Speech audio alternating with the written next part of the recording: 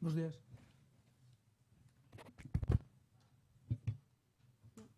Sí, ¿sí esto? No, apágatelo. Ahora. Sí, ahora sí, ¿no? Perdón. Bueno, bos días, disculpade o retraso. Ben, damos entón a inaugurar o que a reunión da 12ª xornada de usuarios de R en Galicia, que se vai a celebrar hoxe na Xunta de Facultade, neste salón de graos, ao longo da mañán e da tarde do día de hoxe. Nesta mesa, os días son Alberto Covada, son o decano da Facultade de Matemáticas, e nesta mesa me acompañan Rafael Rodríguez de Galloso como membro do comité organizador desta sesión, María José Ginto Villamayor, como membro do comité científico, profesor Daniel Calabora, director do Departamento de Estatística, Análisis Matemática e Optimización, e, como digo, eu que son o decano da facultade.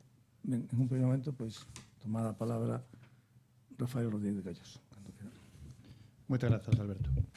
Bueno, bo día, benvidos, benvidas a todos a esta 12ª xornada de usuarios de R en Galicia. Eu vou falar como membro do comité organizador desta xornada e tamén como membro da xunta directiva da Asociación Melisa, que é a que está detrás da organización desta xornada. Vou comenzar cunha pregunta un pouco de carácter filosófico, que é por que estamos aquí?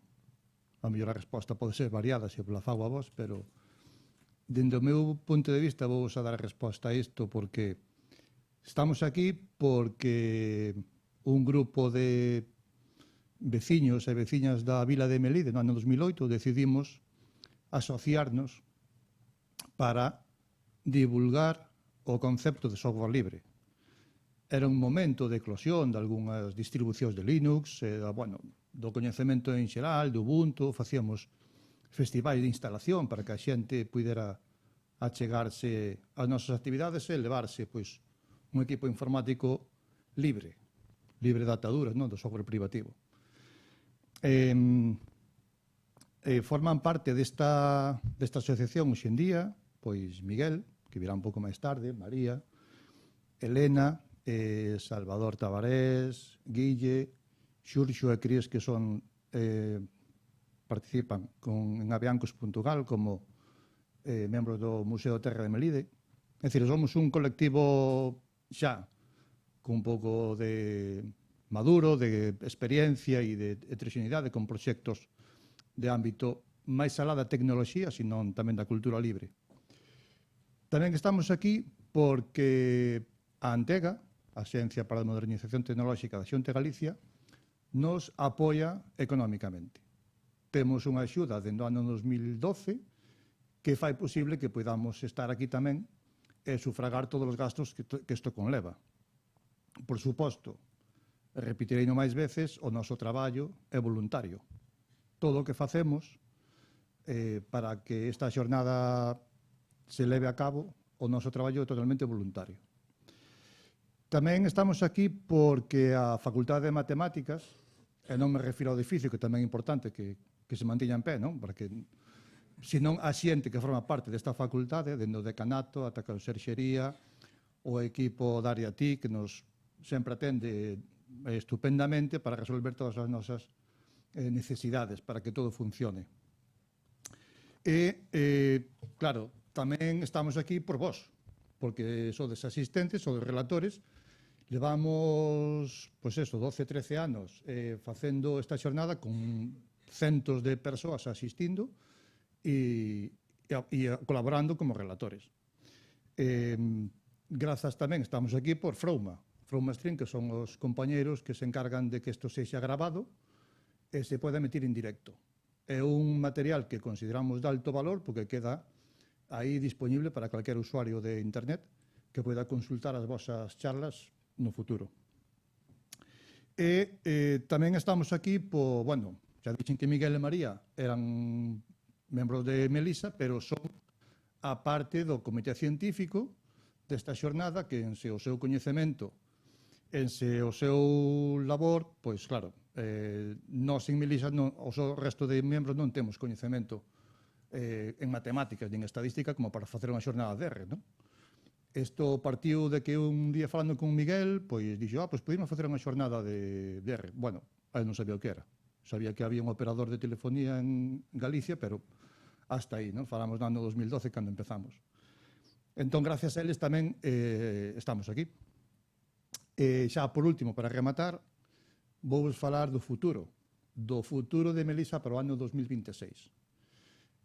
Anuncio vos, non é unha primicia porque xa se publicou fai unhas semanas, pero é un placer anunciar que o Congreso Es Libre vaise celebrar en Melide o día 17 e 18 de abril. Para nós é un reto, é un orgullo tamén poder organizar un congreso de nivel nacional nunha vila pequena como é Melide, pois bueno, facendo tamén honor a que as vilas pequenas, non só nas grandes cidades, se poden realizar este tipo de eventos. Así que estad atentos a todas as novidades que poida haber e, por suposto, que vos invitamos a participar da maneira que queirades. Pola miña parte, nada máis, que disfrutedes moito da xornada e nada, estaremos por aquí para resolver calquer dúbida ou cuestión que vos poida xurdir. Moitas grazas.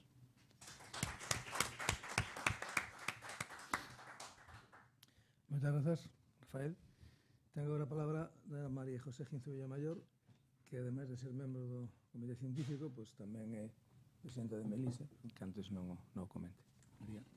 Alberto Cavada, decano da Facultade de Matemáticas, Daniel Cao, director do Departamento de Estatística, Análise Matemática e Optimización, Rafael Rodríguez, tesoureiro da Asociación de Usuarios de Software Libre da Terra de Melide, Melisa, relatores, asistentes, compañeiros e amigos, bo día a todas e a todos.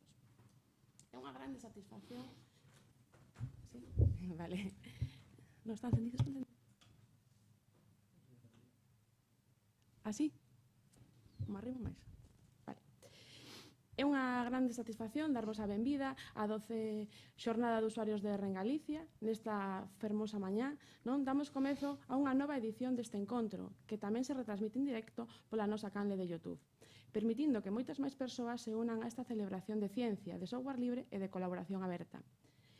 Vivimos unha sociedade crecentemente datificada, onde cada actividade, desde a investigación ata a xestión pública, desde a economía ata a comunicación, xera enormes volumes de información. Saber analizar, interpretar e visualizar estes datos é fundamental para comprender o mundo que nos rodea e tomar decisións fundamentais. Neste contexto, R converteuse nunha ferramenta esencial, porque democratiza o acceso á análise estatística, a capacidade das persoas e institucións para transformar datos en coñecemento. Por iso, encontros como este son tan necesarios, porque fortalecen unha comunidade que entende que os datos non son só cifras, senón historias, procesos e oportunidades de mellora. O obxectivo fundamental desta xornada é crear un espazo de encontro e colaboración entre persoas usuarias de R, profesionais, docentes e investigadores que empregan esta ferramenta nas súas áreas de traballo. Queremos fortalecer a comunidade, promover o intercambio de experiencias e explorar novas aplicacións de R en distintos ámbitos científicos, técnicos e institucionais. Deseñamos un programa variado, riguroso e inspirador que abrangue desde a estatística aplicada a análise espacial ata a bioloxía, a saúde pública, a educación ou a administración electrónica. Estou convencida de que a calidade das intervencións manterá ou mesmo superará o nivel das 11 edicións anteriores. Nesta edición contamos con 23 comunicacións orais, das cales 8 son convidadas, presentadas por expertos e expertas de recoñecido prestixio, 15 proceden da convocatoria aberta de traballos, e decir tamén que o evento combina participación presencial e conexións en remoto, o que amplía a súa proxección e permite que investigadores de outras institucións se incorporen á nosa comunidade. Entre as comunicacións convidadas, abriremos con Héctor González, da USC, compañero de departamento tamén, que nos amosará unha metodoloxía para identificar estruturas e patróns xeométricos en datos espaciais, con aplicacións ao procesamento de datos LIDAR. Tamén, dende a USC, Santiago Arce analizará o impacto das políticas europeas de pesca, ofrecendo unha visión estatística sobre as estrategias de frota de arrastre españolas. Iria Iglesias, pola súa parte, centrará a súa intervención na avaliación dos efectos de consulta electrónica no servizo de cardioloxía do Hospital de Santiago, un exemplo claro do uso de R na análise sanitaria. Desde a empresa 3E Data, Boris Hinojo e Iago Alonso presentarán unha proposta tecnolóxica para a elaboración semiautomatizada de mapas e cartografía ambiental en espazos protegidos, demostrando como R pode integrarse en fluxos de traballo de xeoinformación. Desde a Universidade da Coruña, Marina Sánchez ofrecerá un estudo sobre modelización e predicción enerxética, centrado no rendemento de instalacións fotovoltaicas, un tema tamén de grande actualidade no contexto de transición ecolóxica. Dende a Universidade Clínica de Lugo, ULA Fidis, Adrián Casanova, que tamén xa está por aí, amosará como o uso de R se está a consolidar como unha ferramenta potente para o tratamento de datos sanitarios e a investigación clínica. Sara Rodríguez, da Universidade de Vigo, abordará métodos estatísticos robustos para analizar datos biomédicos con especial atención ás aplicacións no estudo da diabetes. Jordán Sobrier, do Instituto Galego de Estatística, falarános sobre o uso da cor na comunicación e visualización de datos, propoñendo alternativas innovadoras ás ferramentas tradicionais de reportes como R Markdown ou LaTeX. En canto aos relatorios seleccionados por convocatoria, tamén contamos con un conxunto moi completo e diverso. Dende a USC, Carlos Mirás abrirá as sesións con unha intervención sobre a análise xenómica e a conservación de especies costeiras. Martín García amosará un exemplo práctico do web scraping en R, centrado na automatización da obtención de datos en páxinas dinámicas mediante R Selenium. Diana Carolina Castro presentará un estudo de integración de datos transcriptómicos e proteómicos aplicados á investigación biomédica. David Olañeta analizará a diversidade e a riqueza das comunidades de diatomeas nun río galego, un exemplo de aplicación ecolóxica de R. Daniel Grande e Antón Seijo presentarán un modelo estocástico para simular escenarios de mercado e estudar o comportamento financiero. E Elena Fernández mostrará unha ferramenta didáctica para o ensino de estatística con R, pensada para favorecer a aprendizaxe interactiva. E, finalmente, eu mesma presentarei unha comunicación sobre boas prácticas no manexo de datos e o uso eficiente do ecosistema Taidiverse. Todo eso desde a USC. Dende a Universidade Miguel Hernández de Elche, María Bugallo, egresada desta facultade, e tamén participou nestas xornadas de R, volve uns cuantos anos despois, tratará o uso de R na estimación en áreas pequenas, aplicando modelos bidimensionais a datos reais. Dende o CIDMAGA, Marta Rodríguez falará do uso de imaxes termográficas para identificar perímetros de incendios, un exemplo claro de análise aplicada con R no ámbito ambiental. Dende Biostatech, Julia García presentará un traballo sobre datos ómicos. A nivel internacional, contaremos con Ramiro Martín da Basa, da Universidade de Helsinki, tamén egresado desta universidade, que nos mostrará como R pode servir para estudar patróns bioxeográficos e distribución de especies. E dende o Brasil, os profesores Lucián Ferreira e João Paulo Martins dos Santos, da Academia da Forza Aérea, presentarán dúas aplicacións ben distintas, unha centrada na optimización de horarios e a outra na análise de formas e simetrías inspiradas na arte marojara.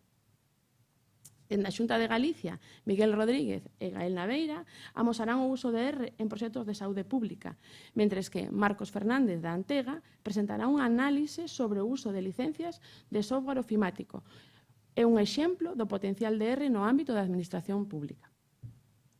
En conxunto, este programa demostra o extraordinario abano de aplicacións de R, dende a bioloxía ata a economía, pasando pola docencia, a tecnoloxía ou a xestión institucional.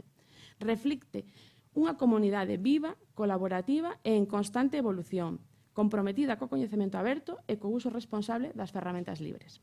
Dende o Comité Científico, Miguel Rodríguez e eu mesma, queremos expresar o máis sincero agradecemento a todos os relatores pola súa participación, a Asociación Melisa, a Antega polo seu apoio continuado e, por suposto, a todos e todas vós. os que estades aquí e os que nos seguides pola canle de YouTube. Pola vosa presenza e polo voso interese. Sodes vos os que dades sentido a esta xornada e quen garante a continuidade deste proxecto colectivo. Agardamos que gocedes deste programa que preparamos, que as intervencións vos resulten inspiradores e que a xornada sirva para fortalecer a nosa comunidade. Grazas, feliz xornada a todos e a todas.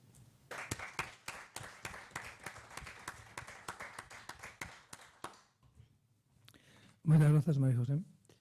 E pasamos agora ao profesor Daniel Cao, director do Departamento de Estatística, Análise Matemática e Optimización.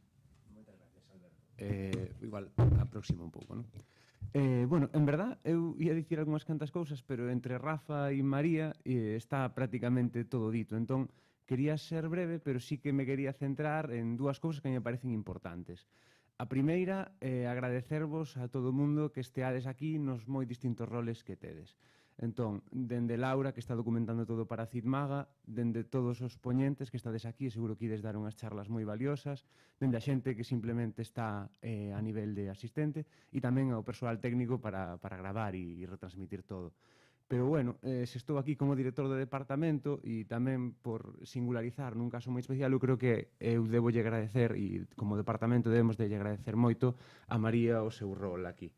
Porque eu tamén creo que, bueno, María é unha persona que está moi implicada en cousas moi diversas, además da docencia e investigación, como pode ser estas xornadas, como pode ser a parte de xestión dentro da facultade, e eu creo que iso tamén é moi relevante para un departamento para darlle vida, e, dende logo, que tamén, eu creo que reforza tamén o noso rol como departamento e a nosa visión, e en verdad, pois, é moi de agradecer a María que se implique en todas esas cousas.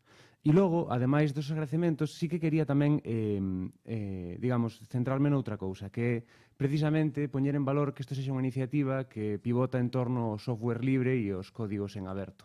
Eu creo que, para min, é como se debe de entender o coñecemento, sempre compartindo. E eu creo que precisamente o feito de traballar así con unha iniciativa en aberto pois fai que sexan posibles reunións como estas, no cal hai moita xente que desinteresadamente ofrece o seu tempo para compartir os seus coñecementos e dá lugar a unha iniciativa desta envergadura que eu estou bastante convencido que se fose con un software privado que non se conseguiría ter este impacto e sobre todo esta continuidade. Entón creo que tamén parece unha magnífica ocasión para poñer en valor o software en aberto e agradecer de novo tamén pois, todo o voso tempo e toda a vosa colaboración nunha iniciativa como esta. Muchas gracias.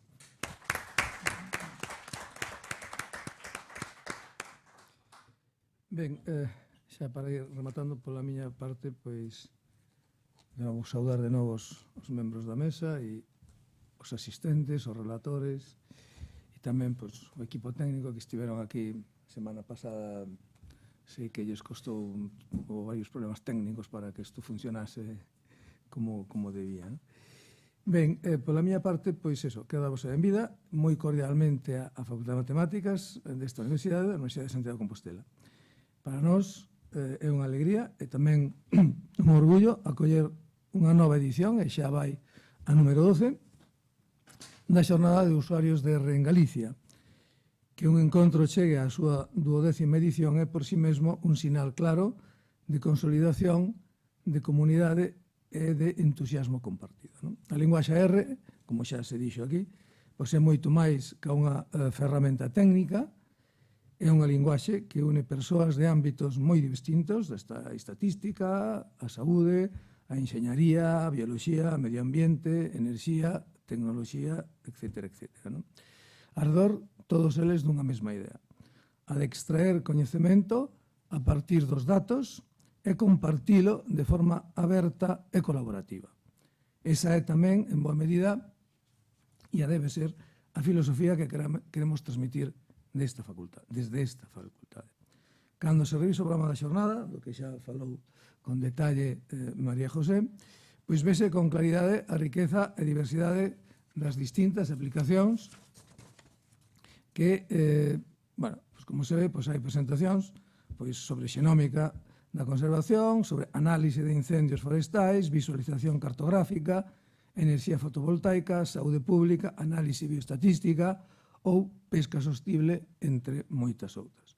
Son, como xa se comentou, e xa todos sabedes, 23 relatorios ao longo do día que combinan a excelencia científica coa utilidade práctica, algo que pois, non sempre, ou máis ben en contadas ocasións, é fácil de conseguir.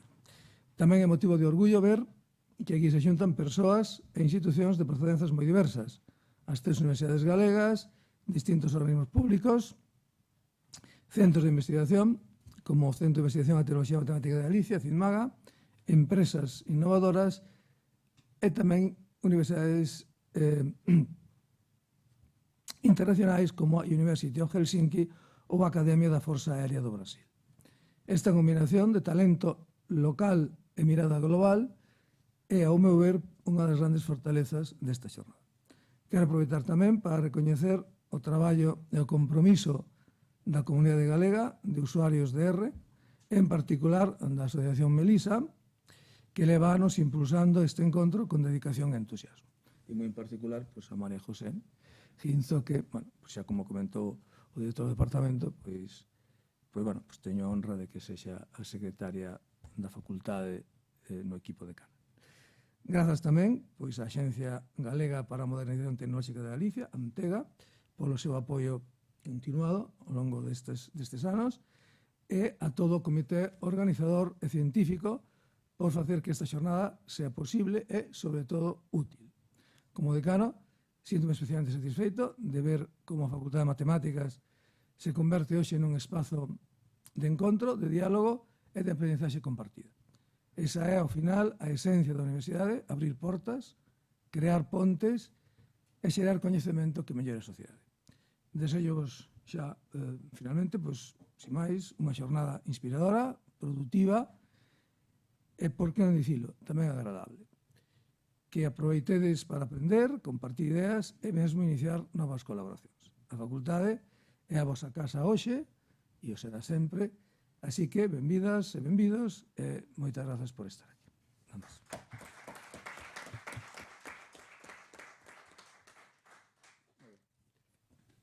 Creo que agora, xa con uns minutos de retraso, comezarían entón os relatorios. Creo que, non sei se dixe, non é Héctor, ou non?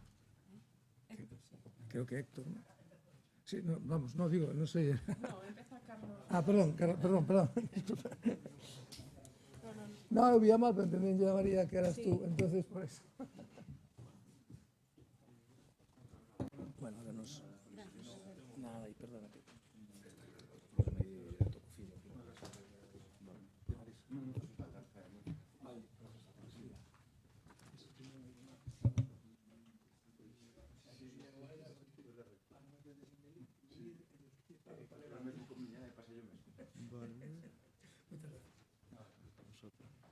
Bueno, imos a comenzar entonces, vale? Entón, o primeiro relator o temos aquí, Carlos Mirás, ¿no? Que nos vai a falar de cousas relacionadas coa xenámica, na conservación de especie Daphne Lidium, vale? Quizás o pronuncia moito mellor que a mí. Bueno, adiante, Carlos. E isto para presentarlo en grande como... Control L. Así. Queres un pasador? Bueno, consigo un pasador. Bueno, si no de momento... Vale, pero si teño... Como prefieras. Vale, pues voy a dar comienzo entonces a mi presentación. Buenos días a todos, muchas gracias por la presentación inicial. Y para dar comienzo a estas jornadas de R, pues voy a hablar sobre mi trabajo, que ha supuesto para mí pues mi TFG, su continuación a mi TFM, y que ha supuesto también, para mí, que es lo más importante, la introducción al mundo de la bioinformática, que veía así de primeras como un mundo muy abstracto y aburrido, que finalmente ha acabado no siéndolo, y su integración en el campo de la genómica, que es al final mi pasión. Por ello, en este caso, el trabajo está titulado Genómica de la conservación de la especie Daphne nidium en poblaciones costeras atlánticas de Galicia. Bien, esta especie es un arbusto de tipo esclerófilo. Se reproduce de manera sexual a través de la producción de frutos con semilla. Los frutos rojos, estos tan llamativos que vemos en la imagen. Estos frutos no solo son llamativos para nosotros, también para las gallinas.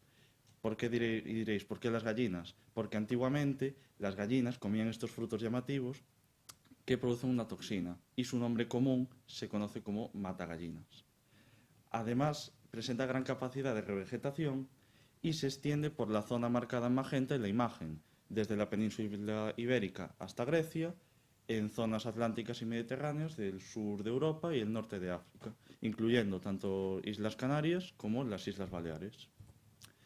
Daphne nidium es una especie que presenta tanto interés medicinal como de conservación. La presencia de compuestos fitoquímicos en sus aceites esenciales y en los extractos de la planta, principalmente en las hojas, les confiere una serie de propiedades biológicas, antibacterianas, antitumorales, neuroprotectoras, antivirales, etc.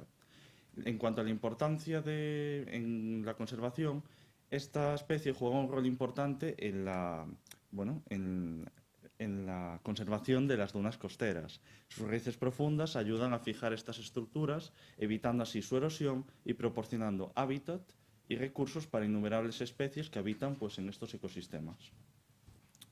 En cuanto a los estudios genéticos previos sobre esta especie, la verdad es que no había mucho trasfondo. Algunos que he encontrado se centraban en las propiedades biológicas y fitoquímicas, en las bioquímicas mostradas aquí arriba en la imagen, otras más centradas en la clasificación filogenética en la zona inferior de la imagen y también centrados en el ámbito de la conservación, tanto de especies relacionadas como otras no tan relacionadas, pero en un contexto de investigación parecido o semejante a este trabajo.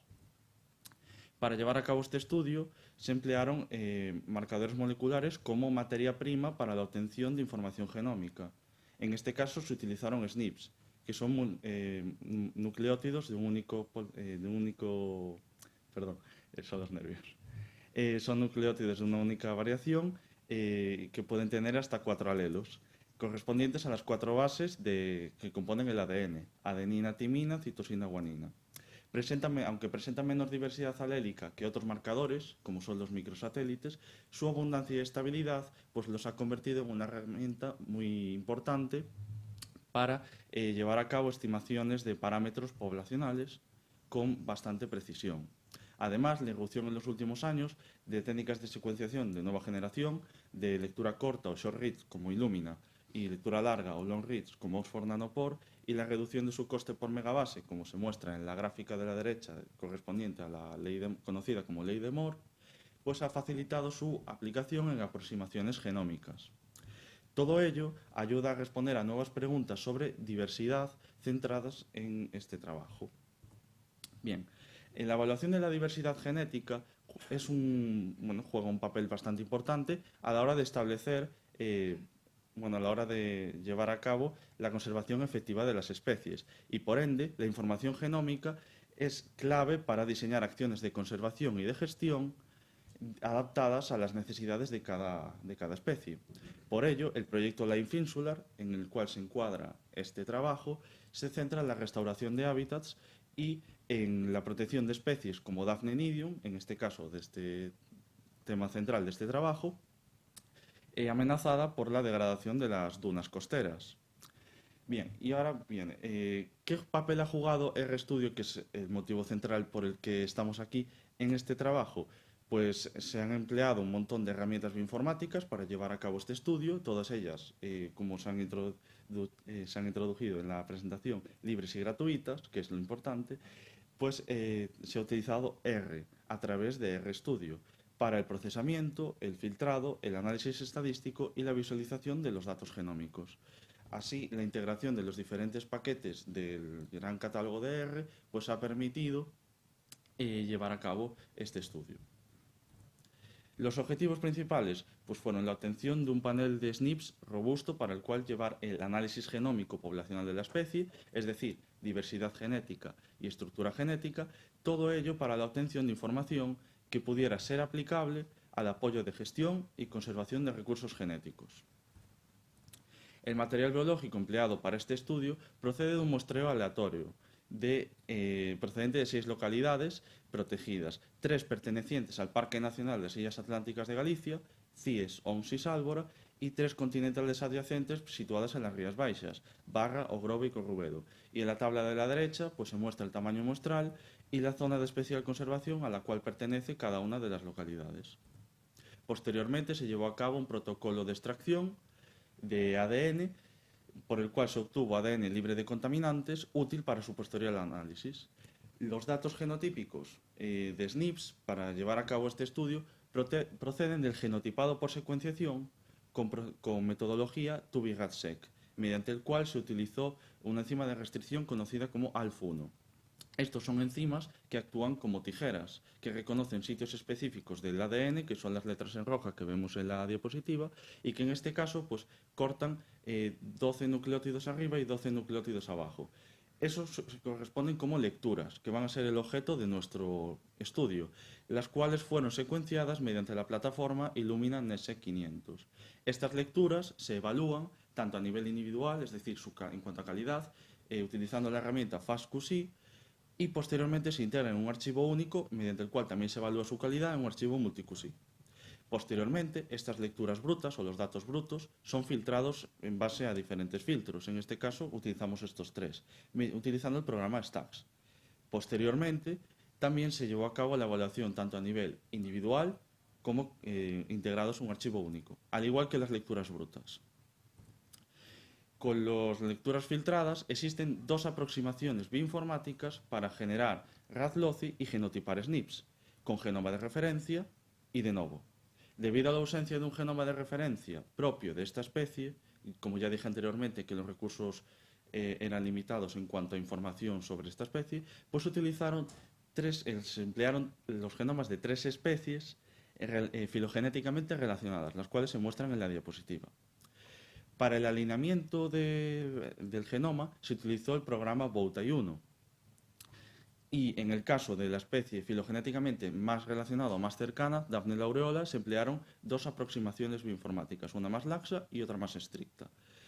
Posteriormente, con las lecturas ya filtradas, alineadas y ordenadas, se procesaron mediante el programa Stacks para llevar a cabo el genotipado y la identificación de SNPs, es decir, la materia prima para llevar a cabo nuestro estudio.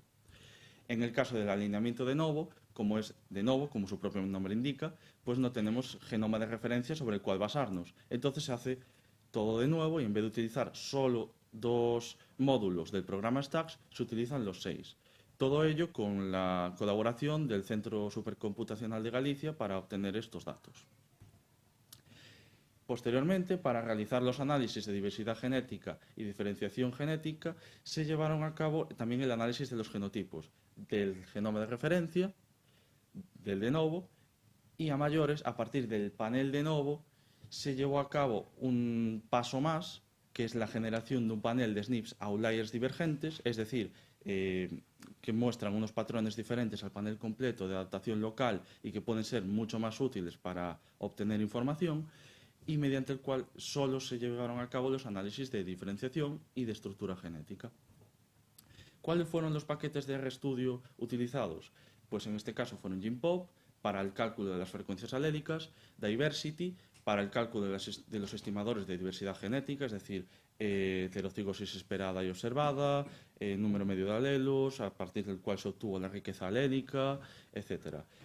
Posteriormente se empleó el paquete STAMP para el cálculo del FST global, el coeficiente de diferenciación entre poblaciones, tanto a nivel global como por pares. Y posteriormente se utilizó ADGenet y DARTR para interconversión de archivos entre formatos, y el Parallel Extractor, finalmente, que como se puede sacar por contexto, pues es para ejecutar de manera paralela el programa Extractor y obtener pues varios baremos que ya veremos luego en los resultados lo que ello conlleva.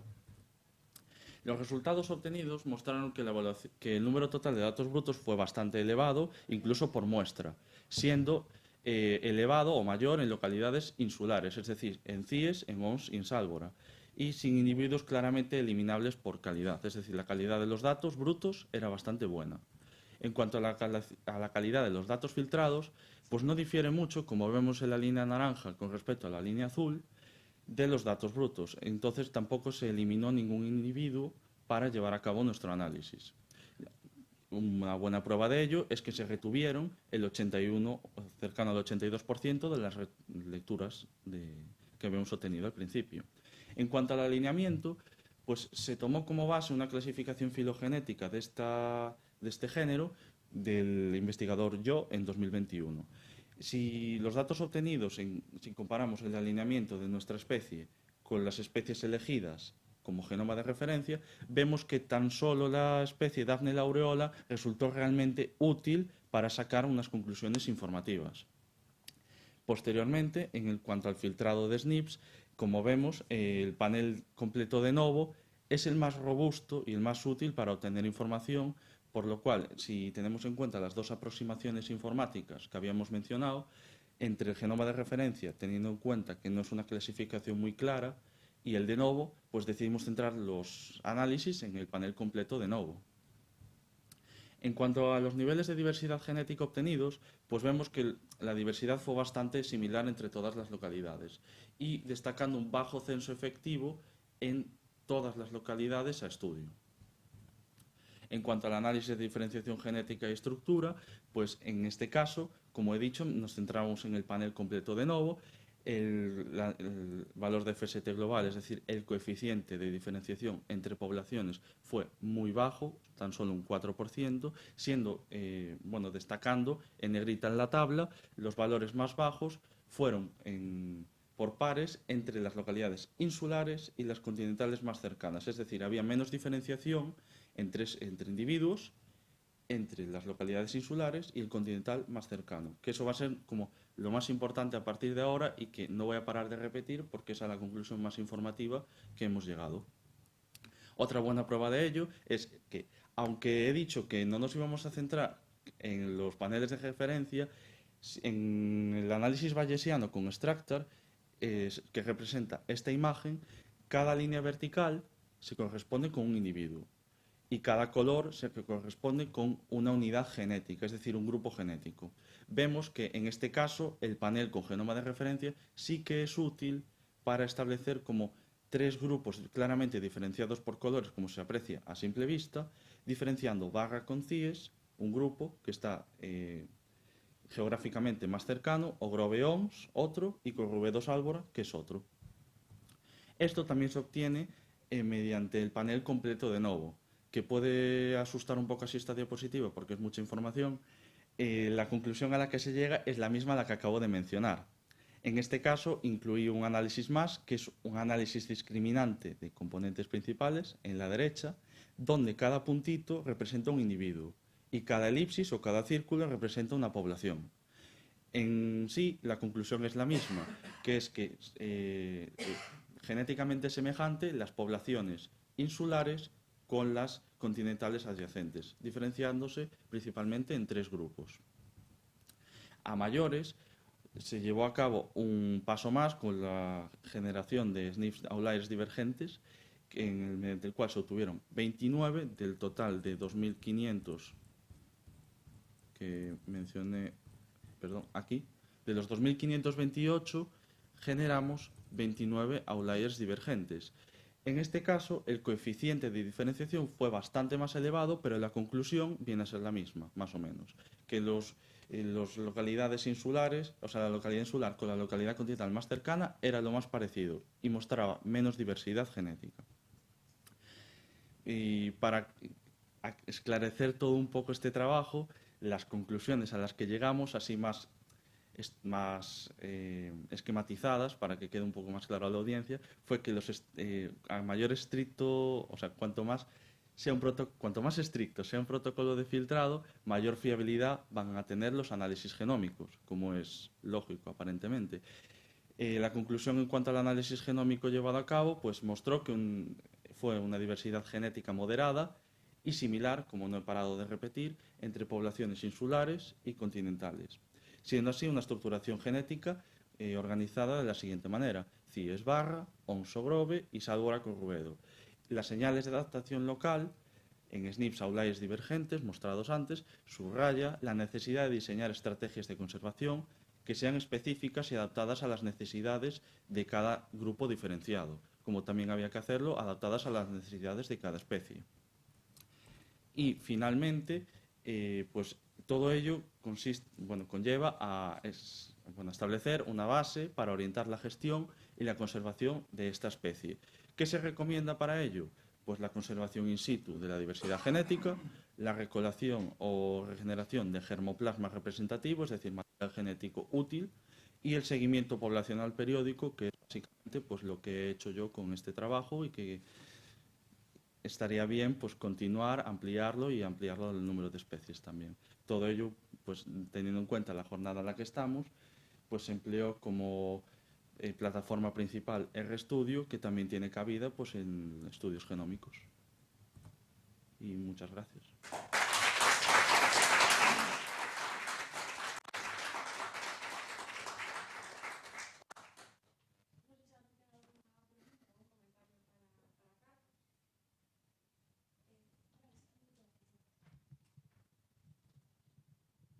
Hola, pois... Agora? Bueno, yo te Escóitase. escucho igual, pero... Vale.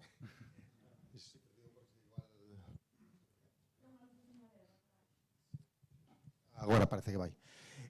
Nada, bueno, parabéns pola charla, parece unha explicación clarísima e moi interesante. E tiña dúas preguntas. Unha non vi no número de individuos que estabas usando para cada poboación, que o sea, se me pasou, non sei canto estabas usando. E non sei que, claro, cada poboación é xusto, claro, digamos, unha área moi concreta. Non sei que opinaríades para facer análisis de diversidade poboacional, a poder aglutinar diversas poboacións, é dicir, que a distancia do que consideras unha única poboación, non sei se, digamos, estritamente unha única localidade, se era maior abranguer un espacio maior, a mellor, que sei, 10, 15 kilómetros e considerar iso unha poboación. E por outro lado, non sei se tendes pensado continuar, porque, digamos, cara a comparar coas poboacións do interior, sobre todo a hora de ver outliers de adaptación, porque, no fin e a cabo, estás mirando ecotipos, digamos, asociados a dunas, cuando realmente a planta tamén vive en outro tipo de ambientes, e iso pode ser moi interesante, non? Porque é certo que esta planta se dispersa por pasaros, mata as galiñas, pero non mata os tordos, non mata os merlos, as papuxas, no, do xénero Silvia, que son os que o dispersan, pero pode haber un filtrado ambiental aí precisamente polas condicións do hábitat, neste caso o sistema dunar, que pode haber, digamos, unha diferencia sustancial con respecto a todas as poboacións que existen fora das dunas. Non sei se tedes pensado avanzar cara aí, que eso sería interesante, ¿no? Nada, estas dúas cousas. Pues respondiendo en primer lugar a tu última pregunta, bueno, muchas gracias por las preguntas. Pues sí, este es un estudio que sigue en vigor, que no solo se aplica con esta especie, también hay más especies incluidas dentro de este proyecto Lime Fisular, que lo repito por si luego tienes más curiosidad y quieres indagar en él.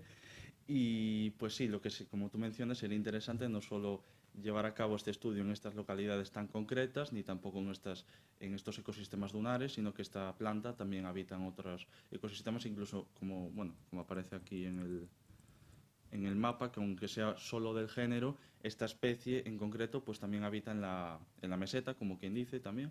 Entonces también sería bastante, incluso en las Islas Baleares, que también hay estudios acerca de una especie relacionada, y pues sí que sería bastante interesante ampliar este estudio a otras áreas y comparar los resultados y ver si se llegan a las mismas conclusiones, si están relacionadas, y también por aumentar el tamaño de muestra, como tú decías, que es bastante pues reducido dentro de lo que cabe en cada localidad. No sé si he respondido a las dos preguntas. Sí, basicamente. Tamén decía, non tanto interior como a meseta, sino incluso nas poboacións galegas que están fora do hábitat dunar, que están sobre sustratos comuns, ¿no? Que, por exemplo, entra polo río Ulla, por moitos sitios, ¿no? Si o filtrado ambiental está sendo determinado precisamente por un ecosistema con tantas constricións ecolóxicas como son as dunas, ¿no? Igual podrías encontrar que existe moito fluxo, a mellor, entre as poboacións de dunas do litoral continental e insular, pero as que están fora, igual aí hai unha interrupción, estamos asistindo a procesos de diferenciación. Porque eso acontece en unha serie de especies de plantas, ou presumimos que acontece, e algo que tamén estamos empezando a mirar, ao longo do litoral, ¿no? Cosas que parecen o mesmo, pero precisamente o filtrado ambiental ben determinado polo sistema, as constriccións dunares. Pues sí, también sería interesante, además porque sobre todo esta planta se reproduce también a través de la dispersión del polen por el viento y de los insectos. Entonces, pues si tenemos en cuenta las corrientes de viento que hay en Galicia, según la Agencia Estatal de Meteorología, pues se puede establecer algunas conclusiones, incluso investigando cuáles son el flujo de los insectos que llevan a cabo esta polinización, pues también intervienen, y yo creo que sí que hay un filtrado ambiental relacionado con esos dos aspectos, tanto con el viento como con el movimiento de los insectos. Sí. Gracias. Vale, pues gracias por la pregunta, por la respuesta. El señor de la pregunta, pero chafamos la café para no comer más tiempo de la siguiente, ¿vale? Porque para asustarnos, ya empezamos lo posible. Bueno, siguiente ponencia, pues,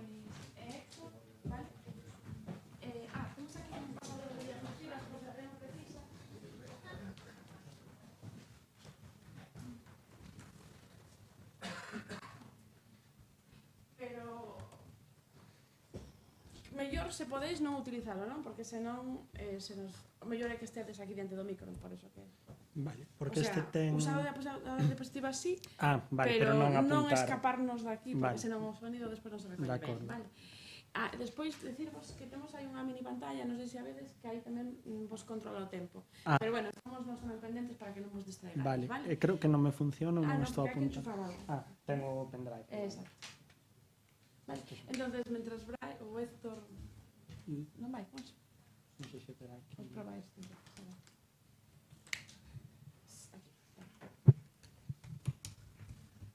Mira tú, a ver. Aquí. Mentras Héctor configura o pasador, vale? Pois vou a apuntar, Héctor, como decía antes, non? É un compañeiro do meu departamento, un estudante do programa de doutoramento, e vai nos a falar dunhas cousas relacionadas coa estimación de filamentos no plano mediante o uso da envoltura R con esa aplicación a datos litres. Perfecto, bueno, pois moi bo día a todos, gracias María pola presentación e grazas tamén por convidarme a estar falando aquí, en general a organización destas xornadas. Efectivamente, como decía María, eu estou ahora mesmo facendo doutoramento en Estatística e Investigación Operativa e o traballo do que vou falar hoxe pois é xustamente un traballo conxunto cos meus directores de tese, Beatriz Pateiro López e Alberto Rodríguez Casal, e nos o problema que abordamos é un problema de estimación de filamentos, vale? E ten aí a coletilla de no plano, porque únicamente consideramos para a súa implementación en R datos que están no plano, datos bidimensionais, pero bueno, primeiro que temos que facer é entender que é a estimación de filamentos, non? Entón, o problema de estimación de filamentos basicamente aparece cando temos unha serie de datos que están nun certo espacio ambiente, neste caso xa digo que nos vamos a centrar únicamente en datos bidimensionais, datos no plano, e eses datos realmente se distribúen nunha estructura de filamento ou de curva, vale? Os datos están cerca ou preto dunha certa curva que é o filamento que queremos reconstruir, vale? Ese é o problema. En que tipo de áreas ou en que tipo de aplicacións aparecen estes datos? Pois aí aparecen varios exemplos, vale? Por exemplo, en cosmoloxía, as galaxias, as estrelas no universo forman unha especie de entramado ou tecido que se coñece co nome de rede cósmica, vale? E que, digamos, domina a grandes escalas o que é a materia do universo.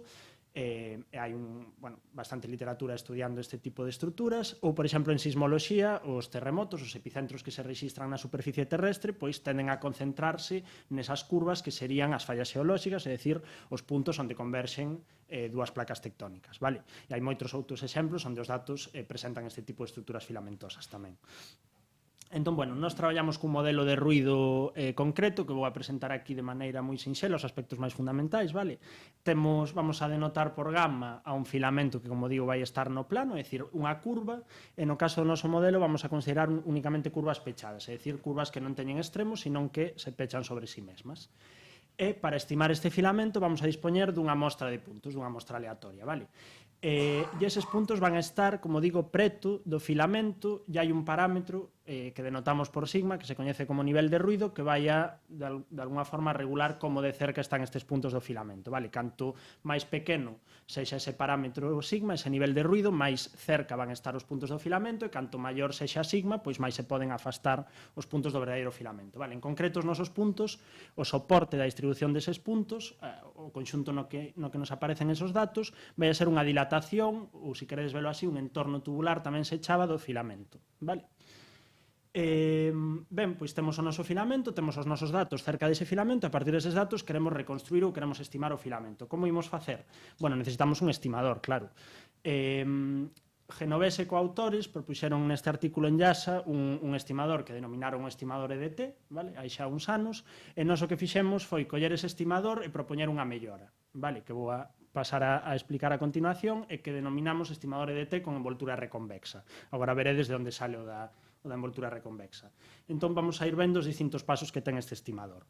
En primeiro lugar, o que vamos a facer é estimar o soporte da distribución dos nosos datos, é dicir, vamos a estimar esa dilatación do filamento ou ese entorno no que nos aparecen os puntos, vale? E iso vamos a facer cun estimador do soporte.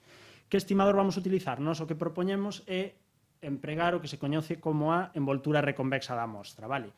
Seguro que a moitos de vos sona a envoltura convexa, vale? A envoltura convexa ten que ver cos conxuntos convexos, é o menor convexo que contén neste caso a mostra. A envoltura reconvexa é un conxunto, un estimador que generaliza a envoltura convexa e lle proporciona maior flexibilidade. En concreto, o que facemos intuitivamente é coller unha bola de radio R, vale? E ir rodando esa bola arredor da nosa mostra.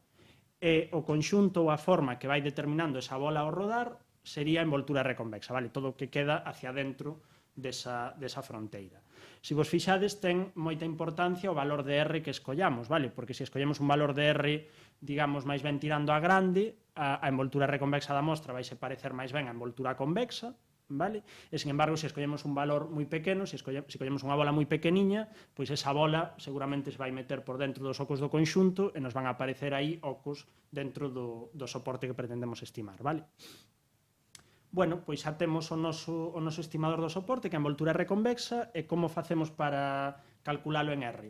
Pois temos unha librería, que é a librería AlphaJoule, que precisamente pois foi desenvolvida por Alberto e por Bea, que implementa a envoltura R convexa dun conxunto finito de puntos, pero únicamente no plano, vale? Por eso decía que nesta charla nos vamos a restringir a datos no plano. En particular, a envoltura R convexa está formada por unha serie de arcos de radio R, vale? Esa é a estrutura que ten a fronteira. Entón, a función a Joule deste paquete o que nos devolve é os centros e os radios das bolas que forman eses arcos que forman a fronteira de envoltura R convexa e tamén elementos como vector unitario e ángulo que nos permiten pois distinguir dende onde e ata onde vai cada un dos arcos. Vale? Eso é, digamos, internamente como traballa a función a Joule. Vale, pois xa temos estimado o noso soporte dos datos e témolo implementado en R gracias a esta función a Joule. E o seguinte paso é estimar o filamento. Nos o que estamos interesados en estimar ese filamento que subxace os datos. Vale? Entón, para facelo, vámonos a axudar deste resultado, un resultado teórico que obtuveron estes autores, pois neste caso neste artículo de Yasa. Eles o que probaron é que o filamento maximiza unha certa función que se coñece co nome de EDT. Vale? Vamos a definir a EDT como a función que a cada punto do soporte lle asigna a distancia dese punto á fronteira do soporte. Vale? Entón, o que probaron estes autores é que o filamento maximiza EDT dentro do soporte e que ese máximo acádase xustamente no nivel de ruido sigma. Vale? Un resultado creo que bastante intuitivo. O que nos di basicamente que o filamento é a parte do soporte que está máis metida hacia dentro. Vale? A parte máis interior do soporte. Entón, baseándonos nese resultado, o estimador que propoñemos, que é o estimador EDT, consiste en primeiro lugar, estimar a EDT. Facemos isto mediante un enfoque plugin, é dicir, na expresión da EDT onde descoñecemos o soporte, vámoslo sustituir pola fronteira do soporte estimado, que sí que podemos calcular a partir dos datos, vale? E unha vez que temos esta EDT estimada ou EDT empírica, vamos a estimar o nivel de ruido, que se vos acordades era o máximo da EDT ao longo de todo o soporte, por un estimador que vamos a denotar por sigma gorro, que vai a ser o máximo desta EDT empírica ao longo do soporte estimado que temos. Vale? Eso é a nivel teórico, e en R como podemos facer para calcular este valor de sigma gorro? Pois facémolo a través dun conxunto que se coñece como medial axis. Vale? O medial axis dun conxunto defínese como o conxunto de puntos dese conxunto, vaya redundancia, que teñen máis dunha proxección sobre a súa fronteira, vale? É dicir, son os puntos que teñen polo menos 2 puntos máis cercanos na súa fronteira. Ese é o medial axis, vale? O medial axis en xeral pode ser un conxunto, vamos a decir, con unha estrutura complicada, pero cando lle calculamos o medial axis ao noso estimador do soporte particular, que é a envoltura R convexa, bueno, pode saber que ten unha estrutura moi particular e é que ese medial axis está formado por segmentos, vale? E eses segmentos non vou a entrar a explicar como se poden obter, pero están relacionados cunha cousa, cunha teselación que se chama o diagrama de Voronoi, vale? E simplemente sabede que ese diagrama está implementado na librería AlphaJoule a través da función del BOR, vale? Entón temos unha maneira aí de obter, digamos, de maneira máis ou menos complicada, pero pódese obter o medial axis da envoltura R convexa, vale? Está formado por segmentos. E despois, como calculamos sigma gorro? Pois, como a máxima distancia do medial axis á fronteira do noso soporte estimado, a fronteira da nosa envoltura R convexa, vale? Ben, e por último, o terceiro paso é definir xa o noso estimador do filamento, que é o que chamamos o estimador EDT con envoltura R convexa, e vámoslo definir como o conxunto de puntos da envoltura R convexa cuxa distancia á fronteira é maior ou igual que sigma gorro menos delta, vale? Entón, o que estamos facendo é partir do noso estimador do soporte, que é a envoltura R convexa, que tedes aí dibuixado en azul, e o que estamos facendo é contraer cara adentro a súa fronteira unha certa cantidade. Esa certa cantidade ben marcada por sigma gorro menos delta, vale? O sigma gorro xa o calculamos no paso anterior, pero delta é un parámetro que podemos escoller nós e que regula canto vamos a contraer ese soporte cara adentro para obter o estimador EDT, vale? Canto máis pequeno sexa delta, máis estamos contraendo e máis delgadiño vai a ser o estimador EDT que obteñamos finalmente, vale? Bueno, pois ata aquí temos definido o estimador EDT con envoltura reconvexa, que é o noso estimador do filamento, pero ese estimador é unha rexión do plano, vale? Sería a rexión que queda determinada por esa fronteira en color verde que tedes aí, pero non é en sí unha curva, e nós o que queríamos estimar é unha curva, vale? Entón podemos facer un... Bueno, antes de nada, vou explicar como se implementa en R, vale? O estimador EDT. Claro, nós temos, se vos acordades, a envoltura reconvexa estaba formada a súa fronteira por unha serie de arcos de circunferencia, de radio R, vale? E esa función a Joule nos devolvía cada un dos centros, o radio, o vector unitario, etc. É dicir, todos os elementos que definen eses arcos. Entón, se nós o que queremos agora é contraer cara dentro a fronteira da envoltura reconvexa, o que podemos facer é coller eses arcos de circunferencia e expandilos, vale? Pasar de arcos de radio R a arcos de radio R máis sigma gorro menos delta. Eso en R, na librería AlphaJoule, podémoslo facer utilizando o que se coñece como o estimador de de Broglie-Weiss, que está implementado na función dW, que o que fai é, dada unha serie de puntos e un radio, calcula a unión de todas as bolas centradas neses puntos e con ese radio, vale? E se vos fixades ese estimador de de Broglie-Weiss, a súa fronteira ten dúas partes, unha parte que vai por dentro da envoltura reconvexa, vale? Pero tamén ten unha parte por fora que non nos interesa. Entón, para quedarnos únicamente cos arcos que están dentro da envoltura reconvexa, o que podemos facer é valernos da función INAJoule, que nos di, dado un ou varios puntos, se están dentro ou se están fora da envoltura reconvexa, vale? Esa sería a forma de implementar o estimador EDT en R. E, como decía, este estimador é unha rexión do plano, pero o que vamos a facer agora é o que se coñece como a extracción de curva, que é extraer unha curva que estea contida dentro dese estimador EDT e que tamén estime o filamento, que era o obxectivo inicial que nos tiñamos, vale? Entón, a curva extraída que nos propoñemos para estimar o filamento é coller ese medial axis que calculáramos antes, que estaba formado por segmentos, e quedarnos únicamente cos segmentos que estean completamente contidos no estimador EDT. Vale, se vos fijáis no dibuixo, en gris temos o medial axis e os segmentos que están completamente contidos no estimador EDT son esa parte que está dibuixada en roxo e que forman un filamento pechado que rodea de alguna forma os datos. Vale, esa curva extraída sería o estimador que nos finalmente propoñemos para estimar o filamento. Vale? Ben, xa para finalizar, pois unha aplicación que fixemos a datos LiDAR, en particular datos que aparecen no contexto de inventario forestal e que teñen que ver coa estimación de seccións transversais de troncos de árbores. Vale? Estas seccións, como igual algún de vos sabedes, son importantes no ámbito forestal, en ecoloxía, porque permiten pues proporcionan información sobre a árbore e permiten estimar distintas medidas. Unha medida, por exemplo, que é bastante importante, que se coñece como DBH, o diámetro altura do peito, vale? Entón, que tipo de datos temos nós? Nós temos un datos que se obtiveron cunha aplicación de iPad, vale? O iPad ten integrado unha tecnoloxía que se chama LiDAR, que é un sensor que vai enviando pulsos de luz que rebotan e van, de alguna forma, recollendo información estructural sobre o terreno que temos, vale? É dicir, a elevación do terreo, os posibles obstáculos que haxa e, por suposto, os árbores, é dicir, o tronco, as copas das árbores, etc. Estes datos se almacenan nun formato de arquivo LAS, vale, que ven do inglés láser e que normalmente adoita ter extensión .las ou .laz, e estes datos son cos que queremos traballar en R, vale? Entón, nos, a librería ou o paquete que utilizamos para traballar con estes datos é o paquete LIDR, vale? É un paquete que en realidade está pensado principalmente para datos de tipo ALS, que son datos obtidos de modo aéreo, é dicir, cando se fai un escaneo da zona ou da arboleda de estudio ou do bosque de maneira aérea, dende o aire, vale? Pero, digamos, para as necesidades que temos nós, que agora veredes que son moi básicas, pois nos valía este paquete, vale? E hai que comentar que este paquete sí que está especialmente pensado para aplicacións de tipo ambiental ou de tipo forestal, vale? Entón, bueno, que o que fixemos nós? Bueno, por suposto, a partir do noso arquivo de datos temos que ser capaz de lelo en R, eso podemos facer coa función readLAS deste paquete, vale? Que crea un obxecto en R que se chama da clase LAS, e con este obxecto, digamos, xa vamos a traballar no resto de funcións e vamos a poder manipulalos, vale? Entón, o primeiro que queríamos facer é, a partir de toda a nube de datos que temos, quedarnos únicamente cos datos pertencentes a unha árbore, vale? Hai funcións neste paquete que fan eso de que teñen unha detección de árbores de maneira automática, vale? Pero nós fixémoslo, digamos, de modo manual un pouco máis cutre, cunha función que se chama Clip Circle, que o que fai é, dado un centro, que neste caso sería o centro do tronco dunha árbore, pois filtra os puntos que teñen coordenadas X e Y nun círculo con ese centro, vale? Dun certo radio, vamos a decir, relativamente pequeno para coller puntos desa árbore, pero non das árbores adxacentes.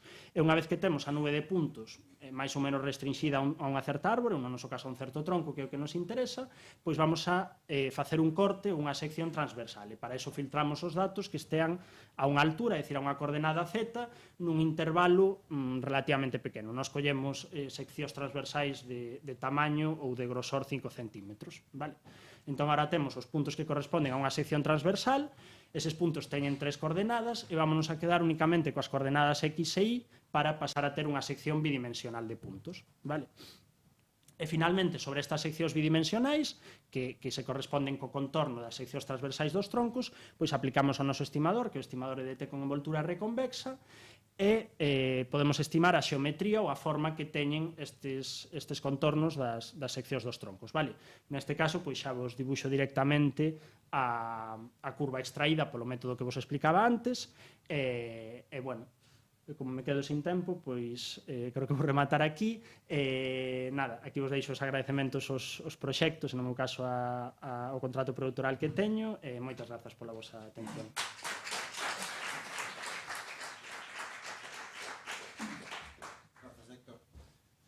Alguna pregunta para Héctor?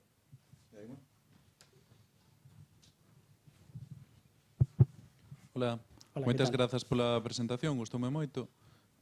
Pareceme que explicastes moi ben, que se fixo moi ameno, aínda sen ter nin idea do tema. Tiña pregunta sobre unha cuestión que comentastes ao principio, que sigma ten que ser estritamente maior a cero. Preguntaba por que non pode ser igual a cero, porque entendería que se fora así, que cada un deses puntiños cae sobre ese filamento, non? Sí, pois, bueno, é unha boa pregunta. Efectivamente, se sigma vale cero, terías que os puntos están exactamente sobre o filamento que queres determinar.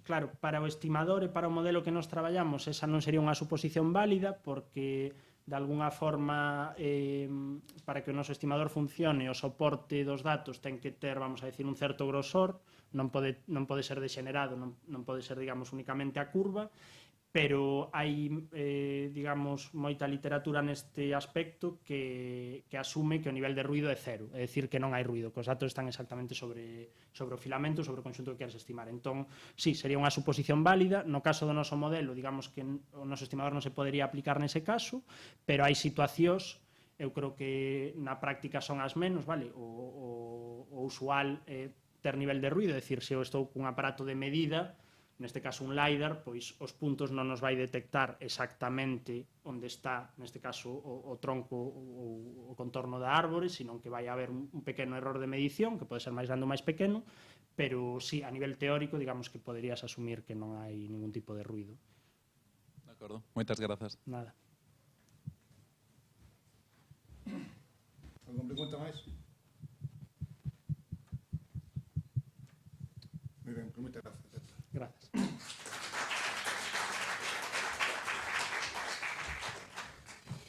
Imos entón coa seguinte charla, co seguinte relatorio, a cargo de Boris Sinojo e Iago Alonso, que veñen da empresa 3 Data. O título é Máis que un mapa, unha solución semiautomatizada para xirar cartografía de hábitats en espazos naturais protegidos.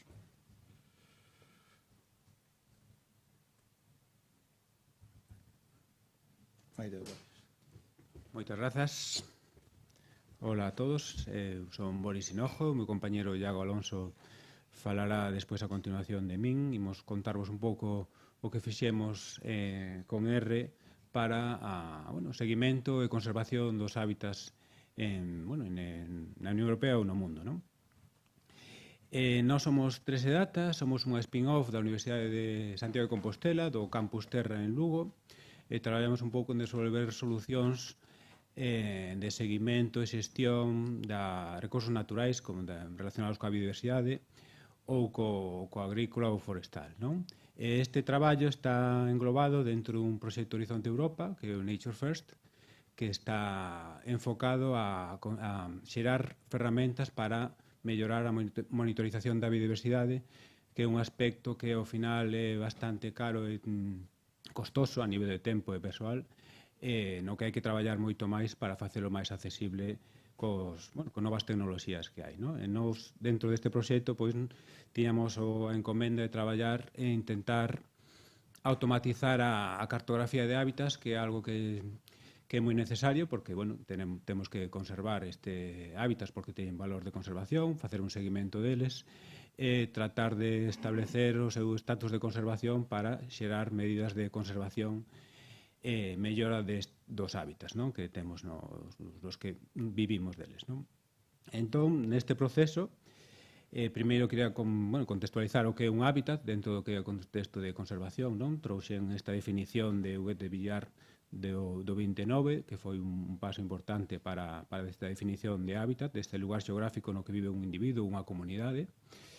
E logo trouxen esta outra definición, porque eso foi derivando os ecólogos, biólogos, de hábitats naturais, onde que se inclúe un aspecto interesante nesta definición da Directiva Hábitat, que é a Directiva Comunitaria, o Regulamento Europeo que establece a xestión e conservación dos hábitats en a Unión Europea, que son estas zonas terrestres ou acuáticas que se diferencian por esa parte biótica ou abiótica, pero que tamén poden ser ou naturais ou seminaturais. É un aspecto interesante este de seminaturais porque incluen tamén hábitats dos que dependen da actividade humana para a súa conservación.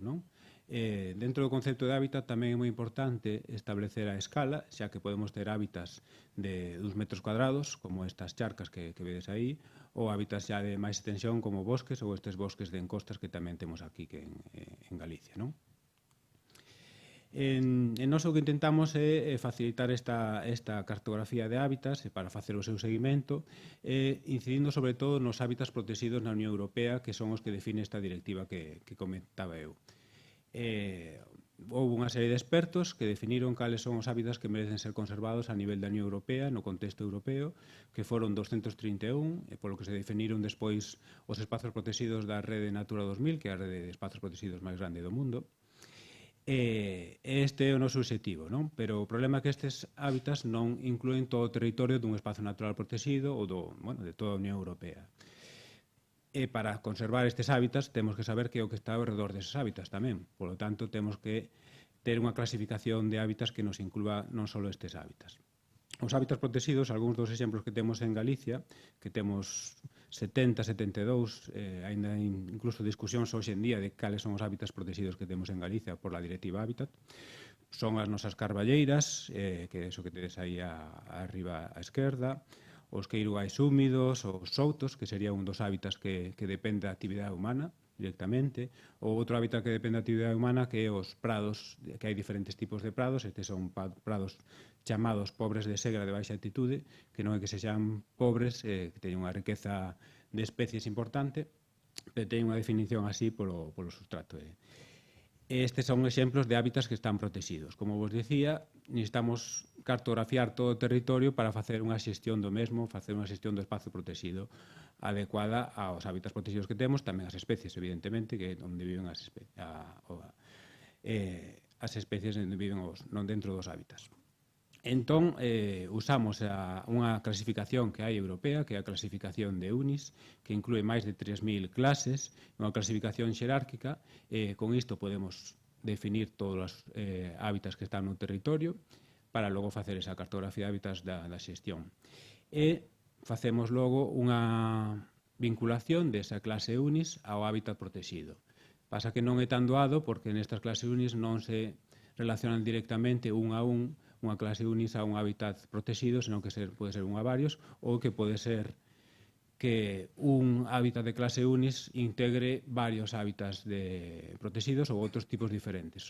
Non sempre temos unha relación doada, co que isto complica un pouco a parte de cartografía de hábitats. Por exemplo, destes que vimos antes de hábitats de interese comunitario protegidos pola Unión Europea, temos esta correlación cos hábitats EUNIS que teñen unha codificación, esta sí que é xerárquica, de diferentes niveis que van profundizando por tipos de ecosistemas que van pasando a maior detalle, incluso chegando a que están dunha rexión concreta, como pode ser Galicia, non? Dentro das clases de EUNIS. Incluso un hábitat de interés comunitario, como vedes, aí ten dúas tipos de clases de EUNIS, que serían os prados, dependendo das comunidades que teñan. Ben, entón, como tentamos automatizar esta cartografía de hábitats e facela o máis doada posible, nós, cando estábamos traballando na universidade, facíamos como bella usanza, pasando o rato con o ordenador, con un sistema de información xeográfica e logo definindo cales son os contidos deses hábitats, pero hoxe en día, coa inteligencia artificial, a clasificación de imaxes e toda a información que temos, é moito máis doado, non? Entón, neste proxecto que empregamos é imaxes de Sentinel, porque están accesibles para todos, cunha frecuencia moi alta, de 15 días, incluso a veces por semana. O que pasa que teñen un tamaño de píxel variable, pero de maior resolución é de 10 metros, ainda que pode ser logo de 20 ou 60. Co que diferenciar cousas con este tamaño de píxel xa non é tan doado, non? A dereita desta imaxe tedes unha ortofotografía aérea que xa ten un tamaño de píxel de menos de 25 centímetros, pero vai ter menos información porque non ten tantas bandas do espectro da luz que nos dé a base para poder diferenciar a resposta espectral que ten desa imaxe satélite ou do sensor que estamos tomando, neste caso da luz visible e invisible, e que nos indique que isto é un souto, é dicir castiñeiros, ou isto é unha carballeira, é dicir carballos. E logo, ademais, temos hábitats nos que se mesturan diferentes tipos de especies. Ademais, os soutos en inverno perden folla, co que se tes unha imaxe en inverno non vas poder diferenciar se é un souto, unha carballeira ou outros tipos de hábitats, co que aí empezas a complicarse máis cousas. Ademais, os hábitats non só son condicións físicas, tamén son funcionais, que teñen diferentes tipos de especies ou diferentes tipos de funcionamento, co que é bastante complicado facer isto e automatizalo e que cun algoritmo máxico, ainda que sea con deep learning, te saque os hábitats que hai. Ademais que hai moitos tipos diferentes deles, non? E logo temos, por exemplo, os prados, neste caso, que é un prado protegido, non? De un hábitat de interese comunitario, pero como vedes na imaxe non se vai diferenciar dun prado que sexa artificial, que este tratado, entón tens que empezar a integrar coñecemento dese hábitat. Por exemplo, se a partir de certa altitude vas a ver que está este hábitat, polo menos podes deducir e logo ver co tratamento que hai se está segado ou non segado, dependendo do ano, se tes información suficiente, que podas integrar nun modelo para diferenciarlo, non? E para que sexa o máis automático posible. Dicimos que é semi-automático porque temos que adestrar e xerar áreas de adestramento para adestrar ese algoritmo que nos faga esa clasificación, pero non cun clasificador non é suficiente. Por iso nosa aproximación para facer cartografía de hábitats é xerar un modelo que integre un clasificador que adestramos con áreas de adestramento que collemos no campo, pero logo que integremos outros datos que podemos ter disponibles, ese coñecemento local dos hábitats do funcionamento, para xerar reglas que nos faciliten iso. E todo iso o integramos nun modelo que logo podemos repetir co tempo, incluso cambiar o algoritmo de inteligencia artificial que usamos para mellorar a clasificación e con moitos datos ao final podamos xerar unha cousa mellor, pero no que nunca se perde ese coñecemento local que é básico dentro da cartografía de hábitats. E agora Iago vai continuar indicándoos. Únicamente dicir que está todo programado en R. Vale, vou intentar aproveitar o pouco tempo que me deixou Boris para explicar o funcionamento interno da nosa ferramenta. O noso funcionamento interno da ferramenta divídese en 4 grandes bloques. En 4 grandes bloques. O primeiro ten por objetivo crear un modelo de inteligencia artificial. O segundo, integración de información preexistente, información que xa temos de outras fontes de información.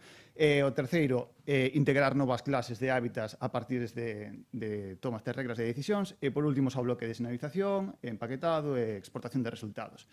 Primeiro, explicar que todos estes 4 bloques aplícanse a cada unha das nosas unidades de traballo.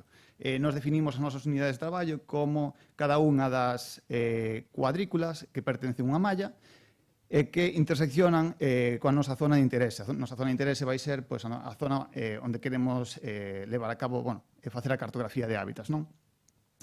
No marco deste proxecto do Nature First, o que, como empregamos imaxes de Sentinel debido a súa resolución, pois optamos por seleccionar a unha grilla oficial da Axencia Medioambiental Europea que ten 10 km de resolución. Como vemos aquí nesta imaxe, é o caso práctico en Cares Courel, onde vemos os límites en cor negro, pois dos límites do espazo natural protegido, máis as nosas unidades de traballo. Entrando en materia no primeiro bloque, como decía antes, o noso objetivo é entrenar un modelo un algoritmo de inteligencia artificial capaz de, mediante imaxes multiespectrais, crear esa cartografía de hábitats, non? Como trátase dun algoritmo de clasificación supervisada, o que necesitamos é unha mostra, uns exemplos, polos cales o algoritmo pode atopar dentro das imaxes multiespectrais patróns e comportamentos da reflectividade da luz para cada un dos hábitats que queremos cartografiar. Son estas mostras, estes exemplos, o que nos chamamos áreas de adestramento, que son puntos xeolocalizados que ten adheridos pois, a clase de hábitats, clase UNIS, a que pertenece, que hai nesas coordenadas. Esta rede de áreas de entrenamento, de adestramento, pois, faise con traballos de campo, analizando o coñecemento local, máis traballos en gabinete, con fonte de interpretación, moito tempo.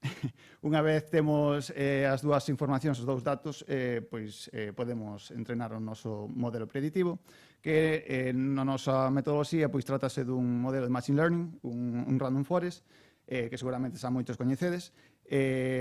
Utilizamos toda a información que nos aporta as imaxes de Sentinel-2, todas as bandas multiespectrais, e incluso ferramentas a crear automáticamente os índices de vegetación que se poden crear a partir de todas estas bandas. Tamén aclarar que, para cada unha das nosas unidades de traballo, que facemos é adestrarse un único random forest para as clases que hai identificadas dentro desa área de adestramento. Unha vez temos o noso algoritmo adestrado, o que facemos é o que ben se coñece neste ámbito de clasificacións de imaxes como unha clasificación Pix-Value, que é utilizar o modelo para determinar a clase EUNIS que hai en cada un dos hábitats para toda a extensión da imaxe. E con isto obtemos o noso primeiro mapa, a nosa primeira cartografía de hábitats, ao que chamamos clasificación bruta con clases EUNIS. Este é o primeiro exemplo, unha clasificación bruta nunha das nosas unidades de traballo.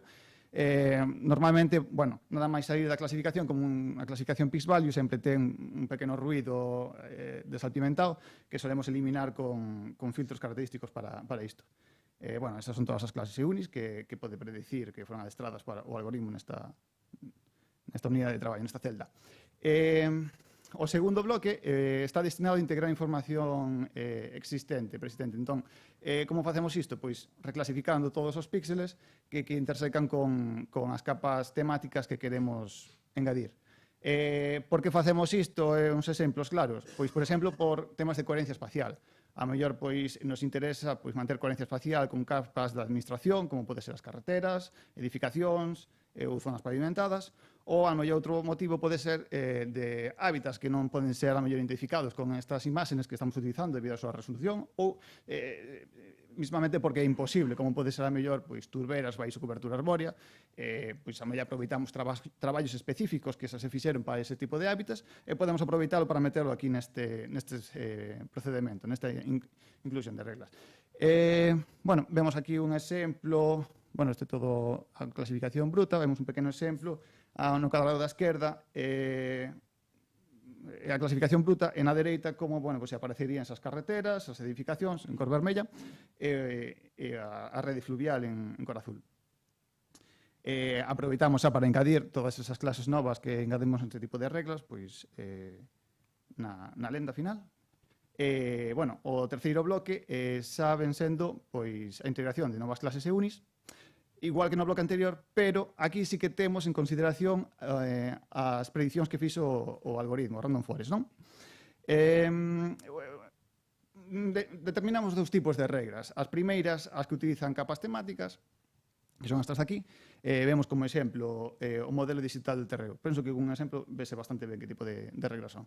Nesta regra, o modelo digital de terreo que falle empregarse para determinar que tipo de pasteiro mesófilo hai na nosa unidade de traballo. Entón, pois a regra selecciona todos os píxeles que pertencen á categoría EUNIS de pasteiros mesófilos, E2, e, pois, mediante altitude, pois, determinamos se son pasteiros de baixa montaña ou de alta montaña.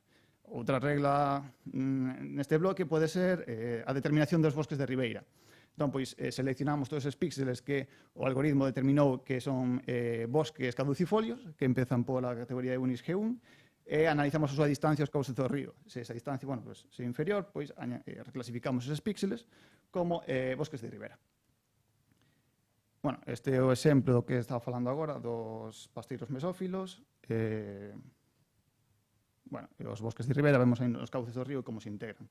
E por último, bueno, temos uns exemplos un poquinho máis complexos, que debido ao tempo, pois, casi vou saltar, simplemente pois, integrando máis información. Outra tipos de regras son as que non utilizan capas temáticas.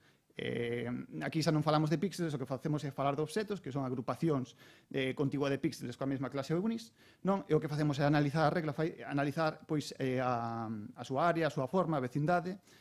Bueno, pois, como vemos aí a regla, pois, selecciona todos os bosques caducifolios, determina a súa área, bueno, analiza a súa área, se inferior a menos de media hectárea, pois reclasifica nunha nova categoría.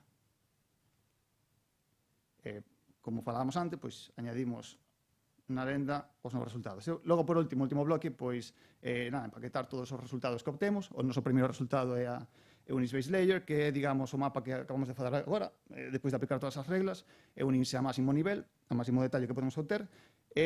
Logo temos o seguinte produto, que é UNIS nivel 3, que, bueno, pois é como unha disolución de todos os obxetos a nivel 3 de UNIS. Por lo tanto, vamos a ter menos polígonos, por onde vai ser máis lixeiro, e o que facemos é, pois, nese produto, agrupar todos os produtos de todas as celdas das nosas unidades de traballo. Decir tamén que, bueno, añadimos, a partir disto, creamos unha base de datos que para cada un dos obxetos, pois, engadimos a propiedades como a superficie, número de polígonos, composición de clases EUNIS, e incluso podemos tamén volcar información de outras fontes de información, como pode ser, neste caso, poñemos o exemplo das liñas eléctricas, que aportan información de estado de conservación e de amenazas a cada un dos hábitats, que é moi importante para poder, máis adiante, poder hacer informes de estado de conservación dos hábitats. Bueno, decir que nesta relación de tábuas, nesta base de datos, aparte das clases EUNIS, tamén facemos unha relación por cada unidade de traballo cos hábitats de interese comunitario que mencionaba antes o compañero Boris. Bueno, nada, que esta ferramenta, pois, dentro do marco do proxecto Naturfest, aplicamos en diferentes zonas de Europa, bueno, dos nosos field partners dentro do proxecto, en Ucrania, diferentes partes de Rumanía, en Bulgaria. Nada, que toda a ferramenta foi desarrollada en R, que, bueno, que utilizamos un montón de librerías, como debe supoñer, que, bueno, que damos as gracias á comunidade de R por todas estas ferramentas. Moitas gracias. Estamos aquí dispostos a calquera pregunta. Perdona polo tempo, que creo que me pasei.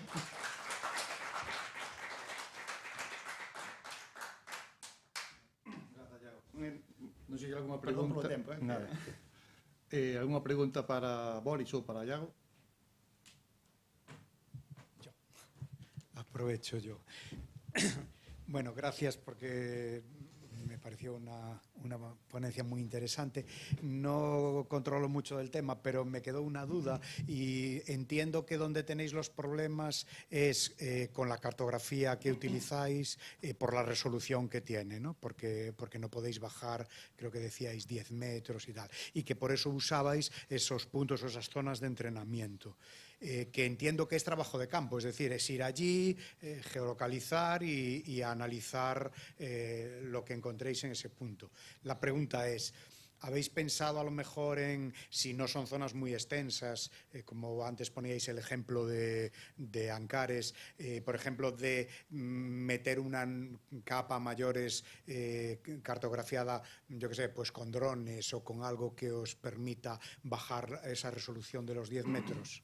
Sí, de hecho tenemos trabajos desarrollados. Hemos hecho, dentro del marco del proyecto, no solamente utilizamos imágenes, non solamente empregamos imágenes de Sentinel-2, sino que dentro do marco do proxecto tamén fixemos pruebas coa mesma metodoloxía con imágenes de WorldView. Sí que ás veces a mellora da resolución espacial das imágenes, hai que diferenciar aí dentro das imágenes a resolución espacial e a multiespectral, pero sí que pode mellorar na identificación de algúns hábitats. Non sempre é posible, como estábamos falando, puse un exemplo que me parecía bastante claro das turbeiras baixo cobertura arbórea, que aí por moito que fagas, pois está, pero sí, obviamente, penso que sí, ¿no? que canta mellor resolución espacial teñas, probablemente podes chegar a máis hábitats, identificar máis hábitats. Sí, por complementar, esas imaxes de World View que teñen 25 centímetros ou menos de 50 centímetros de tamaño de píxel, as podemos empregar, pero non teñen tanta frecuencia, co que só vas ter unha igual, porque son moi caras ademais. Voar con drones e xenerar tamén o facemos, pero tamén é moi caro. E se queres facelo isto e facer un seguimento non é tan fácil, pero sí que aplicamos o clasificador igualmente, con imaxes de moita resolución e gañas, sobre todo en definición, identificar algún hábitat máis, pero sobre todo é moi bo para o xestor, que é a Xunta de Galicia, para definir os permisos máis especificamente os propietarios dos terreos. Con moi alta resolución, como ortofotografía aérea ou World View, estas imaxes de moi alta resolución sería o ideal para facer a cartografía de hábitats cada 3 anos, para facer un seguimento e consentir ir unha dinámica de cambios con control de cambios, que tamén o facemos, que sexa máis doado.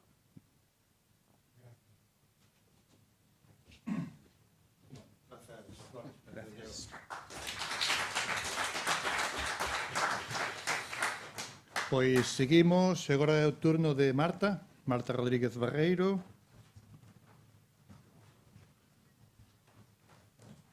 Marta ven do CITMAGA. E o título do seu relatorio é o manexo de imaxes termográficas con R, identificando o perímetro dun incendio forestal. Vale, moitas gracias pola presentación. Eu sou Marta Rodríguez Barreiro e veño do Centro de Investigación e Tecnoloxía Matemática de Galicia, do CITMAGA, donde traballo con María José Ginzo Villamayor, que todos conocedes. E agora mesmo, xa levamos uns anos traballando nun proxecto relacionado cos incendios forestais. Desenvolvemos unha serie de algoritmos para a xestión, en xeral, a xestión dos incendios forestais. De feito, se algunha vez me vistes falar nalgúna outra charla, nestas xornadas ou noutro lado, me veríades falar sobre incendios forestais, porque xa levamos moito tempo facendo algoritmos deste tipo. Oxe, concretamente, veño a falar dun algoritmo no que ainda non está de todo acabado, estamos traballando nel, que está relacionado como dice o título da charla, co manexo de imaxes termográficas, con R, o que queremos é identificar o perímetro dun incendio forestal. Entón, antes de nada, por dar un pouco de contexto, imagino que todos coñecedes a problemática que temos cos incendios forestais, sobre todo despois de este verán que pasamos aquí en Galicia.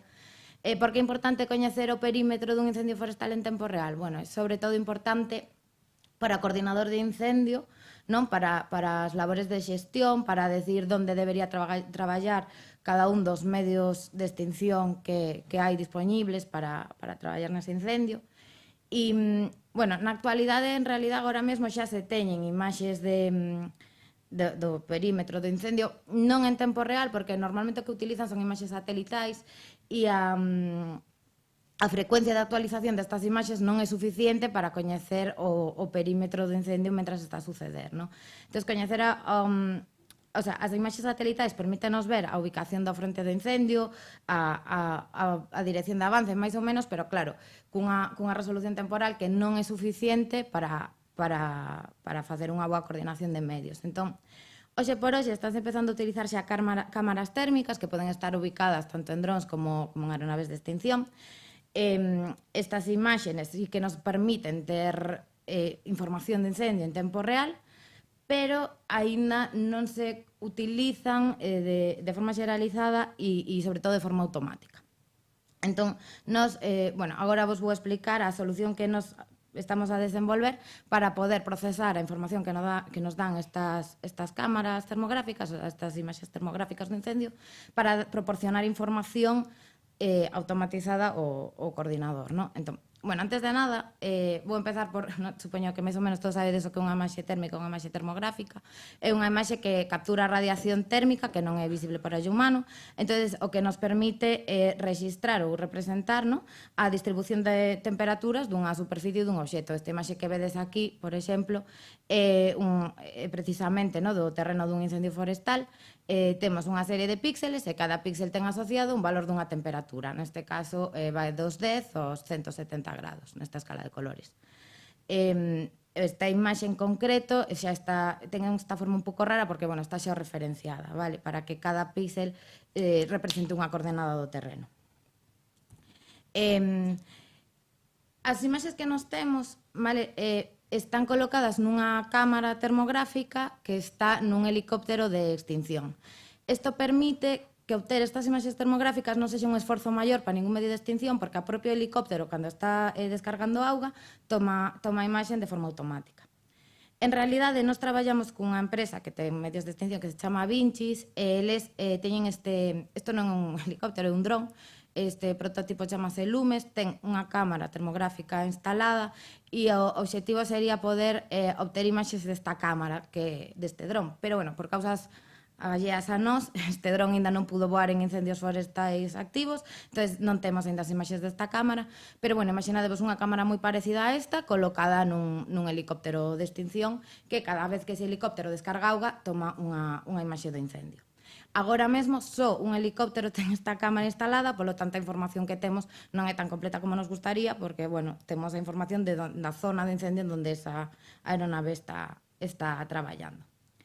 Ademais desto, o procesamento das imaxes termográficas que nos obtemos ten algunhas dificultades e é que por algunhas incidencias da cámara hai a veces fallos de calibración, polo tanto, o rango de temperaturas nos que nos movemos non sempre é o mismo.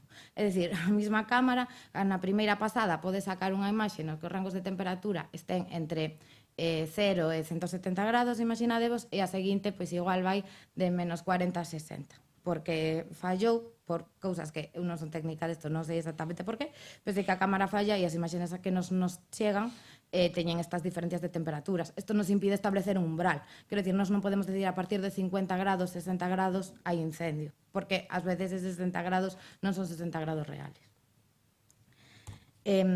Bueno, indo ao algoritmo, este é un exemplo dos datos de entrada que nos temos, temos unha serie de imaxes termográficas que nos chegan, están en formato TIFF e ademais xa están, como dixen antes, están ortortificadas, quero decir, a parte de arriba da imaxe apunta para o norte e ademais cada píxel da imaxe representa unhas coordenadas. Se nós as representamos sobre un mapa, podemos saber a que trozo de terreo, onde está situada esa imaxe. Como dixi antes, un helicóptero dispón da cámara, polo tanto non temos tantas imaxes dos incendios como nos gustaría. E, bueno, ademais de para cada imaxe conocemos a hora e, bueno, a fecha e a hora na que foi tomada. Bueno, este é outro exemplo de outra imaxe que nos temos dun incendio. Bueno, isto para explicar un pouco do contexto das nosas imaxes. Como vedes, a imaxe non é do total do incendio, é un trozo de incendio. Ademais, como podes ver aquí polas temperaturas que temos a maior parte da imaxe que toma é de terreno no que realmente non hai lume. O sea, todo isto é un terreno no que non hai incendio e temos aquí un cacho de incendio. Seguramente este incendio sexa moito máis grande nesta dirección e estamos vendo solo como unha esquina, que por onde está atacando a aeronave. As aeronaves de extinción, non sei se o sabedes, non suelen cruzar por encima do lume, pola temperatura, o fume e outras moitas cousas. Por lo tanto, as imaxes que nos temos sempre van a ser do borde, e pola posición da aeronave e o tipo de cámara, pois eso, solemos ter un cachiño de incendio e un montón de terreno no que non pasa nada. Ademais, como están ortortificadas e teñen esta forma tan rara, cando leamos isto con R, que despois vos lo vou enseñar, temos un montón de puntos, que serían todos estos por aquí, porque realmente o recadro, esta imaxe ten un borde, que é un recadro, non? Todo isto son píxeles que teñen un valor NA, vale? O sea, isto tamén o temos que tratar. E, ademais, temos a problemática de que, como dixen antes, temos que tratar cada imaxe por individual, porque a veces hai fallos de calibración na cámara, entonces non podemos establecer un umbral de temperatura e non é tan fácil como decir todo o que suba, non sei, pois de 90 grados é incendio. Non o podemos facer así. Bueno, ahora vou explicar así un pouco os pasos en xeral do algoritmo, cas librerías de R que utilizamos. Bueno, o primeiro que temos que facer é ler todas as imaxes que temos nese momento na carpeta, facémolo con list files, non? E nesto vamos a ter un vector con todos os nomes das imaxes. Entonces, o que imos poder facer é iterar sobre estas imaxes para irlas tratando unha por unha. Nos traballamos con obxectos espaciais, entón, sobre todo, traballamos, como veredes, ca librería Terra e ca librería SF. O primeiro que facemos é convertir a nosa imaxe nun obxecto raster, non? Utilizamos a función rast da librería Terra e isto nos permite ter a imaxe cun obxecto, como vedes aquí, un obxecto spat raster que, bueno, ten unhas dimensións, ten a resolución que é o tamaño do píxel, ademais ten unhas coordenadas que están en formato UTM, isto é o que é o mellor formato para telo no plano, porque nos permite medir distancias en metros, e, bueno, teñen un nome. Ca función plot podemos representar esta imaxe, sin máis, vedes aquí, este é o noso obxecto raster, como vos dixen, isto realmente é un recadro, polo tanto, todos estes puntos que vedes en blanco van a ser NAs. Co función values podemos ler os valores desta imaxe, como dixen antes, estos son píxeles que teñen unha temperatura asociada, pois neste caso a temperatura mínima son uns 23,89 grados e a máxima 534. Como dixen antes tamén, temos un trozo de incendio e un montón de terreno no que realmente non hai nada. O que imos facer agora é crearnos un data frame. Vamos a omitir todos os puntos que son NAs porque non nos interesan. Bueno, temos un data frame no que temos dúas columnas que son as coordenadas e tamén os valores de temperatura, non? Como vamos a discernir que é incendio do que non? Bueno, pois a solución que nos atopamos, que para as imaxes que temos de momento é bastante robusta, é dividir, facer 3 grupos cos valores de temperatura. 3 grupos por qué? Bueno, pois imaginadevos os píxeles que corresponden a que non houbo incendio, os que corresponden a que sí que houbo incendio pero non está activo nese momento, que isto tamén pasa porque ese terreno ten unha temperatura máis elevada, pero non tanto como onde está o incendio activo, e despois teríamos o terceiro grupo que representaría o incendio activo. Utilizamos a función Cummings da librería Stats.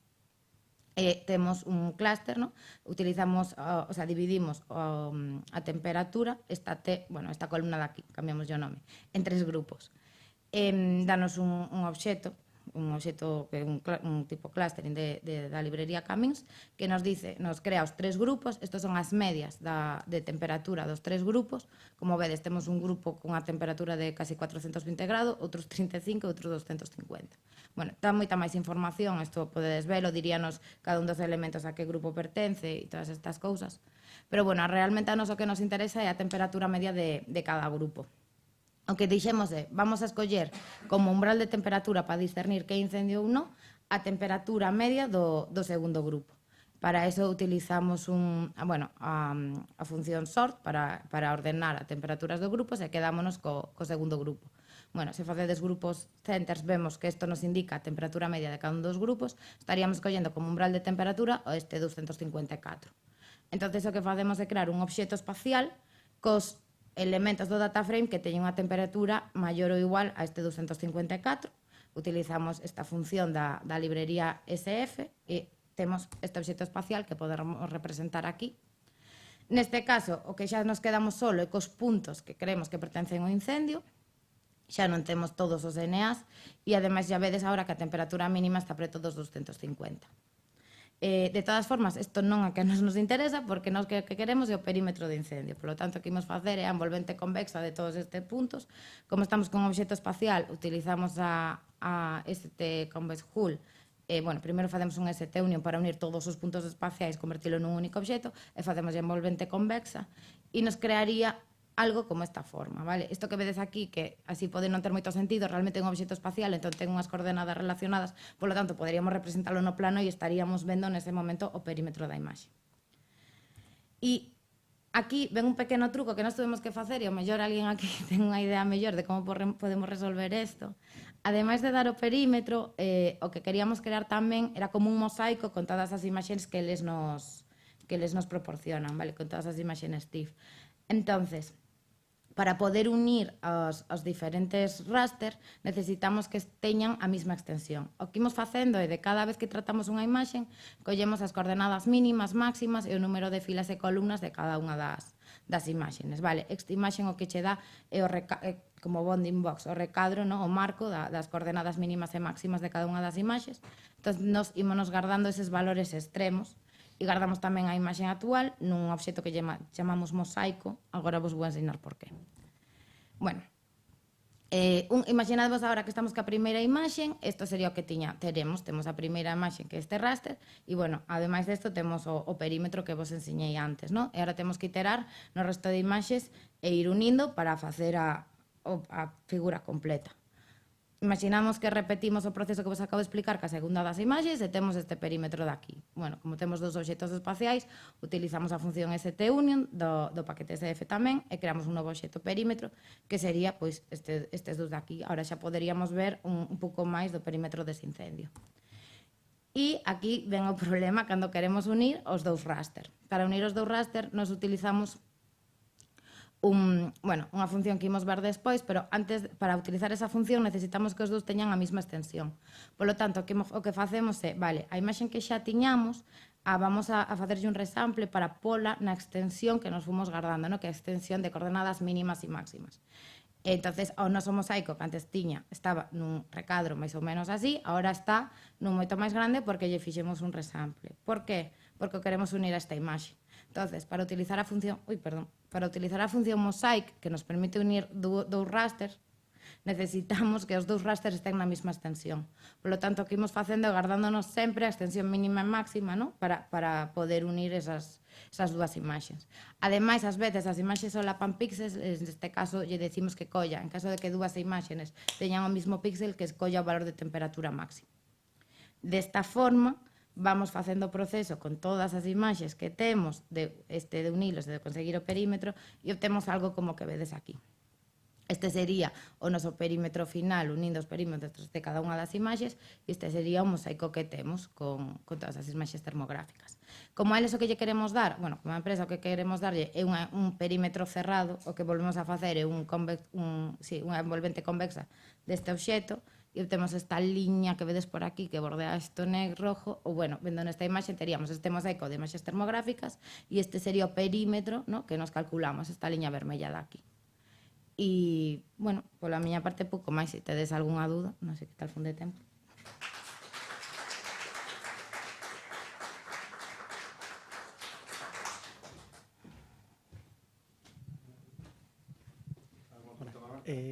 Que tal? Gracias, Marta, pola charla, me parece moi interesante.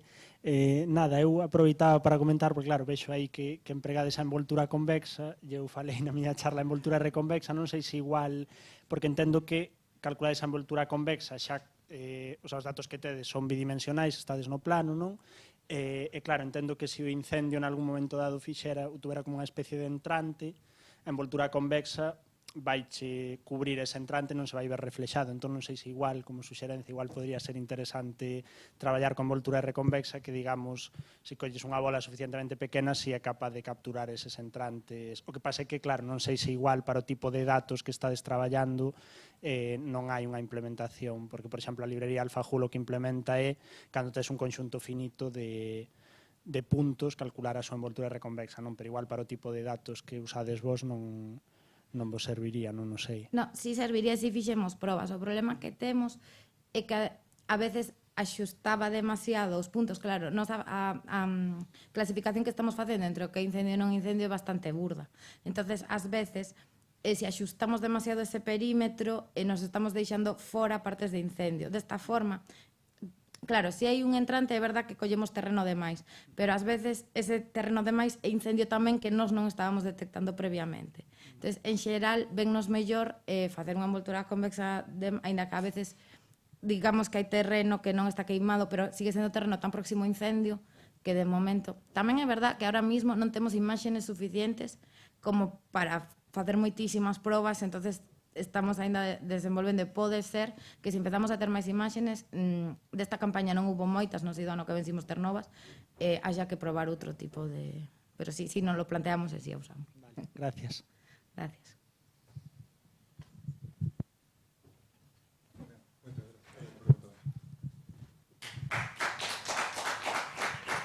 Eu tiña unha pregunta, gracias pola presentación.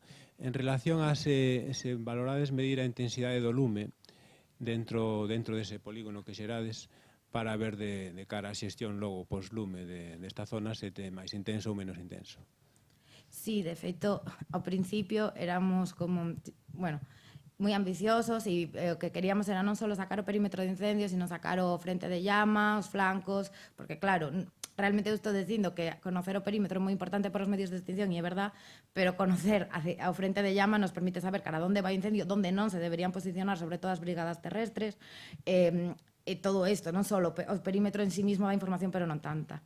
Que pasa? Nos íbamos a ter imaxes deste dron tan guai que vos ensinei antes, cunha cámara que nos iba a dar moita información. A realidad non foi esa, entonces de momento que podemos facer é isto, pero que sí que o máis interesante sería sacar intensidades para poder diferenciar sobre todo eso, frente de llama, flancos dianteiros e poder decidir o lugar de traballo dos medios.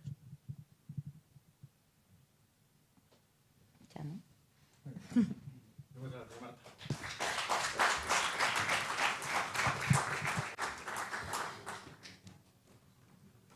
Bueno, pois seguimos. Imos con Marina Sánchez Villaverde, que ven da Universidade da Coruña.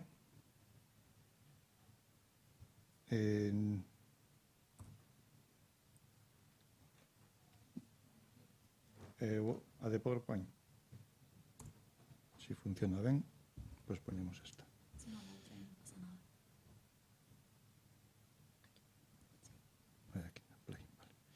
Bueno, Marina ven co relatorio co título Análisis funcional y modelado predictivo de energía fotovoltaica con R, un estudio en la UDC. Okay.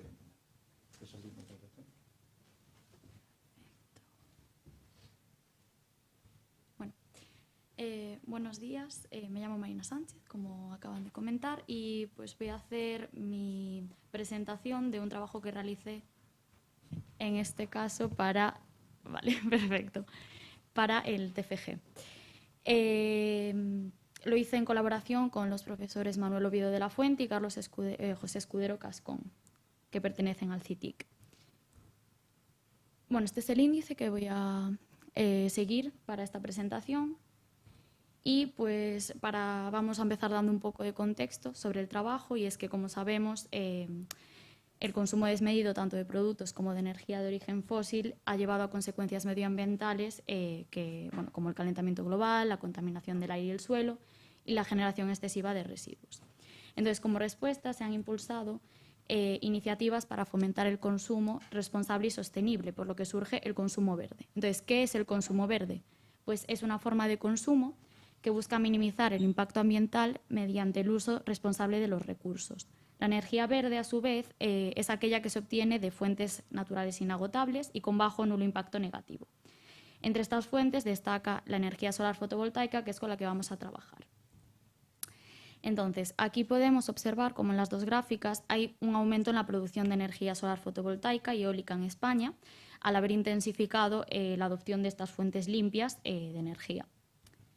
Entonces, ¿qué pasa? Un problema es que al usar estas fuentes dependen mucho de las condiciones meteorológicas y sobre todo en Galicia pues llueve mucho, está nublado, hay viento. Entonces, nosotros para poder planificar y gestionar la demanda de una forma eficiente tenemos que comprender cómo influyen estas variables en la producción. Por lo que nos vamos a centrar en analizar esta relación entre la producción y el consumo, pero antes de hablar de los objetivos del trabajo vamos a explicar un poco cuáles son las placas fotovoltaicas con las que vamos a utilizar y qué instalaciones son. Entonces, una placa solar fotovoltaica es un dispositivo capaz de capturar la energía que viene del sol y la transforma en electricidad.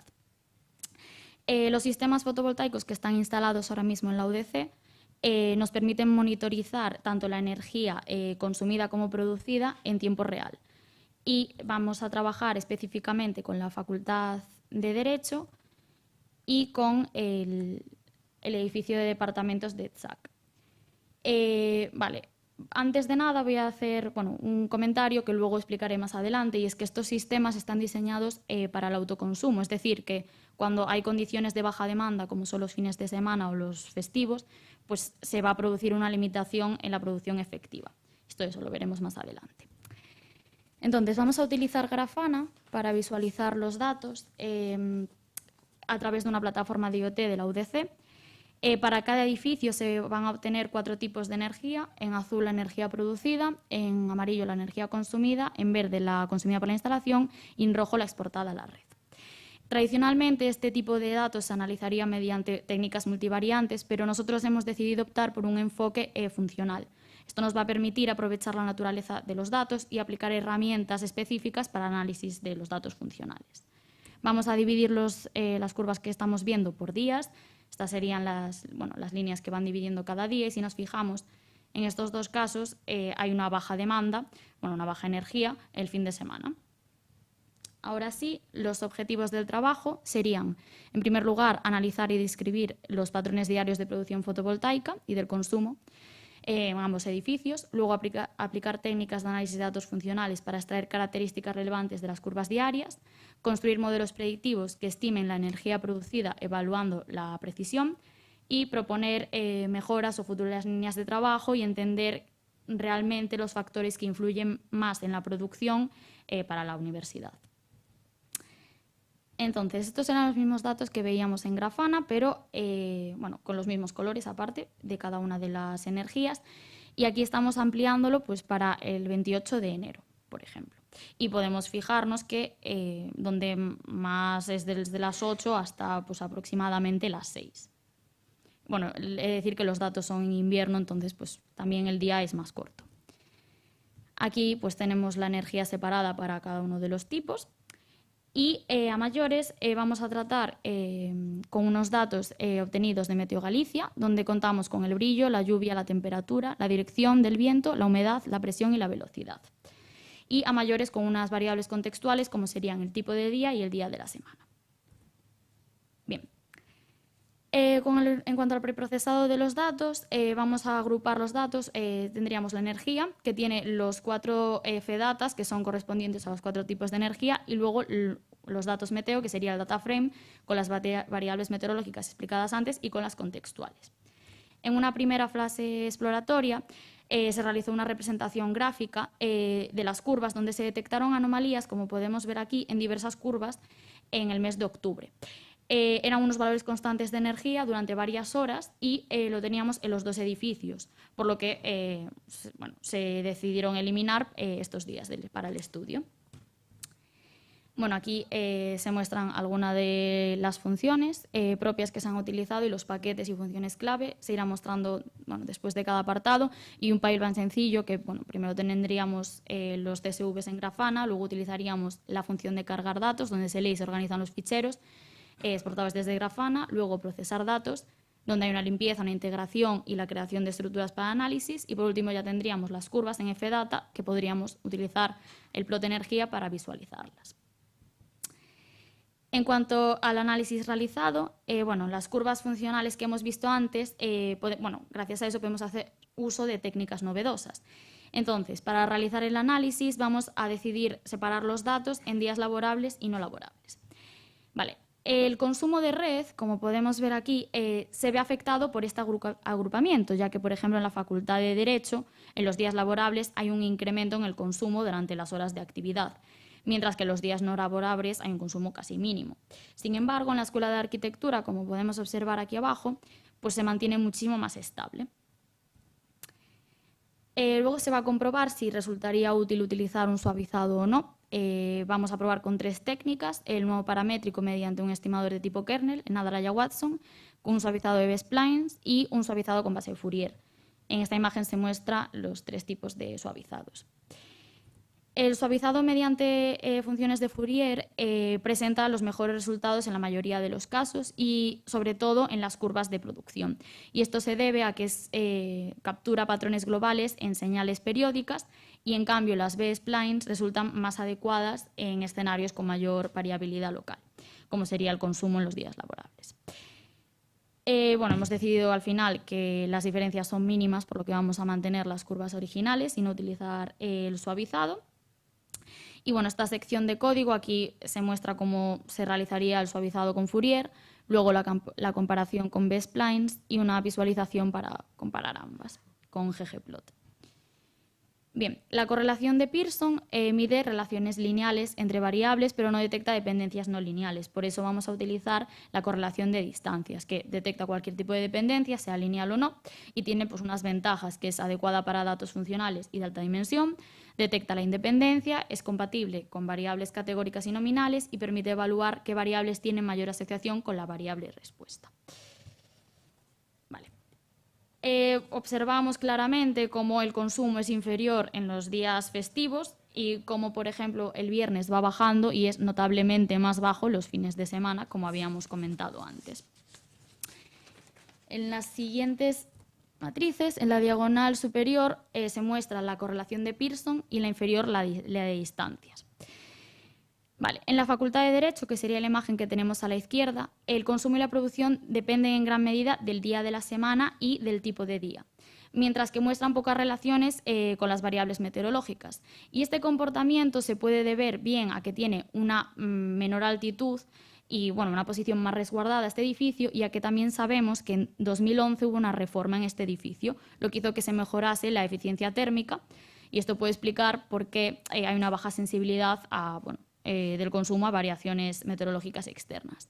Sin embargo, en arquitectura, el consumo está mucho más influenciado por la temperatura. Y esto puede explicarnos que el edificio pues, tiene mayores oscilaciones térmicas, posiblemente a que es menos eficiente energéticamente. Aunque intuitivamente podríamos pensar que variables como el tipo de día y el día de la semana afectarían únicamente al consumo, los análisis revelan que influyen también de forma significativa en la producción. Y este comportamiento se explica por lo que había comentado antes, y es que estas placas están configuradas de una modalidad de autoconsumo, es decir, que incorpora un sistema antivertido que impide la inyección de energía sobrante. Un breve resumen de la detección de datos atípicos es que se han encontrado en la Facultad de Derecho una cantidad de atípicos en diciembre, y esto puede estar relacionado también pues, con la reducción de la actividad habitual por las festividades. Lo mismo, aquí se muestran las funciones propias y los paquetes y funciones que se han utilizado. Después de esa etapa del análisis, ahora nos vamos a centrar en una etapa de reducción y exploración de patrones comunes. En las curvas funcionales, una de las técnicas clásicas nos sirve también pues, para este tipo de datos funcionales. Por ejemplo, con solo dos componentes principales éramos capaces de explicar más del 80%. Un ejemplo específico sería que aquí en arquitectura no laborables, con la primera componente explicamos 76,66 y con las dos un 87,15. Entonces, pues, se puede capturar la variabilidad únicamente con dos. Bueno, y aquí otra vez el pipeline. Donde se explica primero las curvas, luego se utilizaría el PCA con los scores y luego con esto se utilizaría el clustering para hacer los grupos. Bien, uno de los objetivos que habíamos explicado antes es configurar distintos modelos con el fin de estimar pues, la producción energética y analizar la contribución de los distintos factores a la calidad de la predicción. Vamos a trabajar con los datos hasta febrero y luego vamos a añadir el mes de marzo y se volverá a repetir este proceso. Eran los datos que había en ese momento disponibles, ya que eran nuevas las instalaciones. Entonces, vamos a evaluar 3 configuraciones distintas dentro de cada tipo de modelos para observar el efecto de las variables funcionales y de las de calendario. Entonces, se va a probar con modelos tanto lineales como aditivos y con 3 configuraciones. La primera configuración sería un modelo sin datos funcionales, es decir, únicamente con las variables meteorológicas y con el tipo de día y el día de la semana. Luego un modelo con datos funcionales donde tendríamos pues, las curvas de la energía del día anterior, pero no tendríamos ni el tipo de día ni el día de la semana. Y un último modelo completo, tanto con datos funcionales como con el tipo de día y el día de la semana. Vamos a construir los modelos completos y seleccionaremos las variables manualmente que resulten significativas. Además, vamos a aplicar un procedimiento de selección automática, el stepwise hacia atrás, el cual nos va a permitir comprobar si hemos elegido las variables correctamente o si hay alguna pues, que a lo mejor no hemos tenido en cuenta.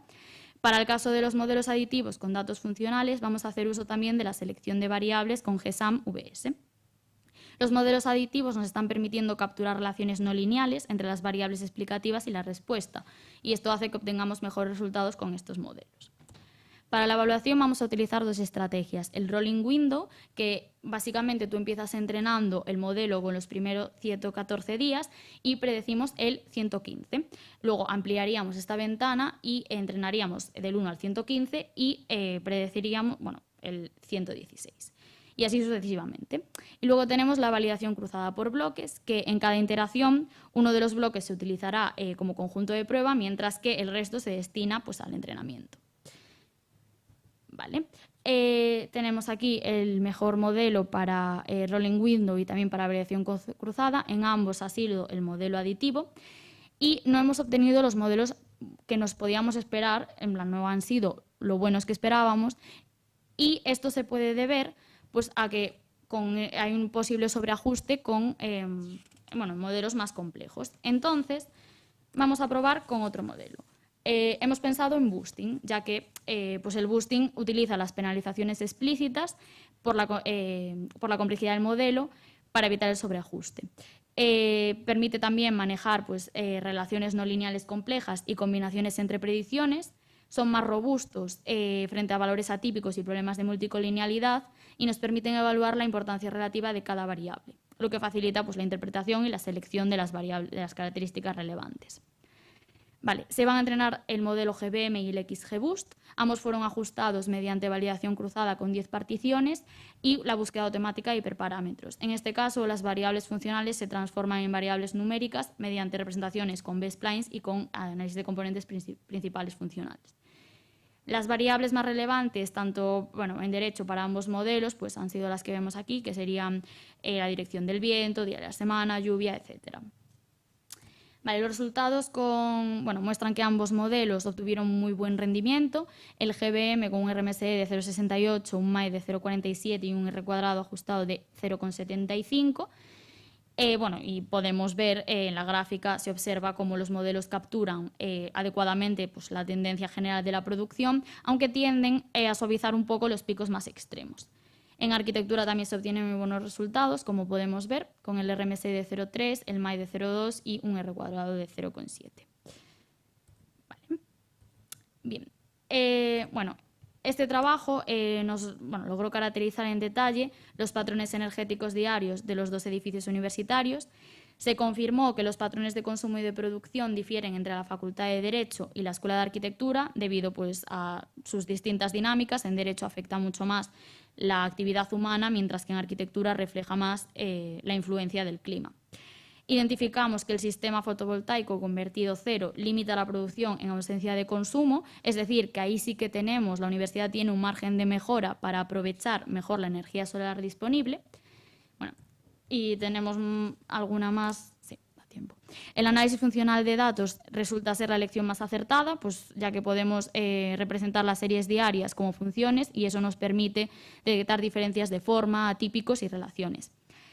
Obtenemos buenos ajustes combinando datos meteorológicos y datos funcionales y pues utilizar técnicas como el rolling window o la validación cruzada nos da la confianza sobre cómo de generalizables son nuestros modelos. Algunas recomendaciones, pues que se podría implementar estrategias de gestión energética basada en estos hallazgos, por ejemplo, usar más los periodos de máxima producción, como puede ser el mediodía, para tareas de alto consumo en los edificios. Luego, considerar los sistemas de vertido de red controlado, así la energía solar generada en fines de semana o noches se podrían almacenar y usarse en otros edificios, mitigando el efecto de vertido cero y aumentando la autosuficiencia. Y algún trabajo futuro, aunque estoy satisfecha con los resultados, pues quedan muchas líneas futuras abiertas. Por ejemplo, ampliar el análisis a más edificios de la universidad para validar también los resultados y las conclusiones con distintas condiciones. Ampliar el análisis para tener una respuesta funcional. Investigar más a fondo los datos atípicos con información adicional.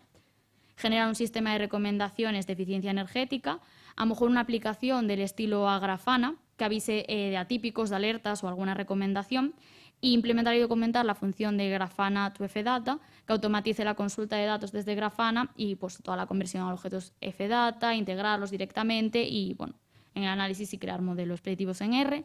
Aquí hay una breve pipeline así con el pseudocódigo que habría que utilizar para esta función y pues la bibliografía utilizada y ya está.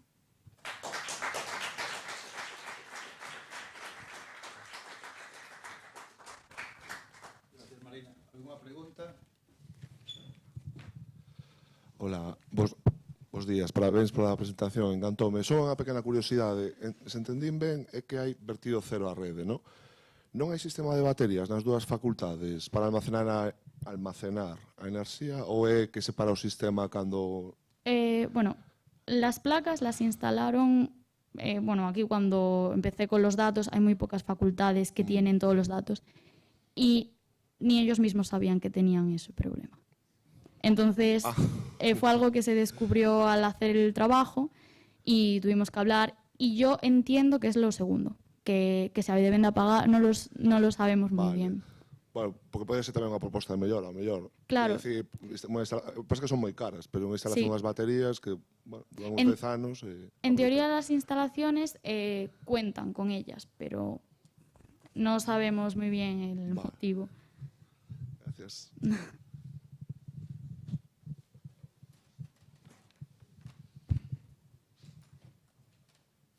Hola, muy buenas. Primero, muchas gracias por la presentación. Quería hacer una pregunta respecto a los modelos que empleaste, sobre todo al XGBoost, ¿no? ¿Cómo hiciste alguna búsqueda de hiperparámetros óptimos? Los seleccionados ya, como expliqué antes. O sea, al final estaba aquí. Las variables relevantes que salían pues eran la dirección de viento, día, semana, lluvia. Ya se fueron cogiendo los parámetros relevantes. Vale. Se hicieron más pruebas. Sí, yo me refería al ajuste de modelo, es decir, las variables internas que utilizas para ajustar el modelo. Sí. Tengo entendido que hay librerías específicas, incluso con el propio paquete, ¿no?, que te permite ajustar una búsqueda óptima, pues a lo mejor el número de... No, vale. Fue más bien porque el trabajo estaba pensado en no utilizar modelos boosting. O sea, pensábamos que al utilizar simplemente modelos lineales o aditivos íbamos a conseguir buenos resultados. Entonces, pues fue como un extra el decir, pues mira, no los hemos conseguido así, vamos a utilizar un modelo sencillo de boosting que seleccione ya automáticamente los mejores parámetros y se consiguieron mejores resultados. Entonces. Vale, bien. Gracias.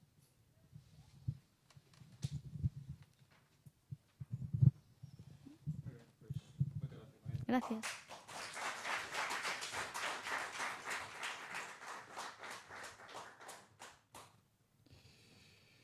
Bueno, pues chegamos á última charla antes da pausa para o café. É o turno de Martín García Aceveiro, que ven da Universidade de Santiago de Compostela. Esta é a túa presentación.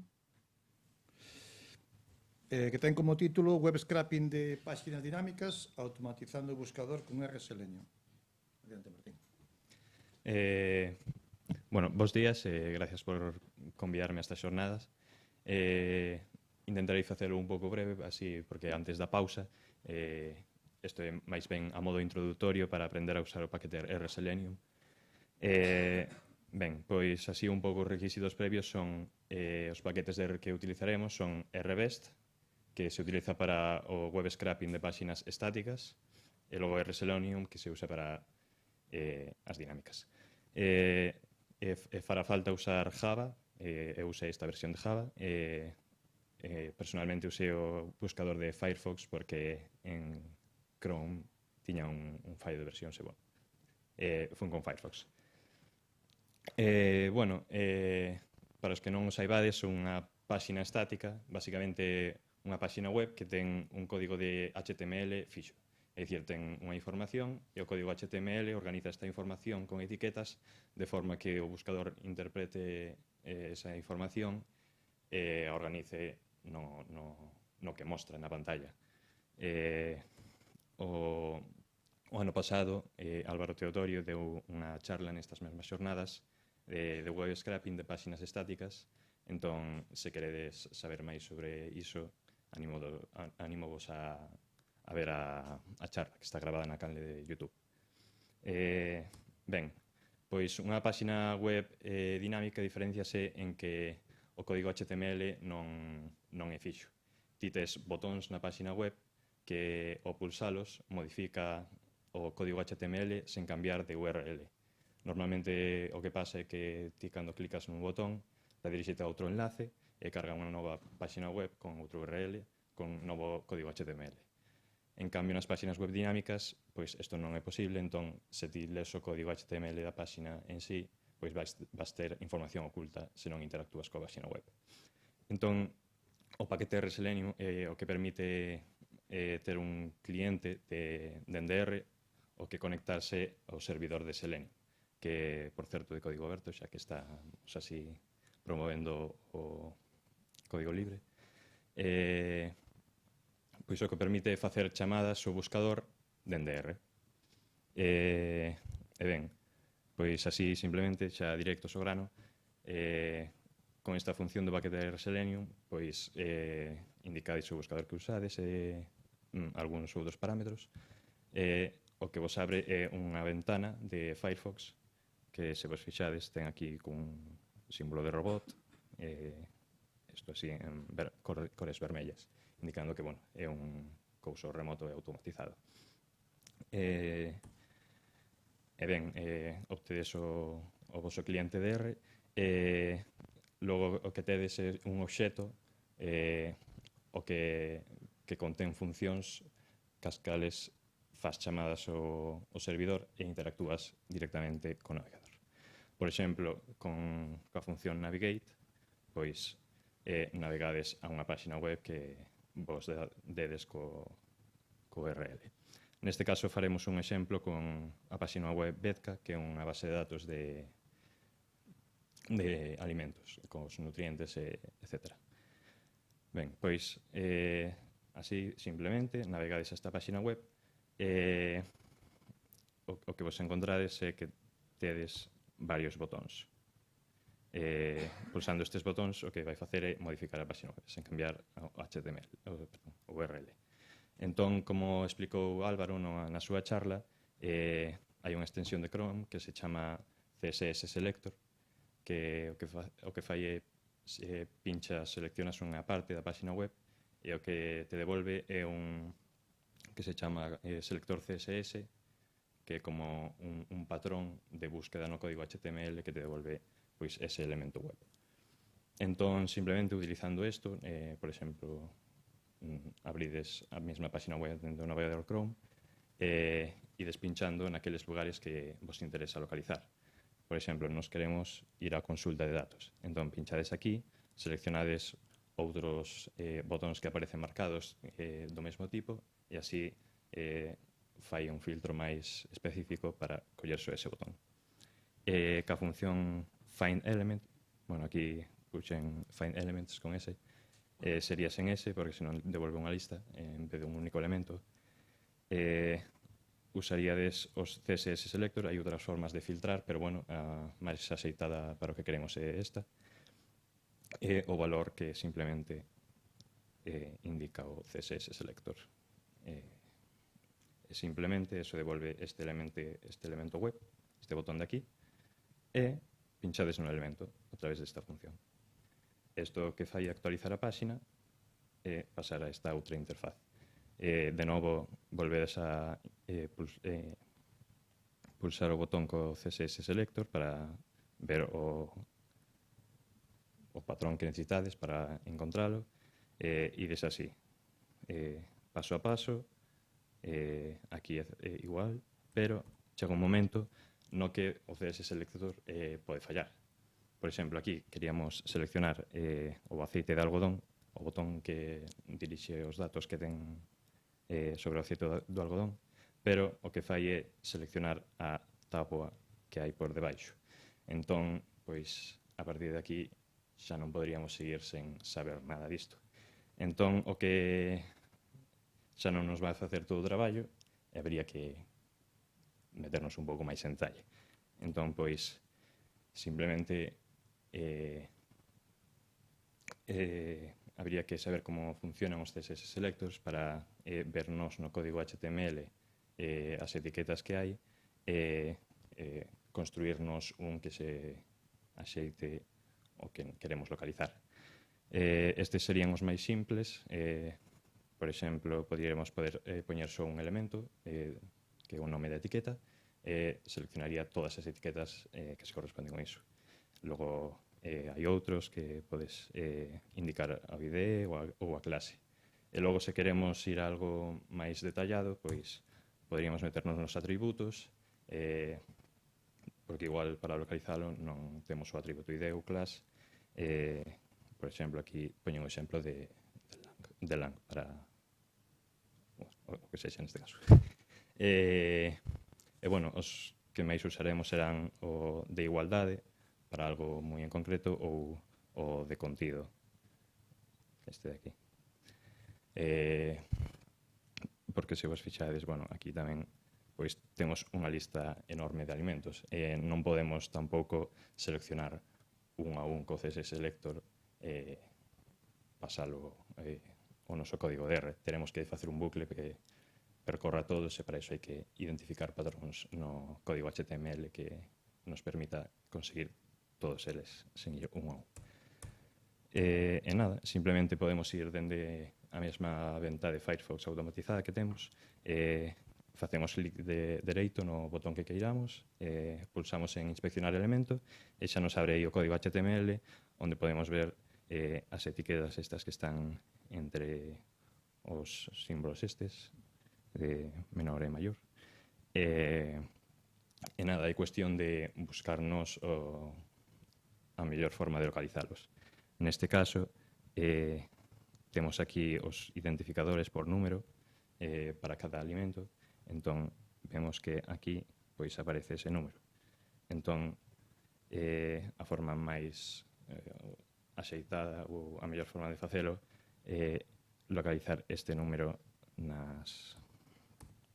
Como vedes aquí, que ten o atributo onClick e logo ten todo isto entre comiñas, sería o valor dese atributo. Entón, usaríamos esa forma que vimos antes de contido e simplemente a etiqueta do alimento. O que faríamos antes, obviamente, para automatizalo, conseguir todas estas etiquetas e logo ir unha a unha accedendo os botóns con este atributo de aquí. E así poderíamos clicar no elemento, iríamos a página dese alimento e aí estarían todos os datos relacionados con ese. E aí onde entraría a librería RBest, que se usaría para facer o web scraping do que hai aí. Porque por unha parte tenemos o de Selenium, que é para interactuar coa página web, e por outro lado RBest, que é para facer o propio web scraping, que é obter os datos. Iso non vou entrar en detalle nesta charla, porque xa deu unha introducción Álvaro, entón, pois simplemente pouco máis na parte de web scraping. Faríamos un bucle, traíamos nun elemento, e logo para volver atrás non poderíamos usar o botón de volver atrás, porque como a URL non cambiou, simplemente sairía da página por completo. Entón teríamos que localizar o botón de volver ao listado anterior, así, etc. Ir de un lado a outro. Nada máis, isto é para cerrar o servidor e a ventana. Logo, pois a outra parte, que era un pouco de automatizar o navegador, pois non só hai estas poucas funcións, hai moitísimas máis, que están recollidas na documentación.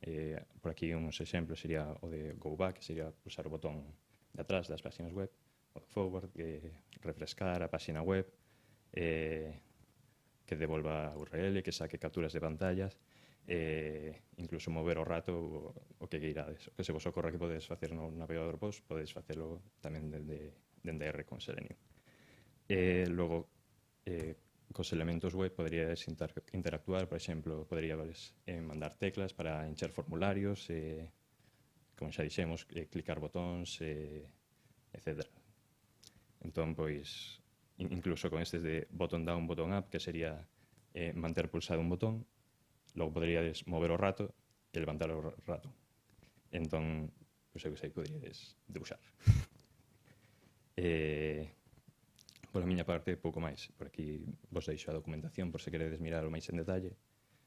Eu creo que con isto xa poderíades iniciarvos.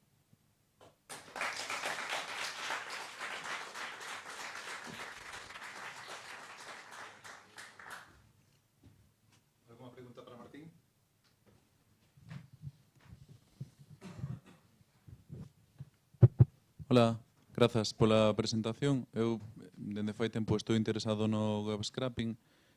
Tiña unha dúbida con respecto a se non che detectan como un bot, porque moitas páxinas usan algún sistemas antibot e ao mellor isto tamén é detectado como tal.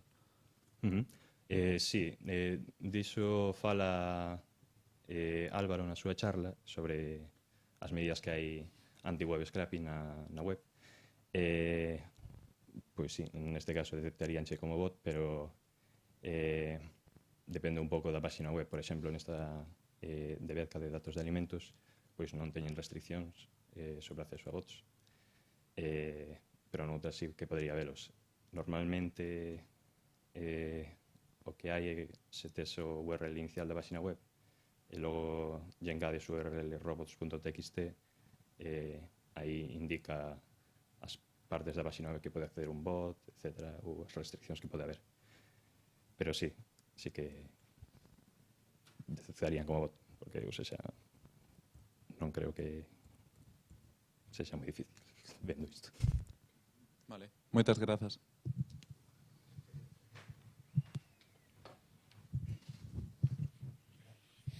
Gracias. Bueno, a mí me interesa mucho el web scraping y trabajo también con RSelenium y yo me encuentro con un problema y te lo comento a ver si tú me puedes orientar.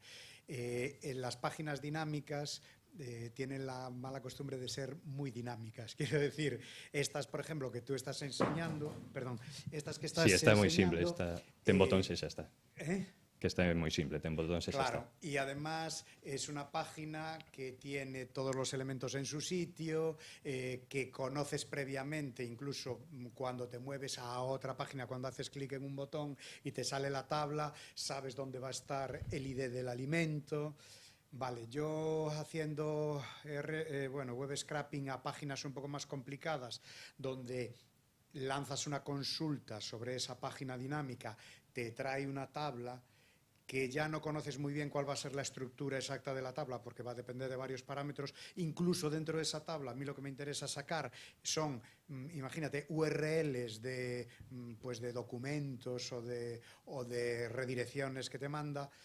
Claro, estas técnicas se quedan un poco cortas porque o conoces previamente cómo te va a ir llevando la página o llegas a un momento en que no le puedes pedir cosas. Vale. Yo no sé si para eso hay alguna técnica que desconozco, pero yo llego a sitios en los que no puedo continuar. No sé si... A ver, ao final isto é unha forma de facer o web scraping accesible e sinxelo. Entón, pois se nos metemos en casuísticas máis complicadas, igual xa tes que estudar máis en concreto a materia.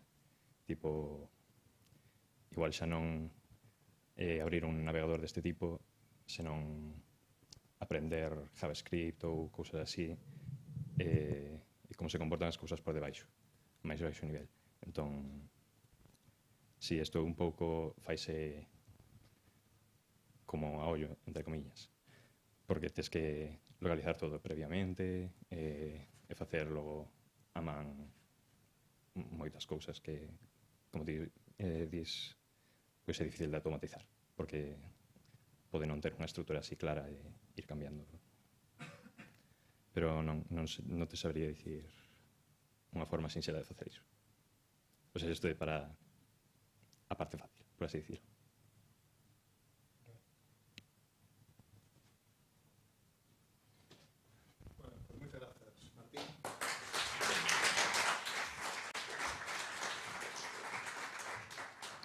Ben, antes de ir a tomar o noso café e descansar, vou trasladar unha pregunta que nos chegou pola canal de YouTube para Boris e Iago. Remite a Fernando Cabana. Non sei se responde un de vos, quere vir hasta aquí ou dende aí, pode facerlo dende aí, non? Vale, a pregunta que nos traslada Fernando é a información satelital da que partides dende que ano se pode revisar? máis que nada para ver o posible uso para ir estudando a evolución do terreo, por exemplo, a nivel incendios. Si, nós a que empregamos de Sentinel-2, que é do programa Copérnicos da Unión Europea, Por lo que estive vendo, dende 2015 xa pode haber imaxes para traballar con elas. Pero ademais de Landsat, que son as americanas, pode haber de antes que tamén poden valer tamén para analizar a dinámica do solo e probablemente de incendios, non? E incluso hai aplicacións feitas dentro do programa Copérnicos que fan estes traballos de identificación de incendios e como é a dinámica deles. Moi ben. Bueno, en todo caso, se Fernando quer fazer alguna outra consulta, pois xa seguimos polo chat da canal de YouTube. Moitas grazas, entón agora é o momento de descansar e tomarnos un cafeciño. Volvemos ás 12.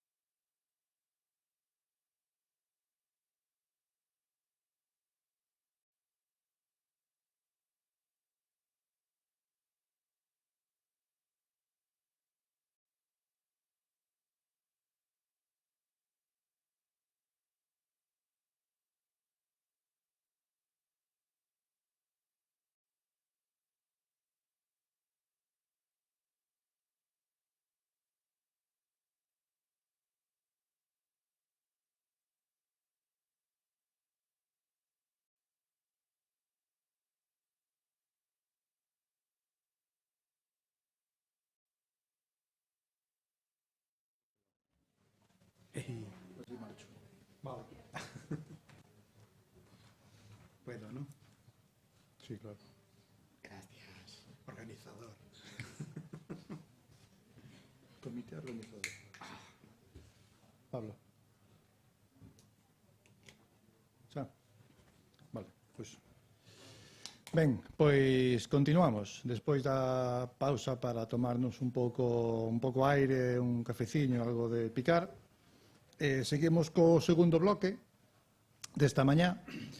E agora tócanos escoitar a un vello coñecido no lugar, non? Un joven conocido, a Miguel Ángel Rodríguez Muiños, que ven da Consellería de Sanidade e que nos vai falar do uso de R na saúde pública. Gracias.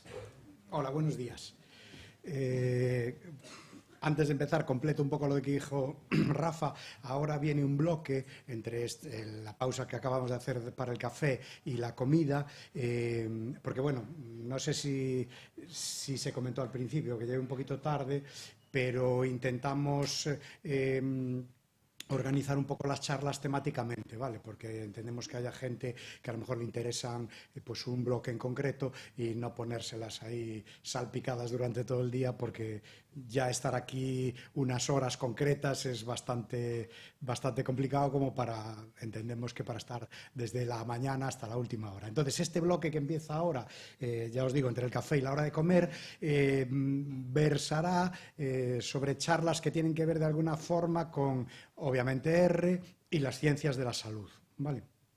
Yo me llamo Miguel Rodríguez, junto con Gael, que está ahí, hola Gael, trabajamos en la Dirección Xeral de Saúde Pública de la Consellería de Sanidad, ¿vale? Todo el mundo, cuando decimos eso de Consellería de Sanidad, lo que piensa es el Sergas. Y la Consellería de Sanidad tiene dos partes muy diferenciadas. Aunque bueno, ahí estamos todos un poco totum revolutum, pero sí que son diferenciadas. Ya lo veréis en la siguiente diapo. En la parte Sergas, bueno, no voy a desvelaros la siguiente diapo. Simplemente deciros eso, que lo que vamos a hablar aquí hoy es de los usos que le damos a R en salud pública, ¿vale?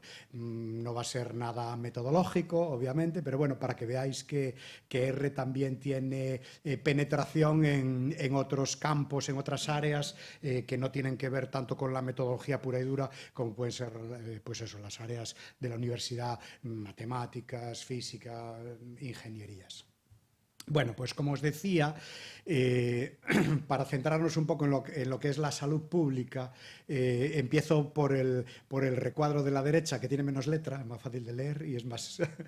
La salud pública trabaja a nivel colectivo, ¿vale? Así como la clínica, es decir, el Sergas, por hablar en plata o abusando un poco del lenguaje, se encarga de atender a nivel individual cuando la gente está enferma, ¿vale? Eso seguro que lo conocéis todos, por desgracia.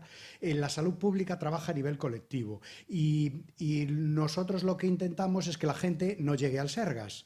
O sea, nosotros hacemos actuaciones que están orientadas a proteger y mejorar la salud de la población en general, ¿vale? Entonces, hay mucha tarea de prevención de enfermedades, o sea, pues vamos a vacunar a los niños cuando nacen para que no pillen no sé qué, o vamos a hacer un programa de cribado para detectar pues no sé, cáncer de mama o cáncer de colon, ¿vale?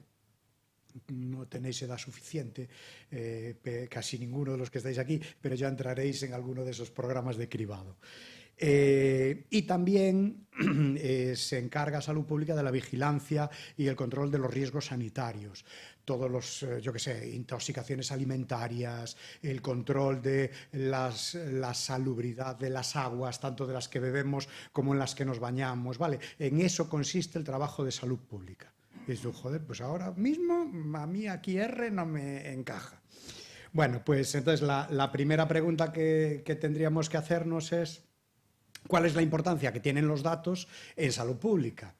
Y la verdad es que tiene mucha importancia, ¿vale? Porque hacemos análisis de datos. Por ejemplo, dentro de lo que llamamos nosotros la vigilancia epidemiológica, que es un ejemplo claro, es el estudio de los brotes. tenemos un tema de legionela en una zona porque hay, yo qué sé, bueno, la legionela es una enfermedad que se transmite por el aire, no nos vamos a parar a hablar aquí de temas clínicos, o un brote de sarampión en una guardería, vale, esos son los brotes epidemiológicos. Es súper importante hacer un análisis bueno de los datos, primero porque tenemos que hacernos una idea de cómo está ese brote, incluso en este caso de la vigilancia, los brotes están tremendamente relacionados con el análisis de clústeres, porque suelen darse en zonas en concreto y luego se van extendiendo, ¿vale? Casos así muy llamativos y tal, pues la epidemia de COVID que hemos tenido, ¿vale? Todo el mundo sabe que empezó no sé dónde, se transmitió hacia Italia, en Italia vino por aquí, bueno, ahí hubo ciertos análisis geoespaciales que tienen que ver con la salud pública, identificación de factores de riesgo, evaluación de los programas de salud, pues eso, si hacemos cribados, por ejemplo, para intentar detectar en estadios muy primarios, o sea, muy incipientes, algún tipo de cáncer, pues obviamente cuando nos llegan esos datos y los analizamos, somos capaces de establecer políticas de salud, o sea, cómo tenemos que actuar frente a esto. Hemos detectado, pues eso, que este tipo de cánceres se dan más en zonas del interior, en zonas o temas de radón. Pues todo el mundo sabe que el radón, que está asociado a emisiones de un gas que se llama así, casualmente, y aquí, por ejemplo, en Galicia tiene mucho que ver con el granito, pues en las zonas que son tremendamente graníticas, como la zona sur de Pontevedra, Porriño y todo esto, pues a lo mejor son más especiales a la hora o sensibles a la hora de tener este tipo de enfermedades, ¿vale? Bueno, pues todo eso lo hacemos desde salud pública. Vale, y la siguiente pregunta entonces es, bueno, ¿y para todo esto se usa R? Y yo quería decir que sí, pero no. O sea, para todo esto no se usa R. Se usa R para una parte de estas cosas, ¿vale? Nosotros, o sea, por eso pongo lo de Galicia ahí en pequeño, porque, bueno, en otros sitios trabajarán de otra manera. Nosotros teníamos una línea de trabajo desde hace bastantes años en las que utilizábamos software privativo. Primero, porque R de aquella no existía, y eso ya es un punto, ¿vale? No sé si sabéis que R proviene de un lenguaje anterior que se llama S, y antes de eso incluso había otros programas que se usaban como SAS, como Stata, como SPSS en sus primeras versiones.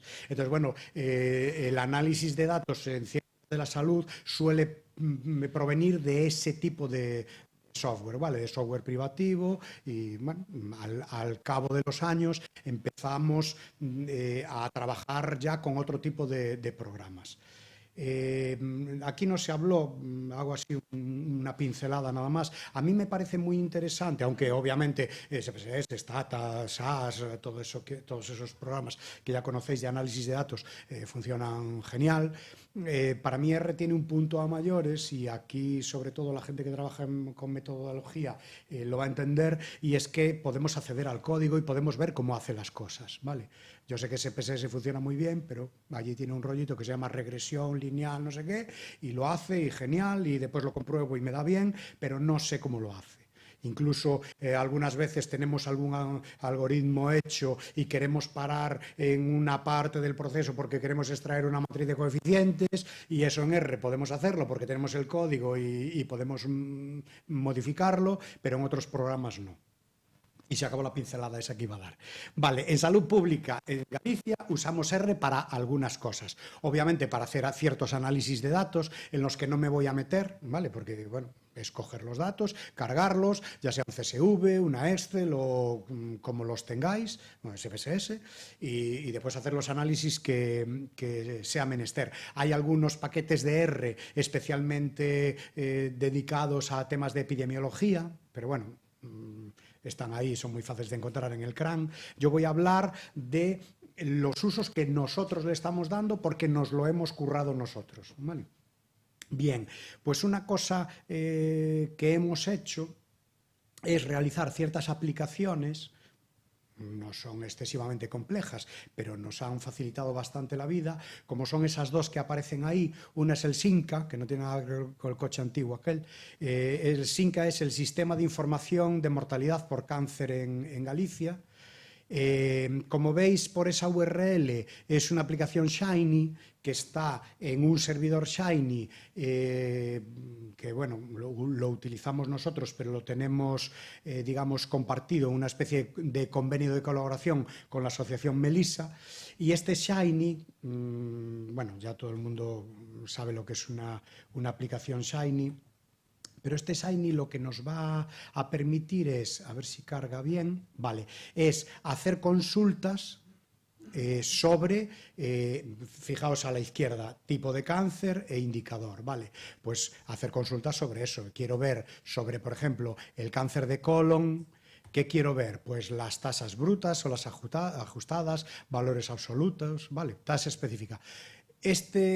Concretamente, esta aplicación Shiny la desarrolló prácticamente entera Gael. Digo porque se merece una mención. Como veis, he elegido el cáncer de colon, le digo que me enseñe las tasas específicas para un grupo de edad. Bueno, pues aquí podemos seleccionarlos. Obviamente, cáncer de colon en recién nacidos no suele haber mucha incidencia. Entonces voy a coger así grupos de edad pues de más años. Fijaos, he seleccionado de 74 a 84 años. Sexo, pues todos. Quiero ver hombres y mujeres. Y para todos los años en los que tengamos valores, ¿vale? Y, vale, aquí lo que me enseñaría sería la tabla de datos, hace una extracción de esos datos, es decir, por año, por grupo de edad, para hombres y para mujeres y para total me enseña la tasa específica.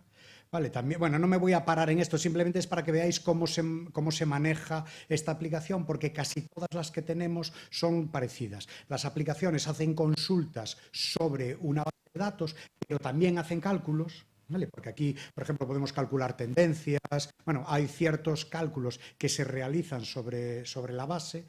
Y después tenemos otros programas, otras aplicaciones que simplemente son visores. Tenemos una base y nos permiten hacer consultas sobre ella. Bueno, pues aquí también podríamos ver el gráfico, pues por años. Vamos a ver un poco por años y vamos a ver entre 80 y 84, ¿qué tenemos aquí? Pues eso sería la gráfica, ¿vale? La tendencia desde el 80, creo que es hasta el 22, de hombres, mujeres y total. Veis ahí que hay los hombres como que tienen unas tasas más elevadas de cáncer de mujeres. Bueno, no nos metemos en datos sanitarios, simplemente deciros que tenemos aplicaciones como esta, ¿vale? Como el SINCA, tenemos otra aplicación que es consultar también mortalidad por otras causas, ¿vale? ¿Por qué son importantes para salud pública estudiar a los muertos, por decirlo pronto, mal y arrastro? Porque eso sí que nos permite establecer políticas de las que hablábamos antes de salud. O sea, si en Galicia se muere mucha gente de cáncer de pulmón, a lo mejor habría que hacer algo con la detección del cáncer de pulmón. Vale, obviamente los cánceres como el de mama, cervix, colon, que son cánceres que tienen prevalencias muy altas, pues se suelen montar programas de cribado para intentar detectarlos lo antes posible. Esta veis que es una aplicación muy parecida con otras causas, ¿vale? Pues enfermedades cerebrovasculares, infarto de miocardio, otras enfermedades isquémicas. Bueno, la mecánica de manejo es la misma. Luego os quedará por ahí colgada la presentación, con lo cual podríais acceder a ellas. Aparte de este tipo de aplicaciones que realizan cálculos sobre los datos que tenemos, ¿vale? Tenemos otras que son visores. Hemos descubierto que había mucha gente que, sobre todo a raíz de la pandemia, que necesitaba poner datos muy rápidamente y empezó a utilizar una herramienta que no sé si conocéis, que se llama Data Wrapper, seguramente casi todo el mundo la conoce. El Data Wrapper es una web en la que tú subes una tabla de datos y te los pinta. Y además te monta unos filtros ya automáticamente donde puedes hacer pequeñas consultas. Pues enséñame los del año pasado o todos los que contengan la palabra mortalidad.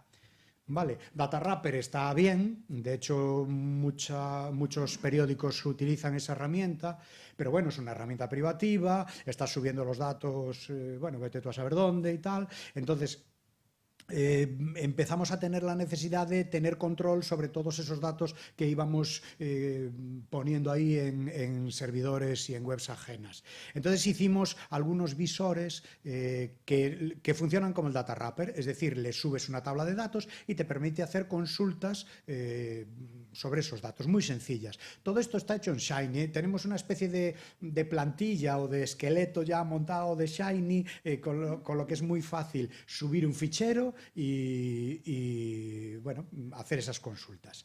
Os enseño dos rápidamente, ya estoy acabando, aunque parezca mentira. Os enseño, por ejemplo, este que son las analíticas de las zonas de baño.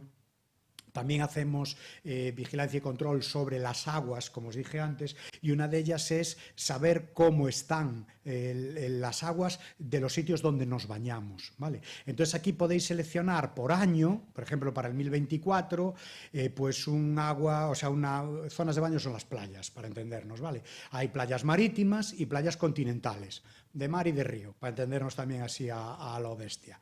Y, por ejemplo, de la provincia de La Coruña y del concello, bueno, marítima en Ames no va a haber. Bueno, pero ponemos Ames y aquí ponemos continental, que seguro que alguna habrá. Vale, tenemos en el río Tambre una playa que es Tapia, y aquí tenemos todos las fechas en las que se ha ido a tomar una muestra de esa playa, ¿vale? Y a ver si soy capaz de manejarme aquí. Uy, no, perdonad.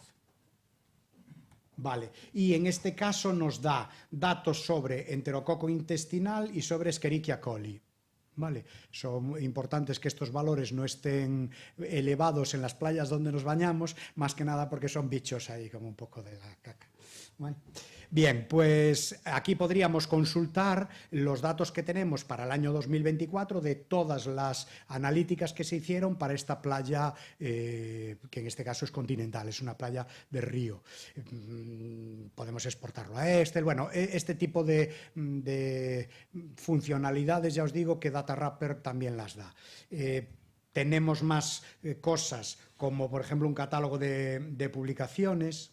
¡Ay! Tengo mal la URL, perdonad. Luego la corrijo. CatPuf, creo recordar que se llamaba.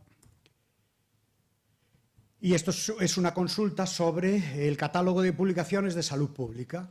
Es decir, nosotros tenemos una serie de publicaciones, bueno, le voy a dar a buscar para que me enseñe todo el catálogo y, bueno, pues tenemos publicaciones de todo tipo, pues BENRES saudables, boletines epidemiológicos, tenemos el título de la publicación, el resumen, el año, a la colección a la que pertenecen y después podemos acceder a la ficha de esa publicación. Muchas de ellas están en la biblioteca de Sanidad, Sergas, y desde aquí podéis descargarla y visualizarla, y otra directamente podéis visualizar y descargar el PDF. Vale. Una última cosa sobre este tema y os digo algo en un minuto y lo dejo porque me fui de tiempo. Tenemos otras aplicaciones que son internas como el registro de calidad del observatorio. Esta no os la puedo enseñar porque luego tendría que mataros. No, porque bueno, son datos internos y no se pueden enseñar. Y hay una cosa que tenemos también montado en el Shiny que es un Radiant, es un servidor Radiant. No sé si lo conocéis. Si no lo conocéis, os invito a que lo visitéis, porque sabéis que R tiene muchos y variados entornos gráficos sobre los que podéis trabajar, ¿vale? Casi todos son en local, RStudio se mencionó aquí, pues RCommander, RKWar, ya entornos más elaborados y más complejos que casi en vez de ser el entorno contenido en R, parece que está R contenido en el entorno, como pueden ser JASP, Jamovi, todos estos, ¿vale? Pero hay uno que es Radiant, que es un entorno gráfico que está en la nube, entonces podéis ahí subir vuestro propio fichero de datos y hacer consultas, ¿vale? Bueno, ahí os carga por defecto, tiene dos, Diamonds y Titanic. A la gente le mola mucho el del Titanic porque es el listado de personas que fue y ahí pone la edad que tenía, si era hombre, mujer, si murió, si no murió, estas cosillas. Para explorar este entorno está muy bien. Tenéis una pestaña de visualización de datos donde podéis filtrarlo. Tenéis, bueno, una especie de pivot. Sabéis que los pivots son las tablas dinámicas que le llamáis cuando usáis hojas de cálculo y, bueno, podéis hacer gráficos y tal. ¿Que os apetece explorarlo? Ahí está. ¿Que os apetece tener un Radiant vuestro? Es facilísimo montarlo, ¿vale? Porque es cargar el paquete Radiant en R y automáticamente abre un servidor, en este caso sería en localhost en vuestra máquina, y lo podéis usar. Y si no, pues lo montáis en un servidor como Shiny Apps.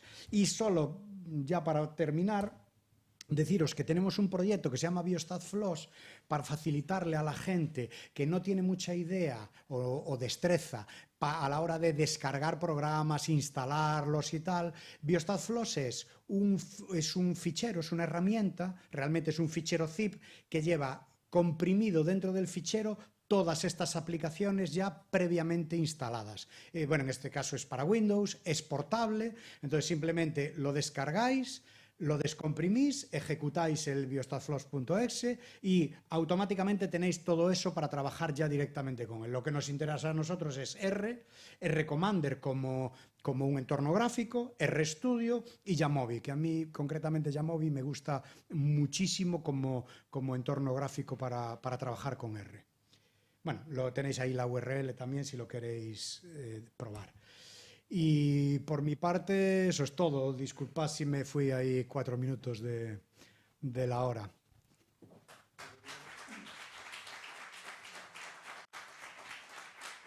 Ya digo yo, ¿alguna pregunta? Venga. Preguntas para Miguel.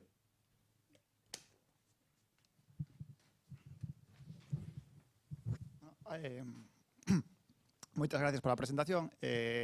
Nada, simplemente tiña unha pregunta. Como falabas de que, bueno, traballades con datos espaciais, tedes unha base de datos, a mellor, non sei, en PostGIS ou de onde bebedes deses datos, e como esa ponte, a mellor, de que librerías utilizades para abrir esas bases de datos. O, bueno. Sí, no me voy a extender mucho con esta respuesta porque la respuesta tendría mucha cola.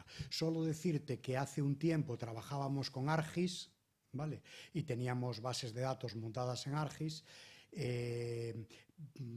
Por lo que sea, se dejó de trabajar con ArcGIS y ahora estamos trabajando con QGIS. No tenemos una base central,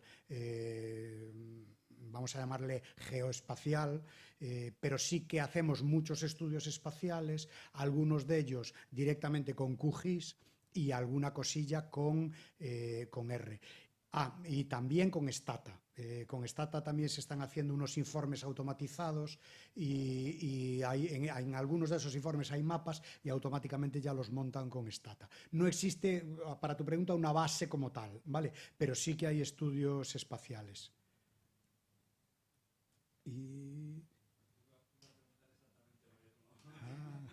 Veo que hay muchos aquí aún del bloque anterior. Si os interesa, ya que estáis en ello, aunque no tiene que ver directamente con R, sí que tiene que ver con el software libre, si entráis en la página de BiostatFloss, que estaba por ahí la URL, y si no ponéis el nombre y lo encontráis, porque creo que no hay otro en el mundo que se llame así, en la parte de la derecha, abajo de todo, hay un manual que explica cómo crear mapas de temas sanitarios con QGIS. Ya os digo, no es con R, pero bueno, para que veáis un poco en la línea en la que estamos trabajando. Vale. Bueno, no hay más preguntas, que si no me voy mucho de tiempo y los de la organización me riñen. Gracias, Miguel. Gracias.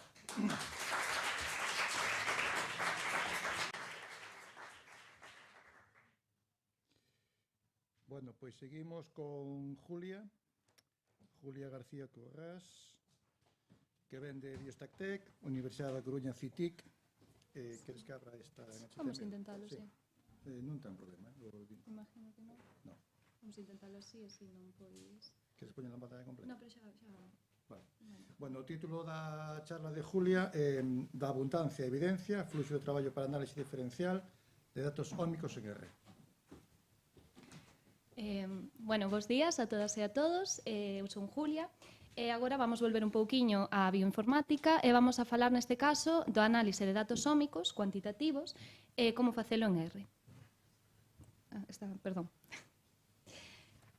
Bueno, entón, primeiro vouvos a explicar un pouquiño que son os datos ómicos e tamén pois, cales son as ventaxas de utilizar R para analizar este tipo de datos. Bueno, que son as ómicas? Dende inicios deste século comenzaron a desenvolverse e a mellorarse unha serie de tecnoloxías de secuenciación e de espectrometría de masas que permitiron analizar as distintas moléculas biolóxicas no seu conxunto. E isto fixo que xurdira unha nova disciplina en bioloxía que son as ómicas, que pois, precisamente estudan de maneira global e masiva estas diferentes moléculas dos organismos. Coas ómicas xérase unha gran cantidade de datos biolóxicos de gran dimensionalidade. Estes datos requiren dunha análise estatística e para iso pois, o software que se leva utilizando, aínda que hai outros, pero un dos máis típicos é R. Entón, antes de continuar, vouvos a falar un pouquiño dos distintos tipos de ómicas que hai en función das moléculas e dos tipos de datos que se poden obter delas. Nesta táboa o que podemos ver pois, son esos tipos de molécula, as ómicas e os datos finais que se extraen. A molécula quizáis máis coñecida e máis típica é o ADN. O ADN, o estudo do ADN no seu conxunto, pois, denomínase xenómica. Xa nos falaron na primeira charla, xa nos falou Carlos un poquinho de estudos de xenómica. E, bueno, os datos que se poden obter cando estudamos o ADN no seu conxunto nunha célula, tecido ou organismo son secuencias de nucleótidos ou pares de bases, que son os componentes individuais que forman a cadea do ADN. E esta información, pois, digamos que é un pouco cualitativa, porque temos esta información pois, para un individuo, podemos la ter para outro individuo, podemos comparar, podemos falar de xenómica de xenética de poboacións, pero aquí non cuantificamos. A molécula de ADN, pois, por trozos, pode abrirse e eses fragmentos poden copiarse, dando lugar ao ARN. Cando analizamos o ARN no seu conxunto, entón estamos a falar da transcriptómica. Na transcriptómica, ao igual que na xenómica, tamén podemos analizar esas cadeas de nucleótidos que forman a molécula de ARN en sí e ter esta información cualitativa que podemos comparar entre organismos, pero ademais, como temos para unha rexión do ADN fanse moitas copias de ARN, tamén podemos estudiar a nivel cuantitativo cantas copias de ARN se fan dun determinado xen nunha determinada rexión. Algo similar pasa coas proteínas. Cando se estudan as proteínas no seu conxunto, falamos entón de proteómica. En este caso, tamén podemos estudar as secuencias de aminoácidos que forman a proteína en sí e comparar esta variabilidade, estes datos máis cualitativos entre organismos, pero tamén podemos estudar as cantidades dunha proteína concreta nunha célula, tecido ou organismo. Entón, temos aquí datos cuantitativos. Existen moitas outras ómicas, neste caso, poñemos algúns outros exemplos, como betabolómica, lipidómica, glicómica. En este caso, tamén os datos que se obteñen destas son maioritariamente cuantitativos. Para cada metabolito, lípido, glúcido, cuantifícase a súa cantidade en célula, organismo ou tecido. Estes datos, nesta presentación eu vou a falar destes datos cuantitativos, de un fluxo de traballo máis ou menos estándar que sirve para calquer tipo destas ómicas e para analizar estes datos cuantitativos. Entón, estes datos cuantitativos utilízase R para analizalos. E cales son as ventaxas do uso de R nesta análise? Pois, como todos sabemos, R é un software libre e gratuito que conta cunha ampla comunidade de usuarios que desenvolvemos, mantemos e melloramos constantemente os diferentes paquetes de análise. Isto permite que os análises haxa unha estandarización nestes análises e tamén que sexan reproducibles. E, ademais, como xa nos comentaba Miguel na charla anterior, o feito de ter código aberto e compartido permite ter unha transparencia, podemos ver o que estamos facendo, podemos acceder ao código dunha función e ver que se está analizando, e tamén a flexibilidade. Se non nos gusta unha opción, podémola cambiar. Se queremos modificar a función, podémolo facer. De feito, tan importante é R para a bioinformática e para a comunidade de bioinformática que dende finais do século pasado, cando se empezou a desenvolver esta linguaxe de programación, xa comenzaron a aparecer tamén proxectos dentro do propio R que estaban destinados exclusivamente á bioinformática, como é o proxecto de Bioconductor, que é un software libre, donde además é un repositorio de paquetes que están relacionados co análise bioinformático. Moi ben, coñecendo esos tipos de ómicas e coñecendo as ventaxas de utilizar R, a continuación vou a falar un pouquiño deste fluxo de traballo para a análise de abundancia diferencial desas ómicas das que obtemos datos cuantitativos. Entón, antes de comenzar, falarvos un pouquiño de cal é o deseño experimental típico cando traballamos con datos ómicos. Cando traballamos con datos ómicos, normalmente o que temos son dous grupos de estudo, que pode ser de distintos organismos, e temos un grupo control, que representa un individuo san, e despois temos un grupo de caso. En este grupo de caso estarían esos individuos que teñen unha condición que queremos estudar, que pode ser unha enfermidade, unha exposición a un factor de risco, un tratamento. Destes individuos fais unha extracción das mostras, que poden ser distintos tipos, pode ser sangue, pode ser orina, poden ser vaguas, e desas mostras extraense a molécula que se queira analizar e realízase esa análise ómica con esas tecnoloxías de secuenciación, de espectrometría de masas e un preprocesado bioinformático moi complexo que neste caso vai acabar dándonos algo como que vemos aquí, unha matriz de cuantificación. Esta matriz de cuantificación, o mellor para os que traballades noutros campos de R, o mellor vos resulta un pouco extraña, porque neste caso as mostras, os suxeitos, atópanse nas columnas e as distintas moléculas identificadas e analizadas atópanse nas filas. Entón, cada unha destas celas representaría a abundancia dunha molécula concreta nun individuo específico. Esta matriz de cuantificación é do que partimos para realizar a análise de abundancia diferencial. Entón, o fluxo xeral de análise que, durante estes anos eu creo que é así o máis estándar que se pode seguir para analizar estes datos consiste nestes 4 pasos. Esta matriz de datos da que partimos é unha matriz que require dun preprocesamento, é unha matriz que ten datos faltantes, que ten unha variabilidade técnica que non é debida á condición de estudo, entón temos que preprocesar eses datos para obter unha matriz depurada que despois xa podemos utilizar para facer as diversas comparacións entre os grupos de estudo e identificar esas moléculas que son interesantes ou que están asociadas á condición que nos estamos estudando. Unha vez identificadas esas moléculas, nestas comparacións, interesa ver como no seu conxunto estas moléculas permiten discriminar entre estes grupos que estamos estudando. E para iso existen distintos análises de agrupamento que se poden facer. E, finalmente, a nivel de xerar evidencias biolóxicas, cando temos a información de todas esas moléculas, para quedarnos un poquinho máis con as rutas biolóxicas, as funcións coas que están involucradas, realízase un paso de análise funcional que nos vai dar precisamente esta información, que funcións están asociadas a esa condición que estamos a estudar. Moi ben, agora vou seguir contando un poquinho máis de cada un destes pasos e falándovos de paquetes de R que poden ser útiles na súa análise e, ademais, para iso, voume guiar cun exemplo. Entón, estes son os datos de exemplo, que como vedes partimos dunha matriz de cuantificación, que son 16 persoas, 8 suxeitos sans e 8 pacientes de diabetes tipo 2. Destes pacientes, a mostra que se recolleu foron vaguas, e destas mostras fixose a extracción de proteínas. Polo tanto, a análise masiva desas proteínas destes individuos dá lugar ou falaríamos de datos proteómicos. Nesta matriz identificaronse un total de 1.407 proteínas, e de cada proteína teríamos a cuantificación en cada un destes individuos. Moi ben, este é o exemplo, e agora comenzo un poquinho co preprocesado. O primeiro paso deste fluxo. No preprocesado, o que se fai normalmente é unha transformación logarítmica que permite escalar e mellorar a interpretabilidade dos datos. Despois, tamén é importante facer unha análise de datos faltantes. Vai haber proteínas que teñen moitos valores faltantes, entonces hai que filtralas, eliminalas. Isto, é mellor facelo por grupos e non no seu conxunto en xeral. E, daqueles datos que non se puideron, aquelas proteínas que quedaron e que todavía teñen datos faltantes, podes imputar eses valores. Na táboa da dereita podedes observar un pouquiño cales son os distintos métodos de, neste caso, imputación e os paquetes de R que se poden usar. Para o filtrado sí que é certo que se adoita facer de maneira manual, programando manualmente, pero, imputación vemos que temos algoritmos típicos como K-nearest-neighbor, que se implementa co impute KNN, o random forest imputation é moi típico para datos de transcriptómica, co misforest, co paquete misforest, e despois, utilizando o PCA, tamén permite facer a implementación de distintos métodos de imputación. Unha vez temos este filtro feito, pasamos á normalización. Na nosa matriz de datos vai haber un erro, que é un erro técnico debido a todo o procesado dos datos e que queremos eliminar porque non está relacionado coa condición que estamos estudando. E para facelo, normalizamos os datos. Nesta parte da táboa vedes que existen distintos métodos de normalización, paquetes que nos permiten implementalos, pero eu personalmente recomendo utilizar o paquete de Normalizer.de porque é un paquete que permite aplicar distintas normalizacións e, ademais, devolve unha serie de gráficos e de métricas para decidir cal é a mellor normalización, a que mellor reduciu a variabilidade nos nosos datos. Unha vez temos a matriz depurada, entonces no noso exemplo, vemos nesta imaxe de aquí, pois que nos datos do exemplo había unha gran cantidade de valores faltantes nas proteínas, entonces unha vez se filtra, pois quedámonos con 291 proteínas das 1407 totais, e ademais, nestes gráficos podemos observar que antes de normalizar, nestes box plots o que podedes ver é a distribución da cantidade das proteínas en cada unha das mostras.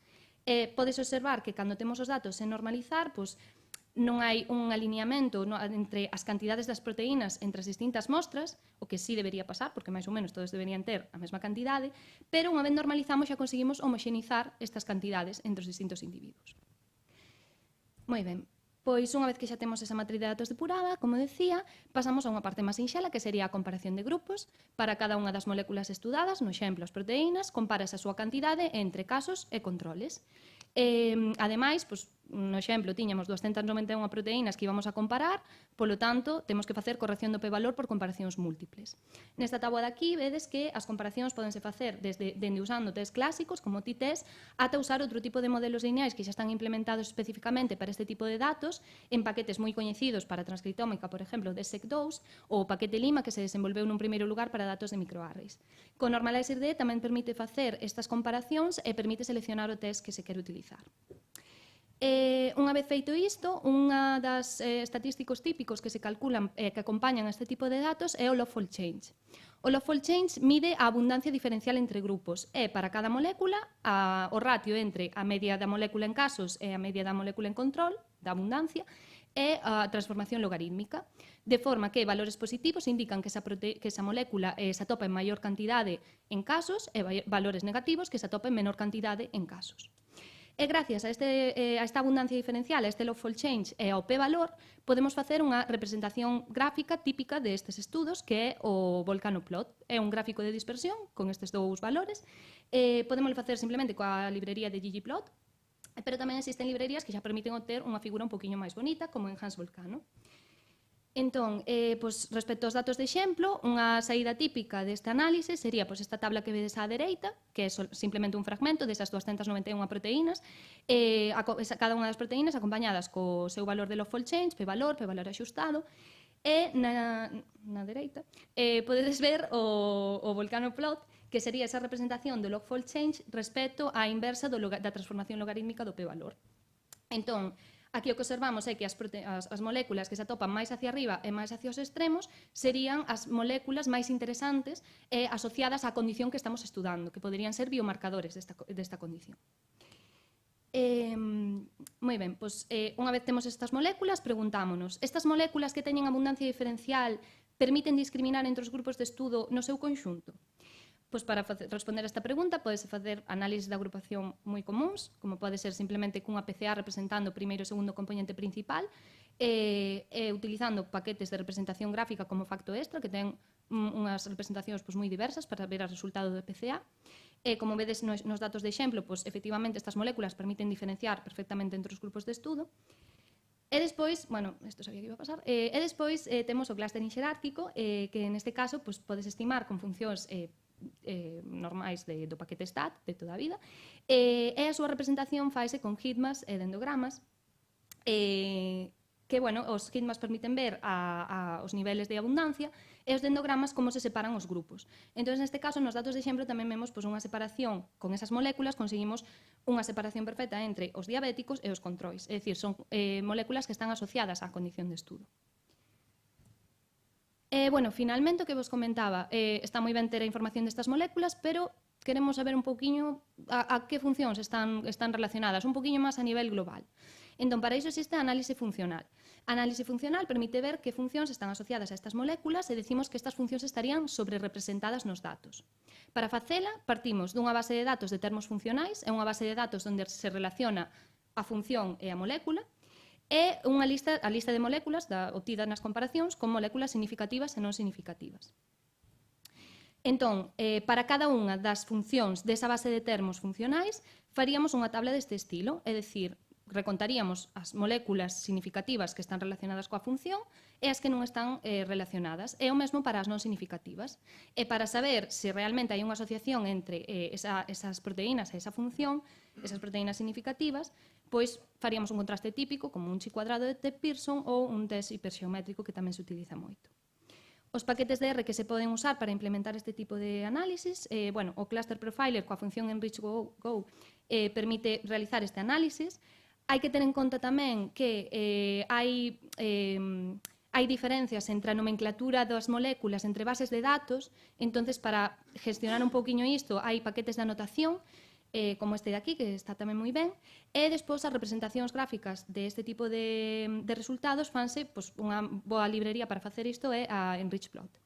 Entón, para que vexades de forma máis visual, cos resultados obteríamos unha tabla deste estilo, coas funcións distinta información, pero isto vese moito mellor nos resultados gráficos. A táboa anterior representarías aquí as funcións enriquecidas, o seu p-valor, os xenes que acompañan, e na dereita tamén podemos ter outro tipo de representacións con EnrichPlot, que sería un pouquiño a relación entre funcións e moléculas.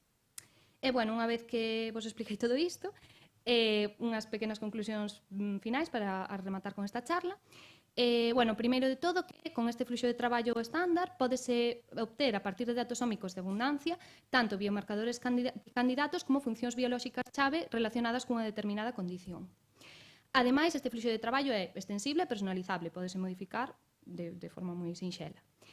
E, finalmente, decir que o uso de R neste tipo de análises é moi importante para asegurar a reproducibilidade, a transferencia e, sobre todo, a transferencia dos coñecementos. E nada máis, moitas gracias.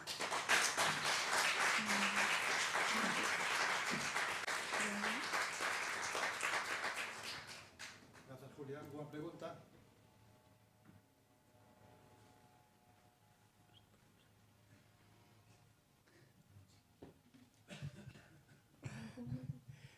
Yo, perdón.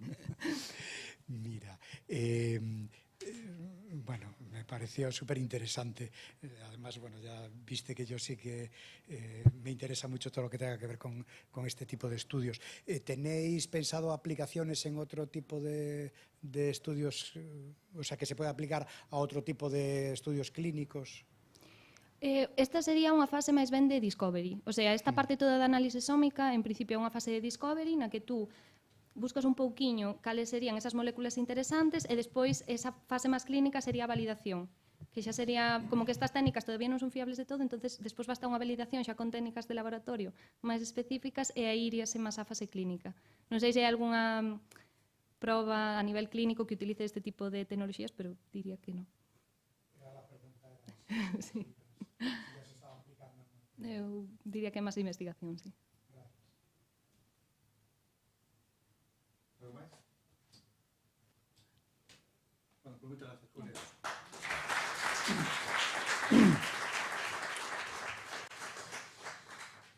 Seguimos agora con Adrián Casanova Chiclana, que ven da Unidade de Investigación Clínica de Lugo, do ULA, FIDIS, e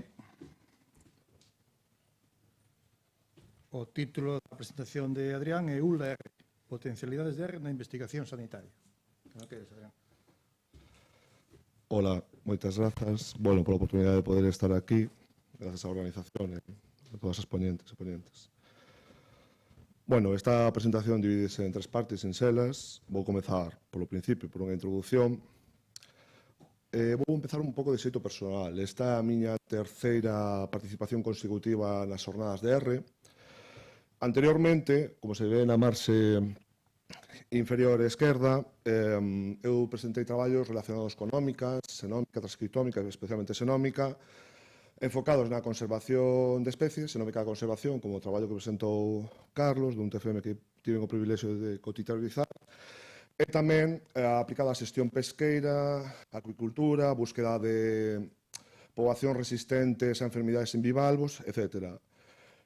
Froito deste traballo, participei un par de veces mostrando aplicacións de paquetes de R. Sen embargo, froito, un pouco da non estabilidade do mundo da investigación, agora estou nunha fase de transición profesional este mes de agosto, empecé a traballar no Hospital Universitario Lugus Augusti en un cambio de enfoque. Bioinformática, vou traballar con ómicas, pero en investigación sanitario e en humano en vez de das dúcia de especies que traballaba anteriormente, diferentes tipos de plantas, animais e diferentes objetivos. Este é o lugar. Recentemente inaugurouse a unidade de investigación clínica, que agora na actualidade está na fase de contratación de persoal, no que me incluo eu, que fui contratado en agosto, así como que estamos na fase de adquisición de equipos informáticos, de material de laboratorio, un secuenciador, etc.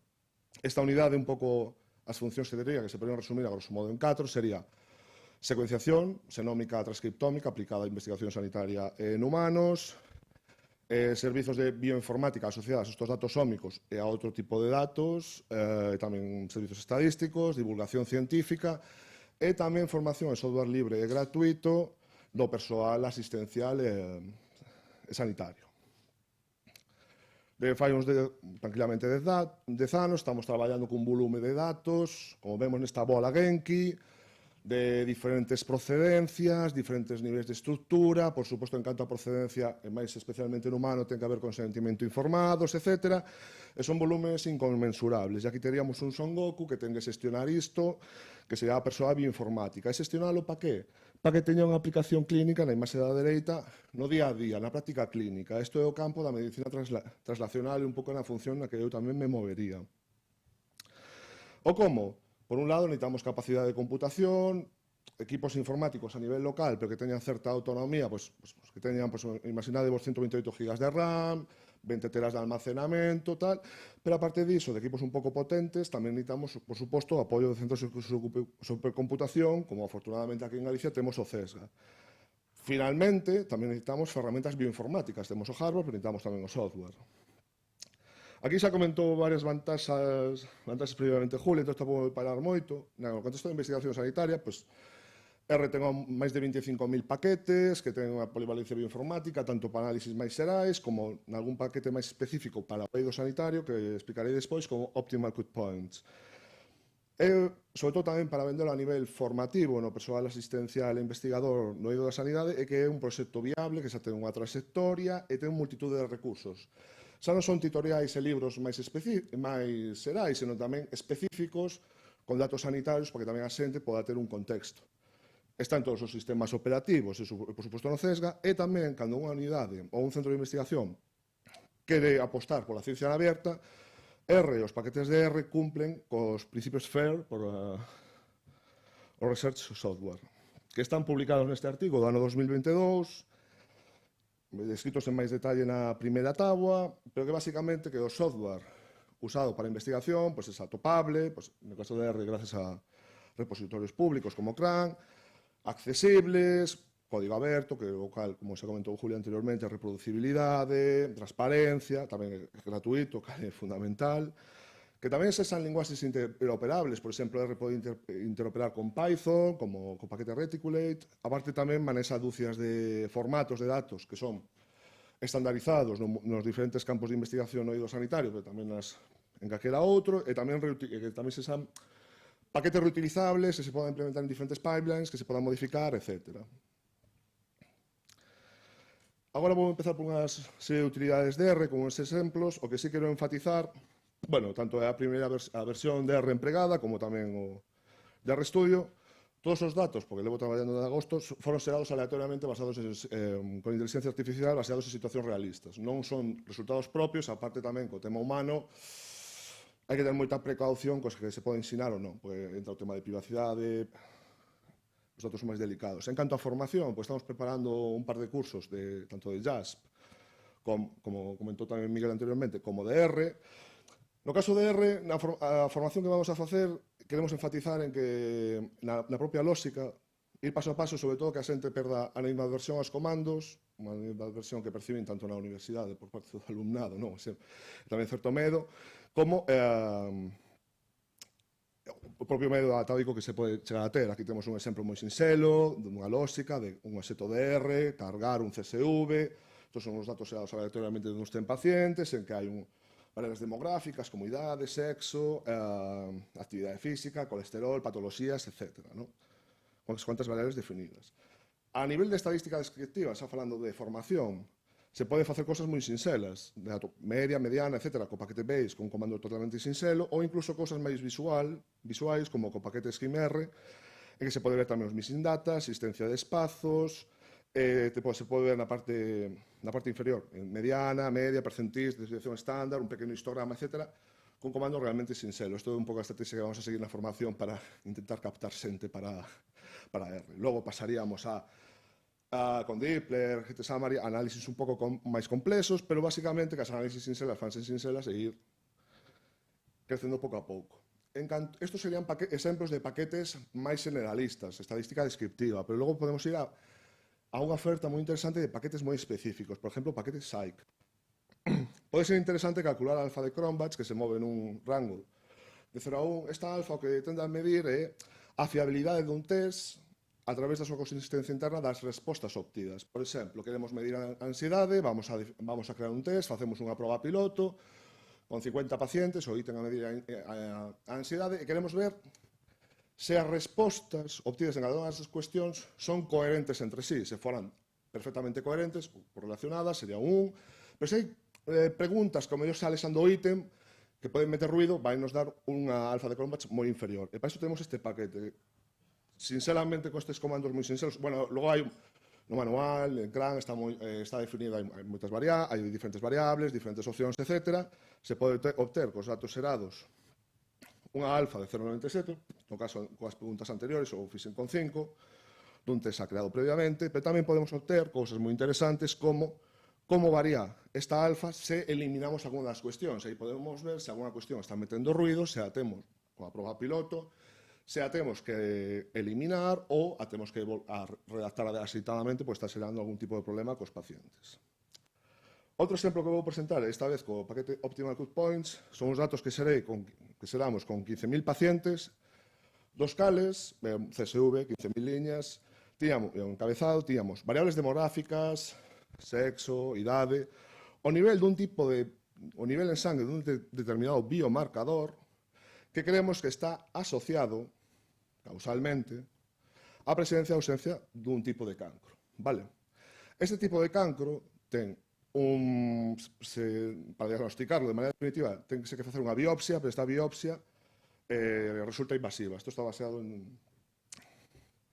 datos reais. Entón hai unha decisión, facer ou non a biopsia. Entón temos pola parte esquerda todos estes datos para saber decidir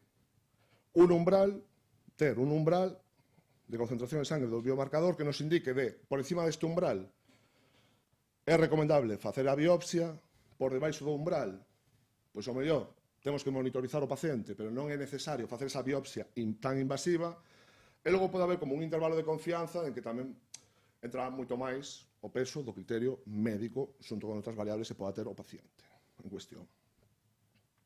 Para eso, existe o paquete Optimal Cut Points que foi desenvolto na Universidade de Santiago, na Universidade de Vigo e no CHUS. Bueno, estes datos con 15.000 pacientes, aquí vemos un exemplo do comando, niveles de biomarcadores, cada un tiña unha concentración en sangue, presencia ou ausencia de cancro, o seto cargado, tag healthy, ausencia de cancro, puse en 0 intuitivamente. Hai moitos métodos definidos neste paquete, provei un par deles, é recomendable probar varios según tamén os objetivos do traballo, provei o Joden, que incrementa, digamos que balancea entre a sensibilidade e a especificidade, e o Value SE, que en local defines unha sensibilidade mínima que queres, neste caso 0,95, ¿no? Intervalos de confianza, etc. Bueno, aquí temos os valores, os dos métodos que teñen certa diferencia, pero a cuestión é que a partir con este método, con este, de 339 a 429, sería recomendable facer esta biopsia. Bueno, se definen unha serie de límites intervalos de confianza, e todos os valores que aparecen a partir de aquí, en azul, son relacionados coa proba con Joden. Temos unha sensibilidade que, como vedes, é inferior a obtida cando establecimos o propio valor de 0,95 co outro método, 0,86, que é bastante aceptable, especificidade, e valores predictivos positivos e negativos. Isto que pode ser unha ferramenta para definir cando facer esa biopsia, e por moi invasiva que sexa para o paciente, pois merece a pena facela, e cando non, ou incluso, en caso de duda, pois tomar o criterio máis conservador que sería facer, quizáis, non? Bueno, aquí tamén os resultados co coa ROC e a AUC, o TIDO, que foron do 95%, que están bastante ben. Logo tamén poderían facer traballos con R no eido sanitario de aprendizaxe automática. A grosso modo, o exemplo que vou mostrar é de análise supervisada, pero tamén temos un exemplo de paquete non supervisada e por reforzo. O exemplo vai ser con supervisada e o paquete de R Caret. Aquí partimos duns datos xerados de duns 10.000 pacientes. Adestramento serían 8.000, validación do modelo, unha vez creado o modelo Machine Learning, 2.000.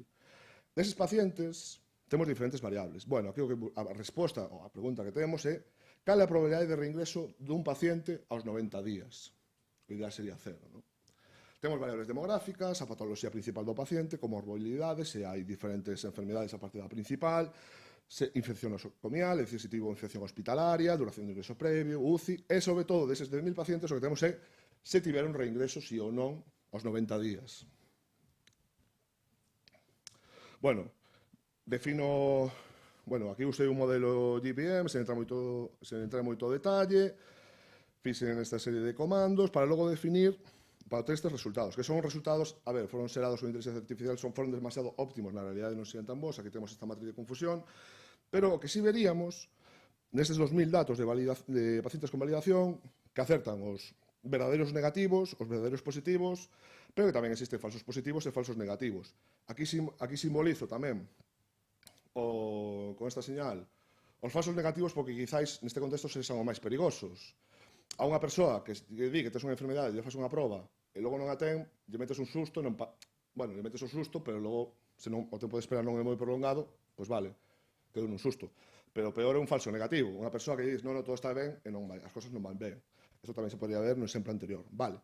Logo aquí obtive unha serie de coeficientes bastante bons, xa digo, foron datos xerados un pouco ad hoc, de 0,97, sí que aquí, por exemplo, co p-valor de McNemar se ve que hai un desbalanceo entre falsos negativos e falsos positivos, aínda que neste contexto teria máis peso os falsos negativos e unha sensibilidade e unha especificidade bastante boa. E con isto que se tería con novos pacientes? Unha vez creado o modelo, teríamos unha serie de pacientes que, unha vez dada a alta hospitalaria, de ser considerado que se ten que dar a alta hospitalaria, poderíamos ter unha probabilidade de reingreso, o cal implicaría certas decisións médicas como unha maior monitorización deses pacientes, previr picos de ingresos, etc. Bueno, aquí, xa digo, aparece probabilidades de 1, porque os datos os asustei un pouco para que deran valores moi bons, vale? Non sería tan exagerado, pero se vemos datos de 0,50, 0,30, pois hai unha serie de pacientes que temos que monitorizar especialmente. E logo, para concluir, xa tamén un pouco en consonancia coa charla anterior, todos os datos ómicos, procesamento de todos os datos ómicos que poderíamos xerar co secuenciador cando teníamos, espero que en 2 ou 3 meses. Esta é dunha revisión de Chua e Mohamed, que é do ano 2024, marquei, bueno, a partir de análisis bibliométricos, etc., o que temos é un abano enorme de paquetes para facer xenómica, transcriptómica, proteómica, no campo da xenómica, a detección de variantes, a anotación desas variantes, xestión de bases de datos, e tamén dos outros paquetes que falei en outras ocasións, pois, por visualización dos mesmos, por exemplo, como se ubican as variantes e as frecuencias alérgicas como o paquete de R-ideogram a logo do xenoma, etc. Tendo un abano increíble. En canto ás conclusións, un pouco, quizás son un pouco obvias, sería recomendar o uso do entorno de R en calquera campo de investigación, incluído o sanitario. É evidente isto, sobre todo cando estou no bloque sanitario, pero tamén é verdade que para min isto implicou unha reciclase, ou está implicando unha reciclase bioinformática, e aínda que sepa que R ten moitos paquetes no eido sanitario, é fundamental ter o mapa cos diferentes camiños e logo, por suposto, percorrelos. No? E logo tamén, un pouco baseado un pouco na miña propia experiencia, é dedicar tempo a explorar eses paquetes, deseñar novas rutas bioinformáticas, asesorar, bueno, digamos o que sería facer unha revisión, no? E darlle unha oportunidade en calquer cambio profesional que podamos ter ao longo da vida. E sen máis, moitísimas grazas.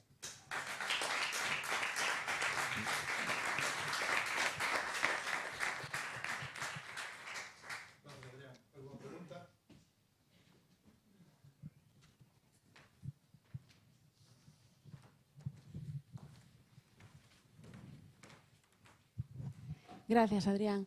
Non teño unha pregunta, simplemente teño un agradecemento, agradecerche porque aceptaras volver a estar aquí un ano máis e tamén pola túa charla, polo que pola túa labor que faz, non?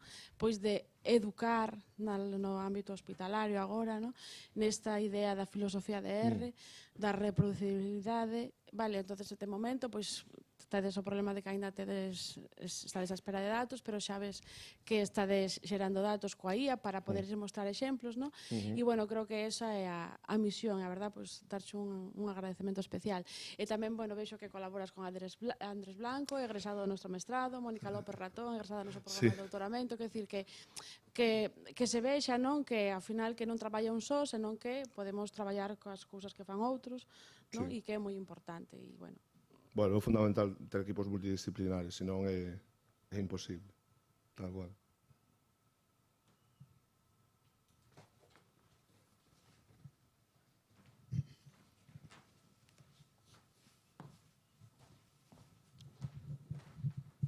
Gracias. Una pregunta facilita. Hablaste de formación del personal clínico.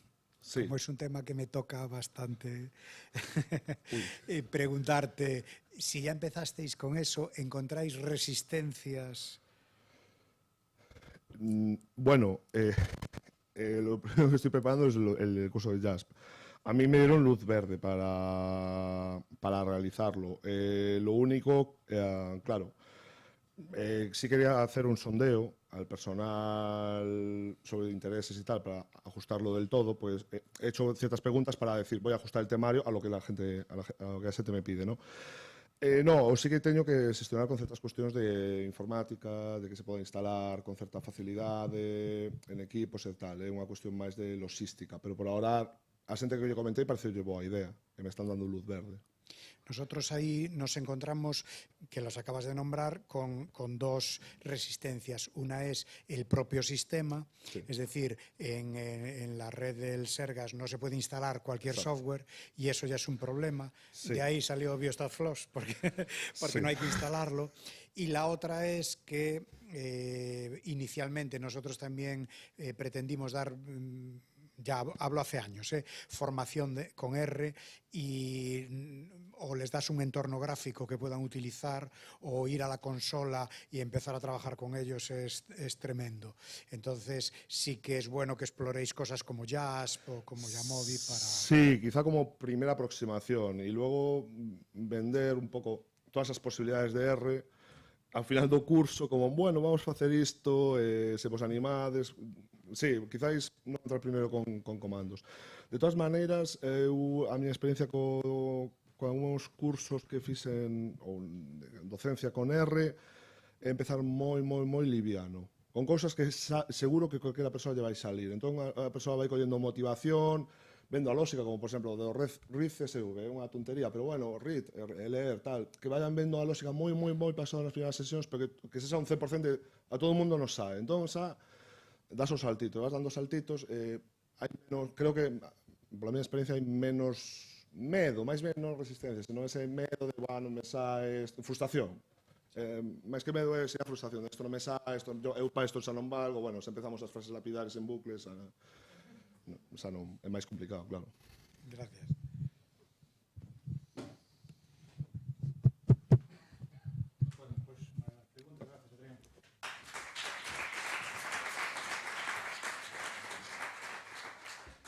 Seguimos agora con Sara Rodríguez Pastoriza, que ven da Universidade de Vigo.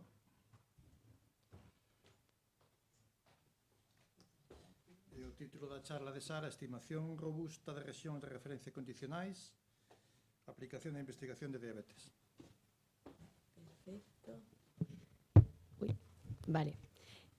Buenos días a todos. Mi nombre es Sara Rodríguez Pastoriza y soy estudiante en el Grupo SIDOR de la Universidad de Vigo. Bueno, realmente hoy os vengo a contar un poquito en lo que estamos trabajando en mi tesis doctoral, ¿vale? Y siempre con la ayuda de Óscar Lado Baleato, Javier Roca Pardiñas y Francisco Gude. Bueno, como bien ha comentado el chico de la organización, se llama Estimación robusta de regiones de referencia condicionales con R y la aplicación e investigación a la diabetes, ¿vale? Bien, en un primer lugar os voy a enseñar un poquito el índice, ¿vale? En primer lugar haré una breve introducción, luego detallaré un poquito los objetivos que estamos siguiendo, la metodología empleada y luego ya un poquito más propiamente en R, ¿vale? Los estudios de simulación, aplicación a datos reales y conclusiones finales y futuros trabajos que aún nos quedan por hacer, ¿vale? Bien, en cuanto a la introducción, en la práctica clínica se sabe que ciertas enfermedades necesitan de un marcador diagnóstico continuo, ¿vale? Y que ese marcador, para poder diagnosticar a sujeto sano o no, requiere 2 puntos, ¿no? O sea, un intervalo de confianza en el mundo univariante. Entonces, dentro de esos 2 puntos, de ese intervalo de referencia, estarán el 95% de sujetos sanos. Aquí en este mundo univariante también tenemos otro concepto relacionado con los intervalos de confianza, que vienen a ser los intervalos de confianza, pero digamos, condicionados a una cierta covariable. Pues lo que se llama curva de referencia, ¿vale? Que es lo que veis vosotros, ya nos va a influir 2 marcadores continuos a la vez, pues la idea del intervalo de confianza se nos va a quedar un poquito corto y nos iremos a la región de referencia, ¿sí? De manera análoga, dentro de esta región de referencia estarán el 95% de individuos sanos. Y lo que sí es muy importante también es que estos 2 marcadores de diagnóstico continuo pues pueden estar correlacionados y en general pues lo estarán, ¿sí? Entonces, cuando estimemos la región de referencia debemos tener en cuenta que esos 2 marcadores están correlacionados, ya que si no tenemos en cuenta esto, pues podemos llegar a estimar una región de referencia pues demasiado conservadora, ¿no? Pensemos, por ejemplo, o fijémonos en el gráfico de la derecha, ahí tenemos 2 variables o 2 marcadores de diagnóstico continuo, ¿vale?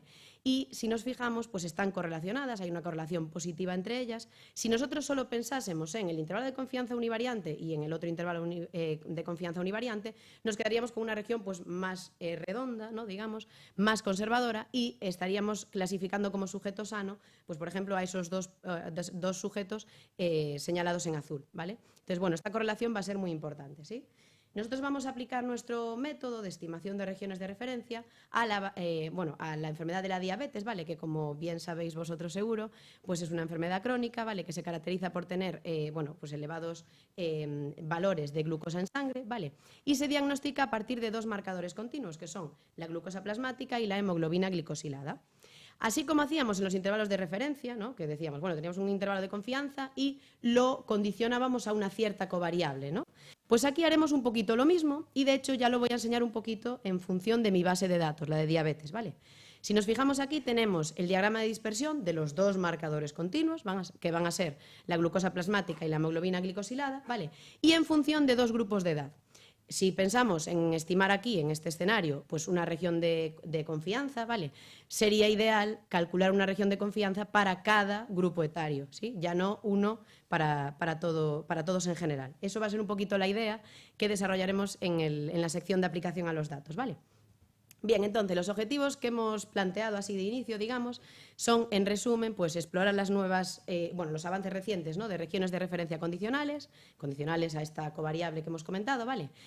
También proponer un nuevo modelo de regresión bivariada que estime estas regiones de manera directa, robustez ante valores atípicos, porque sabemos que en la práctica clínica y en general, ¿no? Es bastante usual encontrarlos, ¿vale? Y una comparación con las estimaciones que obtengamos con este modelo con las de un modelo que ya se ha publicado en trabajos previos por mis directores de tesis, ¿sí? Que va a ser pues un modelo de localización y escala. Entonces, esta será fueron un poquito los objetivos, ¿vale? La metodología seguida, así resumidamente, que hoy el protagonista es R, no la estadística teórica, digamos, pues lo voy a resumir un poquito el método seguido para estimar estas regiones de referencia en 5 pasos principales. El primero, bueno, pongámonos en contexto, tenemos 2 marcadores continuos, van a denotarse como I1 e I2, 2 variables, ¿sí? Y además tendremos una X, que va a ser esa covariable en función de la cual calcularemos nuestras regiones de referencia. Entonces, en primer lugar, calcularé las medianas de esos 2 marcadores continuos, de esas variables principales, 2, ¿vale? Una vez calculadas las medianas, centraré mis datos. Entonces, restaré a todas esas observaciones la mediana correspondiente. Y además también voy a modelar esa correlación de la que hablamos entre las 2 variables principales. Recordemos que es importante a la hora de estimar la región tener en cuenta que existe esa correlación, ¿vale? Una vez tenemos esto, solo me queda, aparte del paso grande, que solo son 5, estamos en el 3 ya, reescalar los datos para que ambas variables, pues bueno, que los datos me queden un poquito, que se puedan comparar, ¿no? Digamos, en la misma medida, vamos.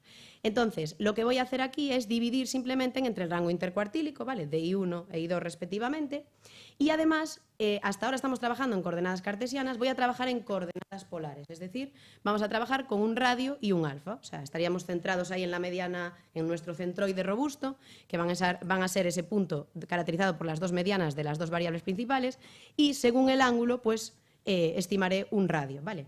En concreto, que este es mi paso favorito, digamos, diría yo, vamos, lo que voy a hacer es estimar el logaritmo del radio, ¿no? Pues por si hay problemas de variabilidad, entonces aplicamos ese logaritmo, estimamos el logaritmo del radio a partir de un ángulo y siempre en función de esa covariable, de esa edad, digamos, que tendremos en los datos reales. Esto lo hicimos con un modelo de regresión cuantil con splines cíclicos porque se adaptaba muy bien a nuestra situación, teníamos una variable independiente, ángulo, con lo cual para ese ángulo, para el ángulo 0 y 360 grados, la estimación debería ser la misma, ¿no? También para que nos cierre la región, perfecto. Entonces, una vez estimado el logaritmo del radio, lo único que tengo que hacer son pasos hacia atrás. Tengo aquí mi estimación, he considerado el logaritmo del radio, con lo cual aplico la exponencial, que es un poquito lo que tenemos aquí en la parte de abajo, ¿no? la expresión de abajo.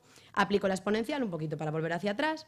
También, como tenía coordenadas polares, voy a trabajar ahora, volviendo al inicio, ya digo, en coordenadas cartesianas, entonces multiplico por coseno y seno respectivamente y finalmente casi multiplico por el rango intercuartílico para deshacer ese reescalado que hice, ¿no?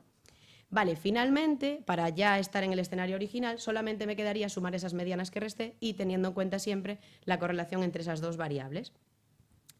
Vale, en cuanto a una vez construido el método, digamos, lo que hicimos fue realizar una serie de estudios de simulación. De hecho, consideramos pues 3 escenarios distintos, uno con datos gaussianos, otro con datos gaussianos con valores atípicos y otro con datos no gaussianos. Entonces, en los datos gaussianos, lo que vemos en pantalla son las estimaciones, ¿vale?, de las regiones, tanto para el modelo que estamos proponiendo ahora como para el propuesto ya en trabajos previos. Entonces, si nos fijamos en la primera fila, sería nuestro modelo, le vamos a llamar método robusto, ¿no?, porque veremos que es robusto ante valores atípicos, y el método o modelo de localización y escala en la segunda fila de gráficos, ¿vale? Si nos fijamos, cuando el tamaño muestral es grande, por ejemplo, n igual a 1000, ya no hablamos de Big Data, ¿no?, en este caso, pero bueno, con n igual a 1000 nos va a llegar, los comportamientos de los modelos pues, son bastante similares. De hecho, pues, bueno, vemos que las estimaciones de las regiones se van acercando a esa elipse, digamos, roja, ¿no?, de color rojo. Sin embargo, para n's pequeños, pues sí que vemos que hay existe cierta distorsión en el modelo de localización y escala y que, en cambio, pues en el que proponemos ahora ya no tanta, ¿sí? Vale, en el escenario de datos gaussianos con valores atípicos, ¿vale?, lo que hemos hecho es considerar o simular bases de datos con n igual a 200 datos, n igual a 1000 y con un 5% de valores atípicos, distribuidos de la siguiente forma, como veis, en rojo, ¿sí?, los valores atípicos. Entonces, los resultados, en presencia de valores atípicos, pues tenemos ahí 4 gráficas, ¿vale? La gráfica B y la gráfica D sería el escenario de datos gaussianos, con lo cual vemos para n igual a 1000 que el comportamiento de los modelos más o menos pues es similar, pero si nos fijamos en el A y en la C, digamos en las dos gráficas, vemos que detectamos cierta distorsión bastante llamativa, ¿no?, en el modelo previo, en el modelo de localización y escala. Sin embargo, con el nuestro, pues parece que eso ya, bueno, digamos que ya no tiene tanta distorsión, ¿sí?, lo cual nos alegra, ¿sí? Vale, en el último escenario, en el de datos no gaussianos, ¿vale?, lo primero que hicimos fue estimar estas regiones de referencia sobre estos datos. Una cosa que no he comentado, que bueno, he hablado de regresión cuantil, pero no he comentado que, claro, por supuesto, tendré que determinar cuál es el cuantil para el cual quiero estimar la región. Entonces, si nos fijamos aquí, pues yo lo he simulado, en este caso, he estimado, perdón, la región para tau igual a 0,25, 0,50 y 0,75, ¿sí? Y a nivel visual, digamos, visualmente, pues parece que sí, que se adapta bastante bien, ¿no?, a nuestros datos simulados. Pero, como siempre, digamos, ¿no?, visualmente pues podemos llegar a conclusiones que no son ciertas, y entonces lo que hicimos fue considerar unas métricas de evaluación que vienen a ser las coberturas, ¿no? En esto de las regiones de referencia, la cobertura será el porcentaje de observaciones que esté dentro de esa región. En concreto será la cobertura media, ¿no?, porque haré varias estimaciones de regiones y, digamos, anotaré el porcentaje de datos que caen dentro de esa región. Entonces, lo que vemos aquí es la cobertura angular. La cobertura angular es parecido a la media, a la cobertura media me refiero, pero sí que en función del ángulo. Entonces, estaríamos en ese centroide robusto, en esas medianas originales, ¿vale? Y según el ángulo, pues, digamos, llevaríamos el recuento de cuánto porcentaje de observaciones está dentro de la región, ¿sí? Entonces, si pedimos, por ejemplo, la región para 0,25, para el cuantil 0,25, pues en todos los ángulos nos gustaría, ¿vale?, que el porcentaje aproximadamente sea 0,25, ¿sí? Entonces, en este gráfico se resume un poquito el comportamiento, en ese sentido. Si nos fijamos, por filas tenemos el tamaño muestral, digamos, por columnas el valor siempre de esa covariable X, ¿vale?, que ahí lo denotamos como X1, y en el eje X los ángulos. Entonces, a medida que aumentamos el tamaño muestral, los intervalos de confianza para nuestras coberturas vienen a ser pues menos amplios, más precisos, ¿sí? Sin embargo, lo contrario ocurre cuando las n son pequeñas. Esto pues nos encaja, ¿no? Es lógico. Y además también vemos que las coberturas pues se van afinando cada vez más, ¿no? Por ejemplo, en el color rojo tendríamos la cobertura angular de las regiones para tau igual a 0,25. Entonces, si nos fijamos, a medida que aumentamos la n, pues ese 0,25 se va afinando, ¿sí?, cada vez más. Entonces, esto pues nos dio así una buena sensación, ¿no?, este gráfico. Vale, ya casi por último, la aplicación a datos reales, ¿vale? Os he adelantado que hemos considerado una base de datos que en concreto se llama AEGIS y está en el paquete de R que el paquete se llama Refreg, ¿vale?, que también está publicado en artículos previos hechos por mis directores, vamos. Y lo primero que hicimos, ya que le hemos dado tanta importancia, que la tiene, ¿no?, a los valores atípicos, pues fue un estudio de valores atípicos bivariados, digamos, en el mundo bivariante. Esto lo hemos hecho a partir también de R, todo el estudio está hecho en este lenguaje y hemos utilizado la librería MV-Outliers, ¿vale?, para detectar en conjunto pues cuáles serían esos valores atípicos. Aproximadamente hemos detectado el 13% de valores que son atípicos, ¿vale?, en nuestra situación real, digamos, en esa base de datos.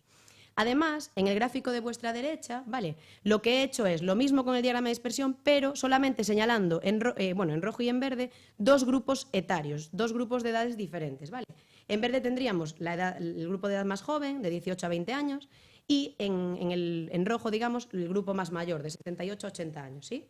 Entonces, lo que vemos en este gráfico es que, efectivamente, esto refuerza la idea de que la estimación de regiones de referencia debe hacerse en función, en este caso concreto, de la edad, ¿sí?, en función de esa covariable, para poder pues, tener un diagnóstico, digamos, más personalizado, más detallado, ¿sí? Entonces, bueno, vemos ahí un poquito que el comportamiento es distinto, ¿vale?, entre los dos, entre los dos grupos, ¿vale?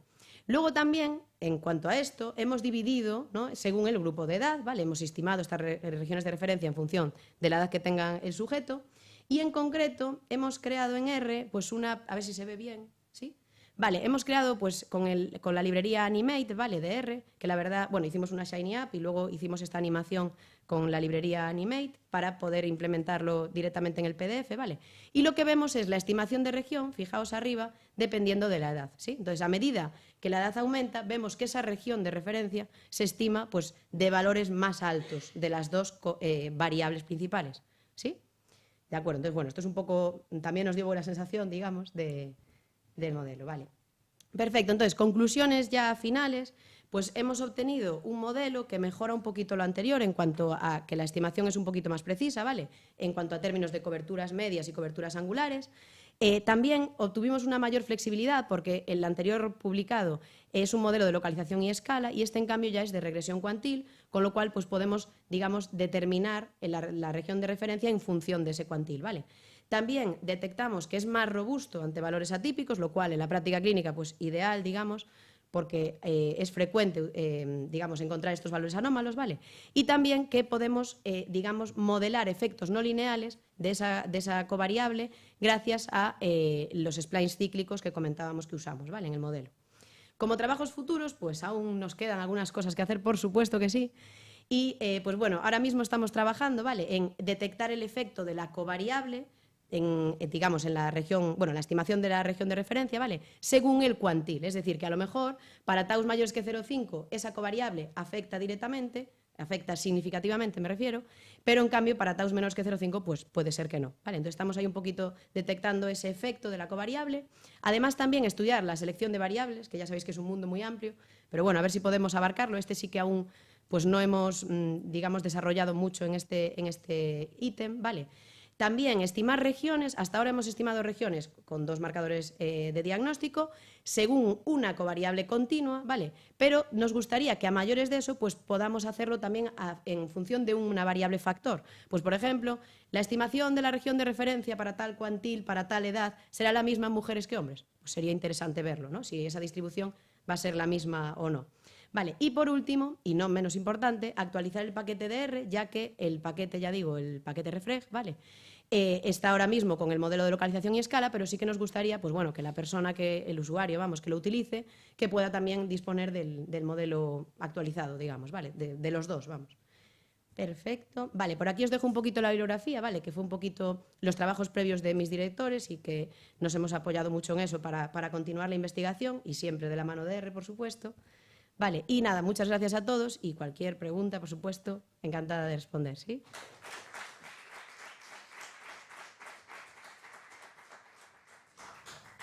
Gracias, Sara. Nada, a vosotros. ¿Alguna pregunta para Sara?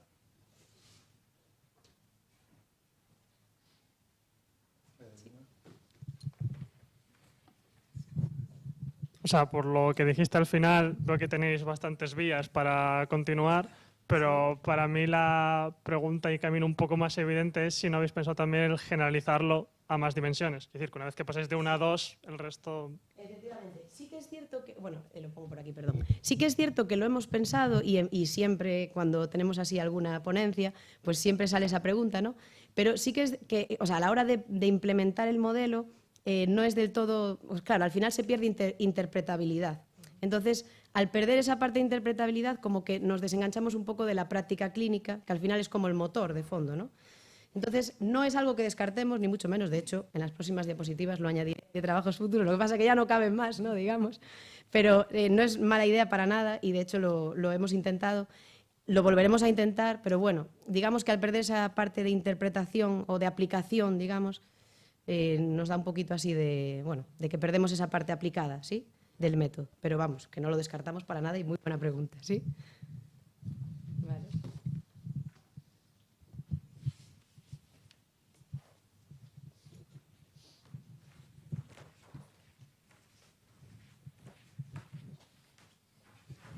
Gracias, Sara, gracias pola presentación, penso que foi moi clara, gracias tamén por aceptar o convite a estar hoxe aquí, a ti e a Javier.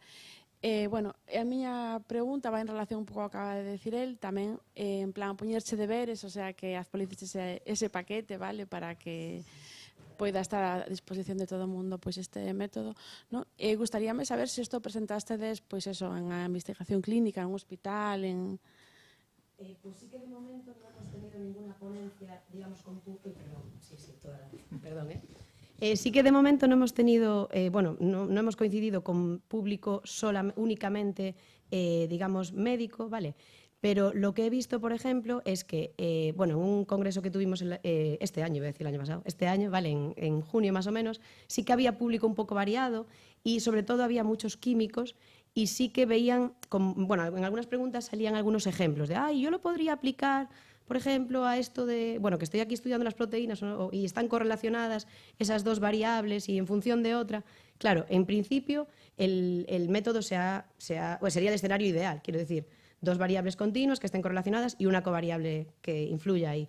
Entonces, en ese sentido sí, pero lo que es la medicina propiamente no lo hemos explicado, digamos, a perfiles sanitarios propiamente. ¿Sí? Pero bueno, sería interesante. A ver qué les parece. Que sí, que te des bastante cancha ahí. Sí, gracias. Vale, gracias a ti. Muchas gracias. Vale, pues muchas gracias.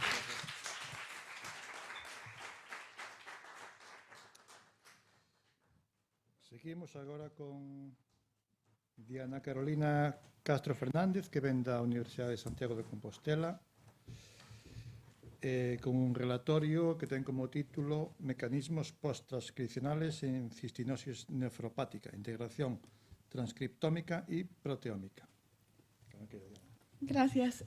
Bueno, el día de hoy les voy a presentar un poco acerca de un trabajo que realicé acerca de, bueno, mecanismos post-transcripcionales. De hecho, me alegra mucho el orden de esto porque va muy de la mano. De hecho, todo lo que mencionó Julia, yo di por hecho que lo sabía, no sé por qué, pero me alegra que ella lo dijera porque es una aplicación real.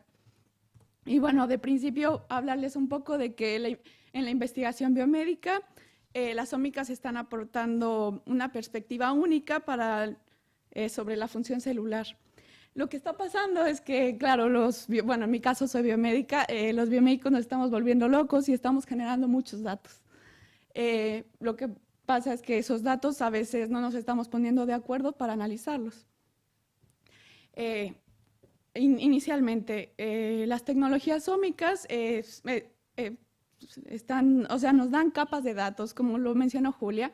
En mi caso, pues yo me fui a la que es la transcriptómica y la proteómica. Estos datos también se generan por diversas tecnologías, como son los microarrays o el RNA-seq. Hay diferencias entre lo que se va a generar con un microarray y con un RNA-seq. Un microarray te puede dar, más que nada son intensidades con la fluorescencia, y un RNA-seq te da conteos. Ahí ya lo podemos ver de que va a haber datos continuos, datos enteros. En mi caso, en el laboratorio donde lo que más estamos dedicándonos es a la proteómica shotgun, que es donde yo me especializo. Con la proteómica lo que obtenemos son abundancias.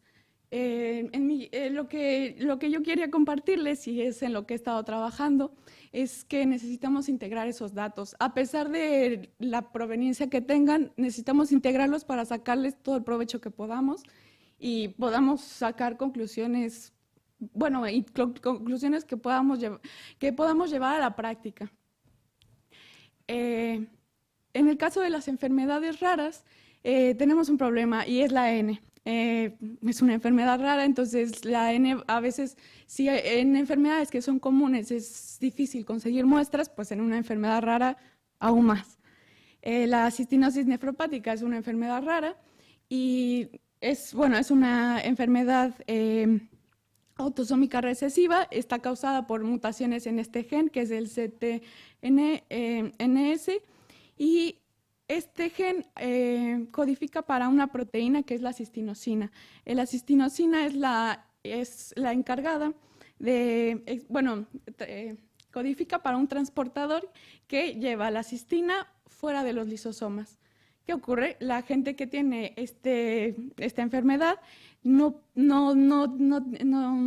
tiene funcional ese transportador y la cistina queda atrapada en los lisosomas.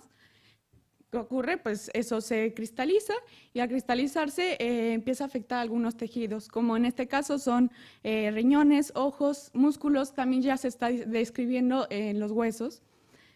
En el caso de los riñones, pasa que la cistinosis tiene una forma que es la infantil, que es la cistinosis nefropática.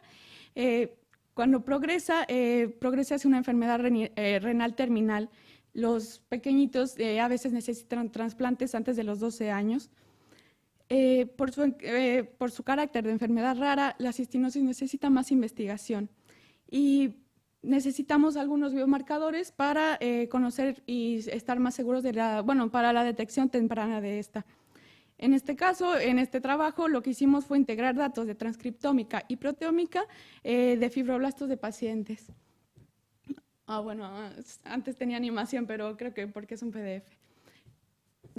Lo que, fue una idea que me ha surgido, fue que a partir de repositorios de datos públicos, estoy a favor de que los datos se tienen que hacer públicos porque es la única forma en la que se va a progresar. Por eso insistí en que fueran repositorios públicos. Se buscó datos de proteómica, de un repositorio de espectrometría de masas y de transcriptómica de este repositorio que es de la NCBI, que para hacerlo más sencillo, cogí este set de datos de transcriptómica y de proteómica porque ambos eran fibroblastos cutáneos de pacientes con cistinosis. Eso es una enfermedad rara y hay un repositorio que es el repositorio Coriell. Coriell lo que tiene es que nos vende las líneas celulares y por lo mismo, pues ambos datas vienen vienen de las mismas líneas celulares, aunque en este caso la proteómica la hicimos en el laboratorio aquí en el CHUS y la transcriptómica se hizo en un laboratorio en Estados Unidos. La transcriptómica viene de un microarray, son intensidades, y la proteómica viene de un cenotop, son abundancias. La transformación, lo que ocurrió fue que en el caso de la transcriptómica, la raw data no estaba disponible. Lo que estaba disponible era ya la información, bueno, la data ya transformada, por lo que la transformación que realizamos en la proteómica fue la misma. Intentamos que a nivel de normalización fueran similares y que el flujo de trabajo de ambas ómicas fuera el mismo. Como la data que teníamos quisimos aplicarles algunos filtros de calidad, que en mi caso, soy biomédica, no tengo mucho... no tengo una base en la programación, pero R me parece un lenguaje que facilita mucho y en mi caso lo uso hasta para programar la lavadora. Todo esto a partir del control de calidad hacia abajo, el flujo hacia abajo, todo fue con R. El control de calidad, realizamos algunos boxplot y componentes principales. Después de eso, un análisis de expresión diferencial, aplicando exactamente los paquetes que mencionó Julia. Exactamente fue con Lima, o sea, fue todo igual. Y después de eso, lo que queremos es, vale, tenemos proteínas y genes diferencialmente expresados, pues bueno, vamos a integrarlos y vamos a ver qué información nos puede salir de esto. Realizamos una matriz única del conjunto de datos, los diferencialmente expresados, y finalmente aplicamos este análisis que es de regresión, de redes de coexpresión génica ponderada. En este caso es la modalidad multibloque, porque lo que queremos va a ser unir las dos ómicas.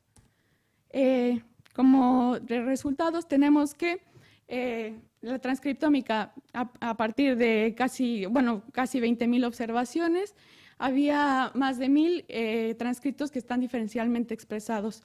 800 de ellos sobreexpresados, 600 infraexpresados. Un punto que quiero hacer es que aquí, al integrar los datos, una diferencia entre la transcriptómica y la proteómica es que en la transcriptómica, estamos viendo casi 20.000 observaciones. En la proteómica, tener más de 6.000 grupos de datos ya es sentirte afortunado porque tienes muchos. En este caso, que es proteómica que es no dirigida. En el caso de la proteómica, a partir de 5.000 observaciones, 92 proteínas diferencialmente expresadas, 39 sobrereguladas y 53 infrarreguladas. Se dice, en proteómica no podemos decir expresadas, pero bueno, a veces ya por flujo lo decimos. Ambos gráficos se realizaron con ggplot. De hecho, ahora está la modalidad de que los volcanos ya no los pongamos en vertical, sino horizontal. Y bueno, es ahí. La primera integración simple que tenemos nos da 7 proteínas diferenciadas.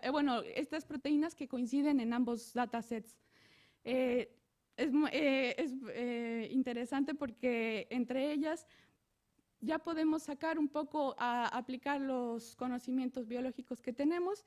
Y, por ejemplo, aquí tenemos la primera, que es un receptor de membrana, que está implicado en una vía de la beta-catenina.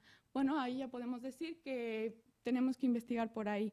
El segundo, que es el FAB, que es una proteína de unión a ácidos grasos, coincide con algunos resultados que tenemos más adelante, que quiere decir que en esta enfermedad el metabolismo de lípidos tiene una implicación importante. No quiero irme proteína por proteína porque si no, no vamos a terminar. Aquí quiero compartirles un poco sobre este análisis de redes, que me parece que es lo más importante, porque nos está permitiendo eso, integrar las ómicas.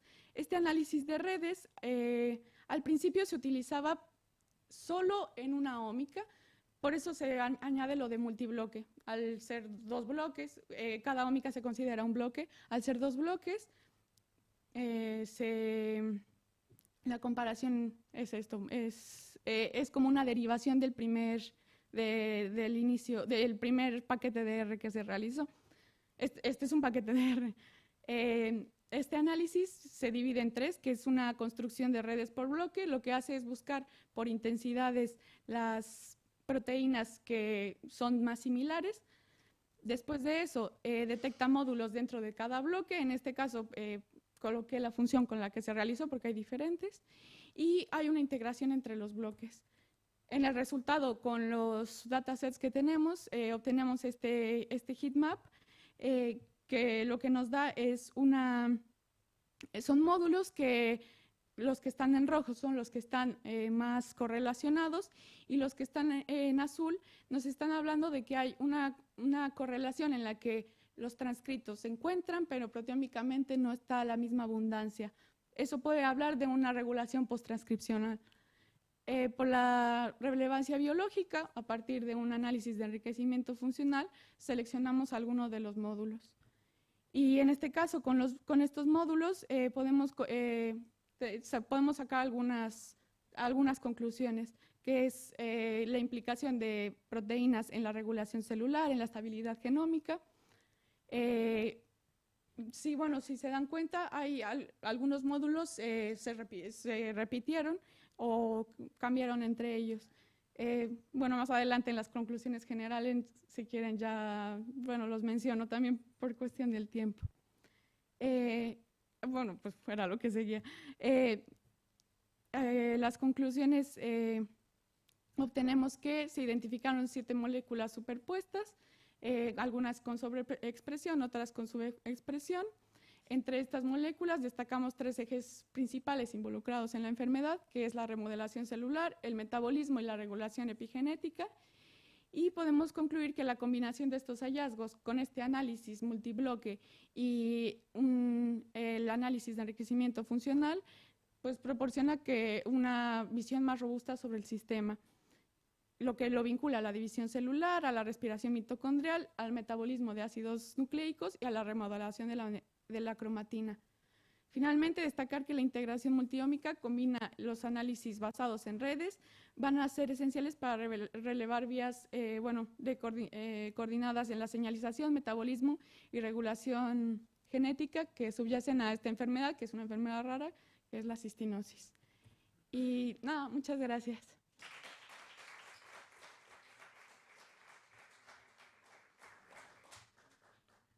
No sé si...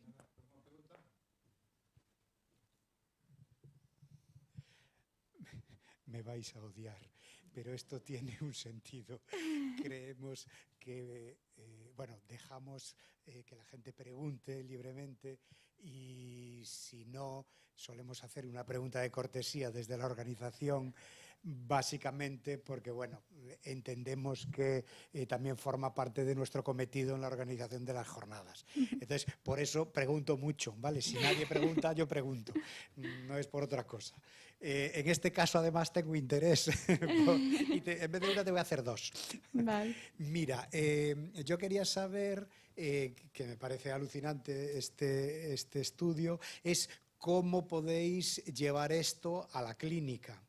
Vale, eso es la primera pregunta. Y la segunda es, ¿por qué la cistinosis? Porque entiendo que hay un montón de enfermedades raras que podíais estar estudiando. En este caso, bueno, espero contestar las 2 al mismo tiempo. Yo estoy haciendo la tesis en investigación y desarrollo de medicamentos. La parte de bioinformática realmente es por mero hobby, porque me gusta muchísimo. ¿Cómo lo llevamos a la clínica? Bueno, esto es una derivación porque realmente esto no tiene nada que ver con lo que hago en la tesis. ¿Cómo lo llevamos a la clínica? Es porque ahora dentro del laboratorio aplicamos con un modelo que es no invasivo. En este caso son fibroblastos, que es invasivo. Pero es un modelo, bueno, es invasivo, pero técnicamente no, porque se hace a partir de la clínica, es de parte del flujo sanitario normal, que es a partir de una analítica de sangre, obtener las PBMCs, que son unas células que tenemos en sangre, y buscar algunos biomarcadores en función de la enfermedad, que en este caso es aplicable. Bueno, ¿qué ocurrió? Los datos que obtuve aquí, ahora que tengo la información de las PBMCs, me he dado cuenta que esas proteínas que se interponen, que están también ahí. eso nos está acercando a lo que le preguntaste a Julia. Esto nos va a dar un biomarcador para esta enfermedad. El por qué la cistinosis realmente es porque parte de lo que estudiamos en el laboratorio son enfermedades oftalmológicas, y aquí en el CHUS, el servicio de farmacia, que es en el que soy parte, formula un colirio que es para pacientes con cistinosis. A partir de ahí nació la idea de hacer la línea de investigación. Y en mi caso fue, bueno, estoy loquísima, me encanta analizar datos, y ¿por qué no busco datos? Por eso digo lo de que lo busqué de repositorios abiertos. No quería que ningún dato fuera como hecho por mí o no. Quería que fuera algo que cualquiera con una computadora pudiera hacer. Sí, bueno, espero que eso contestara. Gracias.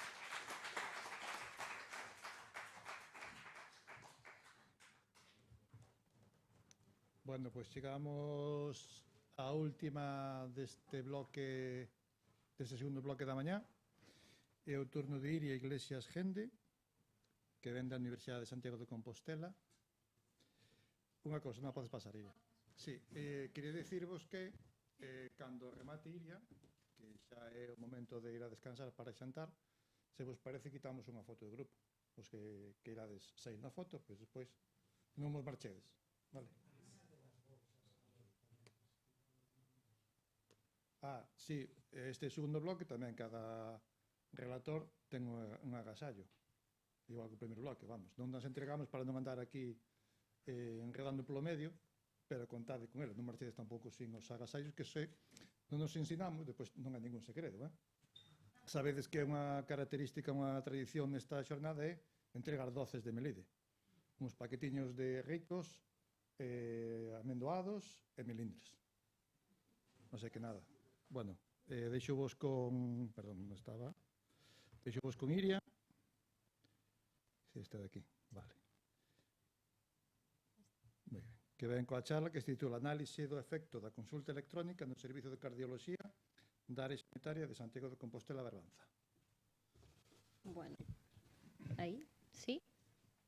Vale. Bueno, boas casi tardes, eu son Iria, e, bueno, actualmente traballo como asesora en Biostatec, pero vos a presentar, pois, bueno, unha pequena parte do meu traballo de fin de mestrado que fixen en colaboración coa CIS, e, bueno, tamén quero un pouco, pois, darlle as grazas aquí diante de todos a Mercedes, que foi a miña titora académica, que a verdade é que, pois, bueno, agradezolle moitísimo toda a axuda que me brindou, e, bueno, paso, vale. No servizo de cardioloxía da área sanitaria de Santiago de Compostela e de Barbanza, en 2008 implantouse un novo tipo de consultas que se chaman, as consultas de acto único, que basicamente é que cando un paciente necesita unha consulta en cardioloxía, o que se facía era facerlle todas as probas necesarias nunha mesma xornada. Entón, isto xa se demostrou que reducía os tempos de espera e que funcionaba ben, pero sí que é verdade que despois, posteriormente en 2013, implantouse a e-consulta, a consulta electrónica. Esta consulta electrónica funciona de xeito de que, unha persoa, un paciente, vai ao médico de cabeceira ou a urxencias ou o que necesite e o médico en cuestión pode poñerse en contacto co cardiólogo e o cardiólogo realiza unha interconsulta donde decide pois se é necesario ver a esa persoa en presencial, por así dicilo, ou se xa pode pois, remitir a consulta cos datos clínicos que ten disponibles. Entón, pois, o obxectivo do meu traballo era estudar o impacto da introducción desta consulta no Servizo de Cardioloxía da área sanitaria de Santiago de Compostela e Barbanza sobre o tempo de vida dos pacientes. Entón, vou introducir un pouquiño a miña base de datos coa que traballei. Tiñamos 75.763 pacientes atendidas por este servizo, das cales, aproximadamente un 15% eran non censuradas, é dicir, persoas que faleceron durante o seguimento. Que non o dixen, pero o seguimento fíxose para os pacientes que recibiron consultas de acto único dende 2008 ata 2018 e para os da e-consulta dende 2013 ata 2023, é dicir, casi 11 anos de seguimento para ambas consultas. Entón, nesta área sanitaria hai dous hospitais onde son derivados os pacientes, que está o Clínico de Santiago e o de Barbanza. E, podemos observar que a maior parte dos pacientes proviñan da atención primaria. E aquí, pois, bueno, deixo-vos un mapa, pois, un pouco para que vexades e ubiquedes pois, esta área sanitaria e, bueno, pois, que se pode observar que a maior parte dos pacientes foron atendidos en Santiago de Compostela, que ao final pois, é o concello con maior poboación desta área. Entón, agora vou introducir un pouco nas principais covariables que utilizamos para o modelo. Por un lado está o sexo, podemos observar pois, bueno, que están bastante ben distribuídos, lixeiramente máis homes. E logo a idade. Aquí, pois, bueno, observamos algo que tampouco nos chama demasiada atención, porque ao final, pois, bueno, hai un pico, pois, bueno, alrededor dos 75 anos. Isto encadrase bastante tanto na poboación galega, que tende a ser maior, como pois, na área de cardioloxía, que tamén pois, podes observar pois, eses pacientes de gran idade. Entón, bueno, temos un número de comorbilidades. O número de comorbilidades son as enfermidades a maiores que ten o paciente a maior da enfermidade principal. E, bueno, pois alrededor de un 70-80% que están entre o 0 e o 2. E logo, pois, bueno, unha porcentaxe lixeiramente tamén importante que teñen pois 3 ou 4 comorbilidades. Logo está a escala de Chadbois, que lles encanta, que, bueno, basicamente mide o risco de accidente cerebrovascular para os pacientes que teñen fibrilación auricular. Pois, comentarvos un pouco por encima, pois, por exemplo, simplemente para unha muller xa tería 1 punto. Logo, pois, se ten máis de 75 anos, pois 2 puntos a maiores. Pois, se ten diabetes, 1 punto. Bueno, podes observar aí un pouco pois, de onde sale esta puntuación. E tamén temos aquí un diagrama de barras onde pois, podemos observar, por exemplo, este 13% son os que teñen a escala 0, serían homes con risco baixo. Logo no 1 se estarían pois, mulleres de risco baixo ou homes con un risco algo moderado e a partir de 2 para arriba pois xa pacientes con risco moderado alto. Vale, despois aquí temos o gráfico de densidade da distancia hospital. A distancia hospital mídese dende o lugar de residencia do paciente ata o hospital no que é derivado. Isto pois, interesábanos un pouco no sentido de que ver si realmente un paciente que viva en zonas rurais é igual atendido que un paciente que vive na cidade. E logo, por último, está o tempo de demora. O tempo de demora aquí, bueno, fixen unha transformación logarítmica porque había bastantes valores baixos, entón, pois, así observas un pelín mellor a diferencia, e aquí sí que se pode observar que o logaritmo é menor para os pacientes que foron atendidos co tipo de consulta electrónica. Entón, bueno, ahora entro pois, no traballo en sí, que, bueno, queríase analizar eso, impacto que ten esta consulta electrónica no tempo de vida dos pacientes.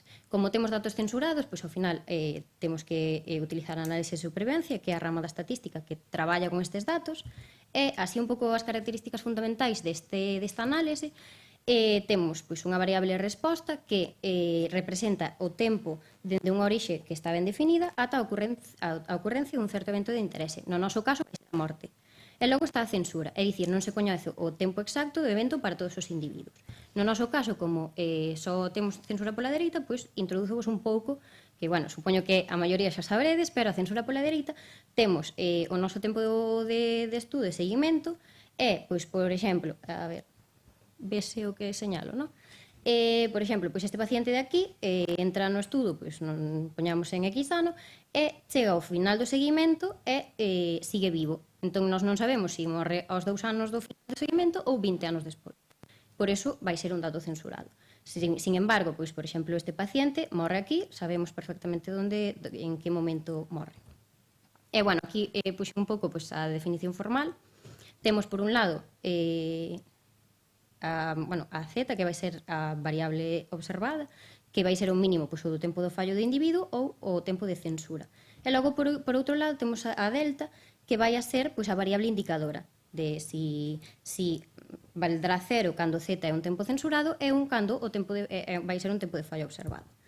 Entón, bueno, na análise de supervivencia, dúas funcións bastante importantes son a función de supervivencia, esta representa a probabilidade de sobrevivir ao tempo T, e a función de risco. Esta representa a probabilidade de que se un individuo sobrevive neste tempo T, experimente o fallo no instante seguinte.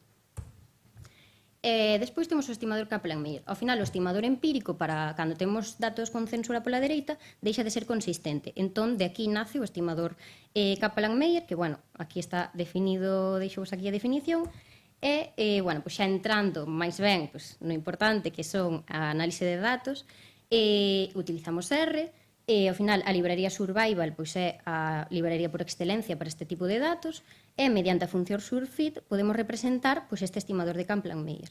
E aquí podemos observar pois que a probabilidade de supervivencia para os pacientes que recibiron a consulta é lixeiramente maior que para os que tiveron unha consulta de acto único. E, como tamén queríamos observalo pois, analíticamente esta diferenza, utilizamos o test long rank. Este de test contrasta as funcións de risco. Entón, mediante a función surdiff, é como facemos o contraste e obtemos pois, eso, un p-valor menor que os niveis de significación habituais.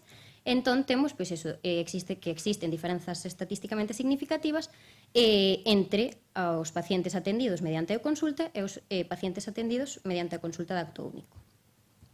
Entón, pois, bueno, aquí xorde a idea de pois, seguir un pouco analizando como o tempo de vida pode variar segundo outras variables. Entonces, pois, buscábamos un pouco eso, modelos de regresión. O modelo por excelencia neste tipo de casos é o modelo de Cox. Que pasa? Que aquí non se cumplían os riscos proporcionais e foi cando se nos ocorreu a idea pois, de buscar un pouco outros modelos que funcionaran. E foi cando chegamos aos modelos GAM. Os modelos GAM permiten modelizar relacións non paramétricas. Entón, bueno, aquí deixo-vos a definición. Para poder axustar un modelo GAM con datos censurados, utilizamos unha función link identidade, neste caso, e logo estimamos as funcións suavizadas mediante p-splines. Isto é porque é unha proposta de Orbe Virto que nesta proposta, basicamente, o que utilizan é, en vez de, pois, nun modelo GAM utilizanse pesos un partido de n, pois neste caso utilizanse pesos Kaplan-Meier que nos permiten poder traballar con datos censurados. Entón, bueno, aquí poñovos efectivamente como se fai o modelo, teríamos o logaritmo do tempo de supervivencia e logo teríamos tanto sexo como consulta, que serían efectos paramétricos, e logo teríamos os efectos suavizados, a idade, o número de comorbilidades, o tempo de mora, o chatback, e na distancia ao hospital o que fixemos foi facer unha interacción para o efecto suavizado para os pacientes con consulta de acto único e para os que recibiron consulta. Entón, bueno, poñovos aquí que para calcular os pesos Kaplan-Meier utilizamos a libraría Consurf e logo para realizar o modelo GAM a libraría MGCV, pois que é tamén a libraría por excelencia para este tipo de modelos. E bueno, aquí podes observar que utilizamos os p-splines e os pesos Kaplan-Meier. Entón, obtemos este modelo. Vale, que temos neste modelo? Bueno, por un lado, temos unha evidencia explicada un 19,3%. Ao final, en datos clínicos, pois, está bastante ben. E logo temos, pois, para os coeficientes estimados paramétricos, temos, pois, por exemplo, para o sexo, temos que, en media, ao ser unha muller, ten un 9,5% máis probabilidade de supervivencia. E logo, pois, a variable que realmente nos interesa, que é pois, de onde xorde o noso traballo, que é, pois, eso, que coa introducción da consulta mellora a supervivencia nun 22,6%. E logo, para ver os efectos non paramétricos, o que fixemos foi representalos. A representación realízase mediante a función Smooth Estimates, que está disponible na librería Gratia, e ademais calcula os intervalos de confianza, que, bueno, deixeivos aquí pois, como se calculan, basicamente. Entón, obtemos estas representacións, que podemos observar que, ao final, sí que é verdade que ao utilizar un modelo GAM podemos ver estes efectos suavizados que con modelos paramétricos pois, non os poderíamos observar. Por exemplo, falando da idade, temos que se mantén bastante a probabilidade de supervivencia, pero que a partir desa idade que falaba antes, dos 75 anos, que a partir dos 75 anos baixa a probabilidade de supervivencia. Logo temos o número de comorbilidades, isto tampouco chama moito a atención, porque ao final é iso, cantas máis comorbilidades teña un paciente, menor probabilidade de supervivencia ten. Logo, pois, por exemplo, o tempo de demora sí que é verdade que se mantén, pero que ao final o intervalo de confianza é bastante amplio. E, falando da distancia, pois aquí temos que para as consultas de acto único a distancia sí que é verdade que diminúe lixeiramente, ao aumentar a distancia diminúe a supervivencia, pero, bueno, ao final tampouco é unha escala demasiado grande e en media tampouco se nota tanto esa diferenza. E logo, por último, temos a distancia, o efecto da distancia ao hospital para as consultas. Aquí sí que é verdade que observamos un comportamento un pouco máis errático. Entón, finalizo pois eso coas conclusións. Ao final, a conclusión principal deste traballo é que observamos unha asociación positiva entre a presenza da e-consulta e un maior tempo de vida. E, bueno, poñovos aquí as conclusións que sacamos a maiores, que xa non entrei nesta presentación, pero sí que é verdade que tamén logramos demostrar pois que se mellora a accesibilidade ao sistema sanitario galego, porque logramos demostrar que se reduce significativamente os tempos de espera e tamén o número de visitas a urxencias e o número de consultas posteriores asociadas pois, a este servizo de cardioloxía. Bueno, moitas grazas, e calquera cousa, pois preguntademe.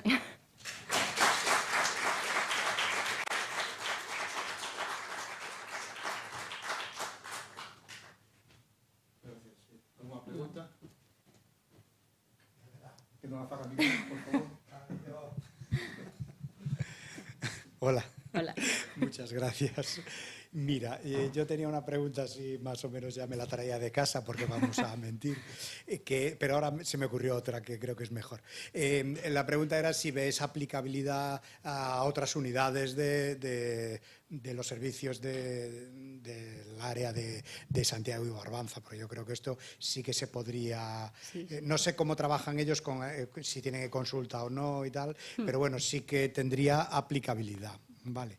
Esa es la pregunta que traía de casa. Ahora, escuchando tu charla, se me ocurre otra. Y es ¿por qué los splines penalizados? Entiendo que será porque hay muchos valores atípicos y entonces le metéis una penalización para que, bueno, no se os desmadre el ajuste, ¿no? Sí, eu creo que sí. Ao final, nos utilizamos os modelos GAM para a primeira parte do traballo, que non utilizábamos os datos censurados, porque ao final non nos interesaba o tempo de vida dos pacientes. Entón, sí que é verdade que nos interesaba buscar tamén se tiñan aplicabilidade os modelos GAM para datos censurados, e foi cando atopamos este artigo que nos pareceu interesante e era como eso implementaba directamente os splines. Sí. En relación... Sí, ¿no? Sí. Outra pregunta. Si coñeces os criterios para a elección de cando se aplicaron as consultas electrónicas, é dicir, se foi aleatorio ou se foi por algún criterio médico previo. Non, as consultas electrónicas utilízanse sempre. A partir de 2013 é o modelo de consulta que se utiliza.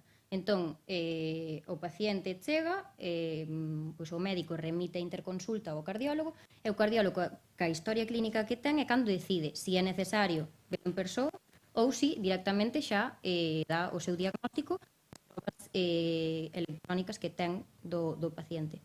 Entón, a partir de 2013, todos os pacientes que entraron teñen ese tipo de consulta. Sí? Algo máis? Unha por aquí, que no día. Micro.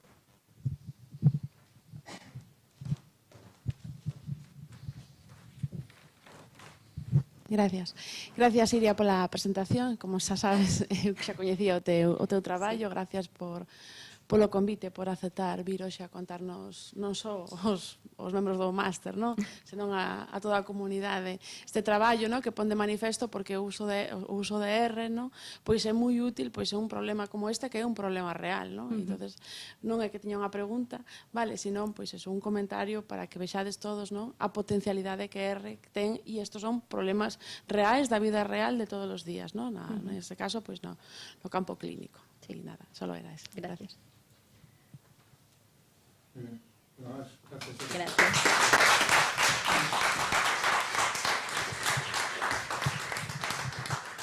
Ben, pois hasta aquí entón o segundo bloque, como dicía antes de ir a xantar, e non me quería ir sin dúas cuestións. Unha, son as dúas. Era horario previsto. Grazas a todos por respetar os tempos, que insistimos moito, porque claro, isto se vai escalonando podemos estar aquí unha hora máis, non? Entón, moitas grazas a todos os relatores da mañán por respetar os tempos e facer que podamos ir a comer ás dúas. E o segundo, que antes vos dixen, quero almoçar, os doces que lle regalamos aos relatores. Aquí hai unha bolsiña con os melindres e dous ricos na parte superior, así verase mellor. E tamén dous amendoados. Estos tres doces son os típicos da terra de Melide. E aquí dous amendoados. Este é o noso agasallo por vir aquí a contar o vosso traballo. Moitas grazas. E con isto despedímonos hasta a tarde.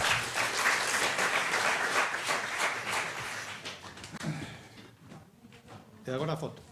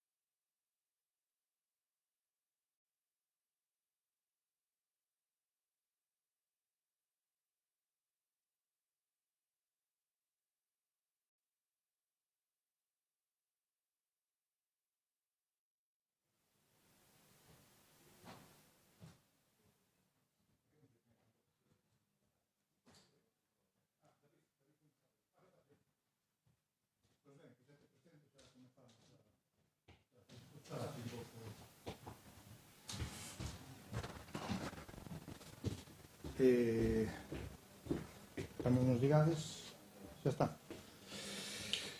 Bueno, pois boa tarde, benvidos de novo a esta sesión de tarde da 12ª xornada de usuarios de Rengalicia.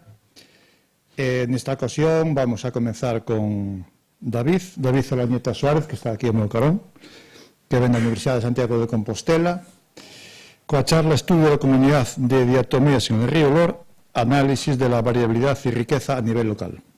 David, cando queras. Gracias. Hola. Vale, genial. Bien, pues espero que hayáis tenido todos tiempo de comer, de tomar un cafecito, porque vamos a introducirnos en el fascinante mundo de las diatomeas. Mi nombre es David Olañeta Suárez y antes de empezar me gustaría agradecer a la organización la oportunidad de compartir con vosotros este trabajo elaborado junto con Carola Gómez Rodríguez y Manel Leira del Departamento de Ecología de la Facultad de Biología de Santiago de Compostela.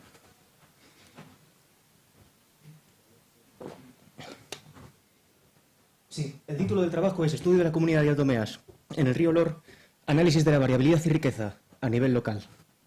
Y os estaréis preguntando, ¿qué son las diatomeas y por qué debería importarme? Bien, pues las diatomeas son un grupo de microalgas unicelulares, integrantes del fitoplancton y fitobentos, que son especialmente reconocibles por la presencia de una envoltura formada por dióxido de silicio hidratado, que denominamos frústulo, y que a su vez está formada por dos mitades que se denominan valvas. Este grupo es extensamente utilizado como bioindicador en estudios de evaluación del estado ecológico de ecosistemas acuáticos. Esto se debe a su presencia en casi cualquier ambiente acuático, desde marino hasta dulzacuícola, así como su elevada relevancia ecológica, y es que su elevada productividad las convierte en el principal elemento basal de la cadena alimenticia, siendo el principal alimento de larvas de moluscos, crustáceos y de peces. Esto, junto con su elevada diversidad, su fácil cuantificación, su rápida velocidad de respuesta frente a cambios ambientales y su amplio espectro de tolerancia, las convierte en excelentes bioindicadores del estado ecológico de ecosistemas acuáticos. Esto lleva a que en las últimas décadas se hayan desarrollado múltiples índices bióticos basados en la abundancia relativa de diatomeas, ponderada por valores asignados en función de sus diferentes tolerancias y preferencias, llegando incluso algunos de estos índices ya a formar parte de la normativa de varios países, incluida España. Y es que este índice que aquí presento, el índice IPS, está incorporado dentro de la Directiva Marco del Agua, utilizando así el estudio de las comunidades de diatomeas como una herramienta, como digo, para evaluar el estado ecológico de ecosistemas acuáticos. El resultado de este índice se compararía con una serie de umbrales preestablecidos por la normativa, los cuales permitirían encajar el hábitat dentro de una de estas 5 categorías. Estos umbrales varían en función del tipo de hábitat evaluado, del mismo modo que lo hacen las condiciones de referencia. Ahora bien, el empleo eficaz de las diatomeas como bioindicadores exige de una metodología rigurosa y de comparabilidad de los resultados. Una comparabilidad de los resultados que, como sabemos, es posible solo a través de la estandarización. Cuando hablamos de estandarización podemos referirnos al tipo de sustrato, a la velocidad de la corriente, a la época del año en la que se muestrea y también al esfuerzo de muestreo. El esfuerzo de muestreo estándar debe ser suficiente para garantizar la detección de las especies raras presentes en la comunidad en una proporción que resulte aceptable y siendo aplicable a un abanico de estudios y de condiciones. Esto, que se dice tan rápido, plantea un desafío, lo que lleva a que dicha estandarización todavía no se haya alcanzado. En estudios de este tipo se recomienda contar entre 400 y 600 individuos por muestra o valvas por muestra, lo que es lo mismo. Sin embargo, en las últimas décadas han surgido múltiples estudios que proponen optimizar los programas de seguimiento ambiental estudiando la medida en la que una reducción en el esfuerzo de muestreo por debajo de estos umbrales afecta la fiabilidad de los resultados, al mismo tiempo que otros autores argumentan que umbrales de muestreo preestablecidos pueden llevar a una infrarrepresentación de las especies raras presentes en la comunidad cuando se trata de comunidades especialmente sanas y diversas. Es en este contexto que en este trabajo nos proponemos aportar evidencias empíricas sobre la medida en la que un esfuerzo de muestreo habitual en este tipo de estudios es suficiente para caracterizar correctamente esta comunidad del río Lor, y también estudiamos la medida en la que la fiabilidad de los resultados mejora al incrementar el esfuerzo de muestreo por encima del habitual en este tipo de estudios. Se aprovecha para identificar cuál de las localidades muestreadas es la más rica y diversa, convirtiéndola, por tanto, en el punto de muestreo óptimo para el seguimiento de la evolución de la comunidad a medio o largo plazo. Y también se estudia el efecto del incremento en el esfuerzo de muestreo en el cálculo de estos índices bióticos basados en diatomeas, aprovechando también, claro, para inferir cuál es el estado ecológico de este hábitat. Dicho esto, me gustaría hacer un pequeño paréntesis para ponernos en contexto, hablar de dónde se desarrolla este estudio y de los pasos seguidos, así como de los análisis estadísticos utilizando la herramienta en torno a la cual gira esta jornada de hoy, utilizados para cumplir estos objetivos. El estudio se desarrolla se construye a partir de 4 muestras tomadas en el río Lor, en las proximidades de Soane do Courel, es decir, en el tramo alto del río Lor o Alto Lor. El río Lor se encuentra en el noroeste de la península ibérica, perteneciendo a la demarcación hidrográfica del Miño-Sil y siendo el principal curso fluvial de la Sierra do Courel. El Alto Lor se trata de un entorno fluvial con un buen estado de conservación, en el que las riberas se encuentran dominadas por alisedas y fresnedas, siendo estos los ecosistemas característicos de entornos fluviales de montaña húmeda sobre sustrato silicio. Como digo, se seleccionaron 4 muestras, o 4 localidades, procurando que presentasen todas ellas una buena insolación directa, así como una buena accesibilidad y representatividad dentro del tramo. En cada una se seleccionaron 3 piedras, buscando que presentase una cobertura de biofilm visible que sería indicativo de la presencia de una comunidad de microalgas adherida. Este material adherido se liberó frotando con cepillo sobre bandejas plásticas para recoger el material, junto con agua de río sin filtrar, y todo ello recogerlo en botes estériles junto con etanol al 70%. Además, las piedras muestreadas se envolvieron con papel de aluminio para sobre este delimitar la superficie frotada y así a posteriori poder hacer estimaciones de superficie de biofilm muestreado, así como de densidad individual en el biofilm de partida. Para la obtención de las preparaciones para el microscopio, se extrajo 1 mililitro de cada uno de estos botes para disponerlo en tubos de ensayo junto con 10 mililitros de agua oxigenada al 30%, con el objetivo de inducir una reacción de digestión por la cual se eliminaría la materia orgánica en suspensión y se podría observar más cómodamente estas diatomeas, para construir así el inventario de especies. Para facilitar este proceso se introdujeron los tubos de ensayo en un baño térmico a 60-70 grados durante 4 horas y, completado ese proceso, se realizaron una serie de centrifugaciones y de lavados para dejar solo el material limpio, con el cual se extraen 0,5 mililitros para disponerlos en portaobjetos con resina sintética Nafrax y obtener así las preparaciones definitivas. Sobre estas preparaciones se lleva a cabo un proceso de identificación y recuento, la observación con microscopio de contraste de fases a objetivos de inversión de 100 aumentos y, en base a la herramienta que podéis ver abajo a vuestra izquierda, elaborada por Prigiel y Coste en el año 2000, la cual es una herramienta de uso extenso o extendido dentro de este tipo de trabajos ecológicos con diatomeas, pero se trata de una herramienta que, dada su antigüedad, puede llevar a desactualización en el inventario de especies resultante, y por eso este se contrasta con la base de datos AlgaBase, garantizando así la actualidad en la identificación de las especies. En cuanto al recuento de individuos, este se hace a través de una serie de campos de visión aleatorios, como el que podéis ver ahí, hasta contando la totalidad de los individuos presentes en cada uno hasta alcanzar 2 umbrales de esfuerzo de muestreo, el primero de 500 y el segundo de 750 individuos. ¿De dónde nacen estos umbrales? Pues el primero nacería de promediar el rango dentro del cual oscilan de forma habitual el esfuerzo de muestreo en este tipo de estudios, que como decíamos antes, era entre 400 y 600 individuos, y el segundo umbral nacería de incrementar en un 50% el primero, siendo el primero representativo del esfuerzo habitual en estos estudios y el segundo el incremento.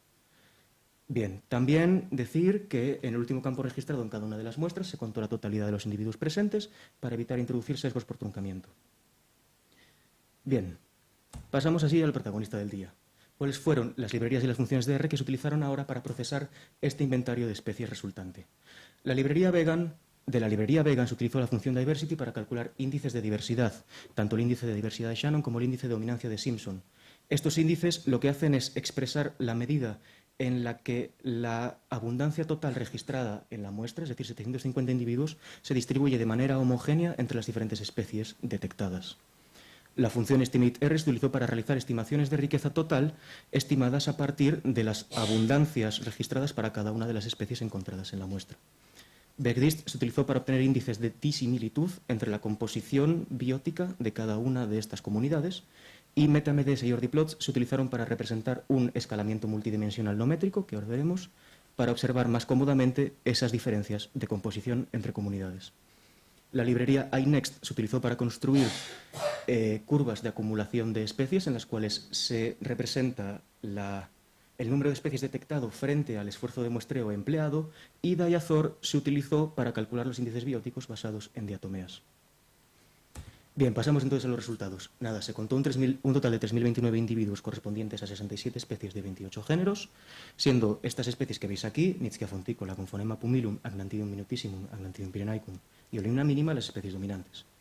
Si representamos la riqueza obtenida para cada localidad, para cada esfuerzo de muestreo, vemos que la localidad LOR 1 fue aquella que manifestó la mayor riqueza tanto tras contar 500, ahí vemos LOR 1 500, como tanto tras contar 750 individuos, LOR 1 750, siendo por tanto la comunidad más rica.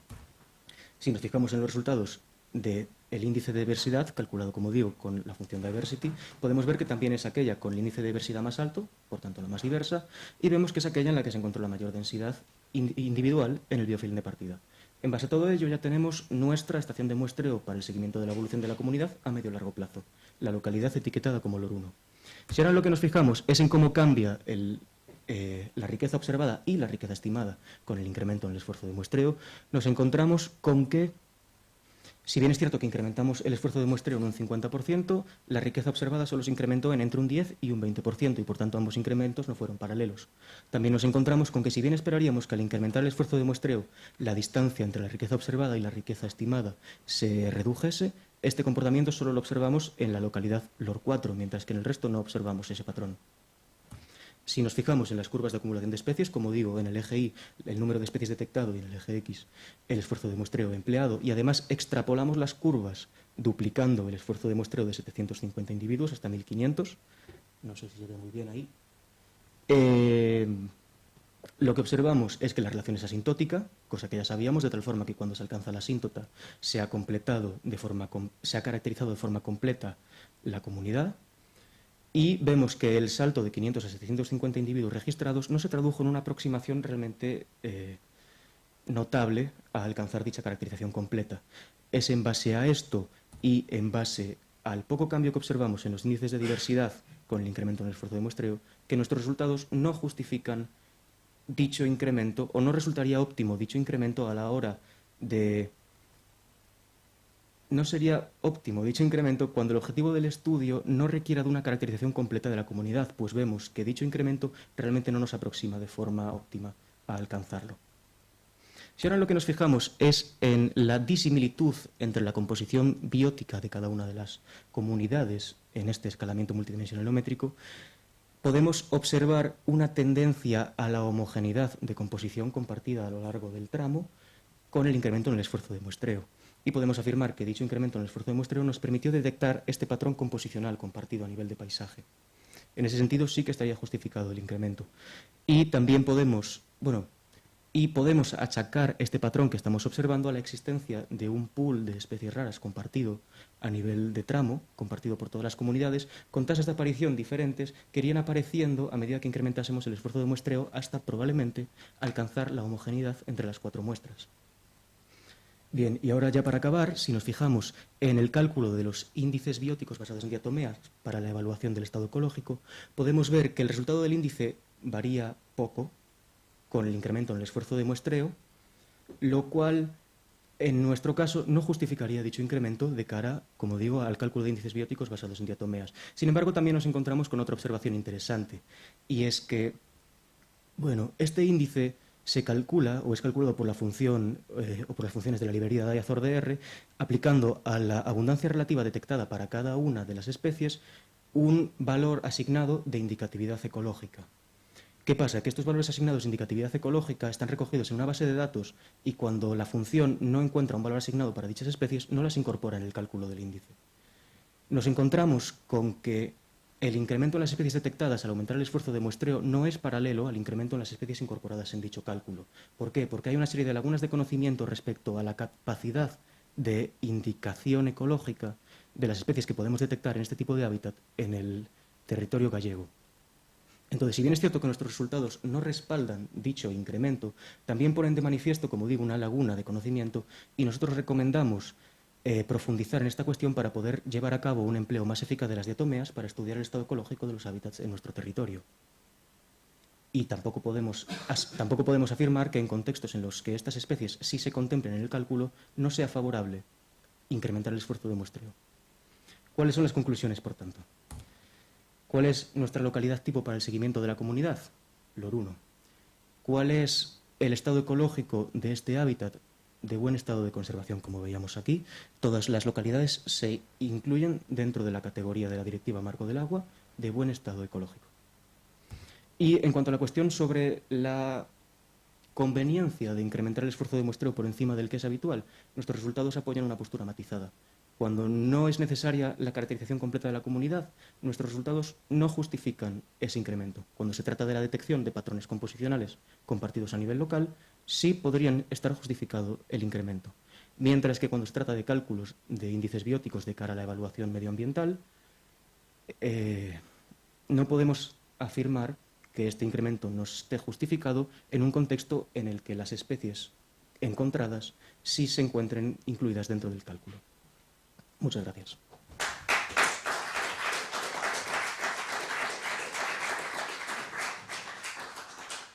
Gracias, David.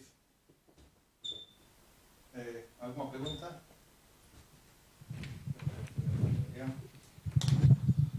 Hola, mil parabéns pola presentación, encantoume. É unha curiosidade biolóxica, é moi difícil polas fotos que ven distinguir as especies. Hai rasgo. Sí, para alguien sin experiencia puede ser un poco... Bueno, para alguien sin experiencia, yo cuando empecé a trabajar con ellas parecían todas iguales. Y entiendo que a vosotros también. Y además se dice muy... Pero cuando uno se familiariza y además ya lleva un poco trabajado con la guía, bueno, iguales no son. Tienen esta división a lo largo del eje central que denominamos RAFE, el cual puede ser continuo, puede encontrarse dividido en varios segmentos, lo cual es un rasgo de diagnóstico. Podemos ver esas estrías laterales que se cuentan también para identificar la especie, y luego las hay más redondas, más ovaladas, con forma de lágrima. Tenía más fotos también por aquí. Lo dicho, ovaladas, redondas, con formas originales, de todo tipo, para todos los gustos. É unha cuestionciña máis relacionada con xenética ou xenómica. Hai algún traballo de xenética ou xenómica de diatomeas en xeral, non sei se na Península Ibérica ou coñeces algún? Yo entiendo que sí. De hecho, desde que está de moda el tema de la secuenciación genética y demás, claro, nos encontramos, pues como pasa en todos los demás campos, con que cosas que creíamos que eran la misma resulta que son cosas diferentes, o cosas que parecían diferentes resulta que son las mismas. Pero en este caso, generalmente para inventariar diatomeas es por observación. Cuando el microscopio óptico no es suficiente, microscopio electrónico. Pero en principio entiendo que la secuenciación, como es cara, siempre es el último recurso. Eso entiendo yo. Muchísimas gracias. Nada.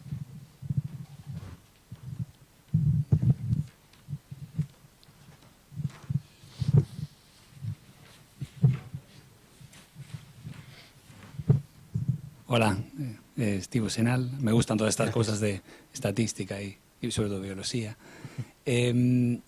Tiña unha dúbida un pouco relacionada tamén co que pregunta el, non? O tema da mostrase. Cando falas do esforzo mostral, o sea, é porque das mostras que se preparan físicas, colledes simplemente unha gotiña e mirades só parte desa gota ou Sí. o sea, non se fai un censo do que xa tes recollido? Non hai unha especie de submostrase, non? Fas unha mostrase collendo esas rocas. Sí, a ver, si te entiendo bien, una sola gota a partir de esa muestra inicial de la comunidad de partida. Material Sí. biolóxico, limpades, tal, e logo se preparan as diferentes mostras, non sei como Sí. chamalo, perdón, brutas ou Ujú. que se xanteiras, e desos só colledes unha parte. Sí, pero se asume homogeneidad Sí, en claro, la muestra de partida y además la densidad de especies y de individuos en esta gota Está es todo muy inmensa, mesturado, entonces claro. se considera que es representativo. Vale, sí, de esa entón son comunidad. mirades. E estou entendendo que igual xa me quedou claro, o sea, o vedes a ollo, quero dicir, vedes no microscopio e identificades o sea, por humanos, non é que usedes, pensei ao principio que mellor había alguna libraría que recoñecía, vamos, que facía Pues eso recoñecemento de sería imaxes. maravilloso. O sea, pues igual que por la idea no es nada mala. con análisis discriminante ou así, pensei que igual... Que yo sepa, no. Sí. Desde luego, Vamos, para más mis chile, colaboradores era más cómodo que yo encase los codos personalmente. Sí, non sei, sí, claro, un desto non domino, pero bueno, penso que igual vendo as características sí que se pode ver algo. Bueno, igual que fiches como un análisis discriminante, ¿no?, de as especies que había en cada locus ou como se diga, ver si as poblacións eran distintas, ¿no? E ves que están Pues separadas. es interesante, y si existen no lo sé. Pues igual para as medidas, non sei, bueno, igual sí, non sei. Bueno, sí, me parece una aportación interesante, desde luego estaría bien. que Análisis eso existiese. discriminante, bueno, vamos, machine learning, o sea, aprendizaje estadístico, igual se podía usar, no sé. Bueno. Gracias. Bueno, pues muchas gracias, María. Gracias.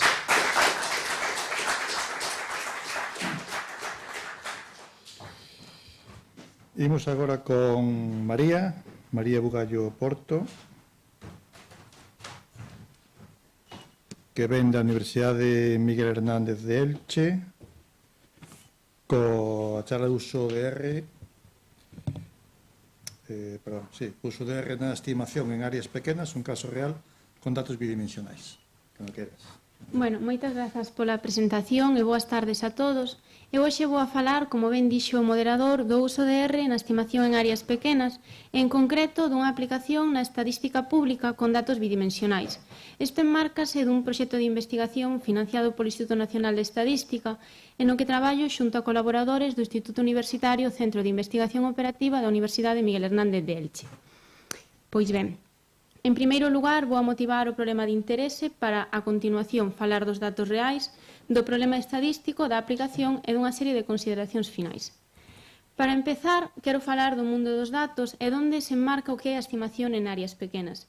Incluyo dúas citas, a primeira delas atribuída ao ex CEO de Google, Eric Schmidt, que di que o mundo está a xerar tantos datos cada 2 días como os que se crearon dende o inicio da civilización ata o ano 2003. Ademais, en IBM tamén se publicou que a cantidade de datos no mundo se duplica cada 18 meses. Non obstante, nesta era do Big Data, a demanda de resultados granulares segue a supoñer retos para a estimación en áreas pequenas. Isto é, moitas veces os tamaños mostrais non son o suficientemente grandes para realizar inferencia a un nivel de granularidade que non está planificado de previsto no diseño da enquisa. Isto, ademais, está moi relacionado co imperativo de non deixar a ninguén atrás, o que implica dispoñer de estadísticas sobre subgrupos e minorías que hoxe en día son invisibles.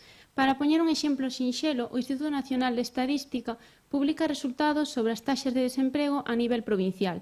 Sen embargo, sería interesante dispoñelos a un nivel municipal, se, por exemplo, un concello desexa postularse a unha axuda europea, que sexa para concellos particularmente vulnerables, ou desagregar tamén os resultados por sexo, grupo de idade, nivel de estudos ou nacionalidade.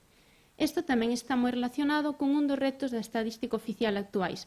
Aínda que a cita que incluyo na diapositiva é do ano 2007, segue a aplicar na actualidade e ven a dicirnos que se busca unha estadística máis detallada, é dicir, a un nivel de agregación menor, pero tamén que sexa rápida en términos computacionais, que sexa precisa os resultados que se publican, pero finalmente que sexa moi barata. Isto é, non aumentar innecesariamente o tamaño mostral das enquisas, senón utilizar metodoloxía estadística máis sofisticada.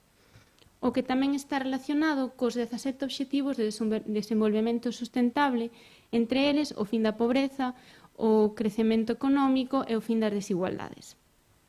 O que me leva a falar de que é a estadística oficial, en donde se enmarca este proxecto de investigación e por que é tan importante.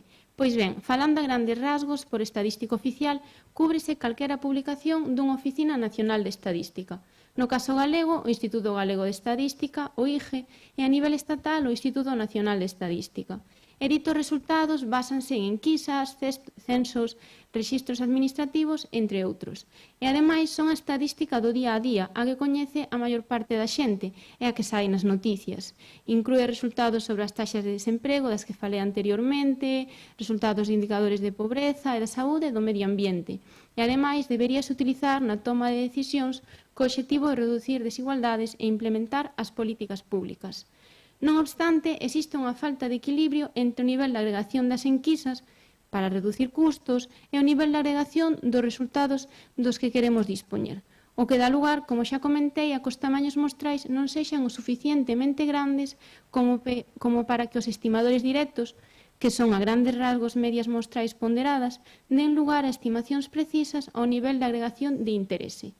E, porén, ten que se propoñer unha metodoloxía estadística máis sofisticada. E estes modelos basaránse en modelos de estimación en áreas pequenas. O problema é que os dominios nos que se vai a inferir non están planificados no diseño inicial da enquisa e, polo tanto, falta información. A variabilidade é inaceptablemente alta dos métodos tradicionais, con coeficientes de variación incluso superiores ao 30%, en moitos casos os resultados son inexistentes, non se pode levar a cabo a imputación cando os tamaños mostrais son cero empregando métodos directos. Como solución, a proposta estadística é empregar modelos de estimación en áreas pequenas que melloran a fiabilidade dos resultados a nivel granular ao tomar forza prestada de variables auxiliares, por exemplo, disponibles en censos ou promediadas, información de outros subgrupos e estruturas de dependencia espacial, temporal, espacio-temporal ou xerárquica. O máis común é empregar os modelos mixtos, xeralizados ou lineais, con intercepto aleatorio que nos permita capturar a variabilidade entre áreas. Entre os modelos mixtos máis populares para estimación en áreas pequenas, temos os modelos de área que se axustan directamente ás estimacións directas para suavizalas e os modelos de unidade que se axustan aos microdatos da enquisa. Eu voume a centrar nos modelos de unidade, sendo o máis destacado o modelo de erro aniñado. Incluyo nesta diapositiva un exemplo de xoguete no contexto bivariante de como sería o axuste con un modelo de erro aniñado. Trátase dunha variable explicativa no eixe X absolutamente continua e unha variable resposta absolutamente continua. Imaxinémonos unha variable de ingresos. Entón, non sei se se aprecia, os diferentes cores indican a pertenza dos individuos que son os puntos a distintas áreas. E o obxectivo sería, esta sería a nosa mostra, predecir en cada área, por exemplo, en cada cruce de provincias, sexo e grupo de idade, o non observado a partir dun modelo estadístico. Ben, isto a día de hoxe pódese facer en R. De feito, son multitude as librerías que existen, pero, bueno, fixe unha pequena mostraxe e gustaríame comentar primeiro para modelos clásicos a librería SAE, para a predición de indicadores de pobreza e desigualdade a librería EMDI e, finalmente, con foque bayesiano, a librería HBSAE. Ben, o modelo NER, o modelo de erro anidado, modelo de unidade, no que nos vamos a centrar, está implementado na librería SAE. O modelo incluyo, un breve resume na diapositiva, axustas os microdatos a unha variable resposta I que se obtén para cada un dos individuos da mostra en cada unha das áreas, J é o individuo e D a área, e asume unha combinación lineal dun vector de variables explicativas, os coeficientes beta, efectos aleatorios específicos da área e erros do modelo. Tanto erros como efectos aleatorios deben ser homocedásticos, normales e independentes. Ben, o modelo de erro anidade é moi popular en estimación en áreas pequenas, pero, entre outros, ten unha desvantaxe.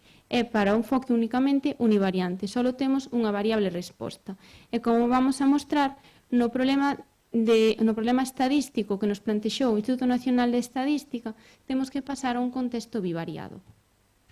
Antes de nada, quería falar brevemente deste proxecto de transferencia de coñecemento que é interuniversitario. En concreto, eu colaboro entre a Universidade Miguel Hernández de Elche e a Universidade da Coruña. A nosa liña de investigación titúlase Estimación en áreas pequenas de indicadores multivariables en España.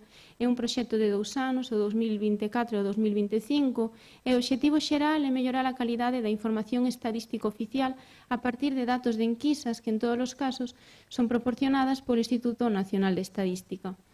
No ano 2025 hai 3 prioridades, todas elas se centran na predición de indicadores non lineais. O primeiro dos obxectivos, a predición... Ahora? Vale, o primeiro dos obxectivos, penso que non está activado. Vale. O primeiro dos obxectivos é a predición de horas efectivas, horas realmente traballadas por comunidade autónoma, división da clasificación nacional de actividades económicas e 3 grupos de tamaño empresarial. No segundo obxectivo, preténdese predecir conxuntamente custos e traballadores e custos e horas efectivas, de novo por comunidade autónoma, división CENAE e tamaño empresarial. E, finalmente, no obxectivo número 3, predecir de maneira individual o custo laboral e o custo salarial, pero en este caso a un nivel de agregación territorial menor, en lugar de comunidade autónoma provincia, e por sector da clasificación nacional de actividades económicas. Nesta presentación, por brevedade, voume centrar no segundo dos obxectivos, que foi o que nos deu máis traballo, por tratarse dun caso bivariante. Debemos modelar conxuntamente unha variable de custo e unha variable de traballadores ou unha variable de custo e unha variable de horas efectivas. Sobre a enquisa que vamos a utilizar, trátase da enquisa trimestral de custo laboral, a ETCL, que contén unha mostra representativa de empresas do territorio nacional, a súa periodicidade trimestral, e permite que a día de hoxe o Instituto Nacional de Estadística publique, entre outros, na súa páxina web, resultados dos indicadores que mostrei na diapositiva anterior, desagregados por comunidade autónoma e grandes agrupacións da clasificación SENAI. Se creo recordar, 3, e, sen embargo, no proxecto de investigación, 82 son as divisións CENAI que nos consideramos. Ademais, en termos matemáticos, o problema de interese do obxectivo 2 é a predición conxunta de 2 variables obxectivo bivariantes, o custo laboral e o número de traballadores, o custo salarial e as horas efectivas nas 17 comunidades autónomas, as 82 divisións da Clasificación Nacional de Actividades Económicas, empresas pequenas, medianas e grandes. Así, dito isto, os parámetros de interese son, por unha parte, parámetros aditivos, isto é, medias poblacionais nos dominios de estimación das variables de custo na primeira liña e do número de traballadores e as horas efectivas na segunda, pero tamén son parámetros non aditivos, en concreto son ratios de medias poblacionais, o custo laboral por traballador e o custo salarial por hora efectiva. Para resolver este problema, poderíamos empregar métodos directos que son os que o día de hoxe emprega o Instituto Nacional de Estadística. A grandes rasgos, como xa comentei, medias mostrais ponderadas. Sen embargo, os tamaños mostrais nos dominios de estimación da enquisa trimestral de custo laboral son realmente baixos. De feito, a mediana é inferior a 6 datos nos dominios e así as estimacións directas non son para nada precisas e tuvemos que propoñer unha nova metodoloxía estadística. Como xa dixen, estimacións directas, resultados moi pouco precisos, e tanto o modelo de Fay-Herriot como o modelo de erro aniñado están plantexados no contexto univariante, e, polo tanto, as propostas sinxelas concluímos que non se adaptan á natureza do problema. Sen entrar en máis detalles na formulación matemática do modelo que se propón, que é o modelo que xa existe na literatura, o que se fai é xeralizar ao contexto bivariante o modelo de erro anidado para modelizar conxuntamente custos e traballadores e custos e horas efectivas, considerando un vector bivariado de efectos aleatorios e un vector bivariado de erros do modelo. Este novo modelo tivo que se programar de cero en R, dai a inexistencia de librerías que nos permitisen resolver o problema que plantexaba o Instituto Nacional de Estadística. Tamén tivemos que programar a partir do modelo o cálculo dos predictores e a estimación de medidas de erro para cuantificar a incerteza. E disto isto pasa a aplicación a datos reais, donde tamén xorden certos problemas. O primeiro deles é o benchmarking, a conformidade. A día de hoxe, o Instituto Nacional de Estadística xa publica resultados e exixe que os resultados que nós podemos obter a partir do proxecto coincidan se sumamos o nivel de agregación menor a un nivel de agregación superior. Para entendelo cun exemplo sinxelo relativo ao número de ocupados, se, por exemplo, o INE publica o total de ocupados nunha provincia e nós creamos un modelo estadístico que nos permita calcular o total de ocupados en provincia cruzado con sexo, debe coincidir a suma dos dous sexos nunha determinada provincia co total da provincia xa publicado. Para elo, a partir dos preditores calculados do modelo, nós o que fixemos en este caso relativo a custo por traballador e custo por hora efectiva foi empregar dúas librerías de R de optimización con restriccións que nos aseguraron que as predicións derivadas do modelo, ao sumalas a un nivel de agregación maior, coincidisen cas publicacións do Instituto Nacional de Estadística. En a diapositiva incluye a comparativa no eixe X do estimador directo, que sería a metodoloxía clásica, e no eixe Y da nosa proposta. Como podemos ver, segue unha tendencia lineal e o modelo tende a suavizar as estimacións directas, polo tanto, reducir a súa variabilidade cando comparamos os coeficientes de variación. E, finalmente, decir que a partir dos resultados deste proxecto, empregando a librería MapSpain DR, mapeamos unha serie de divisións CENAE, algunhas interesantes para ilustrar nesta presentación, a nivel autonómico. Nos mapas actuais o que estamos a representar son as mellores predicións empíricas do custo laboral por traballador na esquerda para o sector de construción de edificios e na dereita para os servicios de aloxamento. Como vemos, as distribucións son moi distintas. De feito, na construción de edificios podería dicirse que o noreste de España é onde os salarios son maiores e, sen embargo, en canto a servicios de aloxamentos é na Comunidade Autónoma de Madrid e nas Illas Baleares. E respecto ao segundo dos indicadores do custo salarial por hora efectiva, canto cobramos en termos netos por hora traballada, mapeamos os servizos de comidas e bebidas, sendo a Comunidade Foral de Navarra, Rioxa e o País Vasco onde os custos son superiores, e no outro a programación, consultoría e outras actividades informáticas onde destacan Madrid e toda a costa mediterránea. Polo outro lado, temos Castela-A Mancha. E xa finalmente, decir que se trata, como xa mencionei, dun proxecto de transferencia de conocemento. Nos propuxemos unha nova metodoloxía estadística que se tivo que programar de 0 en R. Isto permiteu reducir a variabilidade con respecto ás estimacións directas que utiliza o Instituto, tamén a variabilidade temporal, aínda que non o mostrei por brevidade, pero cas novas predicións, considerando diferentes trimestres da enquisa ETCL, ao longo do tempo a variabilidade e a flutuación é menor, polo que os resultados que publicaría o INE serían máis suaves. Ademais, abordamos o problema de conformidade e mapeando os resultados podemos caracterizar as diferencias entre comunidades autónomas, divisións CENAE e tamaño empresarial. Incluyo unha serie de referencias. Finalmente, incluyo un enlace ao repositorio de GitHub donde espero que pronto poidamos publicar parte do código do que falamos nesta presentación.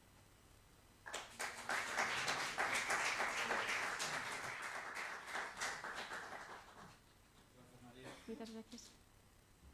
Alguna pregunta para María? Bueno, entón non está Miguel, pago eu. Falas dunha transferencia de coñecemento cara ao INE. Eso provocou algún cambio nos informes oficiales? É dicir, hai algún implementación desa metodoloxía por parte do Instituto? Pois ben, sobre o que falei hoxe ainda non, porque en curso trátase das prioridades do ano 2025, pero o ano pasado sí que abordamos metodoloxía de estimación en áreas pequenas para mellorar os resultados relativos á taxa de paro.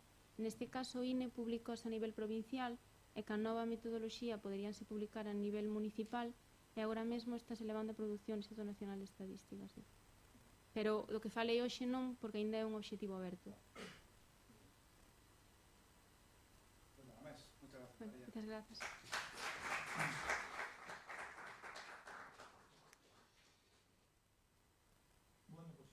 Coa seguinte charla a cargo de Daniel Grande e Antón Seijo.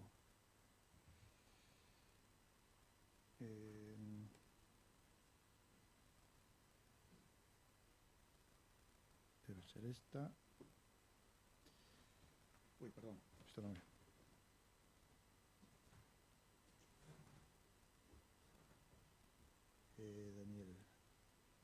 esta. Como?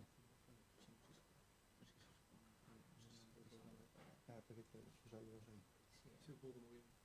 Bueno, pero sí, específicamente, ¿no? Está aí? Sí. Vale. Vale, bueno, Daniel e Antón veñen da Universidade de Santiago de Compostela. A súa charla é simulación de escenarios de mercado mediante modelado estocástico en R. Bueno, a ver se non cae. Vale, perfecto. Para pasar, paso. Vale. Pois, boas tardes a todos e a todas. É unha honra, son Antón Seijo e presento xunto co meu compañeiro, como ben dixeron, o noso traballo de simulación de escenarios de mercado mediante modelado estocástico en R. Ben, no ámbito das finanzas cuantitativas, o estudo da modelización dos prezos dos activos constitúe un dos piares fundamentais na xestión do risco e na toma de decisións de inversión. Como ben vemos nesta gráfica, temos unha gráfica dun activo financiero que ten subidas, ten baixadas, ten picos, pero non vemos ningún patrón, non vemos como se comporta. Entón, isto segue algún camiño, algún comportamento, podemos estudalo? Pois ese é o obxectivo da nosa charla do día de hoxe, estudar dito comportamento e apoiarnos en R para crear posibles simulacións de mercado que nos axuden a comprender os activos financeiros.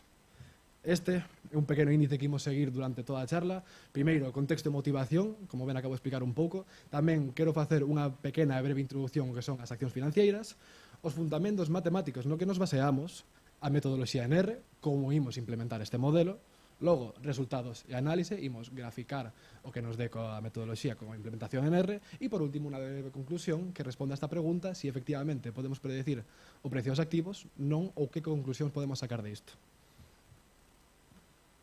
Ben, antes de nada, as accións financeiras, que son?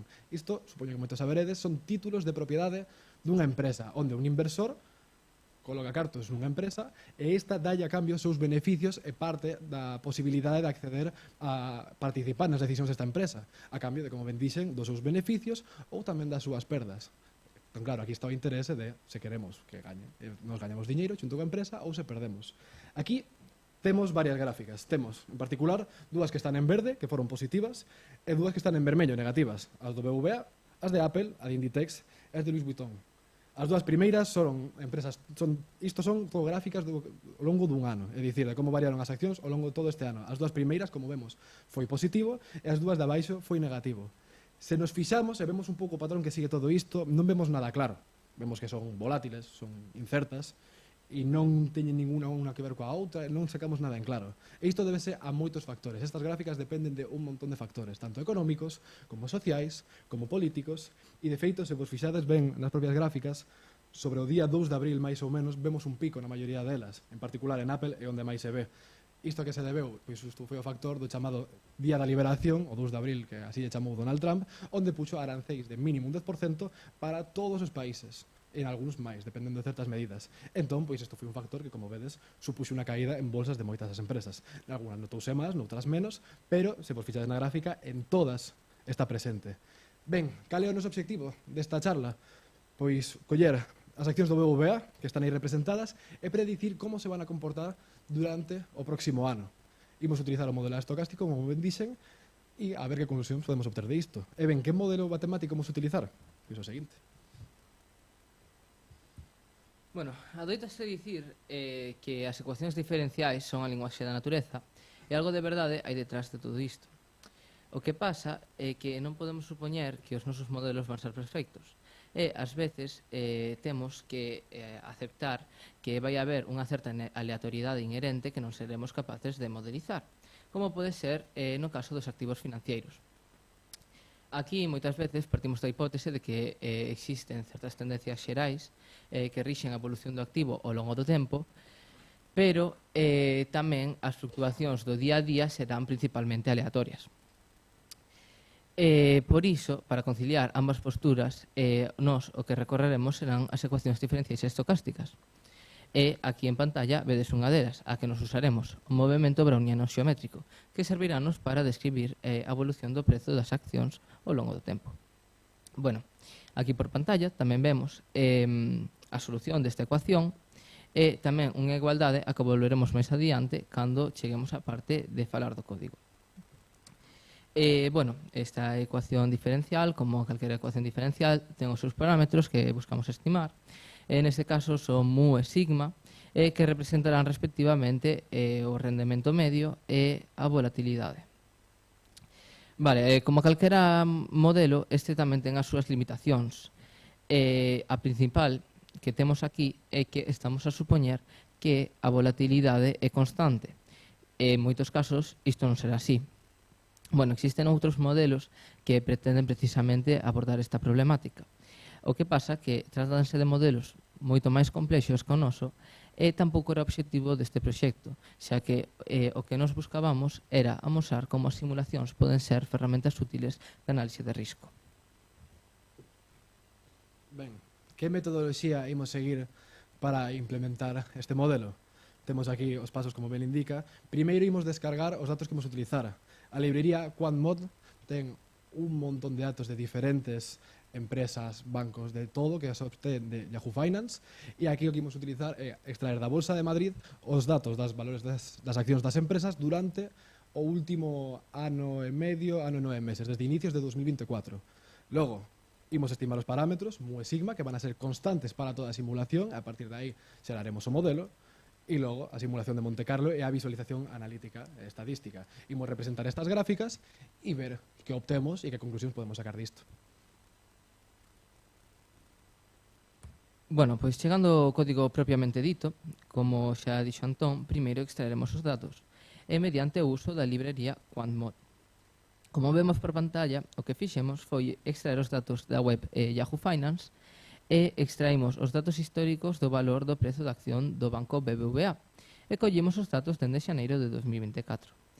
Bueno, o que vemos na seguinte liña é só que axustamos os prezos destes valores, xa que moitas veces algunhas das baixadas que vemos nos prezos non son representativas, ya que se tratan, por exemplo, de emisión de dividendos ou de splits das accións, que realmente non deberían ter non deberían afectar o cálculo dos parámetros que pretendemos estimar, como por exemplo poden ser o rendemento medio. Bueno, na seguinte liña o que fixemos foi asignarlle a variable S0 o valor o prezo actual. E nos seguintes apartados o que faremos será estimar estes parámetros. Pero para iso, antes temos que volver brevemente á diapositiva dos fundamentos matemáticos. Aquí o que tiñamos era a solución da ecuación, na que vemos que aparecen os parámetros mu e sigma. Claro, isto supón un bo punto de partida para a súa estimación. E o que fixemos foi, con simples cálculos, despexar esta ecuación, dándonos o que vemos máis abaixo, que nos escribimos como retornos logarítmicos, que non é máis que a diferenza en termos logarítmicos do prezo dunha acción ao longo dun certo tempo t. Nesta igualdade, o WT funciona como unha normal de parámetros media cero e varianza t, polo que podemos ver rapidamente como calculando a media ou a desviación típica empíricas dos retornos logarítmicos, poderíamos chegar ao valor estimado dos parámetros mu e sigma, que, como podemos ver por pantalla, é xusto o que fixemos. Agora ben, podedes vos estar preguntando que son que este 252 que aparece no cálculo do sigma e do mu. Este 252 é porque, como vemos no apartado 5, un ano bursátil ten 252 días. E como na ecuación diferencial o t igual a 1 representa un ano, o período dun día será representado por un partido de 152. Entón, sai diso. Tamén temos aquí no apartado 5 o número de simulacións que imos calcular, que van ser 10.000, ainda que ese non vai a ser o número que apareza por pantalla, porque de aparecer o único que veríamos sería un manchón negro na pantalla e iso tampouco nos aporta ninguna información. Bueno, xa pasando ao punto 6, que é a simulación propiamente dita, cabe mencionar antes que o método que seguimos, foi un método de diferenzas por pasos discretos, moi semellante ao método de Euler en, por exemplo, ecuacións diferenciais ordinarias. A vantaxe que tiña este método é que simplificaba moito as contas. De feito, o que nos quedaba é que unha diferenza, os retornos logarítmicos, unha diferenza logarítmica seguía unha normal de media, o parámetro que aquí calculamos, MD, de varianza SD ao cadrado. Claro, isto simplificaba moitas contas e nos único que tivemos que facer foi calcular unha matriz co número necesario de variables normais independentes, aplicarlle esa media e a desviación típica como vemos na segunda liña e despois cun cum-sum acumular estes incrementos logarítmicos ao longo do tempo para que nos desen as simulacións logarítmicas. Despois simplemente foi aplicarlles a exponencial e xa nos quedaron as simulacións do valor ao longo do tempo. Para rematar, temos os puntos 7 e 8. No punto 7 o que fixemos foi calcular os estatísticos empíricos, como os que temos aquí, que son a media, a mediana e o value at risk, do que xa falaremos máis adiante. E no punto 8 o que fixemos foi calcular a esperanza teórica, que se pode calcular grazas a que coñecemos a solución desta ecuación diferencial. Isto servirá simplemente para comparar o bo comportamento dos estatísticos empíricos no seguinte apartado. Ben, con este código xa mostramos aquí a gráfica que obtemos unha vez executado. Que vemos aquí? Isto de primeiras podemos ver moitas liñas que poden parecer que simplemente son garabatos, aínda que algunhas, se nos fixamos especialmente máis arriba, podemos ver que son liñas como as que vimos anteriormente que representarían as accións. Arriba temos todos os estadísticos e todos os datos que están representados nesta gráfica. Ben, que serían? S0 sería o punto de partida, vemos que todas parten desde o mesmo punto, e logo, todas esas trayectorias, temos algunhas máis arriba e máis abaixo, como ben dixen, pero vemos que se comportan máis ou menos igual, que van seguindo unha certa franxa, porque eso sería o máis habitual que pasase, o máis probable e como se deberían comportar estas accións. Temos a esperanza teórica e a media empírica, que como vemos, son case a mesma. A liña azul que estaría por debaixo prácticamente nin se ve, que sería teórica, polo tanto, está ben representado e ben implementado o código. E logo temos a mediana, que é unha liña que está un pouco por debaixo, e isto debido a que as simulacións máis raras que se foron moito para arriba, que son pouco probables, pero que poden suceder, estas aumentaron un montón o valor da media, pero a mediana non o representaría, non o tería en cuenta, entonces estaría un pouco por debaixo. Isto non se ve pola parte negativa, porque se acabamos o cero, pois a empresa quebraría e non teríamos valor de accións, chegaría a cero. E por último tamén temos unha liña morada todo por debaixo, que isto é o value at risk, un concepto moi importante, un test de sensibilidade que utilizan as empresas moi a miúdo xunto a outros. Que representaría? O value at risk, que vemos aí ese valor de 15,19, sería un valor do 5% do que o precio das accións pasaría por debaixo, despois dun ano, dese valor. É dicir, é bastante improbable, un 5%, como ben dixen, de que a empresa que lle vaya mal e que o precio das accións caia tanto por iso. Isto teñen en conta, porque as empresas, unha vez fan estes diferentes test de risco, de sensibilidade, para ver como lles pode ir, evalúan isto e din, oye, se perdemos esta cantidade de capital, que pasaría coa nosa empresa? Merécenos a pena? Sí, non? Entón, isto teñen en conta, porque é algo improbable, pero que pode pasar. E por último, a conclusión. Que sacamos en conclusión entón de todo isto? Primeiro, destacar que R, unha linguaxe de programación xa de por sí adecuada ao tratamento dos datos estatísticos, grazas ás súas librerías, neste caso a librería QuantMod, permítenos condensar nun mesmo entorno tanto a extracción como a análise de datos.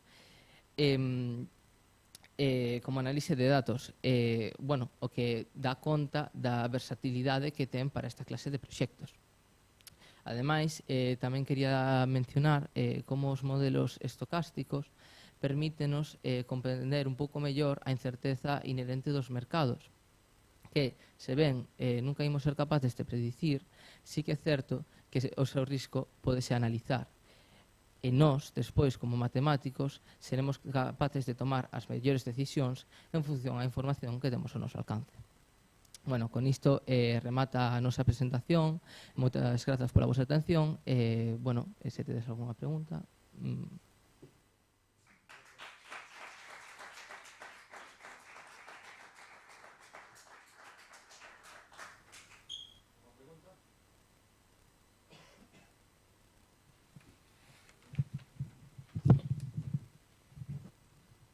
¿Se me escucha? Bueno, sí. Muchas gracias primero de todo por la presentación. Creo que ha sido bastante interesante. Y yo tengo una preguntita y es, ¿por qué el modelo Black-Scholes concretamente? ¿Por qué el modelo de Black-Scholes? O sea, ¿por qué el modelo que habéis utilizado? Ese en concreto. Bueno, este de aquí é un modelo bastante sinxelo, xa que de por sí os activos financieros normalmente, bueno, os activos financieros continuos normalmente seguen unha gráfica exponencial elevado, bueno, basicamente é elevado a un, chamémoslle parámetro R e T polo tempo. Claro, isto en termos de ecuación diferencial non é máis que o prezo de igual a, bueno, aquí dixen R, pero pode ser mu, pois, por, bueno, dt. Claro, que pasa? Nós aquí queríamos engadirlle unha pequena aleatoriedade.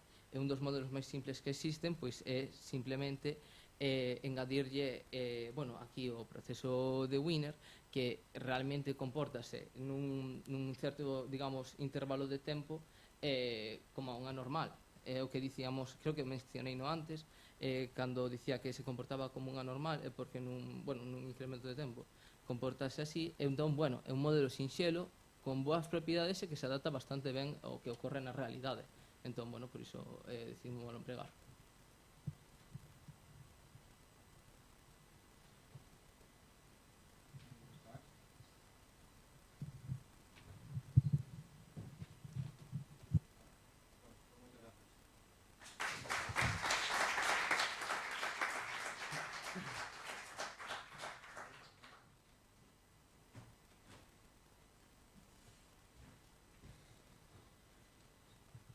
Bueno, pois seguimos. Agora sí que lle toca a Santiago Arce, que antes puxen aquí a súa presentación.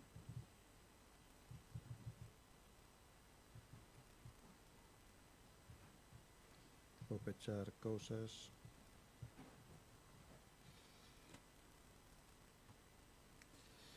Santiago Arce Pilo, que ven tamén da Universidade de Vigo, e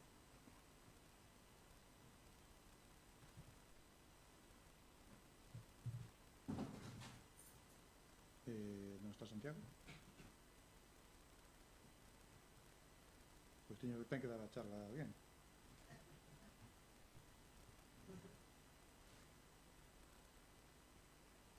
Pois a mellor non puido vir.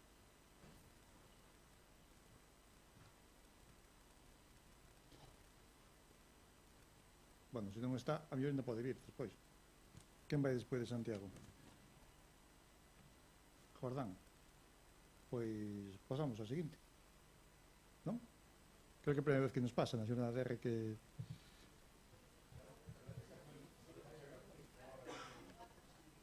Ah, vale, bueno, pois...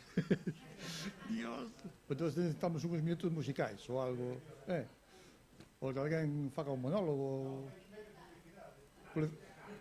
Publicidade de que? Sí, eu creo que...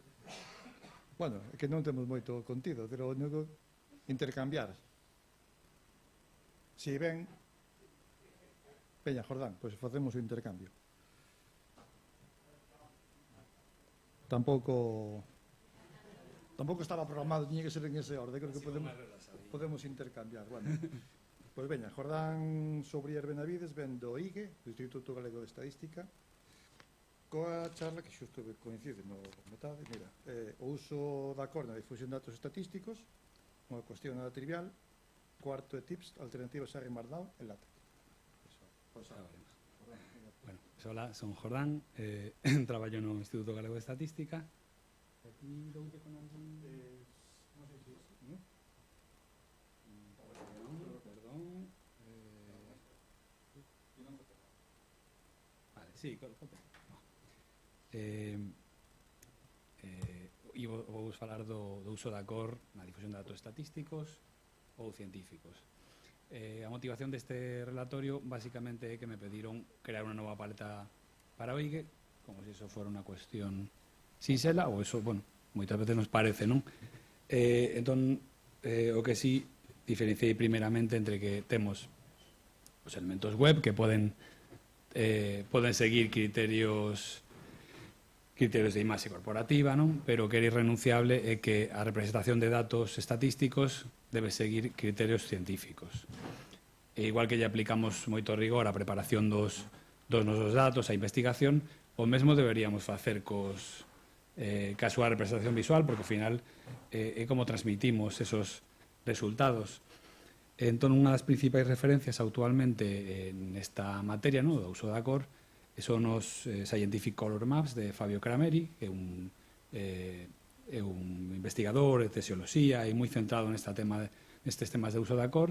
Por suposto, hai moito traballo de outros estudosos por detrás, pero bueno, esta vai ser un pouco a nosa referencia, as publicacións deste autor e esos Scientific Color Maps os que logo falaremos máis en detalle. Entón, que o que se definiría como un mapa de cor científico ou unha paleta científica? Pois fundamentalmente aquela que non distorsiona os datos subxacentes, non aparecen cousas que son ficticias, nin oculta os detalles, ou a granularidade que sí que hai nos datos. Concretamente, as propiedades serían estas. A máis fundamental, a uniformidade, agora entro máis en detalle nelas, sería a uniformidade perceptual. Esta xa é unha propiedade que se ven estudiando desde fai moitas décadas. Como segunda, a accesibilidade universal. É importantísimo que se xa inclusivo que as persoas que teñen deficiencias na percepción da cor. Outra é a orde perceptual, xa como un pouco como extra, que sexan lesible en monocromo, esas paletas de cor, e a reproducibilidade e citabilidade, que igual que outros elementos dunha investigación teñen esa propiedade, pois as paletas deberían serlo tamén, e de que a veces non lle demos esa importancia, non?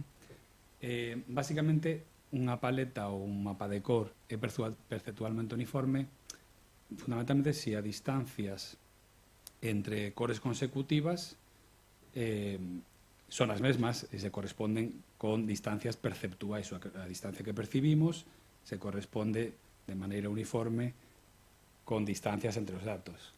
Quizás se ve mellor con exemplos, ¿no? O espacio RGB, que todos coñecemos, basicamente está pensado para pantallas, digitais e analóxicas, por emisión de luz. Entón, imaginemos, aquí, algo, isto que é o PDF, non é o HTML. Bueno, era para sorpresa. Non importa.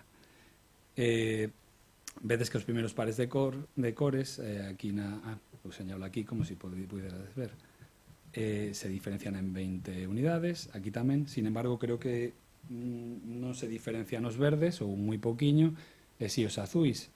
Entón, este espacio non é uniforme coa medida euclídea. O sea, esas 20 unidades non se corresponden con 20 unidades ou as que de distancia perceptual. Están máis separados os azuis. Isto é porque o espazo RGB lineal, mentres que a nosa visión ten diferentes sensibilidades, as distintas frecuencias do espectro lumínico.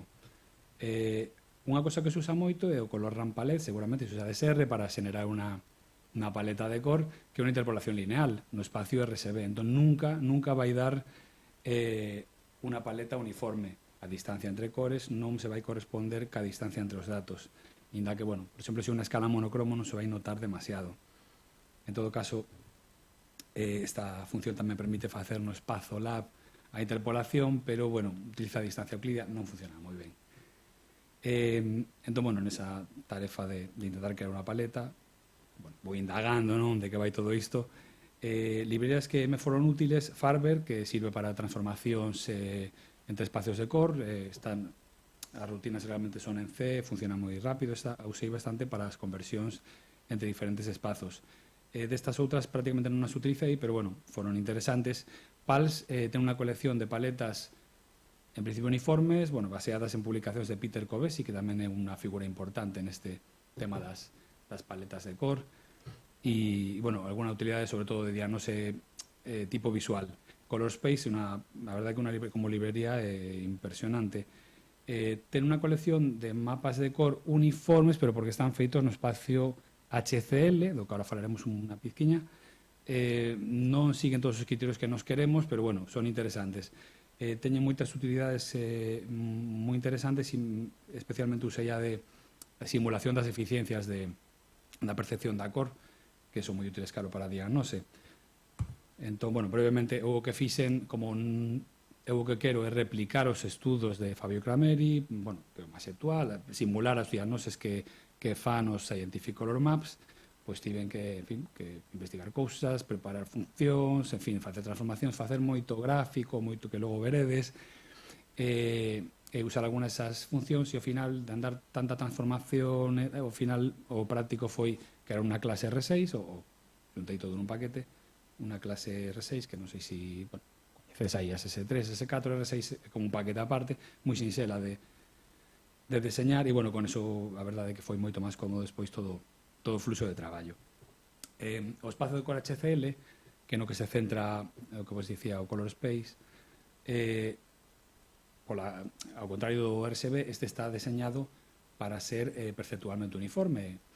É dicir, que a medida que ten, a medida euclídea, pois esas distancias que hai se correspondan. Se aquí teño unha distancia de 2, pois aquí tamén son a mesma distancia perceptual. Eso, en principio, teoría. As coordenadas que usa son variables que teñen que ver en teoría coa percepción visual humana, non? Que son o matiz, bueno, hue, chroma, luminance. E o matiz, que sería o tipo de cor. Estos son coordenadas polares, cilíndricas, bueno, sería como ángulo, croma, que é a intensidade, e logo o brillo, a luminance, non? Aproveito isto, non vamos a profundizar neste espazo, bueno, ni ningún, en realidade, pero por ver un pouco que pinta teñen as paletas que nos podemos encontrar, non? E ver cales son as características fundamentais. Usando ferramentas do paquete Color Space, pois podemos ver un pouco. Tipos de mapas de cor, aquí non me vou a parar moito, temos continuas, discretas e categóricas, segundo tipo de datos, non? Falaremos logo un poquinho de categóricas, son un pouco diferentes. En canto ao seu uso, pois poderíamos clasificar en clases, que chamamos secuenciais, un intervalo, non? De menor a maior, diverxentes, utilizadas normalmente cando queremos representar respecto a un punto a un valor de referencia. Multisecuenciais, basicamente, cando temos varias categorías a vez. Imaginade o que sei, temperatura no mar e na terra a vez. Usamos dúas paletas a vez e bueno, por eso son multisecuenciais. Cíclicas, normalmente para temas tipo fluxos, temas que se podan expresar de maneira angular, basicamente. Que pinta teñen? Unha paleta cualitativa, estas son paletas, como digo, do paquete Color Space, que son uniformes nese espazo, pero, bueno, non cumple todos os requisitos do que unha paleta científica. Este é un caso un pouco particular, porque, non sei se vedes, isto sería a luminosidade, non? O brillo, e isto a croma, a saturación. Efectivamente, todas as cores teñen o mesmo brillo, e máis pouca saturación, de feito, e a diferencia conseguimos coa variación do matiz, que vai crecendo máis de maneira lineal, de modo que sexa uniforme, pero isto se chamaría unha paleta uso-iluminante. Solo vale para caso de paletas cualitativas, porque como ao final collemos 4 ou 5 categorías, pois o importante é que estén ben separadas visualmente. Vale, non importa tanto, non hai ninguna orde, porque non son valores o que representan, sino categorías. Sin embargo, unha paleta típica, sobre unha paleta secuencial, vemos que, basicamente, as curvas de cor fan un recorrido suave, e a luminosidade, o máis importante é que é monótona. Isto tamén vai a ser así en outros espazos. É monótona e con moito rango de variación, o sea, dun valor que sería 30 hasta 100, non? Ou de 0 a 100, porque necesitamos, se vamos a expresar moitos datos, que se diferencien ben. E a vez, esa variación de luminosidade tamén é que nos dá a sensación de orde, o que nos dá esa orde perceptual, xunto con un recorrido que sexa suave no espacio de cor, que non sexa que non de moita reviravolta, sino que sexa máis ou menos unha curva suave, de modo que ese gradiente intuitivamente nos diga en que dirección van os valores, non? Diverxente, pois normalmente o máis luminoso ao centro e dúas categorías aos lados, variando o color, multisecuencial, a veces que son basicamente dúas secuencias pegadas, cíclica, un pouco máis curioso, non me quería parar moito con isto, pero, bueno, vedes que chegan ao mesmo punto exactamente o brillo e a saturación, e isto, ainda que parece que vai de aquí abaixo hasta aquí, a escala hasta aquí vai de 0 a 360, dixemos que ao final dá toda a volta, son coordenadas polares neste espacio. Vale, isto era un pouco por exemplificar como son e recalcar o que iba a decir agora da orde perceptual. A orde perceptual esa propiedade dunha paleta de transmitirnos o sentido en que varían os datos de maneira intuitiva, sin ter incluso que ni sequera que mirar a lenda non da paleta, ben dado un pouco por ese percorrido suave no espazo de cor e sobre todo a luminancia, que ademais de ser monótona, si é posible que sexa tamén constante, non, para que esa luminancia tamén reforce a uniformidade perceptual.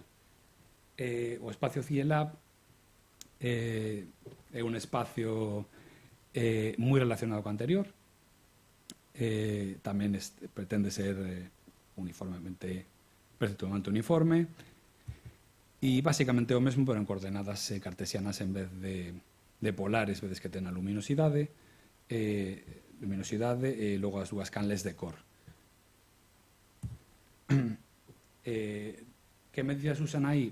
Primeiro, como se supón que está basado en experimentos e se define un espectador promedio que nos di como percibimos, pois, bueno, xa se deseña para que esas coordenadas representen algo que nos representen a nosa percepción e entón a medida cartesiana era a que en principio se usaba, pero despois de máis experimentos, pois ao final se correxiu e se complica bastante a fórmula e esta fórmula que usamos, CIE 2000, ten bastante correccións, entón non é o mesmo a distancia aquí neste punto de espacio que aquí. Ainda que se fora a mesma distancia euclidiana, a distancia CIE de 2000 é diferente. Esos cálculos, por exemplo, os facemos con Farber. Non vou mostrar moito do meu código porque ao final tiven que quitar. E as Scientific Color Maps, dos que falaba ao principio, ao final son unha colección de paletas con todos estes criterios que definen o que é unha paleta científica. E toda a diagnose se fai neste espacio, no espacio lab. E a medida que fundamentalmente se usa é a CIE de 2000. Este sería o exemplo estrela do paquete, a paleta Badlow ou de Scientific Rainbow, que lle chama, porque é unha paleta especialmente vistosa, de tonos apagados, pero bueno, eso vai pasar con todas as paletas boas.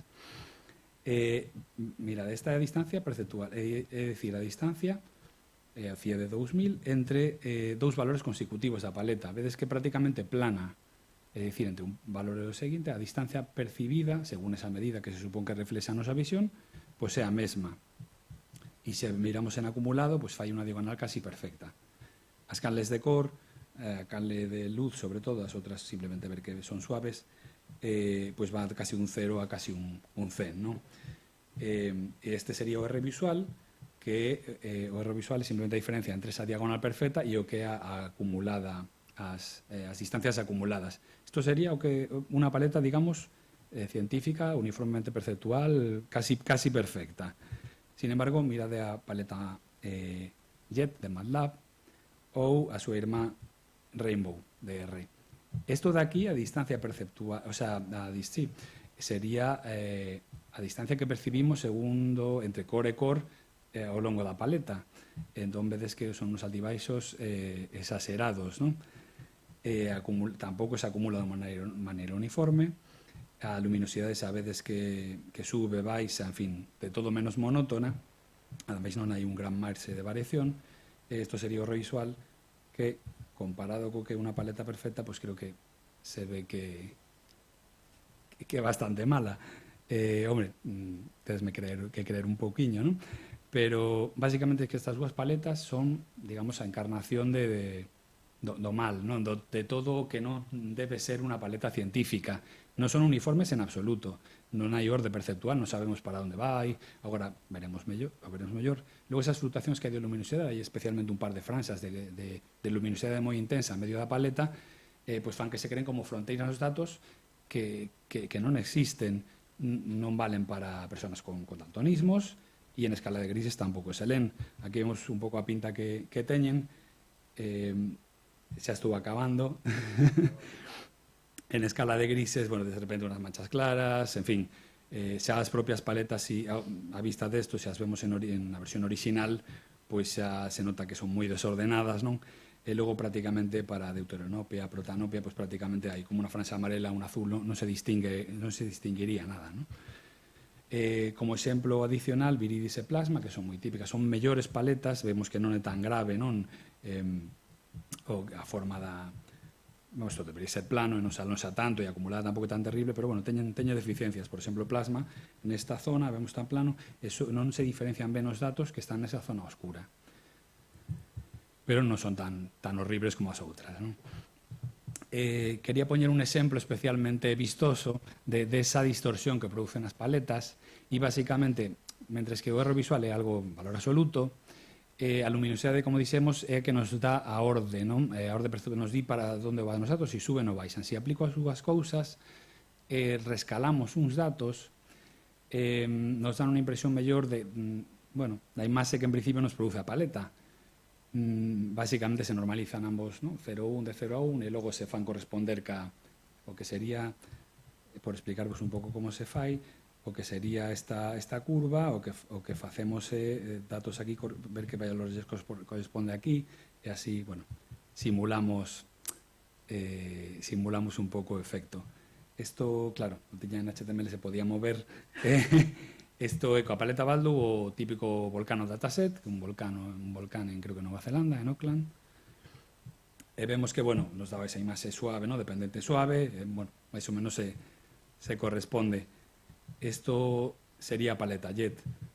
Esas franxas tan azuis nos fan pensar que son as zonas, bueno, azul e amarelo nos fan pensar que son as zonas máis brillantes, o sea, máis brillantes son máis altas, e precisamente o cumio, a zona máis alta, está na cor máis oscura, o sea que nos ven dando esta impresión aproximadamente. En fin, para que vedexades o dramático que pode ser o efecto dunha mala paleta, non? Ainda que isto sexa un pouco exagerado. Entón, a idea inicial era crear unha paleta para OIGE, partindo dunha cor corporativa, azul corporativo. A miña idea inicial era coller un par de cores máis e a ver se podo facer unha paleta científica, o cal probou ser un pouco difícil. Quero máis cores, entón o primeiro estendo a paleta por interpolación, non vou facer no espacio RGB, lóxicamente con un color RAM, imos facer por splines, simplemente con función spline en R, non vos pensedes que fixe nada sofisticado, para empezar.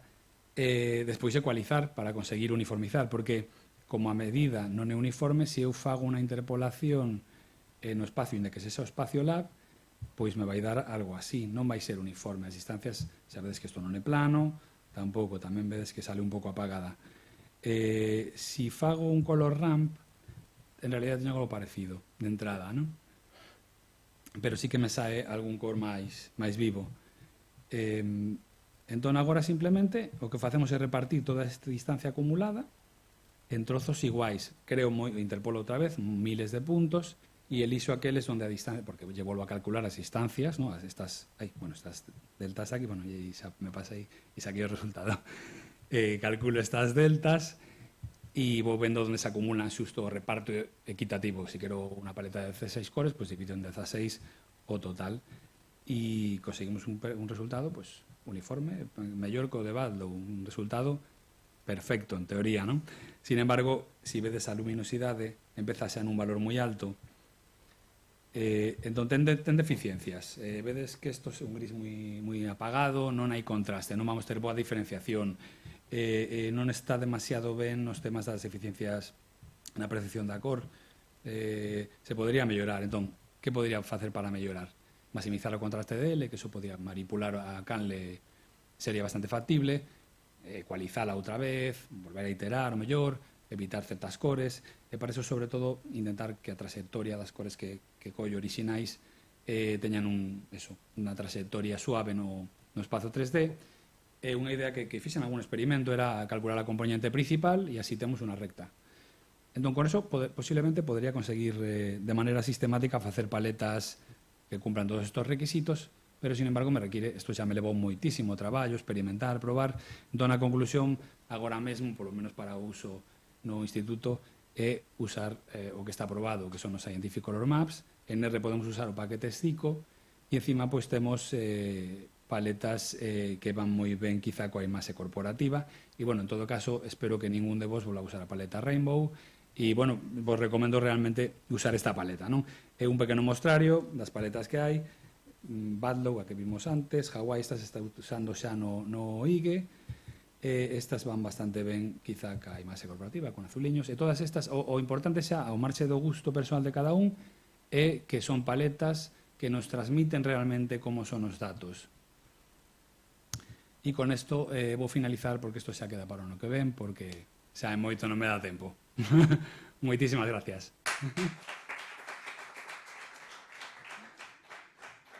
De feito, paseime do tempo, pero ben. Dime eso. Grazas. Alguma pregunta, Rafa? Hola, bueno, en primeiro lugar, moitas gracias pola charla porque foi super interesante. A verdade é que ás veces ves un gráfico moi bonito e intentas facer tú un cos colores e dices, por que non sale igual? Pois agora sabemos por qué.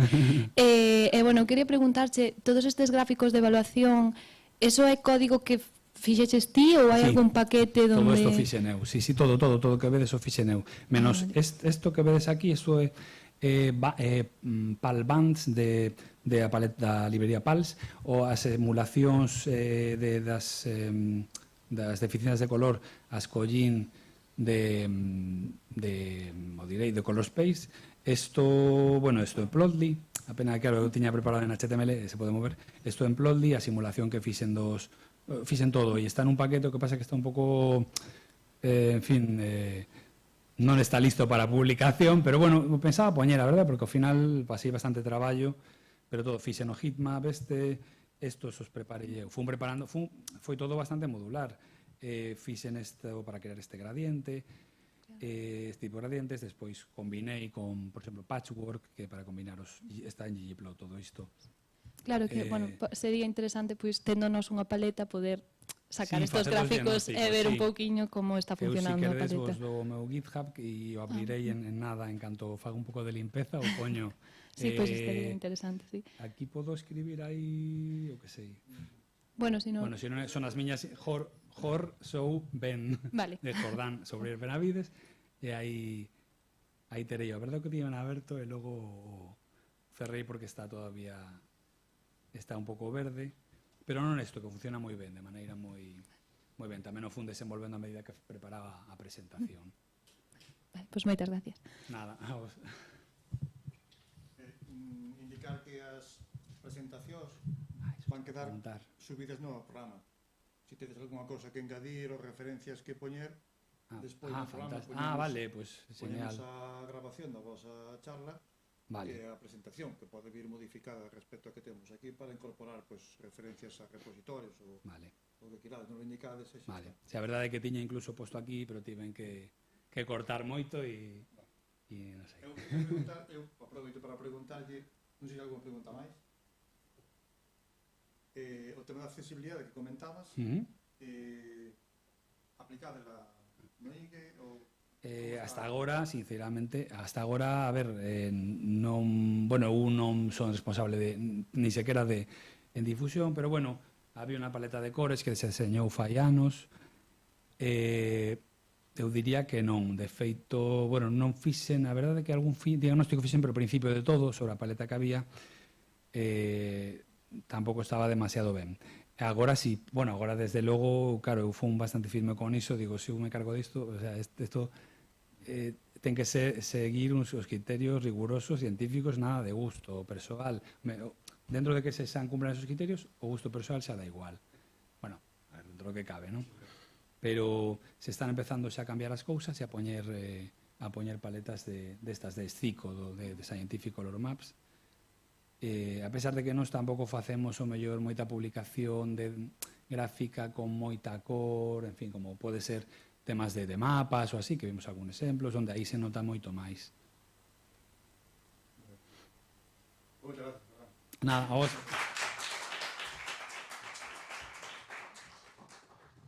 Bueno, pois agora sí, temos aquí a Santiago. Santiago, é que nós neste xornal vamos moi ben de tempo, entonces... Non, fixemos aquí un intercambio, pero salimos vendo... Esta. Eu teño un peluquero que non te atendía se chegabas antes, O sea que aquí tamén, bueno, perdón un segundo, Santiago Arce Pilo, que ven da Universidade de Vigo, que nos vai falar do impacto da obriga de desembarque da Unión Europea na estrategia de pesca da frota de arrastre costeira española. Santiago. Muchas gracias. Hola, buenas tardes. Vale, bueno, sí, como dijo, soy Santiago y bueno, voy a presentar este trabajo. Bueno, vamos así, bueno, una introducción bastante sencilla y luego ya iremos con la metodología, los resultados y las conclusiones. Bueno, este trabajo está enmarcado dentro de lo que viene siendo el contexto de la gestión pesquera, que simplemente es aquella serie de medidas, serie de cuestiones que se implantan para gestionar un poco los recursos pesqueros y la explotación de ellos, ¿no? Y dentro de lo que viene siendo la gestión de los recursos pesqueros existe un concepto bastante importante, que es el descarte pesquero, ¿no? El descarte pesquero no es más que aquella parte de la captura que se devuelve al mar por diversos motivos, ¿no? Un motivo general es que, por ejemplo, que aquellos peces que se capturan no cumplen una talla mínima, ¿no? Puede ser también que esa especie que se ha capturado pues, no tiene valor comercial o bueno, pues que está en mal estado simplemente, ¿no? Entonces, para regular un poco esta situación, la Unión Europea lo que hizo fue implementar una medida llamada la Landing Obligation, obligación de desembarque, que simplemente lo que trata de hacer es reducir el descarte pesquero. ¿Cómo? Bueno, lo que propone es que los barcos, una vez realizan una captura, tienen que guardar aquella parte que planean descartar en la cámara del barco y luego tienen que desembarcar en un puerto, ¿no? Esto supone una problemática para los barcos, ya que esa captura que no van a poder comercializarla, no van a poder venderla a pues, un precio de mercado, sino que va a ser tener que vender para otro tipo de productos, por ejemplo, harinas de pescado, los cuales tienen una menor rentabilidad económica. Entonces, esto, mediante los desincentivos a descartar, se pretende pues, regular un poco todo el tema del descarte, ¿no? Entonces, bueno, teniendo esto en cuenta, los objetivos del estudio pues, fueron pues, identificar cómo vamos a modelar el descarte, analizar qué factores son los que influyen en el descarte a nivel general y luego ver cómo ha evolucionado el descarte con la implantación de esta medida, ¿no? De la obligación de desembarque. Bueno, aquí tenemos simplemente una imagen del área de estudio, donde podemos ver que el área de estudio es el caladero cantábrico noroeste, ¿no? Vemos ahí los muestreos y el periodo es entre el 2009 y 2023, ¿no? ¿De dónde sacamos estos datos? Estos datos son cedidos por el Instituto Oceanográfico de Vigo. Tienen una campaña de muestreo de observadores a bordo, es decir, son personas cualificadas que se montan en los barcos y van apuntando las operaciones de pesca que se van realizando a lo largo de eso. Una operación de pesca simplemente es lanzar la red y recogerla, ¿no? Concretamente, en este estudio se habla de barcos de pesca de arrastre en la modalidad de vaca. Vaca es simplemente pues, una combinación de tipo de pesca de arrastre con una especie objetivo, ¿no? En este caso, la especie objetivo de esta flota va a ser la merluza, ¿no? Y bueno, son datos muestreados, como dije antes, desde el 2009 hasta el 2023. ¿Qué anotan los observadores? Anotan pues, simplemente pues, cuándo se captura, cuándo se descarta, siempre pues, teniendo el lance o la operación de pesca como unidad muestral, ¿no? Y luego recogen otro tipo de variables, por ejemplo, pues el momento en el que están, variables de tipo biológico, técnicas, como por ejemplo bueno, características del barco y así. Entonces, para analizar un poco lo que viene siendo el descarte, se propone bueno, pues, utilizar una tasa de descarte, simplemente un cociente entre el peso descartado y el peso total capturado, ¿no? Que han anotado. Al analizar esta variable, se observa que bueno, pues hay una gran cantidad de ceros, ¿no? El 35% de los datos, una proporción bueno, buena, son ceros, es decir, no se descarta nada en esos lances. Entonces eso puede generar un poquito de problemas a la hora de buscar una distribución que se adecuase bastante bien. Entonces, bueno, pues lo que se propuso, lo que se intenta hacer es pues dividir el proceso en dos partes, ¿no? Primero, modelar la probabilidad de que se produzca el descarte y una vez sabemos que ha habido descarte, modelar cuánto se descarta, ¿no? Así un poco para intentar pasar o esquivar esta problemática de los ceros, ¿no? De esta forma pues tenemos información de dos tipos de procesos diferentes y luego también pues también nos da más información, sin más. Entonces en la primera fase se utilizaría un modelo GAM con una distribución binomial. Simplemente se cogería los lances, se vería si hay descarte, no hay descarte, y se pasaría por un modelo GAM y se calcularía aquella probabilidad de que se produzca el descarte en ese lance, en esa operación de pesca en función de las variables, ¿no? Y luego, por otra parte, una vez sabemos los datos son los positivos, vamos a utilizar ahora sí la tasa de descarte, ¿no? Es decir, aquellos datos que bueno, sabemos que han tenido un descarte se van a pasar por un GAM, pero con una distribución beta porque estamos modelando una proporción. Para ver cómo influye la evolución, cómo ha influido la obligación de desembarque, simplemente se hace lo mismo, el mismo procedimiento análogo anterior, pero se va a añadir una variable periodo, simplemente pues, va a hacer el periodo pre-landing obligation y post-landing obligation, ¿no? Y se introduce primero como un efecto global para ver si ha habido cambios a lo largo del periodo, así a nivel de ha habido más probabilidad antes de descarte que ahora o así, y luego con la interacción por variable para ver cómo han evolucionado con la interacción con la normativa, ¿no? Y bueno, este es el modelo inicial. Los datos había muchos, pero bueno, al final de vez en cuando pues, había bastantes ceros y bastantes cosas que no estaban cubiertas. Entonces, esto es lo que queda, ¿no? Tenemos la duración del lance, que bueno, es cuánto tiempo están pescando, la velocidad media a la que va el barco, la profundidad media, el reclutamiento, que es simplemente la cantidad de individuos jóvenes que en un año salen al mar. Entonces, es da una idea de cuánto juvenil hay, ¿no? Cuánto pez que no da la talla mínima en el mar, la distancia a la costa también, y así tenemos una serie de variables. Luego, para el modelo inicial, para la distribución con beta, para la proporción, mismo procedimiento. Entonces, bueno, por aquí simplemente digo que bueno, pues se van seleccionando en función de criterios pues, de significación, viendo cómo son los grados de libertad de esas variables para ir ajustando, pasar a lineales y así, ¿no?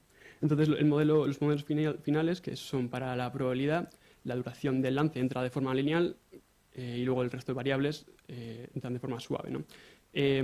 La duración, el barco simplemente es un código del barco, que me olvidé antes de mencionar. Es simplemente un código identificador del barco, ¿no? Y entra como un efecto aleatorio para ver cuáles son las diferencias, si hay diferencias entre barcos o si son todos iguales, ¿no? Y luego para el modelo con la proporción pues se hace lo mismo procedimiento, pero tiene menos variables y vemos como que hay dos que son simplemente lineales y el resto también entran suaves. Y bueno, aquí está el rendimiento de los modelos, ¿no? Para comparar un poco. Bueno, vemos que son un poco limitados, también son datos biológicos y son complicados de modelar y con bastantes complicaciones, pero bueno, en general vemos que la probabilidad tiene un R cuadrado más alto y en cambio la proporción pues, tiene una evidencia explicada más alta. Aquí podemos ver los efectos de las variables sobre la proporción descartada. No, perdón, sobre la probabilidad descartada. Hay algunas variables que tienen un efecto más claro que otras, bueno, pues tienen unos intervalos de confianza un poco grandes, es difícil decir, el efecto es bastante más ambiguo. Destacaría, por ejemplo, la profundidad media, que se puede observar claramente como a medida que se va adentrando en profundidades más grandes, pues la probabilidad de descarte se va reduciendo, ¿no? Y luego, bueno, el resto de las variables también tienen un comportamiento pues, cíclico en el caso de la hora y el mes, porque también se utilizarán splines cíclicos. Y ese es el mapa donde bueno, pues se puede observar como la distribución espacial, ¿no? Del descarte, de la probabilidad de descarte. Esto ya está en probabilidad. Esto se hizo con la función BISGAM de la librería MGCV. Y bueno, vemos que hay dos, por así decirlo, focos del descarte, principalmente en el Golfo Ártabro, ahí en la costa, enfrente de Ferrol y Coruña, y luego en las Rías Baixas, ¿no? Estas son zonas bueno, que suelen tener mayor concentración de juveniles, individuos jóvenes susceptibles de ser descartados, y también pues, una profundidad media menor, lo cual influye, como vimos antes, en que puede afectar un poco. Vemos que el Golfo de Vizcaya, pues, también es cierto que en esa zona hay menos esfuerzo pesquero, pero bueno, la probabilidad de descarte se reduce en esa zona, ¿no? Y aquí es el efecto para la proporción, la magnitud de descartada.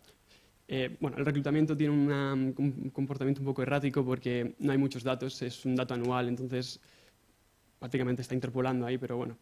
Luego tenemos el mes y la hora, que tienen estos efectos. Por ejemplo, bueno, se descarta más, bueno, la proporción de descarte es mayor en meses de verano, por ejemplo. Y estos son los rendimientos de los modelos cuando tenemos en cuenta el efecto de la obligación de desembarque. Simplemente vemos que algunos mejoran un poco, sobre todo el binomial, y la proporción se queda más o menos similar, no tiene mucha mejora. Aquí es simplemente una tabla para ver cómo han evolucionado la significación de las variables antes y después de la normativa, ¿no? Aquí lo destacable pues, podría ser que la variable del efecto global de la landing obligation no es significativo, no podemos decir entonces que haya diferencias entre periodos, ¿no? Es decir, la probabilidad de descarte no se observa que sea diferente antes y después de la normativa. Lo que sí se observa es que algunas variables que antes tenían una importancia antes de la normativa dejan de tenerla, por ejemplo, el reclutamiento elabora ahí el efecto espacial, ¿no? De repente, pues, después de la normativa, la latitud y la longitud pues, no son tan importantes a la hora de explicar el descarte. Aquí tenemos algunas comparaciones de aquellas variables que sí que son significativas antes y después. Y vemos, por ejemplo, pues, como la velocidad tiene un efecto lineal prácticamente antes y luego ya pues, coge una forma un poco más curva. Luego la profundidad, que a misma profundidad pues, hay menor probabilidad de descarte a posteriori. Y luego el mes, como que se ve que bueno, hay ciertos cambios estacionales en cuanto a la probabilidad de descarte, ¿no? Y lo mismo para la proporción descartada, como vimos antes, ¿no? Aquí lo importante y lo que cabe destacar es que la variable periodo sí que es significativa. Por lo tanto, aquí sí que se produce un cambio en la proporción media descartada antes y después de la normativa. En concreto, se pasa de un 44% en media descartado antes de la normativa a un 27%. Y luego, bueno, vemos como algunas variables sí que tienen ciertos cambios, algunas pasan a tener importancia y otras pues dejan de tenerlo, ¿no? Aquí simplemente pues aquellas variables que tenían importancia en ambos periodos pues se grafican y se ve cómo han cambiado. De nuevo, el reclutamiento tiene este comportamiento por lo que dije antes, ¿no? Y bueno, ¿cómo interpretamos estos resultados, no? Claro, a ver, esto de que las variables tengan una significación diferente en cada fase pues ayuda un poco a ver cómo el modelo en dos fases puede ser más interpretable, ¿no? Hay otro tipo de formas de hacer esto, pero entendimos que hacerlo de esta forma tenía más información y nos podía permitir aprender un poco mejor cómo era el proceso de descarte en general, ¿no? Como comentamos antes, la probabilidad de descarte está más influenciada por variables de tipo medioambiental, mientras que la proporción está más limitada pues, a cosas más técnicas y es más complicado decir qué es exactamente lo que han cambiado, ¿no? Lo que sí se sabe es que hay zonas que sí que son claramente pues, influyen mucho más en la probabilidad de descarte y que bueno, el mes puede ser una variable que te puede indicar más o menos cuánto o cuán poco se va a descartar, sobre todo porque los barcos tienen que cumplir cuotas y a finales de año están más ajustados en cuanto a esas cuotas que pueden tener para descartar, entonces se ven obligados a descartar menos porque no les da. Y bueno, como comentaba antes, pues la proporción descartada, que es lo más destacable, pues se reduce. En cambio, la probabilidad no. Esto nos quiere indicar que pues, igual la probabilidad de que un barco pues, capture un pescado que no es comercializable no es algo que puedan influir demasiado, no pueden inferir mucho en esas decisiones o variarlo. En cambio, la proporción, una vez lo capturan, pues sí que tienen más herramientas o han tenido más herramientas para ajustarse a esta normativa y evitar entonces llenar las bodegas de de pescados que no son comercializables, ¿no? Y bueno, vemos que también hay variables ambientales que tienen ciertos cambios y, por ejemplo, como comentábamos, la profundidad tiene una importancia y es una de las variables más claves a la hora de ver cómo ha influenciado, ¿no? Aquí, bueno, comentar obviamente que los datos pues, no dan mucha información, falta una parte muy importante del modelado por explicar, es decir, la evidencia explicada es reducida, entonces hay cuestiones que no se han incluido en los datos que son de vital importancia para poder entender cómo es el proceso como tal, ¿no? Y así. Pero bueno, los datos eran los que es y se podían incluir variables como, por ejemplo, el precio de la merluza, en este caso, en lonja, a lo largo del año, para ver si ellos tienen en cuenta cómo puede influir un poco y qué interés les tiene, ¿no? Y bueno, eso es simplemente lo que comenté previamente, pues eso, que han reducido descarte, pero no sabemos muy bien qué han hecho concretamente, pero sabemos que definitivamente ahora descartan menos en proporción en media. Para, concretamente, barcos de tipo de arrastre que van a por la merluza, ¿no? Ya estaría en todo.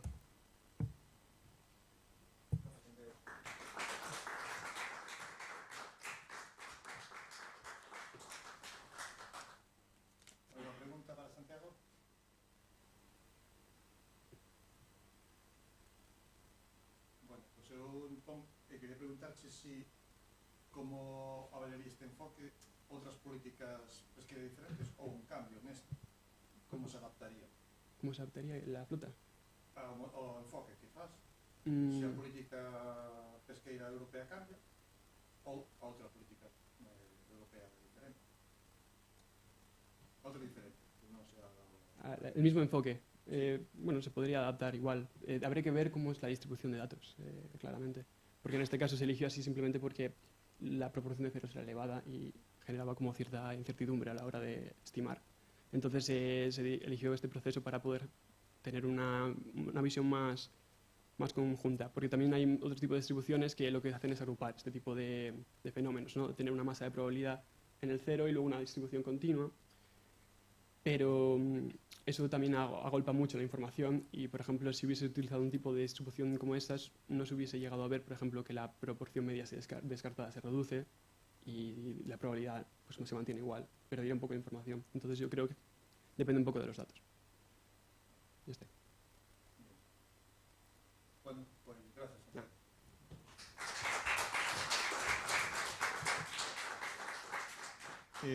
Pois tócanos tamén descansar agora un poquinho, hasta as 6, que retomamos o último bloque xa desta xornada.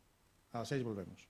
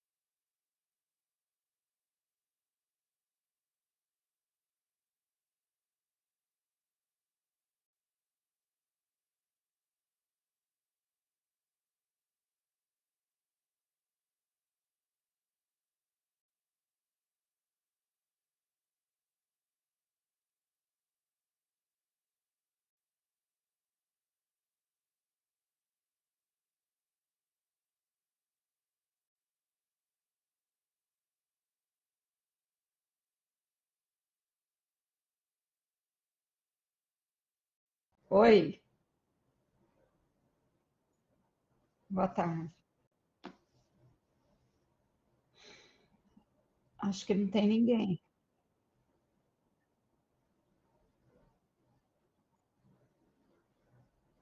Resta saber lá, né? Eu tô com fone.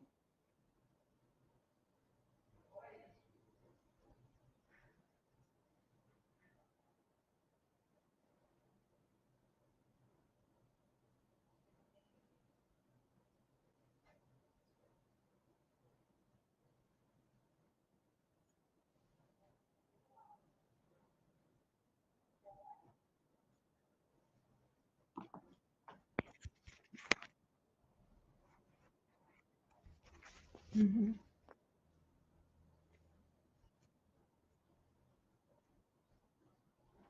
Sim,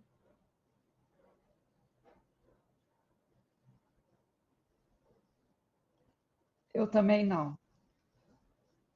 Acho que não tem essa opção.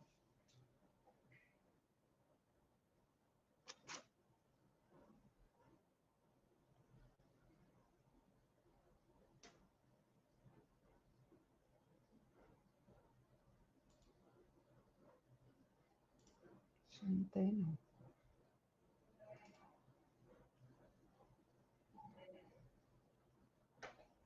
Então tá.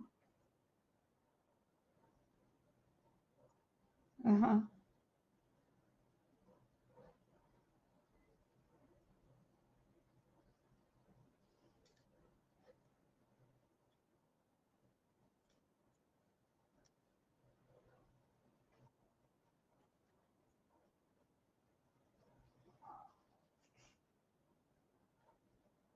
Ah.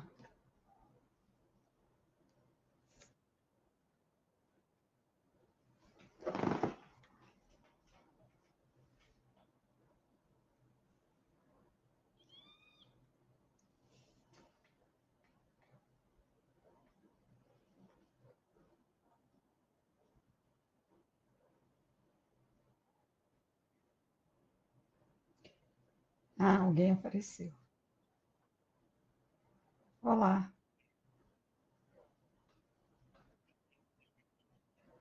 Sim,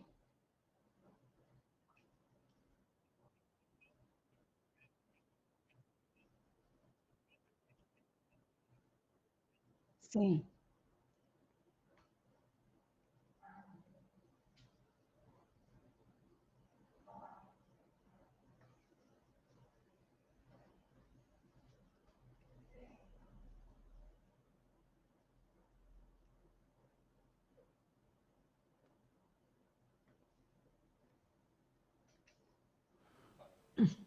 Vale. Ahora sí. Escoitadesme agora, non? Bien, bien, bien. Sí que escoitan. Vale, escoitadesme ben. Sim. Ti, Luciane? Sim, baixo, mas estou ouvindo.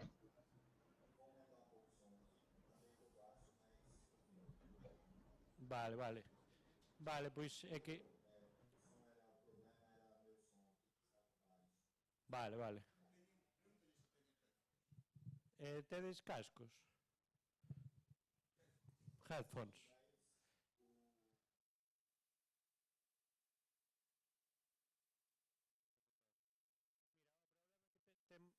Temos que cortar agora porque estamos Sim, emitindo en directo.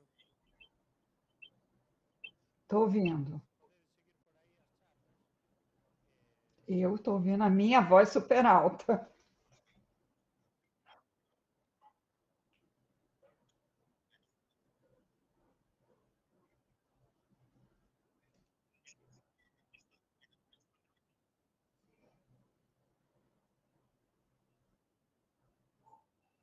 Sim.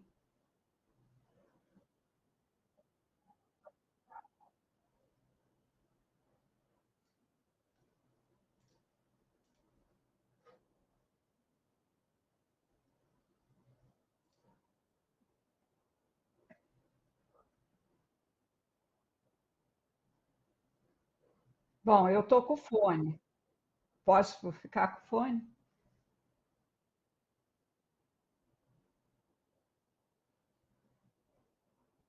Fica melhor? Tá bom.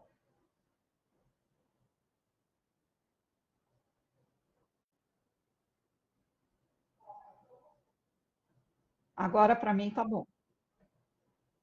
Com... ok.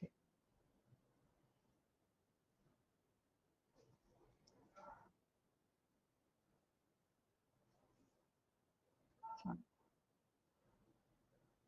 Não.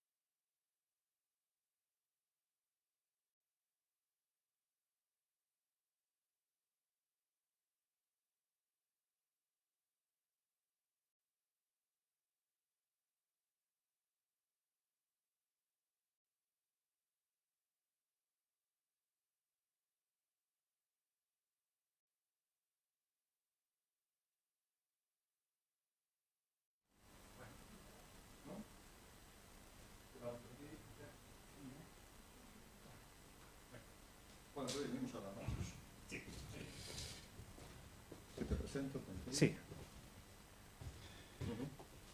Tá? Sí? Bueno. Pois continuamos xa co último bloque da tarde. Para rematar, imos continuar en este caso co compañeiro Marcos Fernández Arias, tamén un asiduo a esta xornada. Colabora con nós desde fai unhas cuantas edicións, sempre con contidos de moito interese. El ven da Xunta de Galicia. En esta ocasión venos a falar de os análisis de datos na Xunta de Galicia en no que ten que ver con licencia de software ofimático. Pois adiante, Marcos. Vale. En anos anteriores falei de outros temas relacionados coas funcións que desempeño na Xunta de Galicia. Por exemplo, houve un ano que expliquei como calculamos os premios de fin de carreira, a adxudicación dos premios de fin de carreira universitarios. Noutro ano falei de como facemos a corrección dos exámenes tipo test das oposicións, que se escanean con unha máquina específica para ese formulario en papel, e despois con R, o sea, por ese motivo o presentei nas ponencias anteriores, con R facemos os cálculos de notas de corte, rankings, ese tipo de cousas, ¿no? E este ano a presentación vai ser dunha tarefa bastante sencilla, vou explicar un pouco de código fuente, pero é unha tarefa bastante sencilla, de como monitorizamos o uso das licencias de Microsoft Office pois en toda a Xunta de Galicia, é dicir, como facemos certos informes para saber cuántas licencias estamos usando e en que partes da Xunta, é dicir, en que direcciones xerales, en que secretarías, servicios, en que entes autónomos, etc. Vale, entonces, para facer estos informes necesitamos obter a información desde distintas fontes. E entonces, unha das fuentes é o Active Directory. Active Directory sirve para gestionar os usuarios e os equipos de Windows en xeral, ¿no? E entonces utilizamos PowerShell, o lenguaxe de programación PowerShell, para facer unha consulta que se ve aquí na pantalla. O que pasa que bueno, está a letra tamaño mediano, non sei se o vedes de todo, pero aparece aí como é a consulta para xerar un ficheiro CSV que ten un listado de todos os equipos do dominio, do directorio activo, é dicir, todos os equipos Windows, e outro listado, ficheiro CSV, de todos os portátiles. Eses serían dous dos ficheiros que posteriormente utilizamos. Este que se ve nesta captura de pantalla é un extracto do ficheiro de equipos. Na primeira columna, aquí se ve un pouco máis grande, o sea, isto é o CSV mostrado como TXT. Ao principio aparece o nombre de equipo, despois a IP, despois a unidade organizativa, que é un string bastante largo. Dice aquí, pois, Consellería de Vivienda, aquí, Consellería de Vivienda, Axencia de Protección da Legalidade Urbanística, Servicios Centrais, su Dirección Xeral, Servicio Técnico, vale, e este equipo, 041, vale, e esta sería o nome de usuario da persona principal que utiliza o equipo, García Souto, pois, nombre que sea, etc. Vale.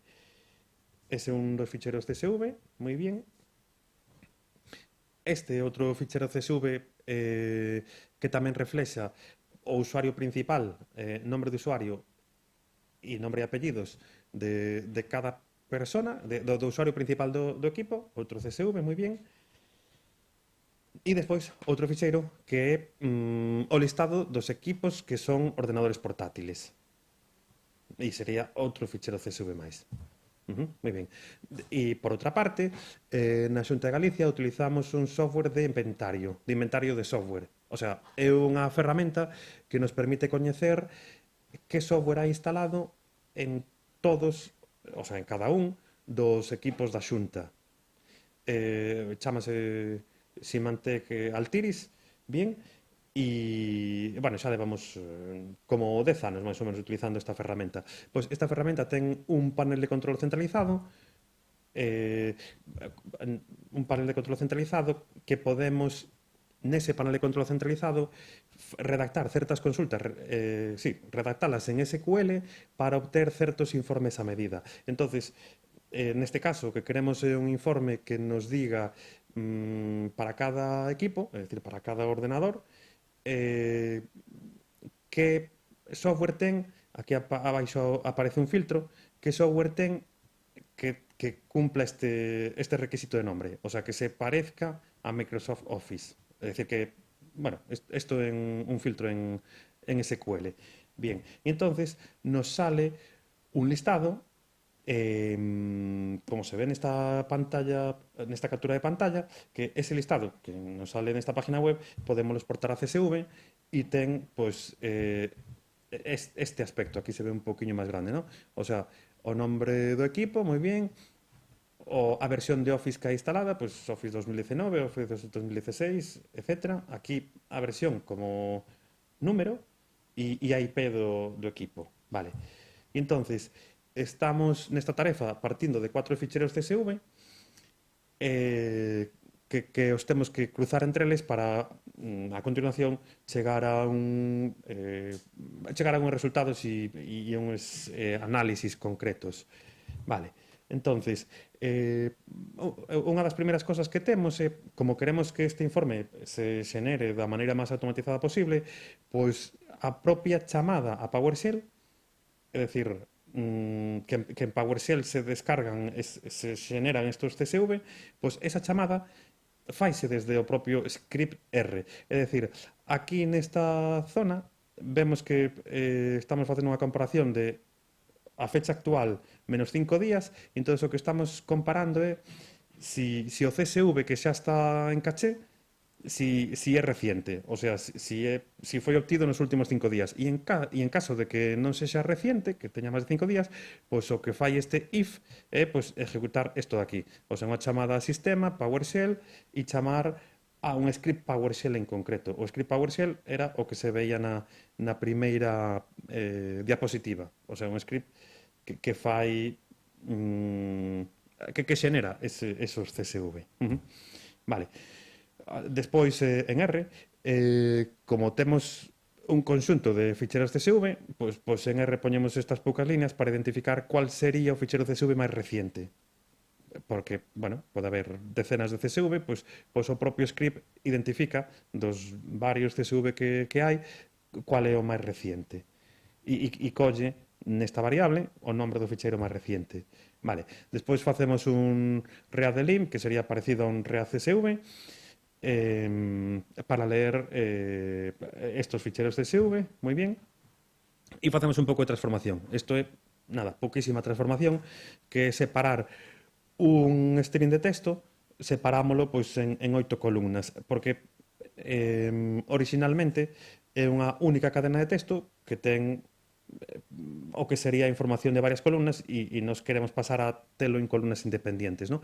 Entonces, esta función separate, que actualmente separate de lim, de tidyverse, entonces, bueno, das transformacións que facemos, pues poño esta simplemente como exemplo de un pouco de transformación que facemos con estos CSV. Vale, e a continuación, en cuanto xa temos os data frames ou tables xenerados, facemos un cruce que é simplemente pues, facer un full join por nombre de equipo, e facemos tamén un pouco de transformación de si en algún equipo houvese varios Office instalados, que en pouquísimas ocasións ocorre, pero se un equipo, por exemplo, ten Office 2010 e Office 2019 os dous instalados, pois que non nos dé un resultado incorrecto nos nosos análisis. Entón, por eso facemos aquí un collapse das filas nas que un equipo, o sea, sí, cuando un equipo ten varias filas. Facemos un collapse para que só haxa unha fila por equipo. E despois de ter ese resultado, o que facemos como paso final é como un bucle for, pois xenerar un conxunto de ficheiros Excel, un ficheiro para cada consellería, que representa unha situación resumen de licencias en uso e número de equipos de cada unidade organizativa desa consellería. Vese, sí, aquí na página seguinte, isto sería, por exemplo, o resumen para a Consellería de Educación, ¿no? Un pouco por privacidade, aquí están borradas as cifras, non se ven as cifras de licencias que hai, si se ven, por exemplo, o número de equipos que hai, ¿no? E entonces isto sería o resumen do que sale no informe, e despois hai outra pestaña no Excel que é o listado de cada un dos equipos que ten algún Office instalado. É dicir, o informe ten dúas pestañas, unha é resumen según dirección xeral, según organización, e outra é o listado completo que dice a IP, o nombre de usuario, o nombre da persona de cada equipo que teña licencia de Office. Bueno, e en cuanto se teñen os datos en un data frame, pois tamén é fácil facer comparativas. Si leemos os informes previos que estaban en Excel, podemos comprobar, verificar que equipos cambiaron de Office, o sea, de non ter Office a telo ou de ter unha versión a ter outra diferente, etc. Entón, eso con R, pois a verdad que é bastante sinxelo neste caso, partindo de como xa temos os datos preparados para facer esa consulta. E creo que nada máis. Fun ben de tempo.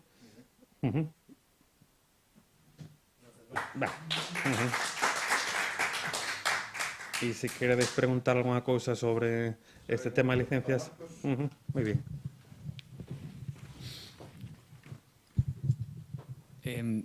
Unha pequena cousiña, no? Que vexo que, claro, colles unique, o sea, o número de licencias, só consideras si ten Office ou non, por exemplo. Pero entendo que o objetivo desto é xestionar pois cantas licencias hai disponibles ou tal para seguir usando, ou se hai que comprar máis, ou canto gusta manter iso, non? Sí. Pero se, por exemplo, un ten un Office e outro non son distintas licencias, de modo que habería que contalas ou, non sei, pero nós temos como unhas cuotas de licencias de, pois imagínate, tantas licencias de Office 2016, tantas de Office 2019, tantas de Office 365. Entón, o que queremos é saber cuántas estamos consumindo e saber en que sitios está consumindo. O sea, non só ter as cifras totales de toda a xunta, sino saber pois, se están en vicesecretaría de non sei que, e entonces pois se fala con ese vicesecretario para que pois, o ben justifique o motivo polo cual utilizan tal cantidad de licencias, ou se non mire de reducir esa cantidad de licencias. Imagínate que teñan 20 equipos, pois se están utilizando, que sei, 16 licencias, pois igual lles dicen, pois o objetivo é utilizar 8 ou 9 ou que sea. E entonces evalúan se poden cumplir eso ou se xustifican por que motivos non poden cumplir esas cuestións. Pero si van, quero dicir, se un ten un Office 2016 e un Office 2020, o sea, a mesma son persona que teña as distintas, dúas cousas. non? Claro, bueno, xa es que é casi imposible, pero bueno. Sí, o sea, en casi todos os casos están ou en Office 2019 ou en Office 365. O sea, temos quero dicir, porque van por separado as licencias dun tipo ou outro. Vale, o que pasa é que despois como non as duplicas porque non é significativo en principio. O sea, mostramos a información en caso de que haxa varios Office, sí que se mostra no detalle por equipo sí que se mostra o de que haxa dúas licencias no equipo. No detalle por equipo sí que se mostra eso. Sí. Pero bueno, ocurren pouquísimas ocasións o de que, de feito, é un pouco erróneo. O sea, consideramos en xeral que é erróneo que haxa dúas licencias de distintas versións nun equipo. Non nos coincidiu que houbera casos justificados. O sea, que existieran casos sí, pero que estuveran justificados non e foronse corrixindo. Vale, claro, porque non debería ser que teñan isto. Sí, digamos que non está justificado porque si xa o equipo dispón de, imagínate, Office 2010, digo Office 2019, pois por que vai ter o Office 2010? Non coincidiu tal. Gracias. Eu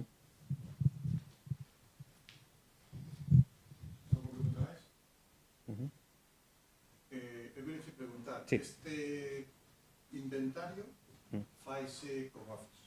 Podríase facer con outro tipo de software? Sí, xusto. Sí, podríase facer con, digamos, cualquier software, realmente cualquier software, porque está todo o software instalado en equipos Windows, está inventariado sobre... o sea, está inventariado e temos esta ferramenta que nos dá o detalle de todas as aplicacións que están en cada equipo Windows, todas. Entón, se o quixéramos facer, imagínate, con AutoCAD, ou se o quixéramos facer con Adobe Acrobat, o sea, non un Reader, sino un Acrobat, ten coste, poderíamoslo facer. Pero co que máis se incidiu era con Office, porque hai 10 anos aproximadamente, houve un impulso bastante forte para intentar reducir moito o número de licencias en uso e facer un uso habitual de LibreOffice. E entón quedou que o Office de Microsoft que se utilizaría excepcionalmente nos casos que estuvera xustificado. Pero sí, por suposto que se podría aplicar a cualquier outro software. Entón, dende eses 10 anos que se impulsou esa, chamamos, migración cara a LibreOffice, actualmente o número de licenzas permanece, reducise moitísimo. Reducise moitísimo durante o primeiro ano, o sea, unha reducción máis do 50%, e agora estamos en cifras bastante estables. E hai casos que son justificados de que necesitan utilizar Microsoft Office porque teñen uso de Visual Basic VBA nas macros, ou teñen automatización COM, ou, algún outro uso justificado. Entonces, as cifras de porcentaxe de uso están moitísimo máis baixas. Vale. Última cousa. Toda a túa fonte de información son ficheiros CSV. Porque son os que sacas... a fonte de información original é, por unha parte, o directorio activo e, por outra parte, esta aplicación de inventario. Esas fontes extraigo a información a CSV para que RA poida procesar facilmente. Quero dicir, a información do directorio activo está nos servidores de directorio activo, sabes? O sea, almacénase no seu propio formato. Pero a decisión de que sexa en CSV é túa porque te interesa ese formato ou é porque restringe a aplicación? A decisión de utilizar CSV é porque, para este caso concreto, é a maneira máis directa de extraer a información. É dicir, conectar desde R a directorio activo é bastante complicado. Hai aplicacións, hai librerías de R que permiten consultas LDAP, pero resultaba, fixemos a proba a 8 anos ou así, e resultaba moitísimo máis directo, moitísimo máis doado, en vez de intentar acceder a LDAP mediante R, pois facer a consulta mediante PowerShell, que o PowerShell xenere un CSV e despois coller o CSV desde R. O sea, resultaba moito máis sencillo. E pola parte desta de Altiris e Symantec, non ten facilidade de exportación, e facemos a exportación de maneira interactiva no panel, que é unha aplicación web, de maneira interactiva, que lle damos a generar informe, descargar CSV, etc. Ese proceso manual.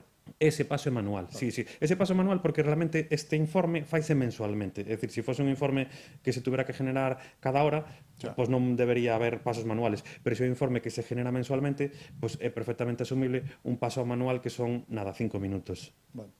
Eu quedome coa boa nova de que se usa moito menos Microsoft Office. Sí, desde o uso de software privativo reducise moitísimo desde o ano 2014-2015, máis ou menos, foi cando se implantaron esos criterios de reducir o número de licencias en uso de Office e reducirse moitísimo, o sea, un porcentaxe enorme. E agora está, pois eso, controlado, monitorizado mensualmente, e os casos que tal, pois se pide que se justifiquen, Isto, aparte de contalo aquí hoxe a nós en prime time, en vivo, en directo, hai alguna forma de que isto se publique en algún tipo de medio... como novedade. Non sei, algo que repercuta no medio de comunicación, en algún sitio que diga, mira... O de que estamos garantizando que hai certo uso limitado de Microsoft Office, digamos que sí se pode publicitar porque son iniciativas que ten a Antega, a Axencia de Modernización Tecnolóxica de Galicia, de promover o uso de software libre, e entonces sí que se pode facer público esta información sin problema. Que decida quen teña que decidilo. Sí, a ver, quero dicir, xusto, é dicir, sí que se pode facer público, pois, se o queren tomar como referencia a outras administracións ou outras entidades, neste caso, pois, métodos de monitorización das licencias que se están utilizando. Moi ben. Pois moitas grazas, Marcos. Moi ben.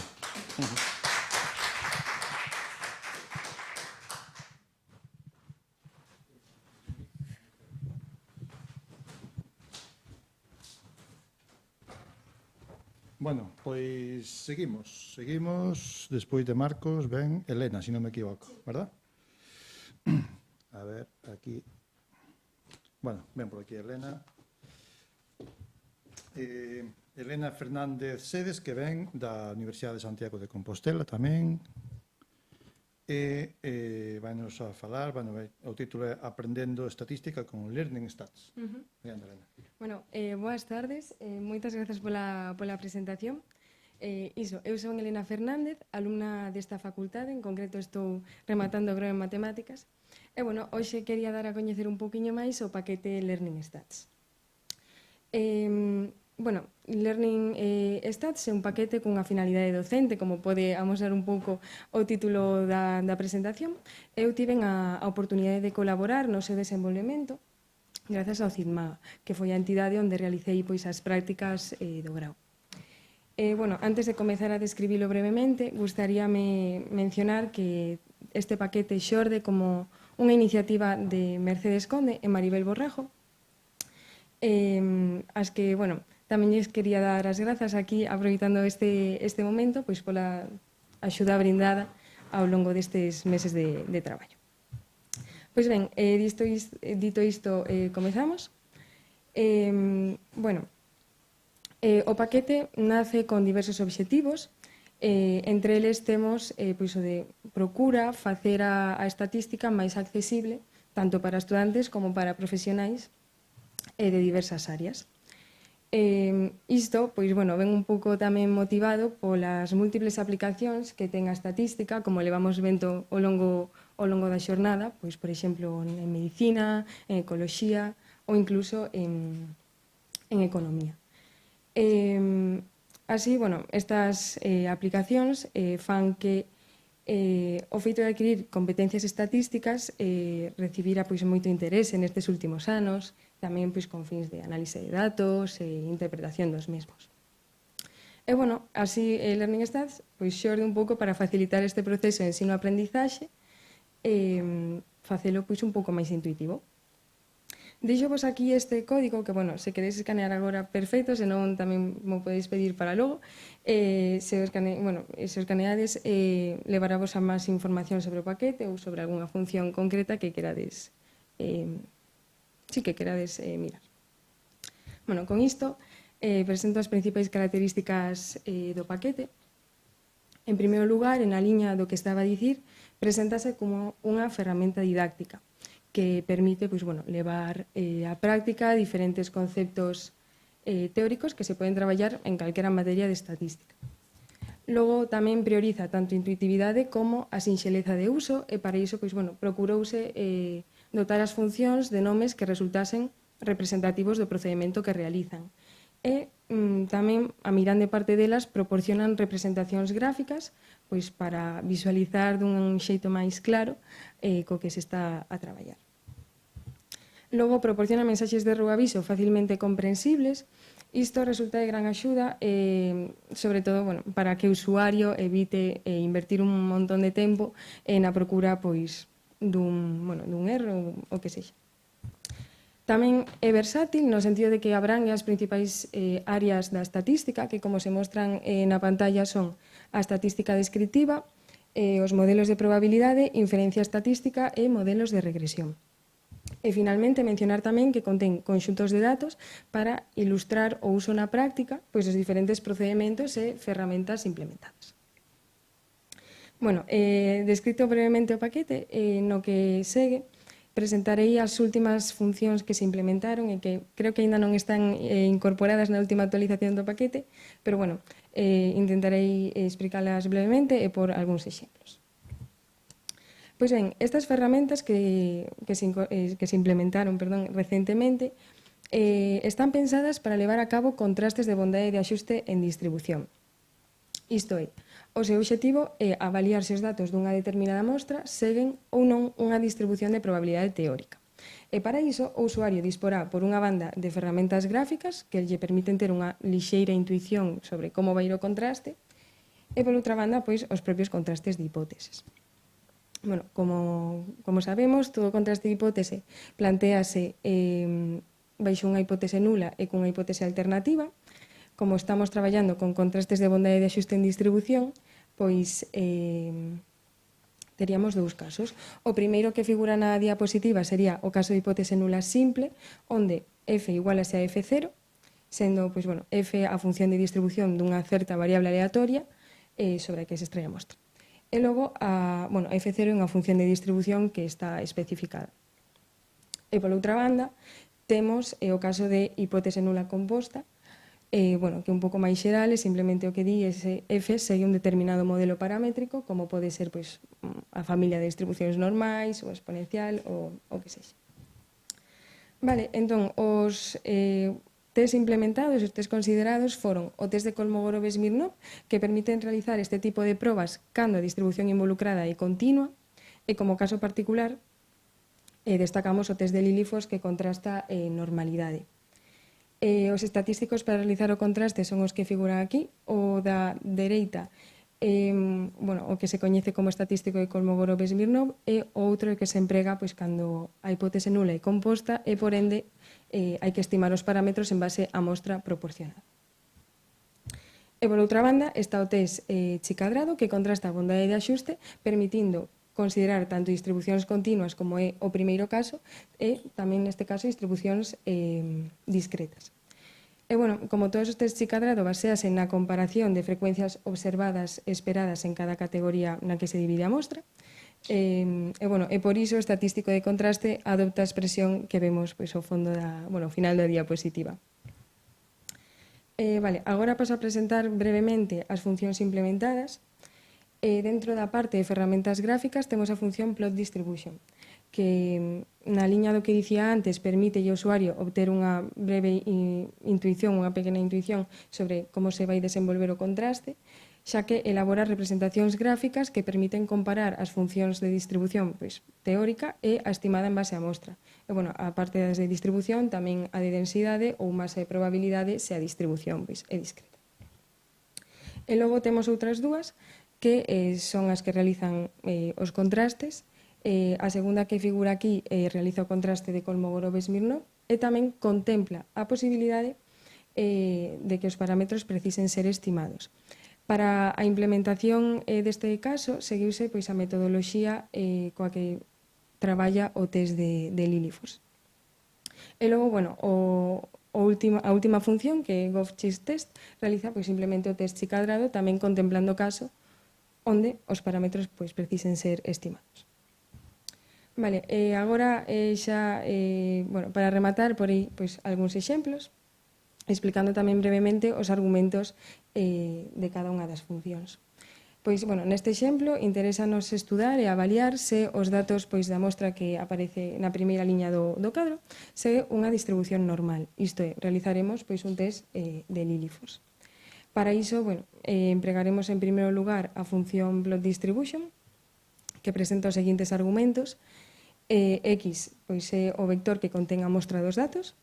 Dist é o nome da distribución teórica coa que se quere traballar. Neste caso, como é un contraste de normalidade, pois temos que pôr norm, aínda que, bueno, o usuario sempre pode consultar a axuda da función para pois, ver que outras distribucións están implementadas.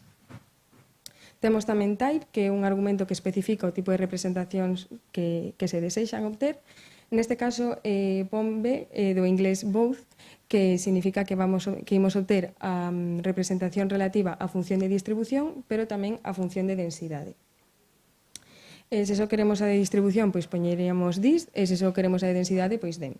E logo, bueno, os argumentos restantes que aparecen no cadro, pois simplemente permiten ao usuario modificar as cores na representación pois, ao seu gusto.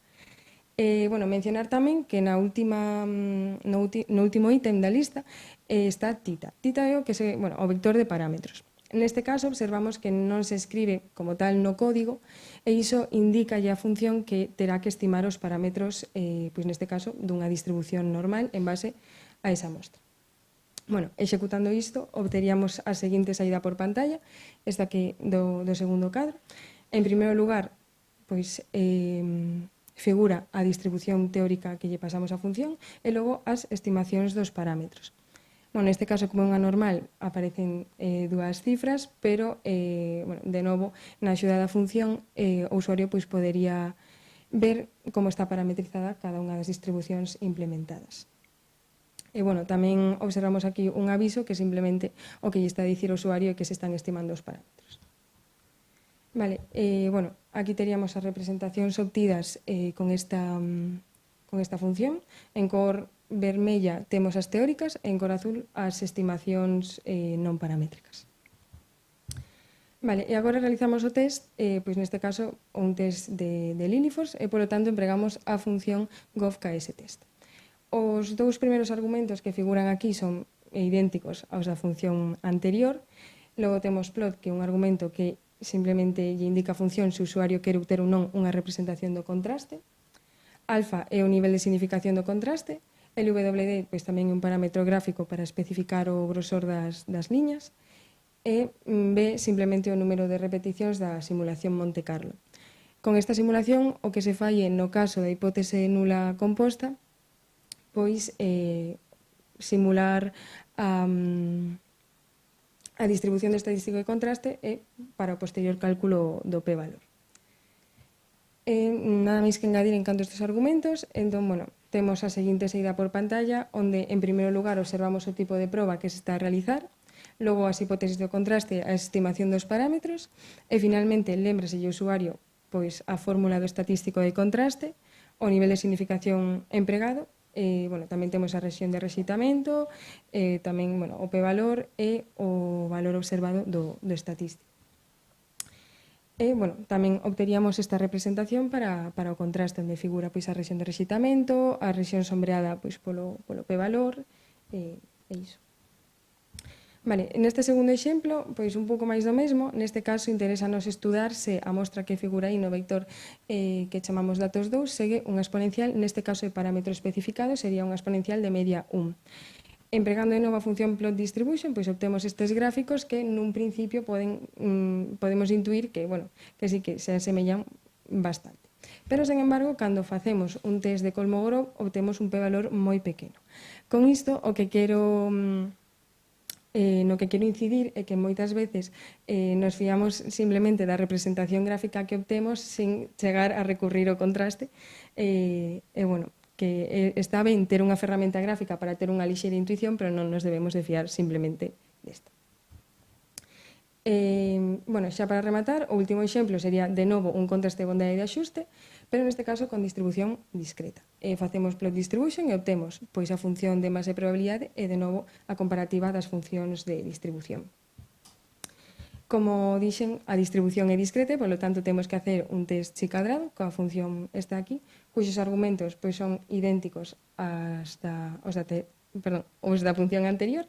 Simplemente mencionar o argumento xnames, que é o terceiro da lista, que o que fai é permitirlle ao usuario, en lugar de introducir no argumento X a mostra inteira, introducir pois as frecuencias observadas en cada unha das categorías, e xname sería o vector que contén o nome de cada unha das categorías, bueno, os nomes de cada unha das categorías.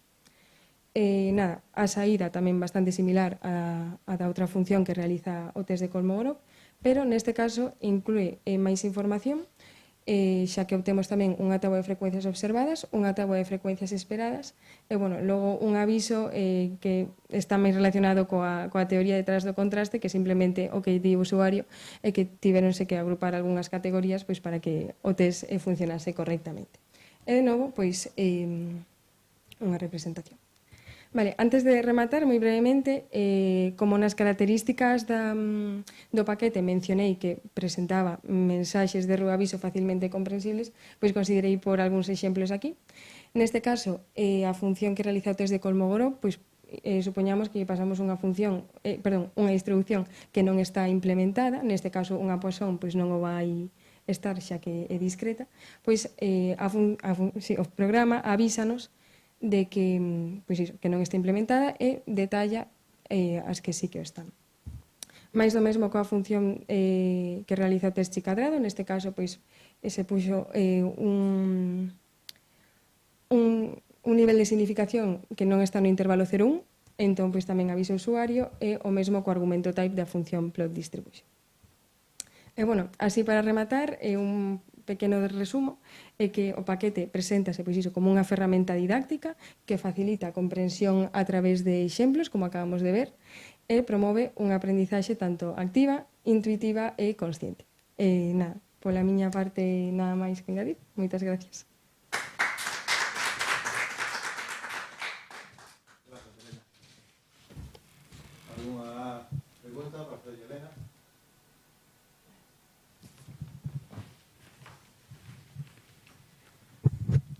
Gracias, Elena, pola presentación.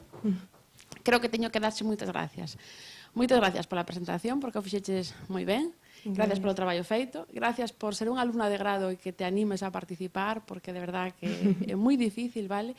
Incluso, Marta, podes saber que temos máis compañeras túas en Cizmaga e que lles insistimos que tiñan cousas super chulas para contar hoxe aquí e non houve forma de convencelas. Entonces, xa por eso, 1.000.000 de gracias. Se estuviéramos aquí un agasallo tal, sería para ti. Serías así, serías a máxima merecedora. E despois, porque o explicaches moi ben.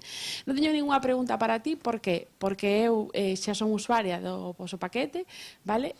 Impartín docencia con Maribel en odontoloxía e empreguei este paquete. Me parece super didáctico, sobre todo naquelas áreas ou naquelas titulacións donde non están tan habituados a programar ou a entender incluso cousas de matemáticas, ¿no? O tema do P-valor, rexión-rechazo, rexión de aceptación, que son temas que suelen costar e que cando utilizas as funcións básicas que veñen no paquete base de R, que claro, ti os usas e como comprendes o que fai, para adiante.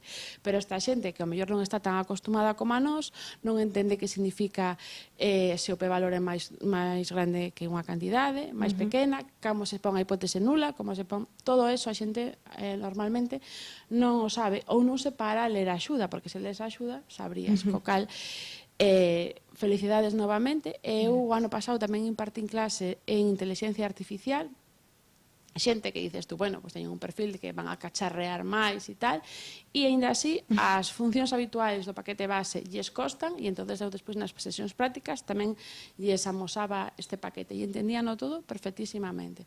O sea que gracias polo traballo desenvolvido. Gracias. Bueno, agora temos un vídeo que nos enviou a seguinte charla, que é de Ramiro Martín de Basa, que pertence á Universidade de Helsinki. Imos a reproducir agora o vídeo que ten como título a súa charla R, que é unha herramienta para o estudio de patrones biogeográficos. Entendemos que ao final estará Ramiro en directo para resolver alguna cuestión. Entonces, bueno, pasamos co vídeo da súa presentación.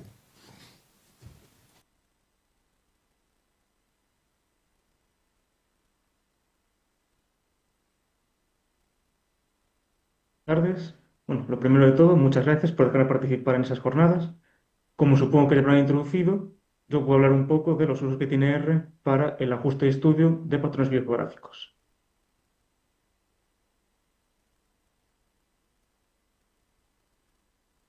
Una de las primeras observaciones que se hace y que se puede ver en la naturaleza cuando se estudia ecología es el cambio de las comunidades entre diferentes localidades. Es decir, que lugares con diferentes condiciones de precipitación, temperatura, temperatura mínima, temperatura máxima, o simplemente separados en el espacio, tienen diferente composición de comunidades. Es decir, que tienen diferentes especies, básicamente. Una vez que se estudia este cambio en composición de comunidades y también algún estudio genético, se pueden diferenciar diferentes patrones. Dos de los patrones más interesantes y en los cuales nos centraremos aquí son el distance decay y la relación entre la distancia genética y la distancia espacial. El distance decay básicamente se define como la disminución de la similitud entre comunidades, de la similitud en composición de especies con la distancia espacial. Básicamente esto es un poco lo que decía, de que cuanto más alejadas están dos localidades, sus especies son distintas. Y cuanto más alejadas, más distintas serán.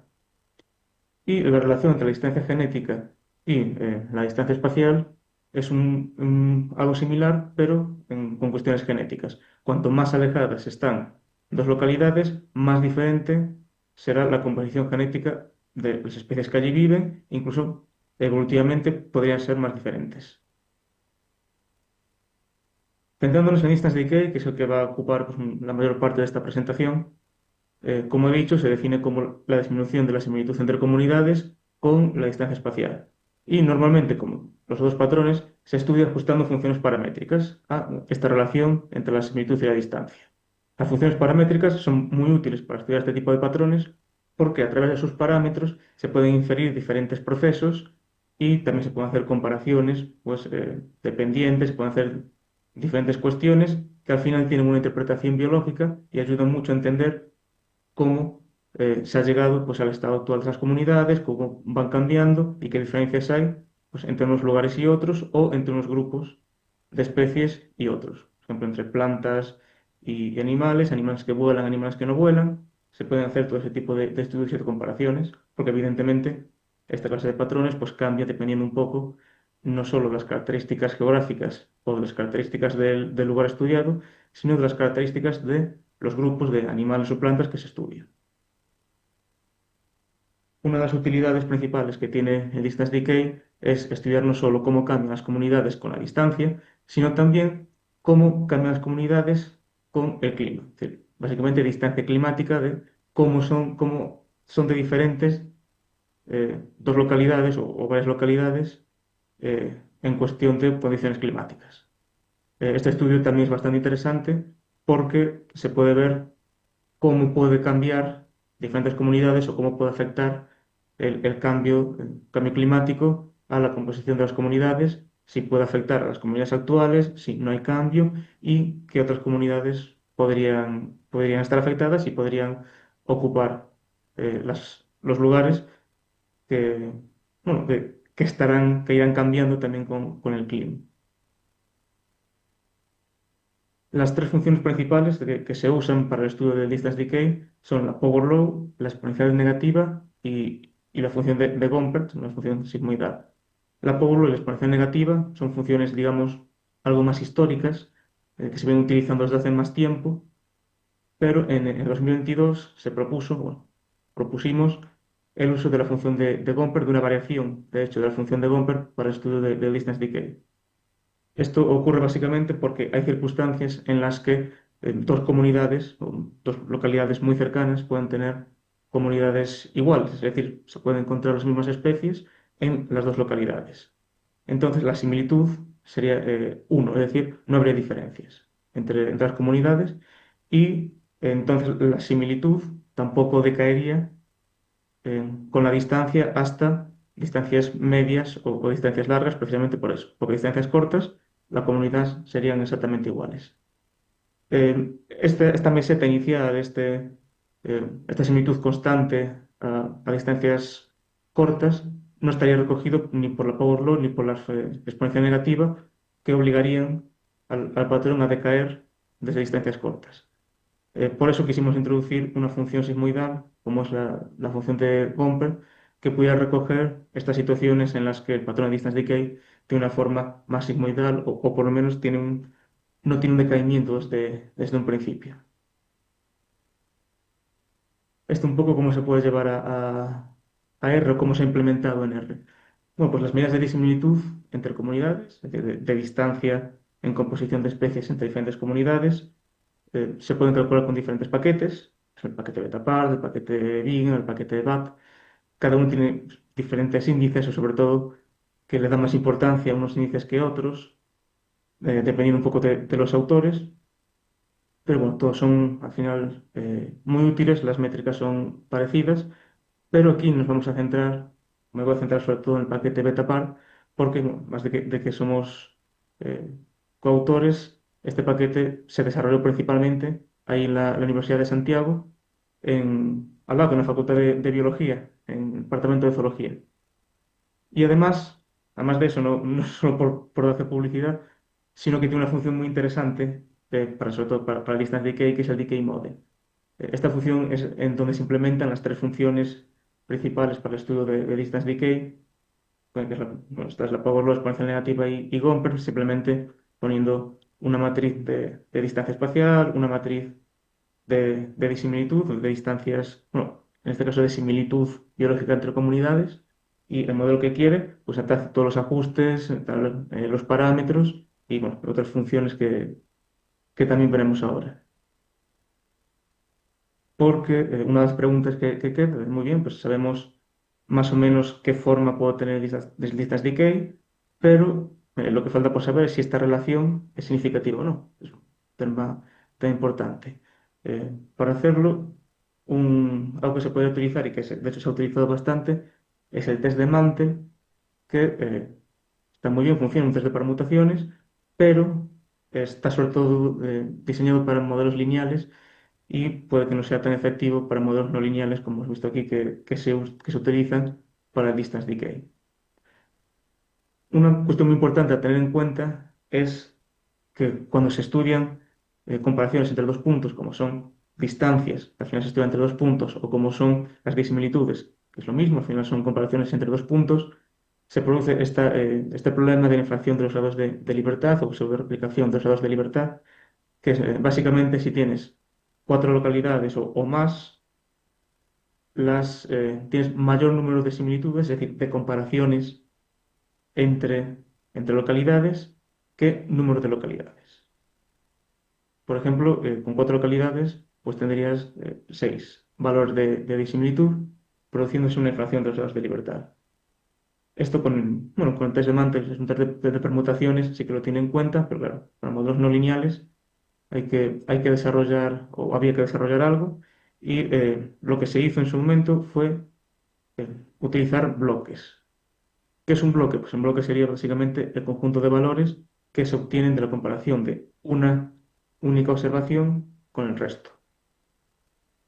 Por ejemplo, en este caso, pues con 4 localidades habría 4 bloques, sería pues todos los valores derivados de la comparación de la localidad A con el resto de localidades, la localidad B con el resto de localidades, la localidad C con el resto de localidades y así sucesivamente.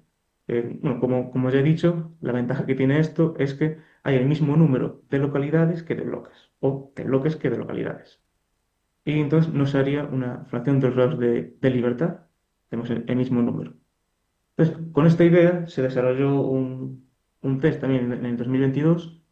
Desarrollamos un test para ver un poco la significación de los modelos de distance decay, entre otros.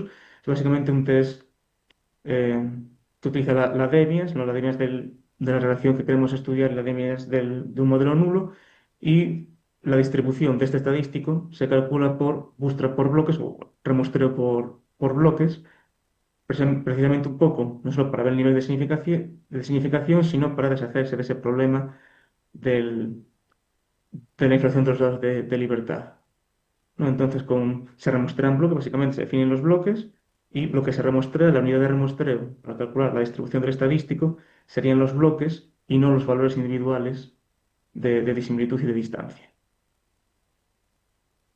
Y esta es la otra característica, o la otra fórmula que calcula el decay mode. Entonces, con esta función básicamente implementada en el paquete Betapart, no solo ajusta diferentes funciones del distance decay, las más utilizadas, también puede ser lineal, entonces pues, se podría aplicar un test de Mantel, por ejemplo, pero bueno, estas funciones no lineales, y también se incorpora y se implementa este test de la Debians para también testar si la relación de distance decay es significativa o no. Entonces, en una sola función es algo que hasta donde yo sé no está, pues hace poco no estaba en otros paquetes, yo creo que sigue sin estar, y es muy útil porque básicamente te hace todo el cálculo de estos modelos y la relación de distance decay. Y luego otra pregunta que quedaba es, vale, tengo un modelo de distance decay, sé si es significativo o no, sé qué forma tiene, forma me refiero a qué función es la que mejor ajusta, es una power law, si es una Gomper, por ejemplo, pero si tengo dos modelos y los quiero comparar, ¿qué hago? ¿Qué es lo que tengo que hacer? Entonces esta era nuestra siguiente pregunta y fue nuestro siguiente desarrollo, el test que desarrollamos. El problema que había es el mismo, es la inflación de los grados de libertad. Entonces, en este caso, desarrollamos un test que se llamó ZDEP, por dependencia, para testar los parámetros de dos modelos de distance decay. El test tiene una estructura muy parecida, de hecho es la misma estructura que un test T. La diferencia es que aquí la varianza en la estimación de los parámetros se estima también con un bootstrap por bloques. Precisamente por lo mismo caso que en el test anterior, que es para evitar esa inflación de los grados de libertad y que la unidad de muestreo, que es el bloque, sea igual o tenga la misma cantidad o la misma cantidad de estas unidades de muestreo que de localidades. Evidentemente, cada una de estos bloques está asociado a una localidad.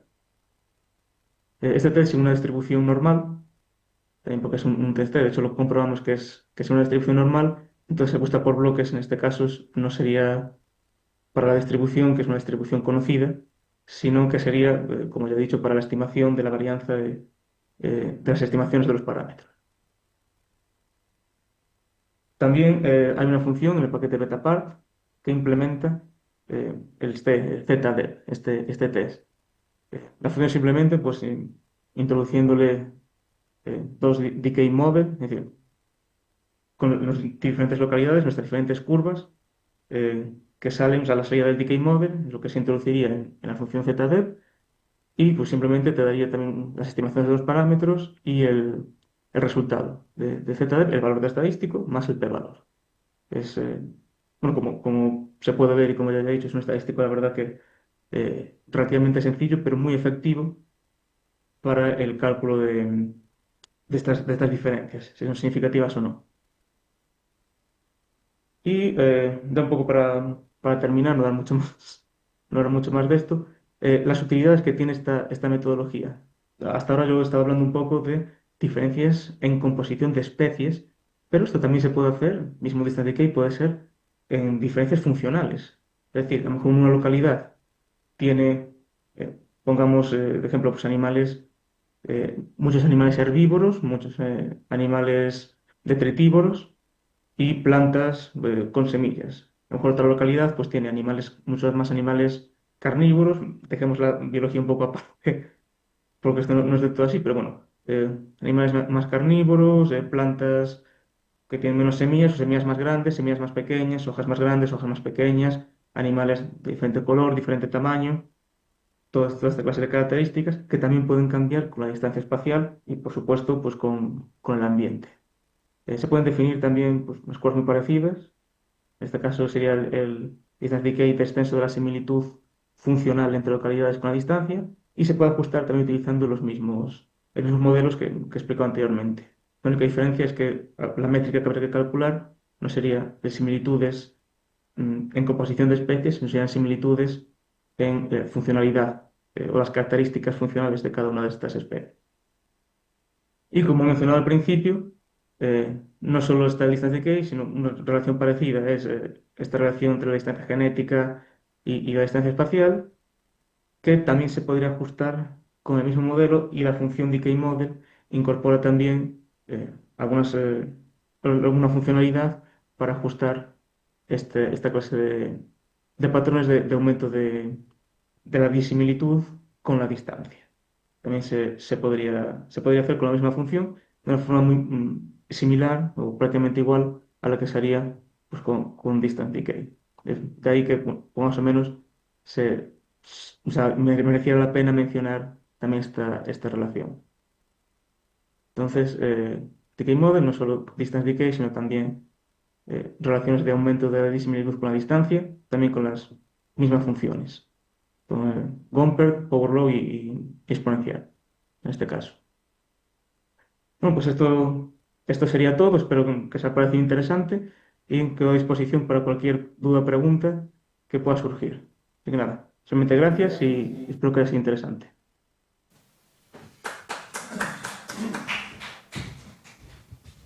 Bueno, vamos a poner por aquí.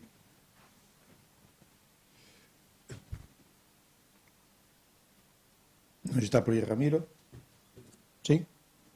Hola, Ramiro. Hola.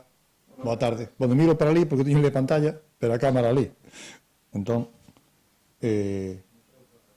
falo ali carallo. Bueno, grazas pola tua participación, polo teu vídeo.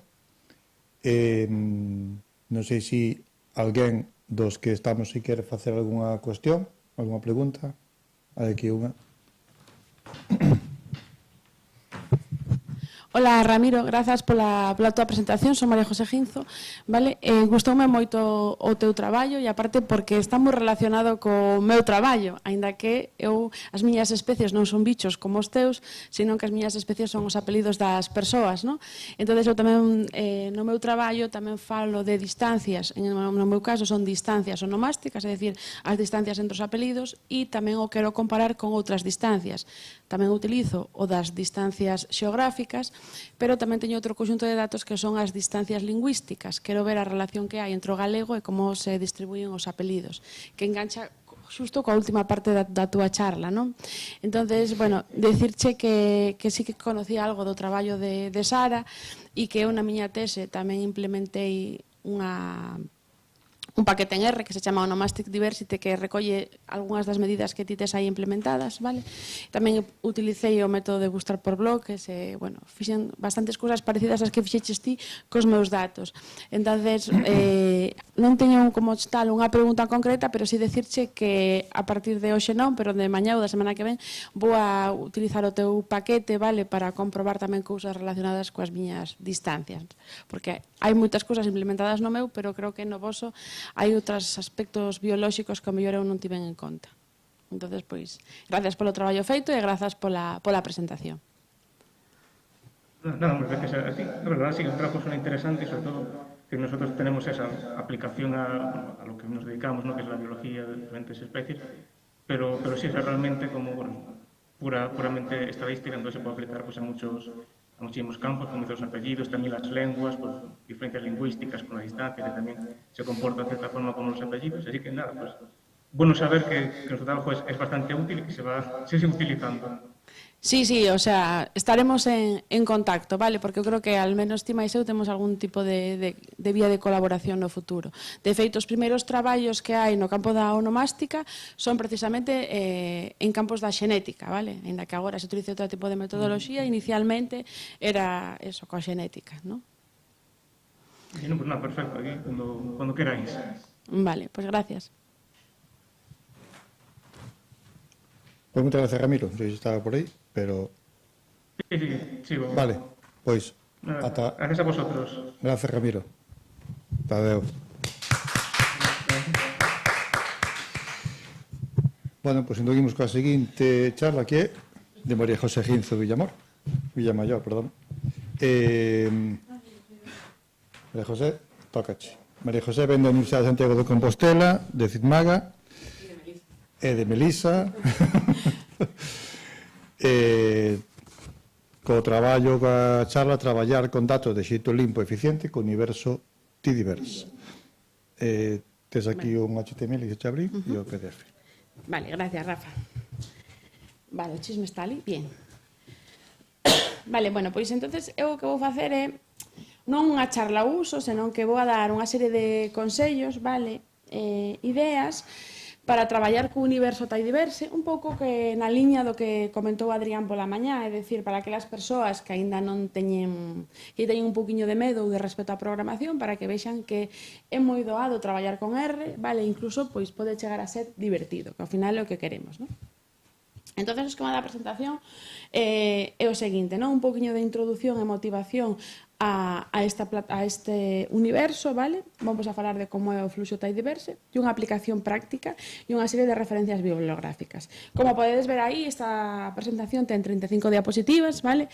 En calquera momento me decide separo, porque é unha presentación, como digo, que o seu objetivo é que sexa didáctico para calquera que queira aprender, vale? Entonces, pois simplemente despois a podedes ver con calma.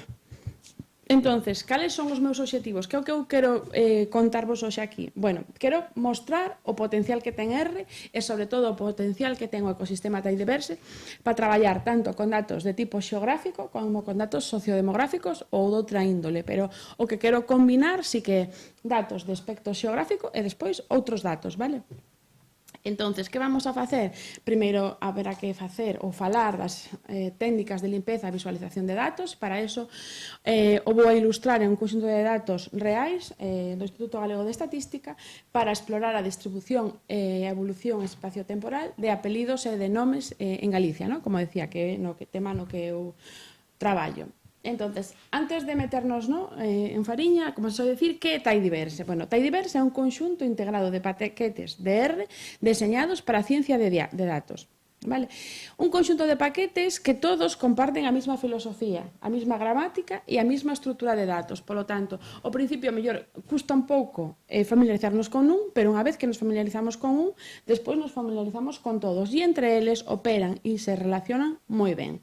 Os principais son o dplyr, para manipulación de datos, o ggplot2 para visualización, que quizáis o mellor é un dos máis coñecidos, o tidyr para reestructuración de datos, vale? Despois temos os habituais de readr para importación de datos e os strings para traballar con cadenas, con tábuas, etc. Vale? O obxectivo, como decía ao principio, é facer unha análise de datos sinxela, consistente e divertida. Vale? Entonces, se alguén quere introducirse neste mundo, pois o primeiro que ten que facer é buscar en Google e sale esta páxina web, vale? Entonces, aí vos queda a ligazón para que naveguedes todo o que queirades sobre ela. Como calquer software, como calquer cousa nova, incluso un medicamento, o primeiro que temos que ler é o prospecto, pois aí nos sale na páxina web a axuda.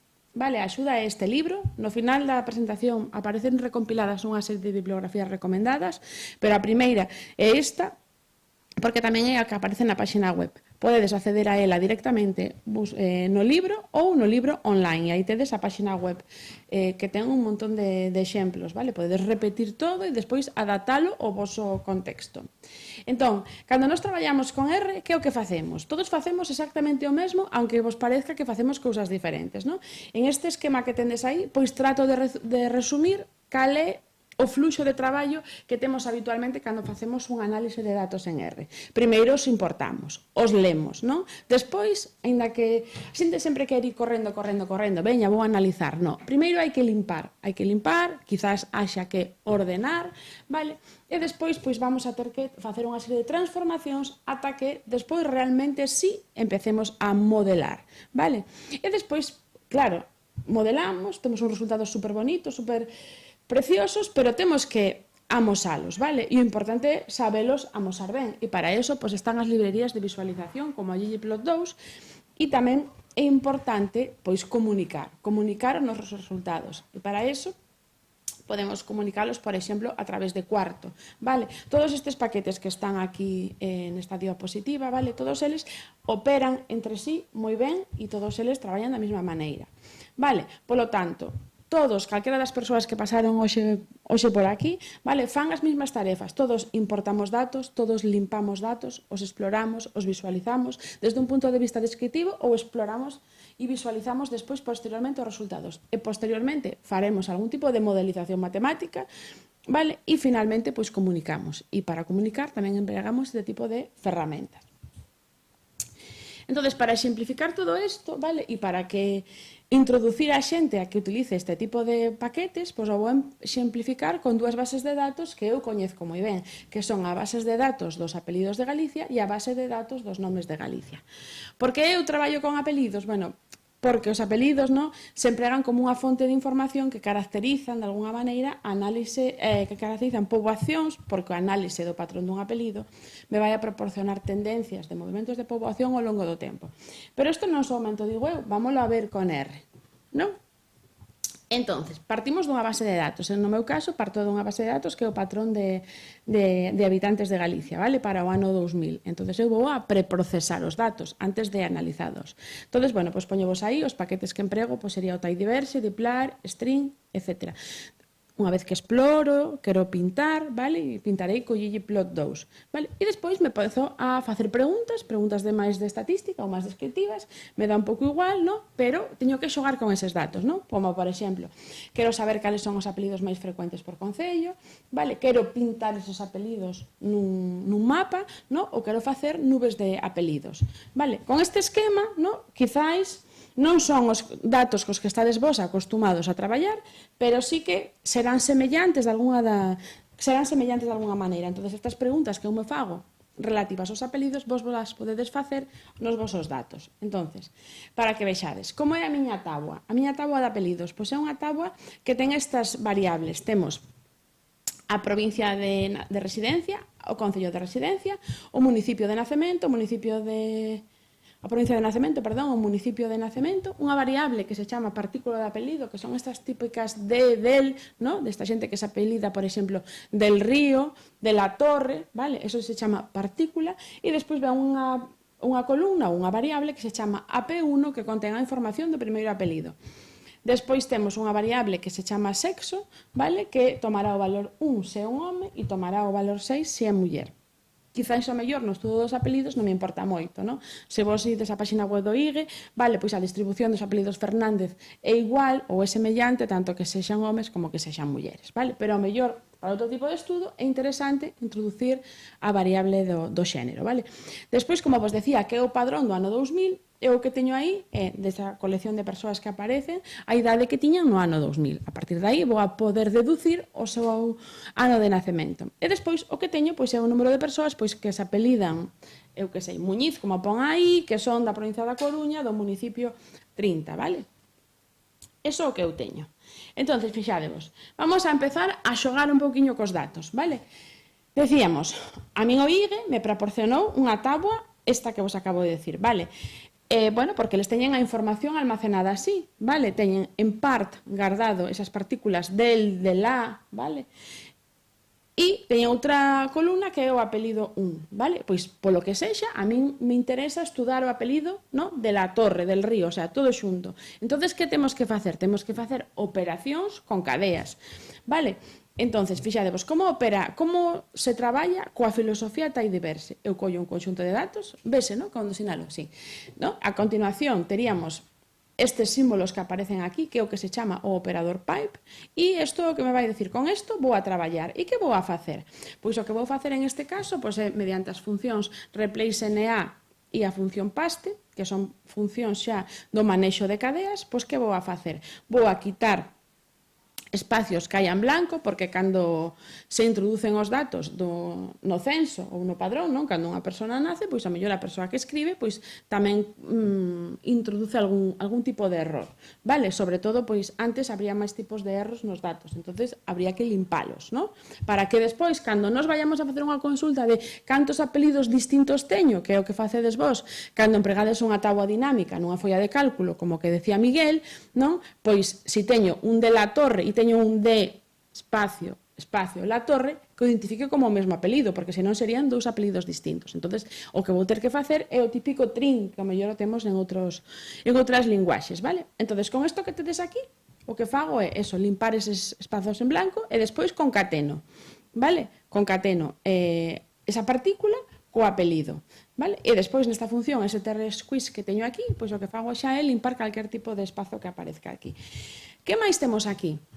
Todo isto o quero facer para todos os apelidos que teña aquí nesta base de datos, vale? Pois para eso empregamos a función mutate que vai a operar sobre todas as columnas, vale? E creo unha nova columna que lle chamo apelido, no? Que xa vai estar todo isto correxido, vale? Porque as columnas que eu empezaba a traballar eran part 1 e AP1, vale? Que quero transmitir con isto? Que é moi fácil de operar a través deste operador, do operador pipe, e que calquera das funcións que vayamos a empregar en estes distintos paquetes van a funcionar sempre da mesma maneira. Que é unha boa práctica utilizar este tipo de funcións, a función mutate. E para que, por exemplo, facemos todo isto? Bueno, pois a mellor preparamos os datos para despois, posteriormente, pois agregalos, vale, visualizalos, etc. Por exemplo, agora xa temos todo preparado e agora eu quero sacar información por concellos, vale? Na base de datos inicial tiñamos un código que identificaba a provincia, tanto de nacemento como de residencia, e un código que identificaba concello de nacemento e de residencia, vale? E entón eu podo facer agrupamentos, cuantas persoas se apelidan de tal maneira por concello ou por provincia. Bien, pero claro, me vai a sair unha táboa e aí está. Pero o que quero é facer resumos visuais. Entonces, nesta base de datos que eu estou manexando, só o único que teño é a provincia e o concello.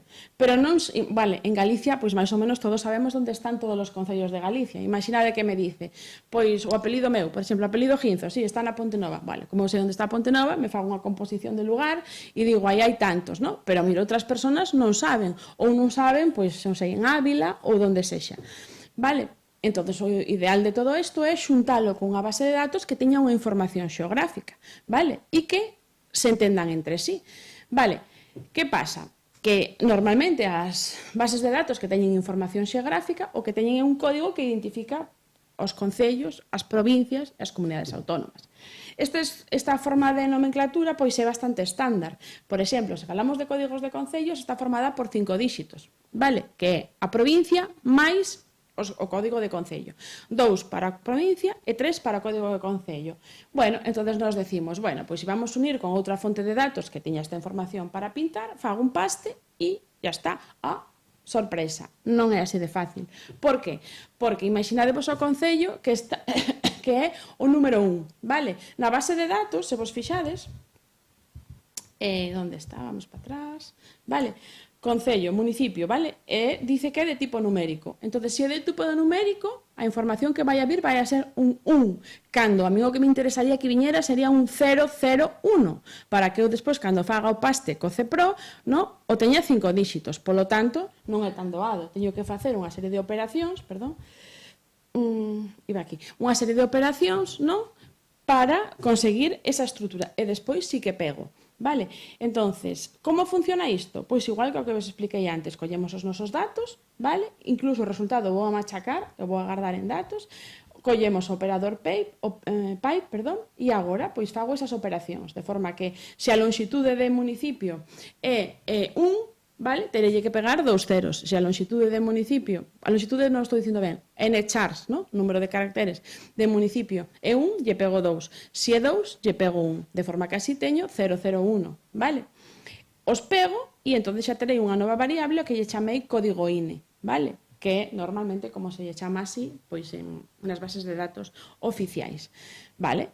Fago todo isto e entonces teño para a miña base de datos o código INE, vale? Pero agora, o meu problema era que eu quería agrupar os diferentes apelidos por concellos. Bueno, pois agora fago un group by, vale? Aquelas persoas que sexan usuarias de SQL, pois van a estar tamén super familiarizadas con isto, porque tamén se fala na mesma linguaxe, vale? Entón fago un group by. E que quero agrupar? Pois quero agrupar os apelidos por código INE, vale? E ademais, que quero saber? Quero saber cantos Rodríguez hai no Concello da Coruña, cantos González hai no Concello da Coruña, e sucesivamente. E para eso, como fago? Pois farei unha suma. Unha suma sobre que? Unha suma sobre cuenta. Porque en cuenta o que tiña era un número de persoas que había que cumplían unha determinada condición.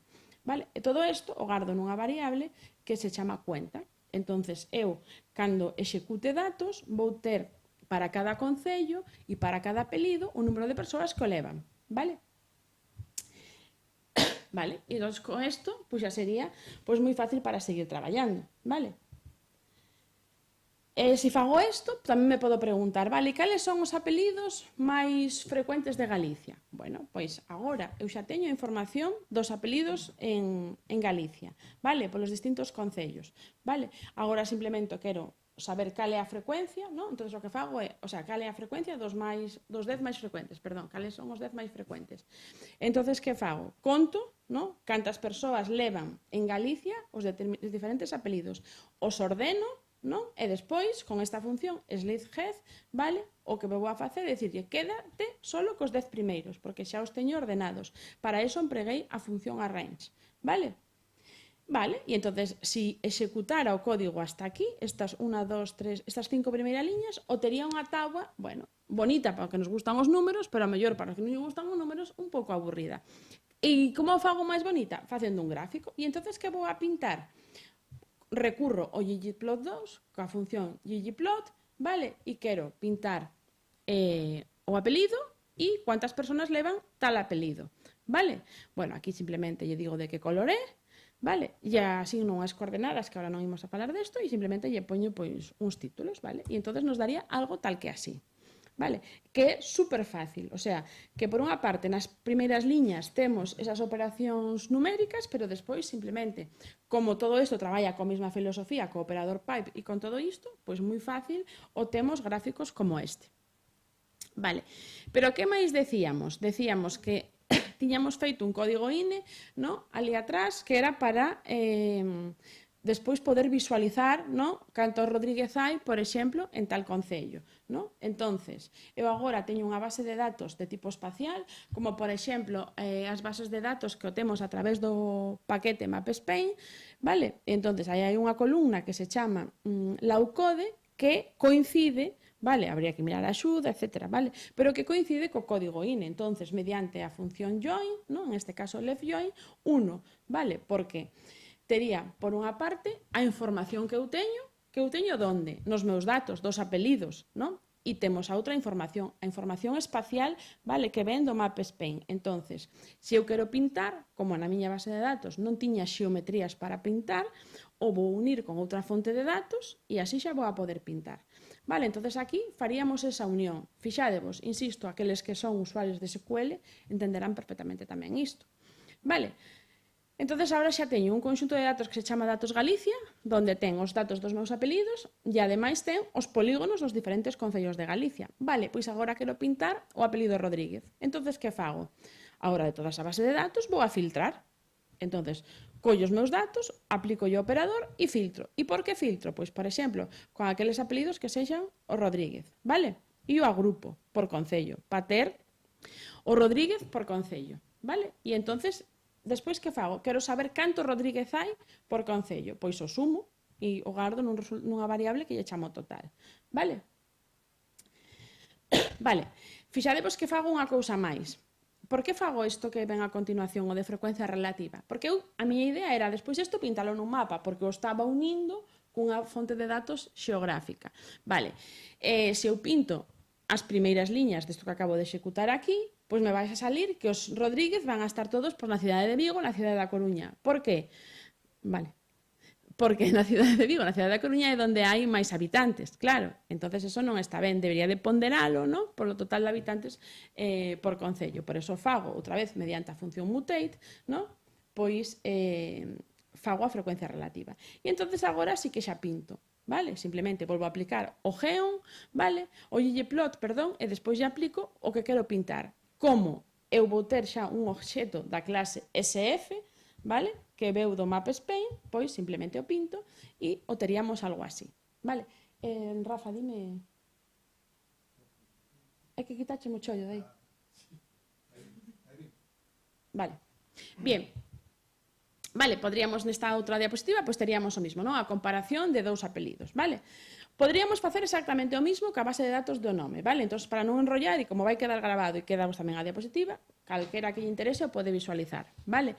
Por exemplo, en este exemplo, vale, este exemplo sería parecido ao de antes, ¿no? Antes queríamos saber o top 10, ¿no?, dos apelidos, pois agora quero, vale? Ahora nos nomes xa é un pouco diferente, porque nos nomes sí que podo introducir unha variable de tipo categórico que é o sexo, e quero que me resuma esa información por sexo, vale? Ou lle fago unha filtraxe, vale? Filtrame, vale, por sexo igual a 6, vale? E despois pinto, fixadevos, aquí fago todas as operacións que queira, pero agora con esta filosofía, vale, poido pintar. E entón despois me saldría, non, o diagrama de barras, non, do top de 10 nomes femeninos en Galicia ou do top de 10 nomes masculinos en Galicia, vale? Podría tamén mirar, non, eu tiña na base de datos unha columna que era a idade. Entonces, como sabía que os datos eran do censo do ano 2000, pois se a idade, se collo a idade, non, e lle resto collo 2000 e lle resto a idade, o teño o ano de nacemento. Entonces podo ver cuántas Marías hai a partir dun certo ano e quero ver así a evolución dun determinado apelido, vale? E despois o quero pintar, pois exactamente igual. Agora que quero pintar? Quero pintar unha evolución. Pintarei, por exemplo, unha liña. Entonces sería geonline. Pero o que eu quero transmitir con todo isto é que a filosofía que hai detrás de todo isto é sempre a mesma e a forma de traballar é sempre a mesma, vale? Entonces, o teríamos algo así, vale? O sea, houve un momento onde houve moitas Marías, vale? Caeu e agora, bueno, pois tamén está empezando a caer un pouco, pero bueno. Vale? Imaginade que quero comparar 3 nomes simultaneamente, vale? Quedavos aquí tamén o resumo, o sea, en vez de ahora meter María, meto 3 nombres, Daniel, José María, María José e Vanessa, vale? E quero comparar a súa evolución temporal. Pois fixadevos, saldría algo así. Pero o que quero que vos fixades é que o código é super fácil de facer e super fácil de entender e que sempre se fai da mesma maneira. xa para rematar no último minuto, era decir que, por exemplo, imaginade, a evolución do apelido do nome María, non? O nome María vimos como foi evolucionando ao longo do tempo, vale? Pero podemos tamén facer uns gráficos máis bonitos, uns gráficos de tipo dinámico, vale? Co paquete Plotly. Entonces, tiña aquí un código, vale? Un arxivo en formato HTML que tamén é moi fácil de implementar a través da librería MapView, que tamén implementa con todo isto, e fixadevos, agora o que teño é as diferentes décadas, non? Desde o ano 1870 ata o ano 1987, vale? Da nome María. Vedes estes puntiños que aparecen aí? Son as coordenadas, no? Os centroides dos concellos onde hai persoas que se chaman María. Voulle dar o play e vamos ir vendo o mapa de Galicia onde foron aparecendo as diferentes Marías. Mirade, vanse metendo, vanse poñendo, vale? Isto vai, vedes, xa vai collendo forma de Galicia, o sea, toda Galicia está chea de Marías. Ao principio non había tantas, vale? E hai unhas zonas que quedan como que sempre hai, non? E outras que van salteando. Isto tamén é super fácil de facer, vale? E tamén vos lo deixo aí, pois que se alguén o quere replicar e sirve para os seus análisis. E, bueno, xa para finalizar, como vos queda aí todo, pois aí vos queda un resumo das librerías empregadas, bibliografía, etc. Simplemente quero transmitir esta mensaxe que o Tidyverse non é só un conxunto de paquetes, senón que é unha forma de pensar con datos, vale? E ata aquí. Moitas gracias.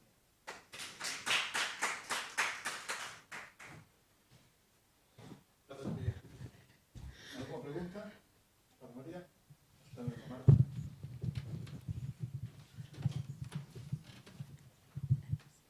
Bueno, antes de nada, funciona, non?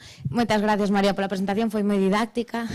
Eu creo que debería utilizar máis o paquete, bueno, os paquetes de Tidyverse, a verdade que non os uso moito porque me acostumei a programar de outro xeito e cóstame facer o cambio. Si que os usei algunha vez e creo que unha vez que faço o cambio é mellor, o sea, é unha forma de programar máis fácil, pero bueno, creo que é un cambio de chip. E con isto iba a miña pregunta. Eu que sei que tú das clases, non? Usas R, cando ensiñas a programar, ensinas xa con esta filosofía de Tidyverse ou crees que é moi complexo e non... Vale, pois cando eu dou clase, vou un pouco que decía antes Adrián, tampouco queres asustar a todo o mundo, ¿no? E entonces vas pola forma máis clásica, aínda que penso que sería necesario xa dar o salto, vale, e deixarnos das cousas esas tan básicas, ¿no? Sobre todo en alumnado que non lle costa nada programar, entonces simplemente é cambiar o chip, e eles, se non traen xa ningún chip de antes, pois é como, por exemplo, no, a xente que empezou a programar en R e non coñecía outra linguaxe, vale, sabemos o que é o linguaxe orientado a obxectos, pero o que nunca programou antes, que máis lle dá que sea unha linguaxe orientada a obxectos que unha linguaxe estrutural. Lle dá igual. E a nós, que xa sabíamos antes programar e cambiamos o chip, pois podemos volver a cambiar. E eu creo que se debería de apostar bastante por isto, porque ao final todo vai hacia aí. E moitos dos paquetes que había se están caendo ou están deixando de funcionar. Entonces, creo que debemos de ir hacia esta filosofía de todos traballar na mesma dirección. Vale. Moitas gracias. Nada.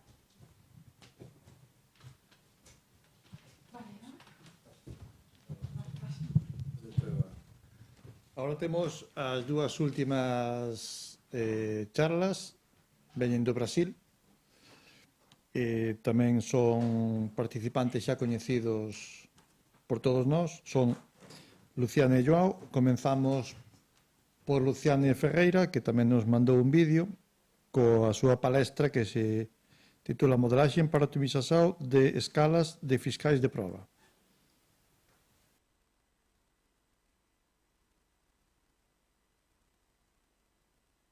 Bom dia, boa tarde ou boa noite. Com muita honra que, novamente, participo da 12ª Jornada de Usuários de R em Galícia. Dessa vez, eu trago o trabalho Modelagem para Otimização de Escalas de Fiscais de Prova, de minha autoria, Luciane Ferreira Coforado, e de meu colega João Paulo Martins dos Santos. Para esta apresentação, seguirei o seguinte roteiro: vou apresentar o contexto na introdução, quais os parâmetros que foram estabelecidos para essa modelagem, apresentar a modelagem de programação linear inteira, uma solução e as considerações finais. para essa introdução. O nosso contexto é um problema enfrentado no dia a dia de nossas atividades junto à nossa divisão de ensino na Academia da Força Aérea. Ocorre que a cada semana há a necessidade de se estabelecer uma escala de fiscalização de provas. Essas provas são provenientes nós temos de 5 a 6 turmas por ano de formação. E vão do 1º ao 4º ano, nós temos diversas turmas, e para estas diversas turmas há uma certa quantidade de provas que são aplicadas semanalmente aos cadetes em formação. Para formar essa escala, algumas regras devem ser observadas, como, por exemplo, um professor ele não pode fiscalizar a sua própria prova ou uma prova relacionada à sua disciplina. E um professor, ele também pode estar disponível em alguns horários. E esse problema, ele é um caso bem específico lá na nossa divisão, porque os nossos horários de aula, eles mudam a cada semana. E, além disso, o professor ele tem outras atividades que também podem levar a uma certa indisponibilidade para completar essa escala. Então, a ideia inicial, ela surgiu a partir de uma iniciativa do professor João Paulo, que foi auxiliar a tarefa do gestor de fiscalização. Ele estabeleceu roteiros, scripts em R, para extrair os dados das planilhas contendo o quadro de horários. Nesse quadro de horários, então, nós temos qual professor está alocado a qual disciplina em cada horário do dia da semana, e também quais as provas que são demandadas naquela semana. Além disso, ele estabeleceu uma planilha para que o docente ele colocasse, por autopreenchimento, quais seriam as indisponibilidades para a semana seguinte, de acordo com a sua agenda. E aí, isso tudo foi juntado, todas essas informações, e sintetizadas numa única planilha que estabelece uma lista de disponibilidade dos docentes para a semana que vai ser foco da nossa análise. Tudo isso usando os scripts da linguagem R. Então, aqui é importante destacar essas especificidades deste problema concreto, que a cada semana muda a indisponibilidade dos docentes, muda os seus horários de aula e também mudam as demandas por avaliações. Como se dá esse processo de integração dessa escala? Então, nós separamos esse processo em 3 pilares. O pilar que vai avaliar a carga de trabalho do docente, a lista das provas que são tiradas lá do quadro de horários e vai se juntar com a lista de indisponibilidade declarada pelo docente e também retirada do quadro de horários. Então, na carga de trabalho, nós vamos observar a carga de aula daquele docente e as fiscalizações que ele já teve até aquele momento. No quesito lista de provas, então, nessa lista de provas, nós vamos associar quais são as disciplinas, qual é a disciplina, na verdade, que está associada àquela prova, e quais são os docentes que estão vinculados às disciplinas daquela referida prova. No quesito modelagem, nós entramos com essa proposta para tirar o peso da decisão do gestor, que pode ser carregado de um certo viés, e estabelecemos, então, uma proposta de empregar um modelo de programação linear inteira. E aí, este modelo ele tem que ser alimentado com uma função objetivo. Então, qual foi o nosso objetivo? Foi o de minimizar a carga didática total dos docentes que estão envolvidos nesse processo. Definimos aqui uma variável de decisão, que é uma variável binária, que vai ser 1 se o docente é alocado para fiscalizar a prova A, e 0 em caso contrário. E a função objetivo que vai minimizar essa carga didática vai ser expressa por essa expressão, que eu vou detalhar esses parâmetros a seguir.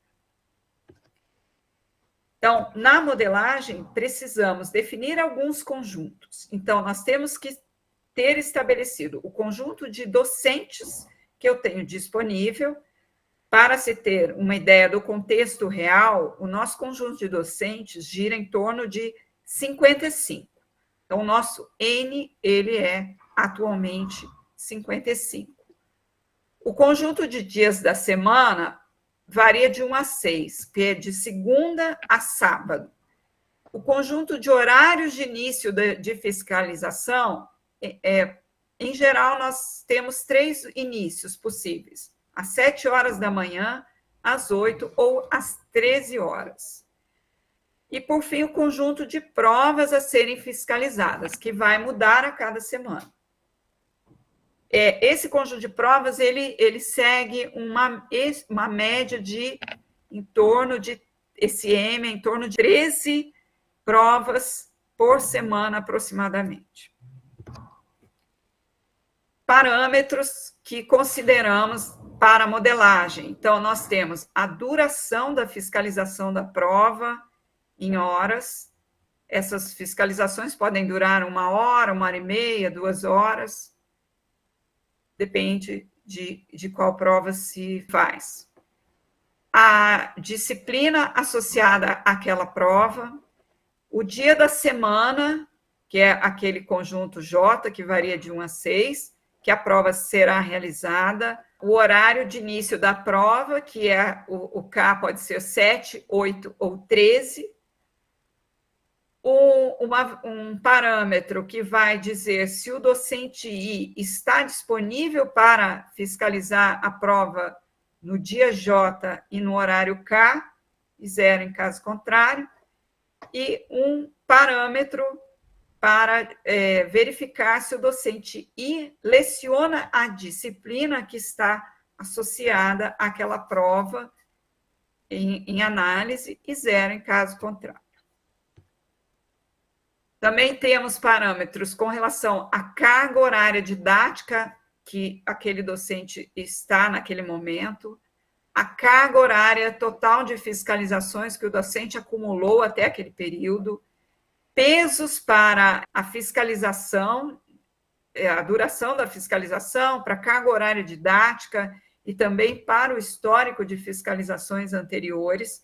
Estes pesos eles são usados na função objetivo e é uma flexibilidade para o setor, que ele pode estabelecer pesos diferenciados ou pesos iguais. Então, vai ficar a critério da necessidade daquele setor. Além disso, nós temos o número máximo de fiscalizações de prova que um docente pode realizar em uma única semana. Também deixamos esse parâmetro flexível. Inicialmente, a gente atribui o valor 1, mas, dependendo da quantidade de provas e docentes disponíveis, esse número pode ser aumentado para 2, 3 e assim por diante. Com relação às restrições, então, nós temos uma restrição com relação à disponibilidade do docente. Então, isso vai forçar que o docente só vai ser alocado se ele estiver disponível naquele docente, naquele dia da prova, naquele horário da prova. Restrição de não fiscalizar a disciplina própria. Então, aqui é se o docente ele está associado à disciplina daquela prova, ele vai receber um valor 1 e, portanto, ele não será alocado. Caso contrário, é uma possibilidade. Restrição de atribuição de provas. Então, todas as provas têm que receber exatamente um docente.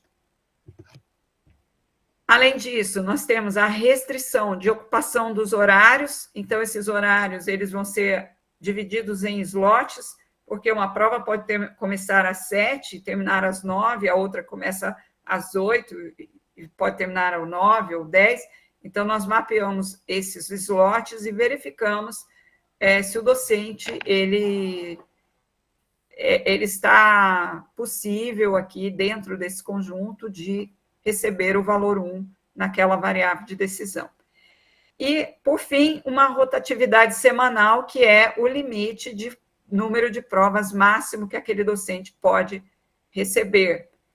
Então, a gente começa com 1 e, dependendo da necessidade, pode aumentar para outros valores. E o domínio das variáveis, que estamos trabalhando com variáveis binárias, com valores possíveis, sendo 0 ou 1. Como se deu a implementação na linguagem R? Nossa proposta foi criar funções para gerar as planilhas que alimentem os parâmetros do modelo de programação linear. E a partir dessas planilhas, nós criamos funções que vão implementar o modelo propriamente dito. E, por fim, a gente utiliza o pacote LPsolve para obter uma solução. A partir dessa solução, nós criamos uma função para gerar o arquivo final, facilitando, então, o trabalho do gestor, sem que ele precise fazer nenhum procedimento além do que já vai ser estabelecido por essas funções. Então, como um exemplo, nós trazemos aqui um exemplo fictício, onde nós temos aqui um conjunto de 10 docentes, as suas cargas didáticas naquele período de análise, a carga de fiscalizações anteriores até aquele momento, quais são as disciplinas que ele leciona, qual é a disponibilidade de fiscalização. E, a partir dessas informações, nós criamos o script para construir a função objetivo, a partir desses dados, construir as restrições, utilizamos o pacote LPsolve para obter a solução do modelo, e, a partir dessa solução, nós temos uma função que vai organizar a escala, resultando, então, na seguinte tabela. Então, essa seria a solução final. Então, nós temos uma tabelinha contendo quem são os docentes que vão ser escalados naquela semana, quais as provas que eles vão fiscalizar, relacionada a qual disciplina, quanto tempo dura aquela prova, qual dia que será feita a fiscalização, quando ela inicia e quando ela termina. Finalmente, as nossas conclusões.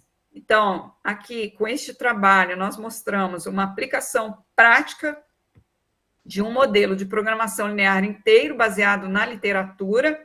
Então, é um modelo clássico em que nós adaptamos para uma situação do nosso cotidiano. As funções foram todas programadas em R com o intuito de automatizar esse processo. E como produto final, nós apresentamos a alocação otimizada desses docentes de acordo com o critério da carga horária, a carga total de trabalho sendo a menor possível.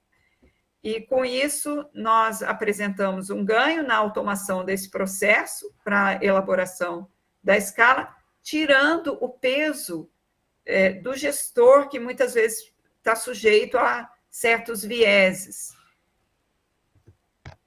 Nos baseamos, então, em bibliografias clássicas utilizadas aqui no Brasil, que é o Arenales e o Fávero e Belfiore. Assim, encerro essa apresentação e me coloco à disposição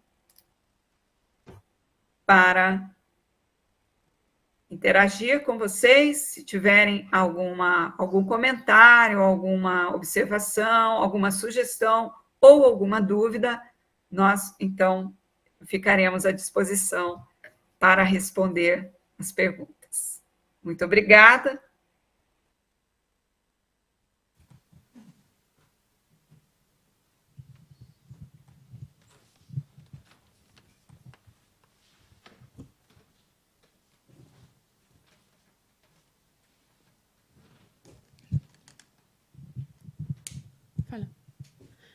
Boa tarde, Lucián.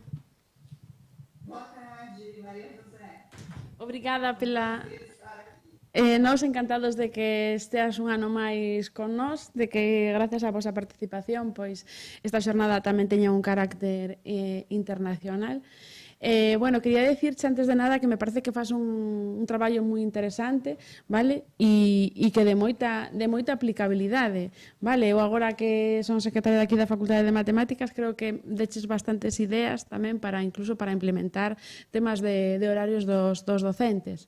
Vale, queríache preguntar este problema que ti acabas de mencionar, se lle leva moito tempo executalo ou que solver empregas para utilizalo?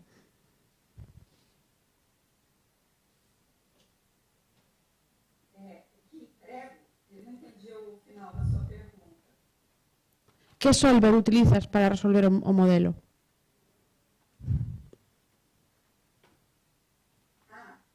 Então, nós usamos exclusivamente o R, né?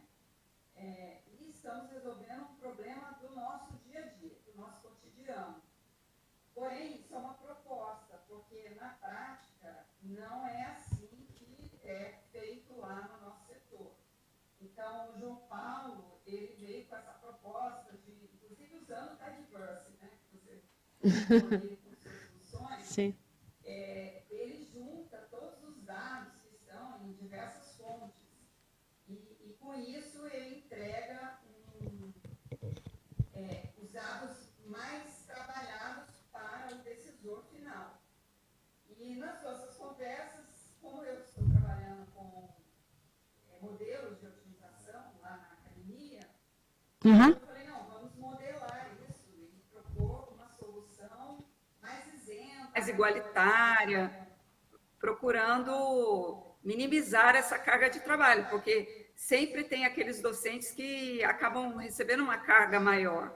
Exacto, Então, pues a sí. ideia é trazer uma distribuição mais justa, né? Então, essa é a proposta aí desse modelo. Porém, ele ainda não está implementado na prática. Vale, vale, né? vale. Por isso, trazemos esses dados fictícios aí para vocês terem uma ideia da nossa proposta, né? Pois creo que é unha proposta moi axeitada e creo que algo vamos a copiar de aí. Creo que hai outra pregunta por aquí pola sala. Hola, boa tarde. Moito obrigada pola presentación, foi moi interesante. Eu quería preguntar, en primeiro lugar, na función obxectivo do voso modelo, minimizades a carga total dos docentes ou a suma da carga de cada docente? Bueno, carga total de todos que estão concorrendo na escala. Porque essa carga, naquele momento do problema, ela vai ser a carga que eu tenho como atividade docente, então ela não é igual para todos. Então, eu, por exemplo, posso ter uma carga de 120 horas e um outro professor ter de 80 horas. Então, com essa função, ela vai tender a priorizar este professor que tem uma carga menor. Mas não é só a aula que ele dá, ele tem outras atividades. Então, ele já fez outras fiscalizações antes. Então, para que o processo seja justo, nós trazemos toda essa carga do passado até aquele momento e mais somado a carga daquela fiscalização daquele dia, daquela semana, né? Então, com isso, nós, com essa função objetivo, vai ser implementado na escala aquele professor que tiver a menor carga. Mas também podemos fazer ajustes, nós deixamos flexível, podemos priorizar, por exemplo, podemos dar mais peso à carga de aula do que das fiscalizações anteriores. Então, isso são ajustes que o modelo aceita, né? Vai depender da necessidade daquele setor, o que ele quer priorizar, né? Como que ele quer equalizar melhor essa carga de trabalho que tem que ser dividida aí por todo o corpo docente, né? Por curiosidade... Responde. Sí, obrigada. Probastes outras funcións obxectivos? É que eu teño un problema de asignación. Non é exactamente igual, eu asigno aeronaves de extinción a incendios activos. Entonces, quero establecer un reparto xusto entre as aeronaves que asigno aos incendios.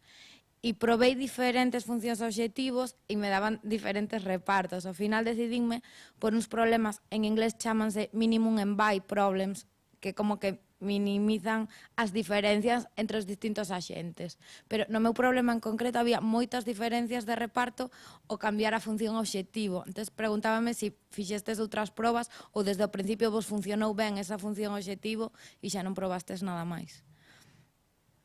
Excelente colocação, excelente pergunta. A primeira vez que eu rodei, eu tive esse problema. O software, o algoritmo, ele jogou toda a carga num único professor. E aí, qual foi a alternativa?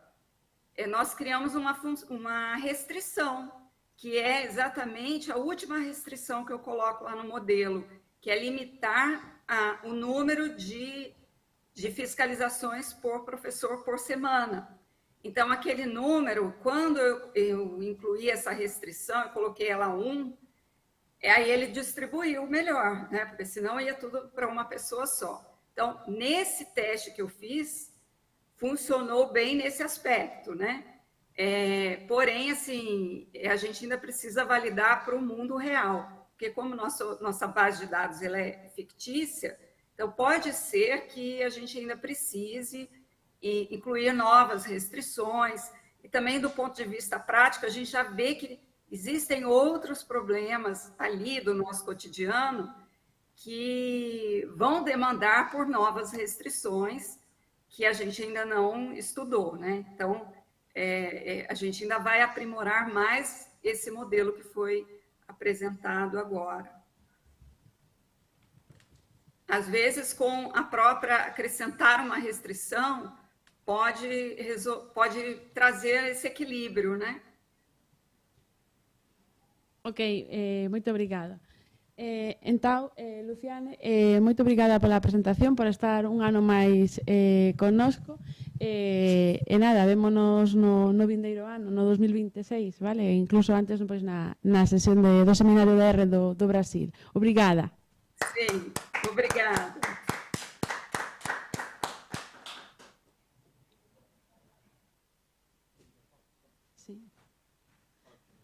Agora, tamén dentro do Brasil, da Academia de Forza Aérea, temos con nós a Joao Paulo Martins dos Santos, vale, que vamos a proxectar o vídeo. O título da súa palestra é Capturando bordas dos grafismos majorás para construções de mandalas matemáticas.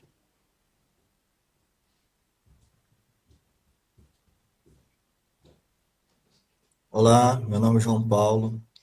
Eu vou apresentar para vocês capturando bordas de grafismos marajoaras para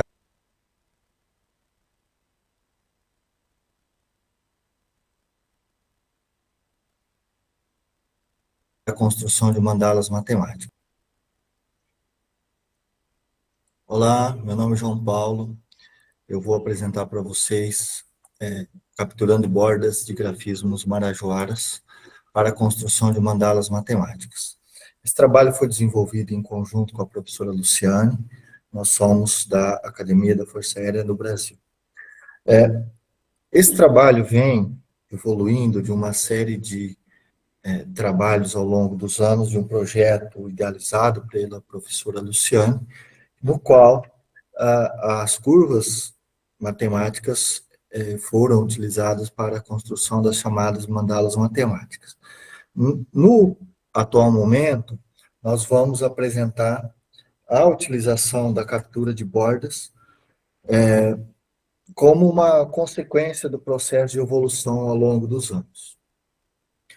Bom, o trabalho foi iniciado com as curvas planas, nos quais a gente tinha curvas planas com expressões paramétricas, e a partir dessas nós conseguimos delinear um processo de construção, o qual a gente chamou a composição de nível 1, a primeira composição, e a partir daí fizemos as homotetias, translações, a depender do processo de construção, do que você havia idealizado mentalmente. Bom, todas essas figuras aqui, elas têm a característica que são derivadas de expressões paramétricas. Aqui uma lemniscata, elipses, etc. Uma evolução natural disso são as colorações. Então, nós conseguimos desenvolver as colorações após um processo de reflexão. Essa coloração ela é derivada do processo de preenchimento, não é uma coloração derivada de processos de interseção, por exemplo, lemniscatas de Bernoulli. Não detectamos interseções de lemniscatas e colorimos as curvas, a região ou as regiões entre as curvas. Mas sim, expandimos homotetias crescentes ou decrescentes, e à medida que a homotetia crescia ou decrescia, faz-se a coloração. É possível também colorir à medida que você faz a rotação ou translação. Tudo vai depender da sua criatividade. No caso aqui, são só as homotetias. Aqui, uma investigação posterior, explorando cores gradientes, no qual foi apresentado, inclusive, no Jornadas, onde nós exploramos técnicas de coloração para aumentar o número de possibilidades. Esses resultados, principalmente esses resultados do delineamento do processo de construção, a metodologia de coloração, o processo como um todo está descrito nessa referência. Caso julguem por bem observá-la, você pode pegar aqui nesse material. É um material que está disponível online e é grátis. Você pode acessar quando quiser, se julgar por bem. Um outro material disponível é a presente referência, é um capítulo de livro, no qual nós exploramos um pouco mais essa questão das mandalas matemáticas. E o ano passado nós tivemos essa ideia de fazer essa reinterpretação ou interpretação ou de artes, né, peças de arte. No caso, pegamos a cerâmica de Sargadelos e, a partir de uma peça, nós idealizamos as curvas que dariam origem a esse resultado, ou similar, ou para fazer uma releitura desse resultado. Aqui nós temos três exemplos com diferentes metodologias de coloração, diferentes paletas. Aqui tem uma outra, a curva original, a reinterpretação. E mais um exemplo. Notem que o quanto a gente se aproxima da curva original depende muito do como você enxerga e como você decompõe a curva. Nós não conseguimos delinear um processo detalhado, simplesmente por observação discutíamos ou inferíamos quais seriam as curvas que iriam dar origem a isso daí. Bom, nesse ano, a partir de algum conhecimento que a gente tem, utilizando o software GeoGebra, nós apresentamos um trabalho no qual as mandalas matemáticas foram construídas utilizando esse software. E aí, dentre esses elementos, um deles era a extração de características, só que a extração de características é feita manualmente. E, a partir dessa extração, nós conseguimos fazer a translação, a homotetia e a rotação. Isso nos direcionou para a ideia de como isso seria feito no R, ou como a gente conseguiria fazer isso no R. Essa abordagem de extração de pontos manualmente no R não foi muito produtiva. Eu tentei fazer, mas por algum motivo não consegui lograr êxito por dificuldade principalmente devido à curva inicial, que eu peguei uma curva complicada, não peguei essa. E aí, nós pensamos como seria feito isso no R. Aqui tem um exemplo de a curva rotacionada e com homotetivas. Então, nós partimos de uma figura de arte que nós obtivemos da internet, e nosso objetivo é como extrair esses contornos para a construção de mandalas matemáticas. Nós utilizamos 2 pacotes, pacote Imager, aqui está a reconstrução, utilizando o pacote Imager. Vejam que os contornos estão fechados, são razoavelmente fechados, pelo menos a olho, são fechados. E o pacote Magic, aqui, ao contrário, os contornos não são fechados. Contorno que eu digo, esse contorno aqui é um nível da figura, e aqui, esse nível aqui não é um contorno, mas não é uma curva fechada, mas eu vou chamar contorno.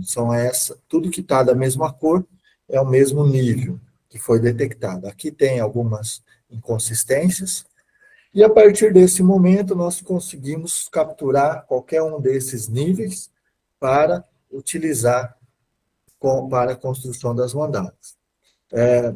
Aqui, os níveis capturados com o pacote Imager, e aqui os níveis capturados com o pacote Magic.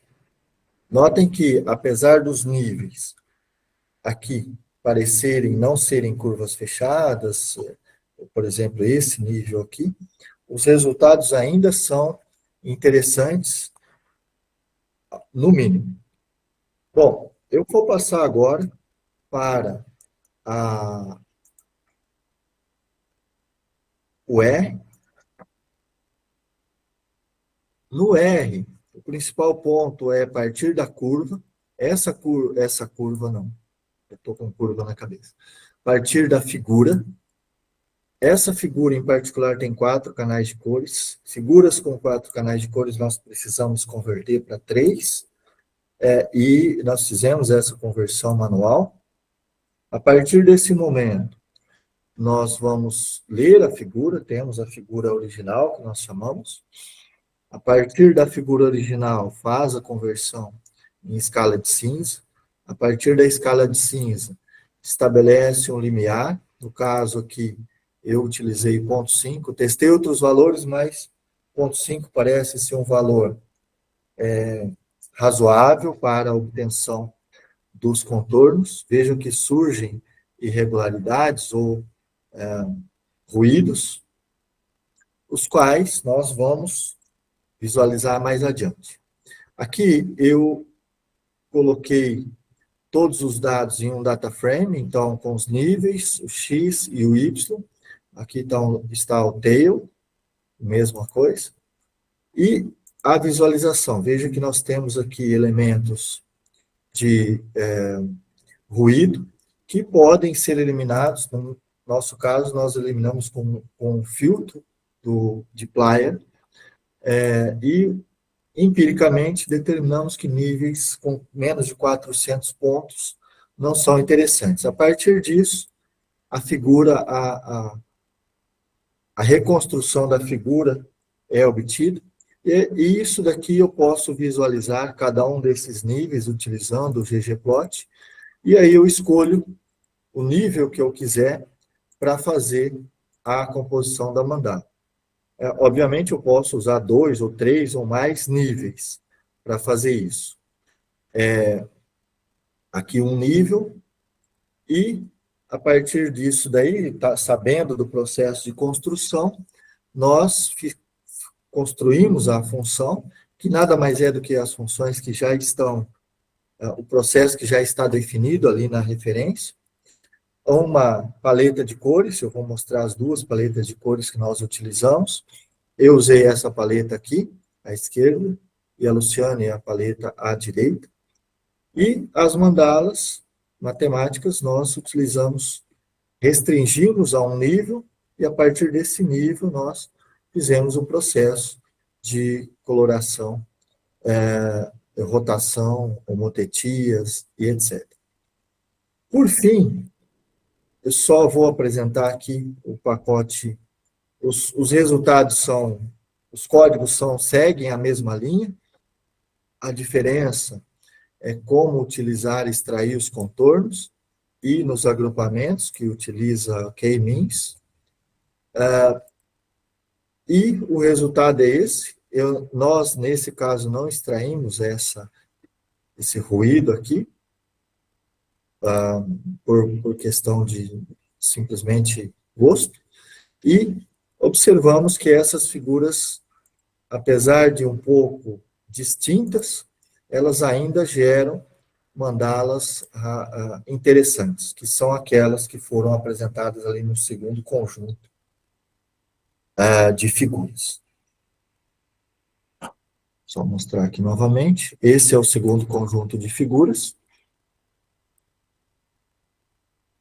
E esse é o primeiro conjunto de figuras. Então, esse usando Imager e esse usando os resultados do Magic.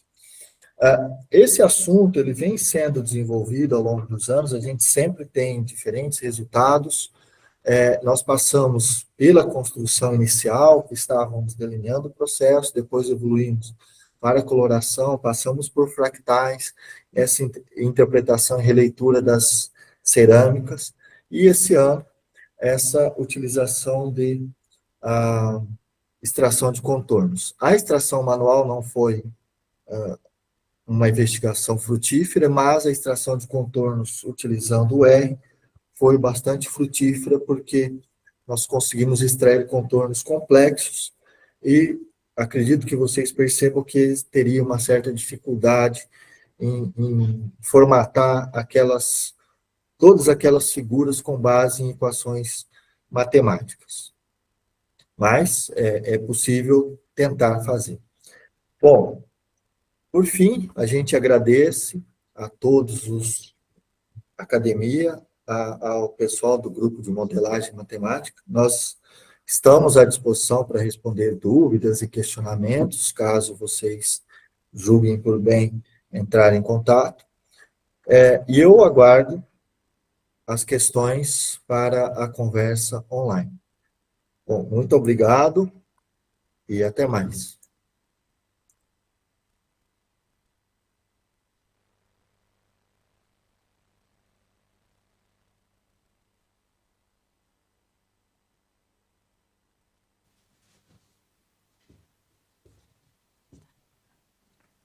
Boa tarde, não está? Não, pero mandou-me um WhatsApp que se vai conectar.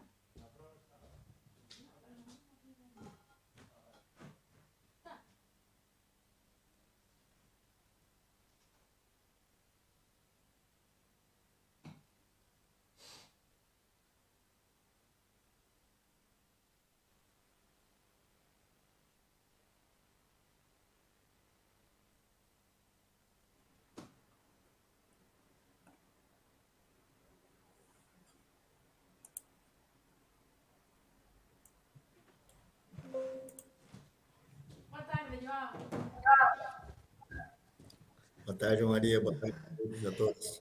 Que tal?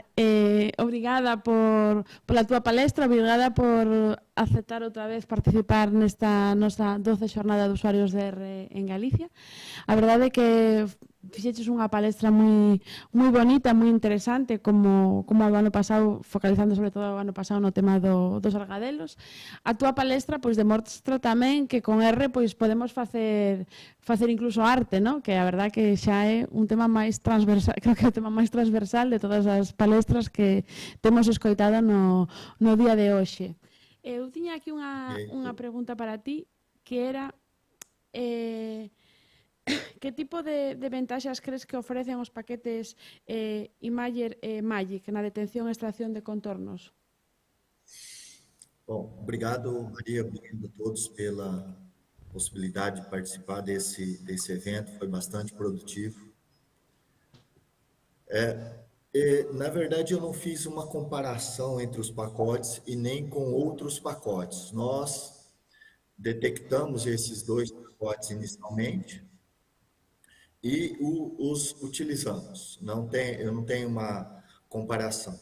A comparação que eu vejo de vantagem é que, comparado com a extração manual, que você teria que fazer o contorno muito específico, isso demoraria muito tempo, ou mesmo seria não produtivo.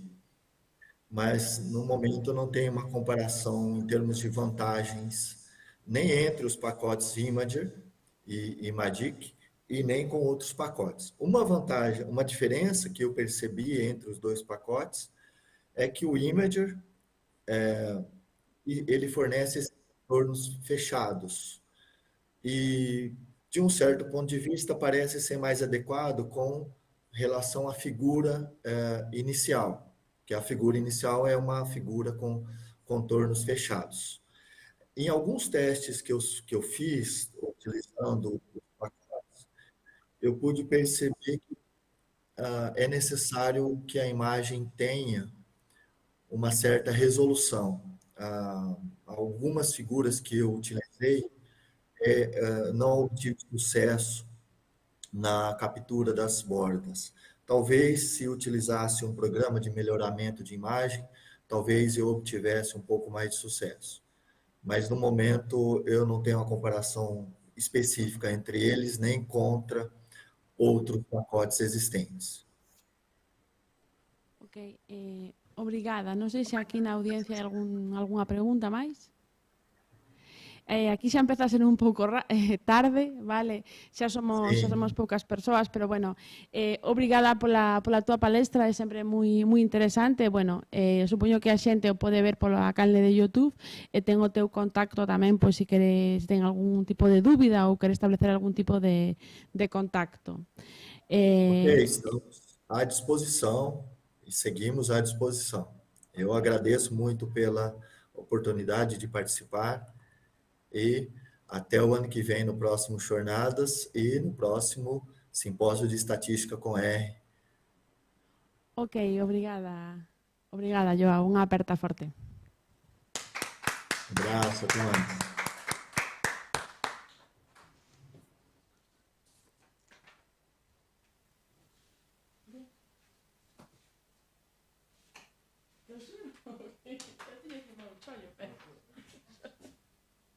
Xa boleras, tes máis gafas.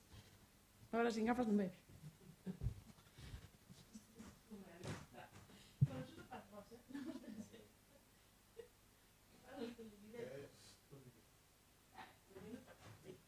Vamos allá.